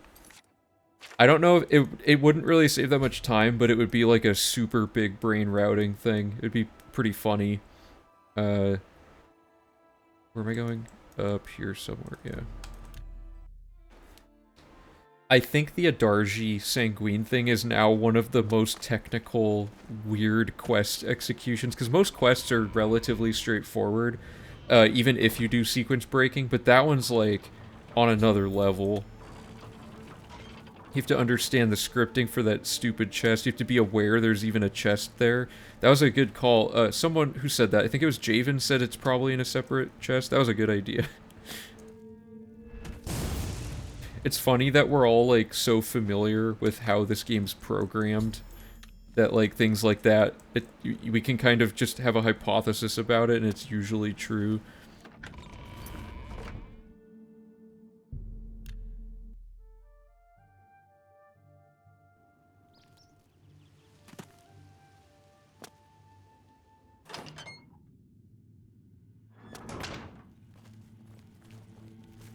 It was a good guess. Trick is here. So.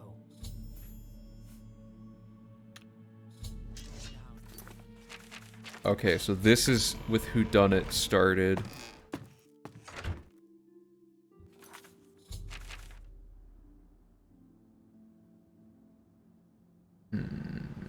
Oh, right, skin grad, duh. Gonna make a save just in case I blow this.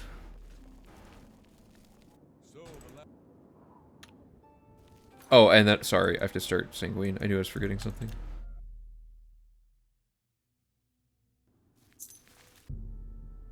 I have a sneaking suspicion that the Sanguine quest starting first is gonna somehow mess up the Adarji's heirloom thing, but I could be wrong. It could also break Amusei to never leave jail or something. There's probably something weird going on here, but I don't think it's something that'll prevent us. Oh no, okay, so Amusei has to talk to you to give you one of the Thieves Guild quests. It's entirely possible. Or no, I think we sequence break those also. There's a lot to consider there, but there's a chance that this could break Amusei's AI, and that's like the only thing that could really mess this up for us. I think it will make the party much more interesting. You should probably try to be inconspicuous, or they might kill you. I like how they programmed that chest to be openable after stage 100 like it ever would have mattered. You know what I mean? What I also wonder is, do items that get hit by Stark Reality always go to that chest? Like, what if we cast Stark Reality on someone else who has a quest item? Can we just steal it that way? Usually just give him a lockpick, but yeah, I mean, if he never gets out of his routine of being in jail, you know. Okay, so what I want to do now that this is set up is now I want to go here. Yeah, I think we might be able to double dip this Sanguine thing and get like multiple returns to that well.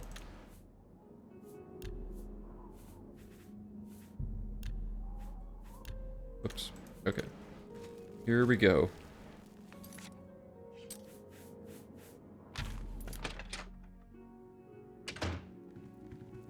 The sixth. It's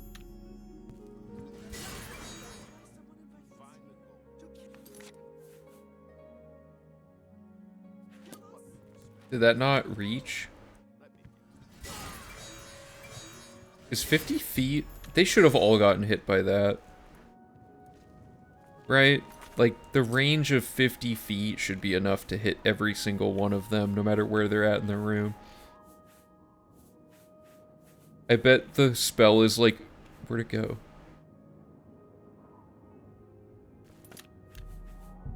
Did I mess something up? Oh, my quick save was... Okay.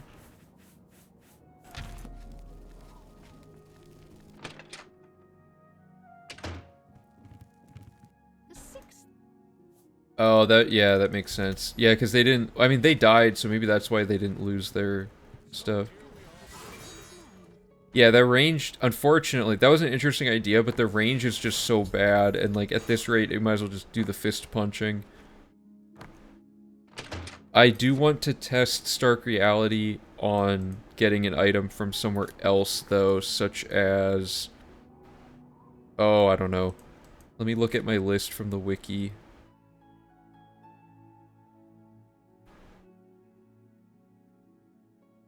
So Open our glitch hunting tab. We have nude warping. That might work. A guard or something, yeah.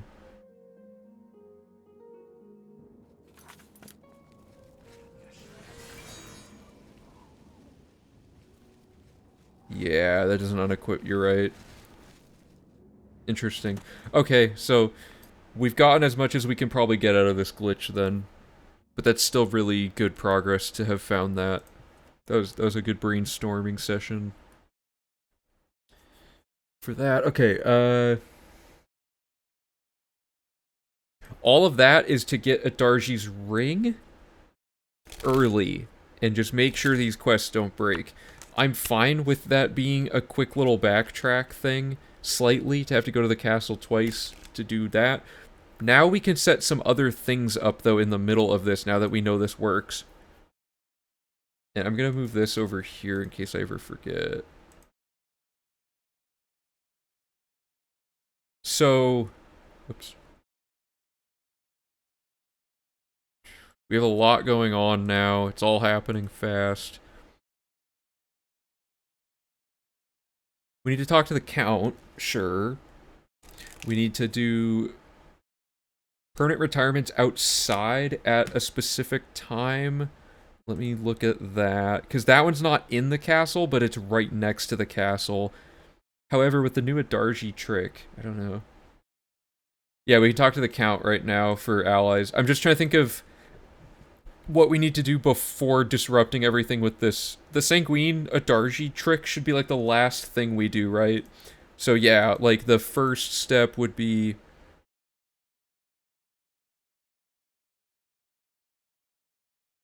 Okay, so this portion of it should not... So this is the setup for Sanguine. Then this is the end of Sanguine to do all of this. Because we just have to get it all done in the span of the 300 seconds that the spell lasts. So the next thing we should do is count for allies plus buying a house. That should be the next one there. And that'll check off some stuff. Or no, sorry. We want to... Here, let me load. We don't need this anymore. Don't need this anymore.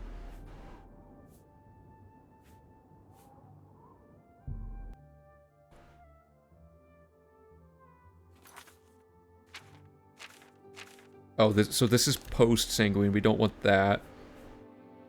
We want this. So this is... We've set up Adarji and we've set up Sanguine. And... We... Yeah, okay. So that's all good. The thing I'm curious of is... Where does the blood price happen in this quest? I swear it's like at the end.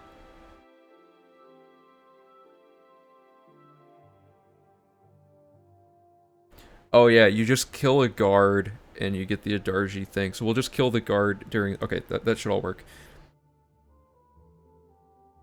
First things first, let's set Mizoga up before talking to the Count, because we have to talk to him anyway to talk about Mizoga. Wait. Oh, I forgot about this. You have to talk to him first because he tells you to go talk to Mizoga. I forgot about that.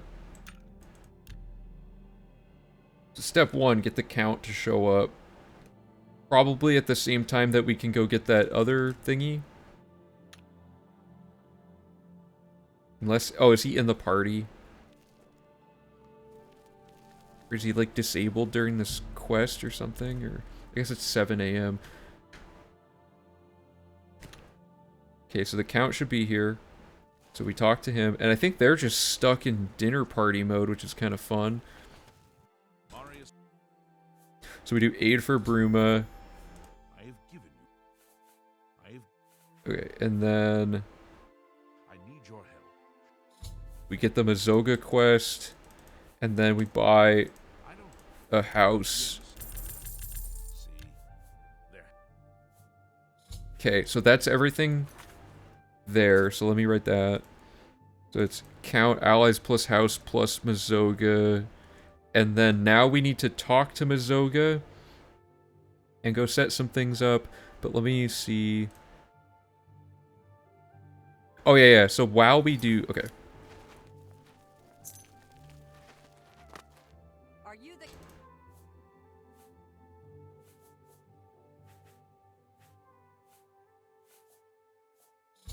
Okay, so the next step of this quest is to go to Weebum Gnaw, which requires leaving the house, which we could double up with the Sanguine thing, because we can do all the Sanguine stuff, and then get the ring, and then we have to talk to Adarji afterward, I think. Kill a guard on your way out and pay the gold fine to the guard. Follow quest marker to talk to Adarji at her house again. Right. Okay, so we have to go to her house anyway for Nirnroot and all that. So the best way to do this is we've set up the first part of this. So what we want to do now is go do the party trick, I think. Come back and get the ring. And then when we get the ring, it'll tell us to... That'll be telling us to leave the castle. Killing the dude is leaving the castle. This will double up the 2 jail times. We have to come back to talk to the count, I guess. I'm trying to avoid having to come back here multiple times. But I don't know if there's a good way to do it. Because if we leave to go do the Mazoga thing, we might as well be leaving at the same time to go do the ring.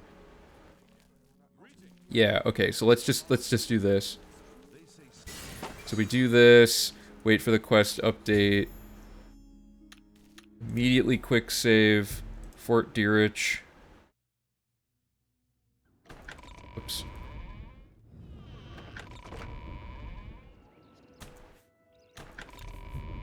Oops. Load the version of us that's finished this quest in.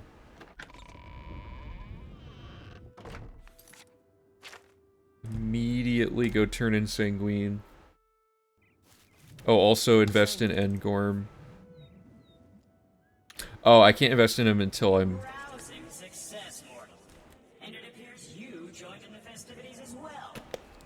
Good for you. You need to lighten up a bit. Find your equipment in that chest over there. And here's a little something for your efforts. Maybe we'll celebrate again sometime. Oh, right.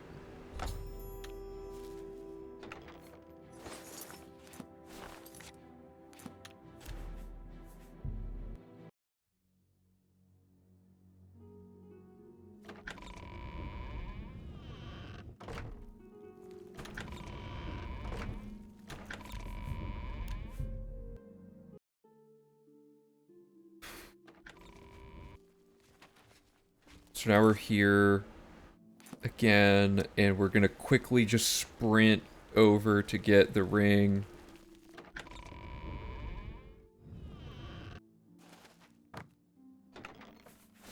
Awesome, got the ring, and now we want... What do we want? That works out so... I'm so happy. I might make, like, a quick YouTube edit of just that part of the stream, because, like, that would be really cool to show people the process of figuring that out. Okay, here we go. The next thing we need is to go talk to Adarji and talk to Weebum Gnaw, so this is a good thing. Let's do that.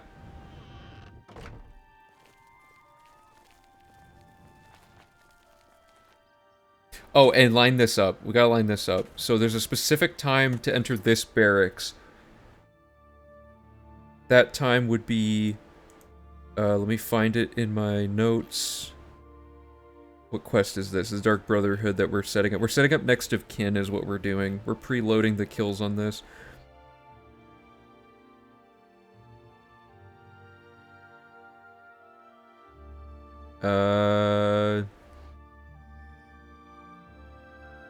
What is Celia Draconis? That's her name. Here, let me show you what I'm working on. Wait until 4 p.m. Okay.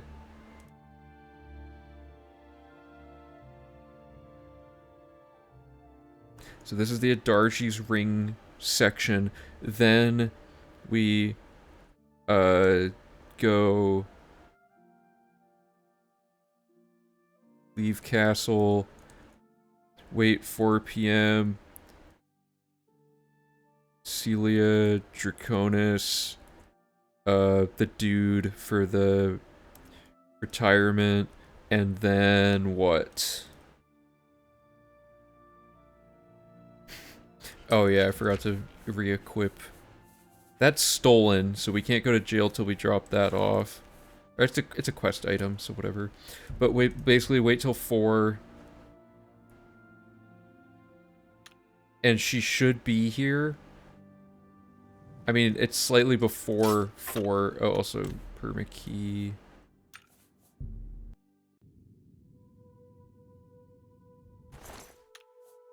Oops, what am I doing? Okay.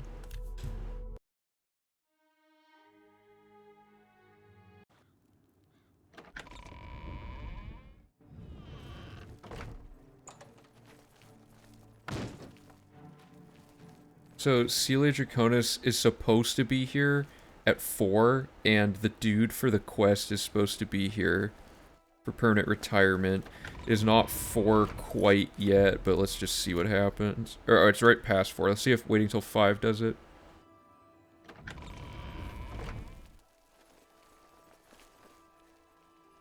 Did not.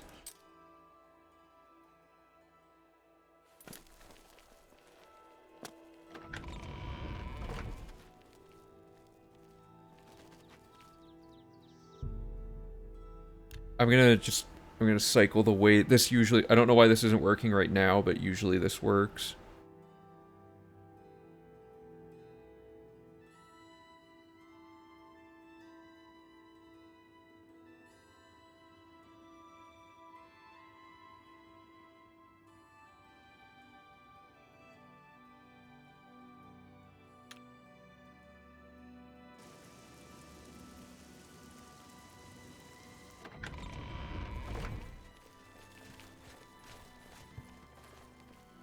Okay, so she's here as expected. Oh, I don't have apotheosis. So we kill her to preload a quest, and then... Ooh! Oh, perfect! That gives us the blood price for this. This is all working out so well. Okay, so now we come around here, and this guy's in the pond, and he's gonna be kind of hard to hit, I guess, but... There. Got him. Alright, so that gets permanent retirement done. So let me write those down, double check. Celia Draconis, I'm gonna write gives blood price, and then retirement. And now we're gonna go to Adarji. So we're gonna go to Adarji, and she has a few things in her house.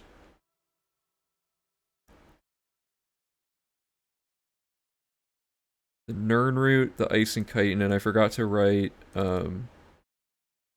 Skriva Thief Book.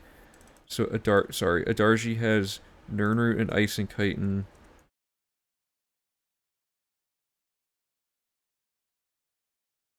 And then the next step... Oh, I should add this to the beginning of this.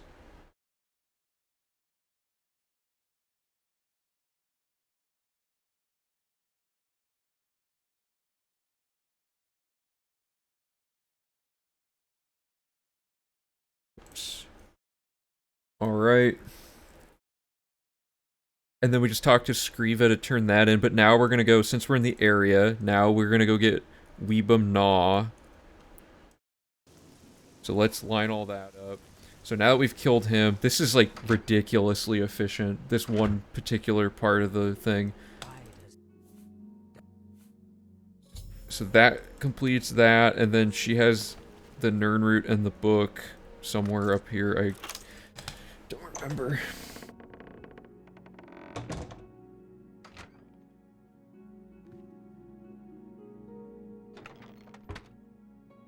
This is the wrong side. It's this one.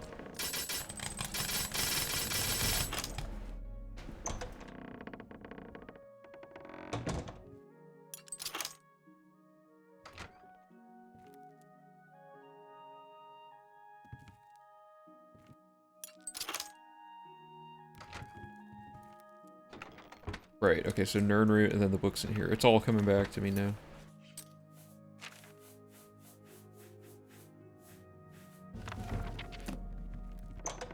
Okay, so her thing is done. And then we go to Weebumnaw, who's right here. Man, that all works out so good.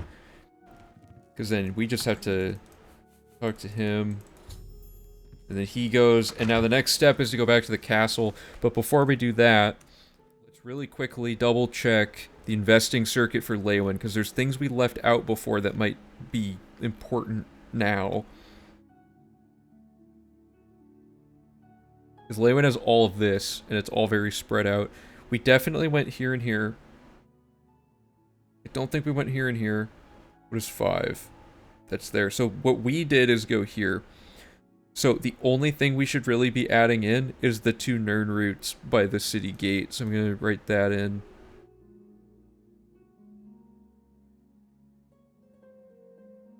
So retirement.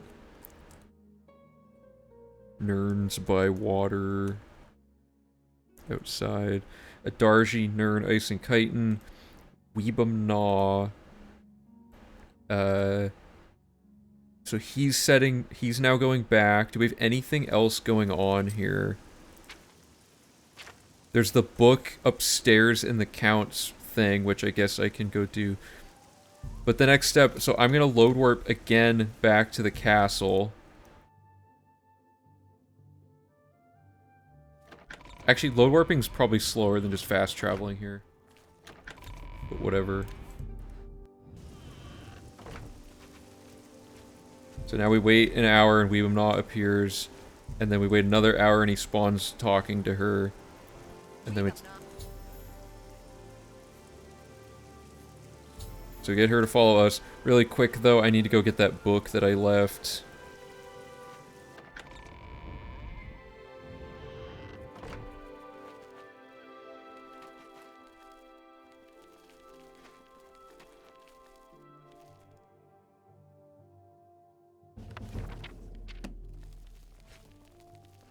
Okay, this is all good.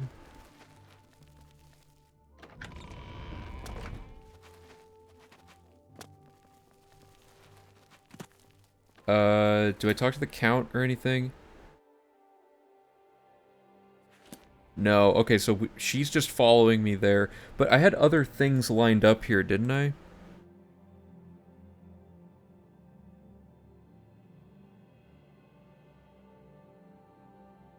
Wait. Ulterior Motives isn't Leywin, it's Skingrad. Why did I keep saying it was... There was some reason that Skingrad mattered, but... Oh, just for allies for Bruma. Yeah, that's right. So this should all be fine.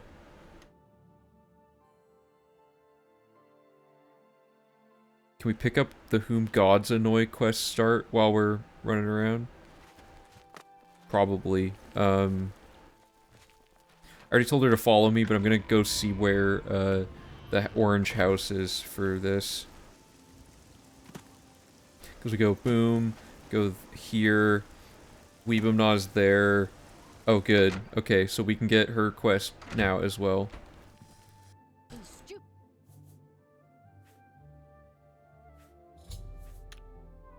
Okay. There's conjuration training and that are now at the Mages Guild, which we had to go to earlier, but let's add that in right after Adarji.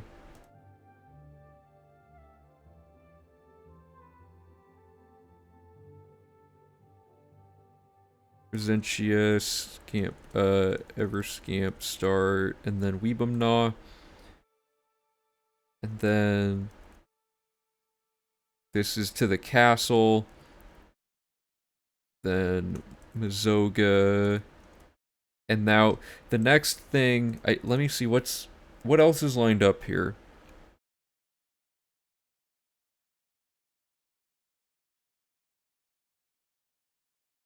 Because we did that, we did that, we did that. I think we're good to go. So let's just do it. So So once we get to the end of that path, talk to Mazoka, we get told to go here, just let this transpire. I don't remember exactly how this works. There's some point in which you can kill...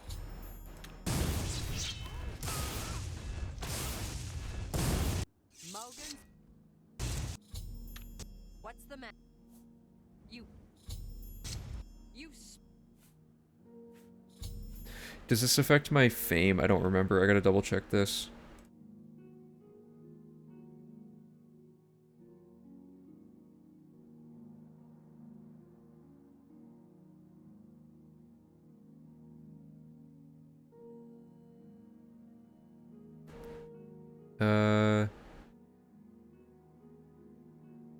Wait, what? Uh-oh, check this out. It is recommended that this quest be completed before Sanguines or not started until after.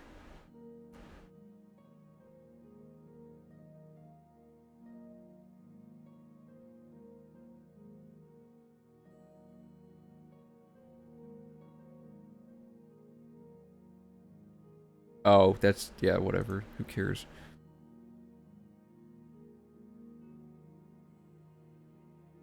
It says you get a fame. Do you get a fame if she dies? Hold on. Oh, okay, we can't kill Mazoga. Oh, I see. These two lock me out of Mazoga's next quest and the faction rank. So as long as we get to this point...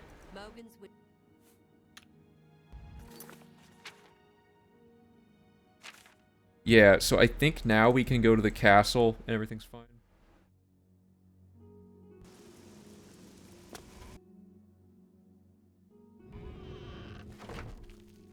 Whoops. Unless she didn't follow me back.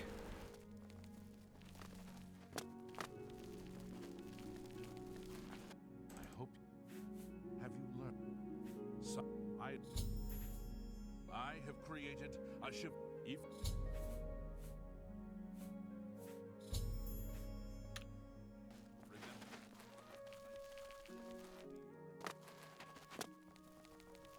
Oh, good, she is here. Okay, and then we just quickly go do this.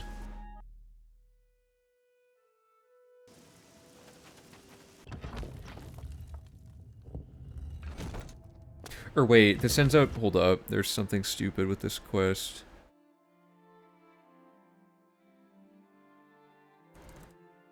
Knights of the White Stallion. Oh, wait until it's between midnight and 6 a.m. Whoops.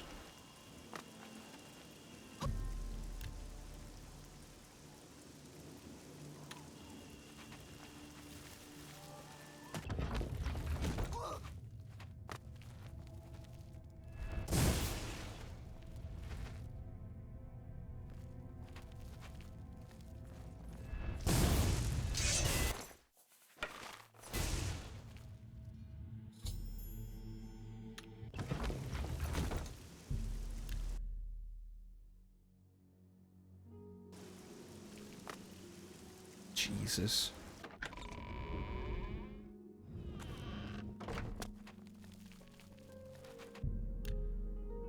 The scheduling's a nightmare, but this is working out really well otherwise, like logic-wise, it's like super good.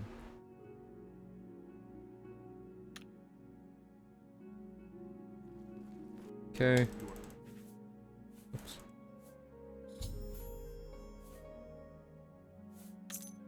Okay. That is a lot of logic, all really well interlaced.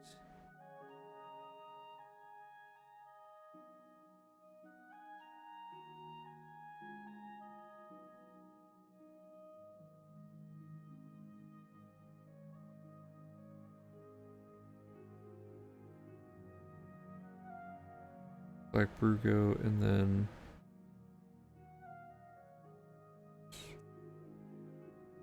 And then we have to talk to Mazoga one final time, and that's it, I believe. Unless the quest is like... Did you tell the... I don't know if we have to talk to her. I don't know if that did anything. Anyway. Okay. This is a lot. So, what have we checked off up until...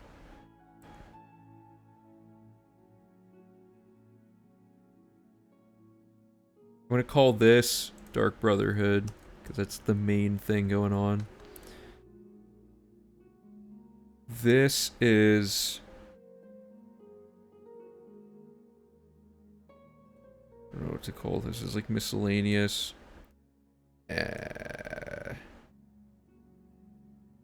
Whatever. I'm just gonna call this whole thing like Thieves Guild, basically.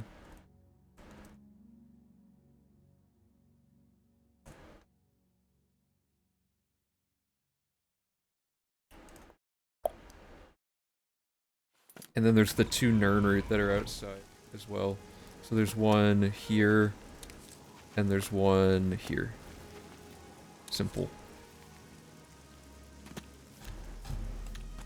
Alright, well, this is gonna be a nightmare to check off, but we gotta go through and make sure we have everything. So what's the last thing we checked off? We had the tax records. Did we check those off? We did.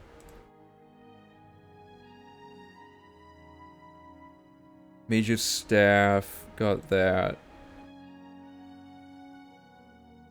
Make this yellow because we might not have to do this yet. Waterfront, Armand. Also, there's a bunch of other weird, like we have to talk to Julian Fannis and all that, so this particular thing might not be good. Okay. Tax records done.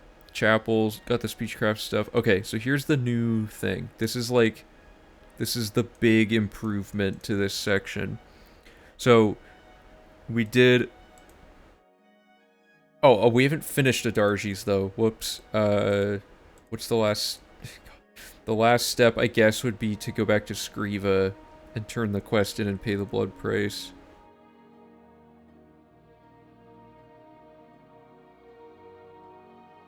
Skriva plus blood price, and then do Breville...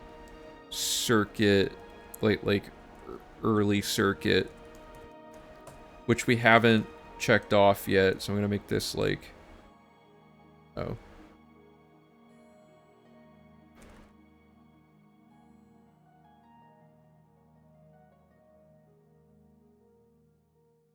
Okay. We read the book Thief, which was, oh, already checked off, I guess?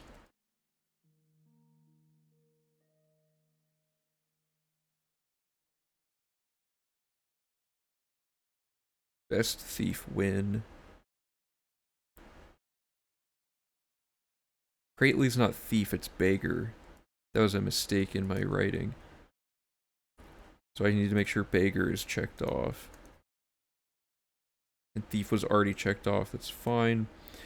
So we did... Let me finish this quest really quick, just for completion's sake.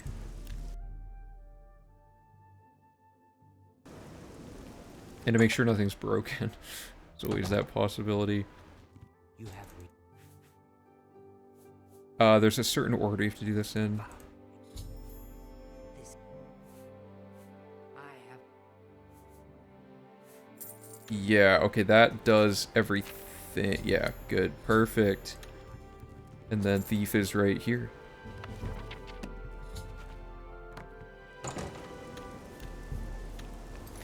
So we finished...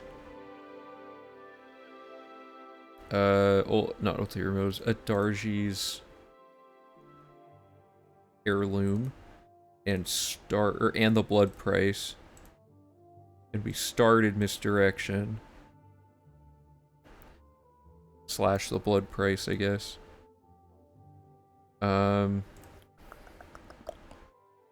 We partially completed a step of allies for Bruma. We partially, like, further partially completed permanent retirement. We started and then finished Sanguine. We started Whom Gods Annoy. We completed Mazoga the Orc and Knights of the White Stallion, and then we bought the Leowen house. So that's all that.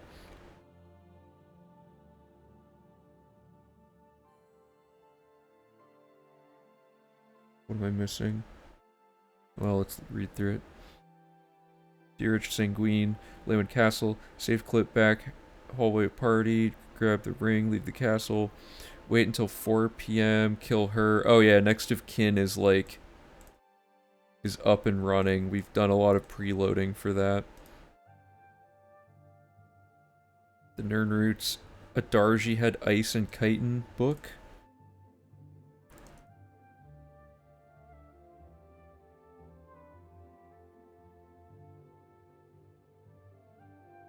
Started Whom Gods Annoy, I already wrote that down.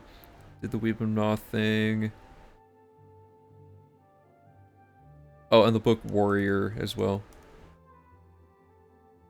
Which I don't know if I wrote that in here. Oh yeah, I did. Okay. Wow. That was a lot. Like, a lot. All at once. And it feels really cool to play through a thing where all the logic is just like rapid fire, checking off so many things. All 7 of those things were done in isolation in V3, so that's a good indicator of how much faster the route logic is going to make this run for V4. Like, that was like, I don't know how much better that particular part could be routed, to be honest. Just drop my water. Alright, so I am super tired and hungry because I've been going for almost 9 hours today.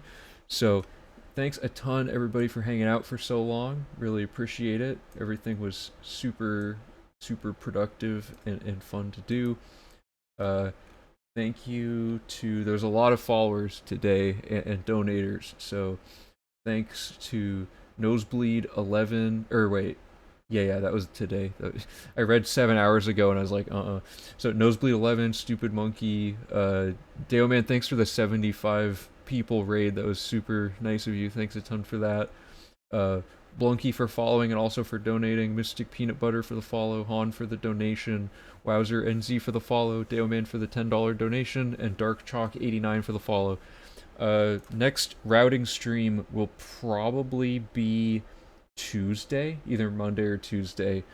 So if you're from the Daoman raid and you haven't followed but you like what you've been watching today, make sure to follow, and check out also our YouTube channel and join our Discord if you want to be part of the project between streams and to see like scripted videos of like our most major findings that we come across. So I am gonna go eat.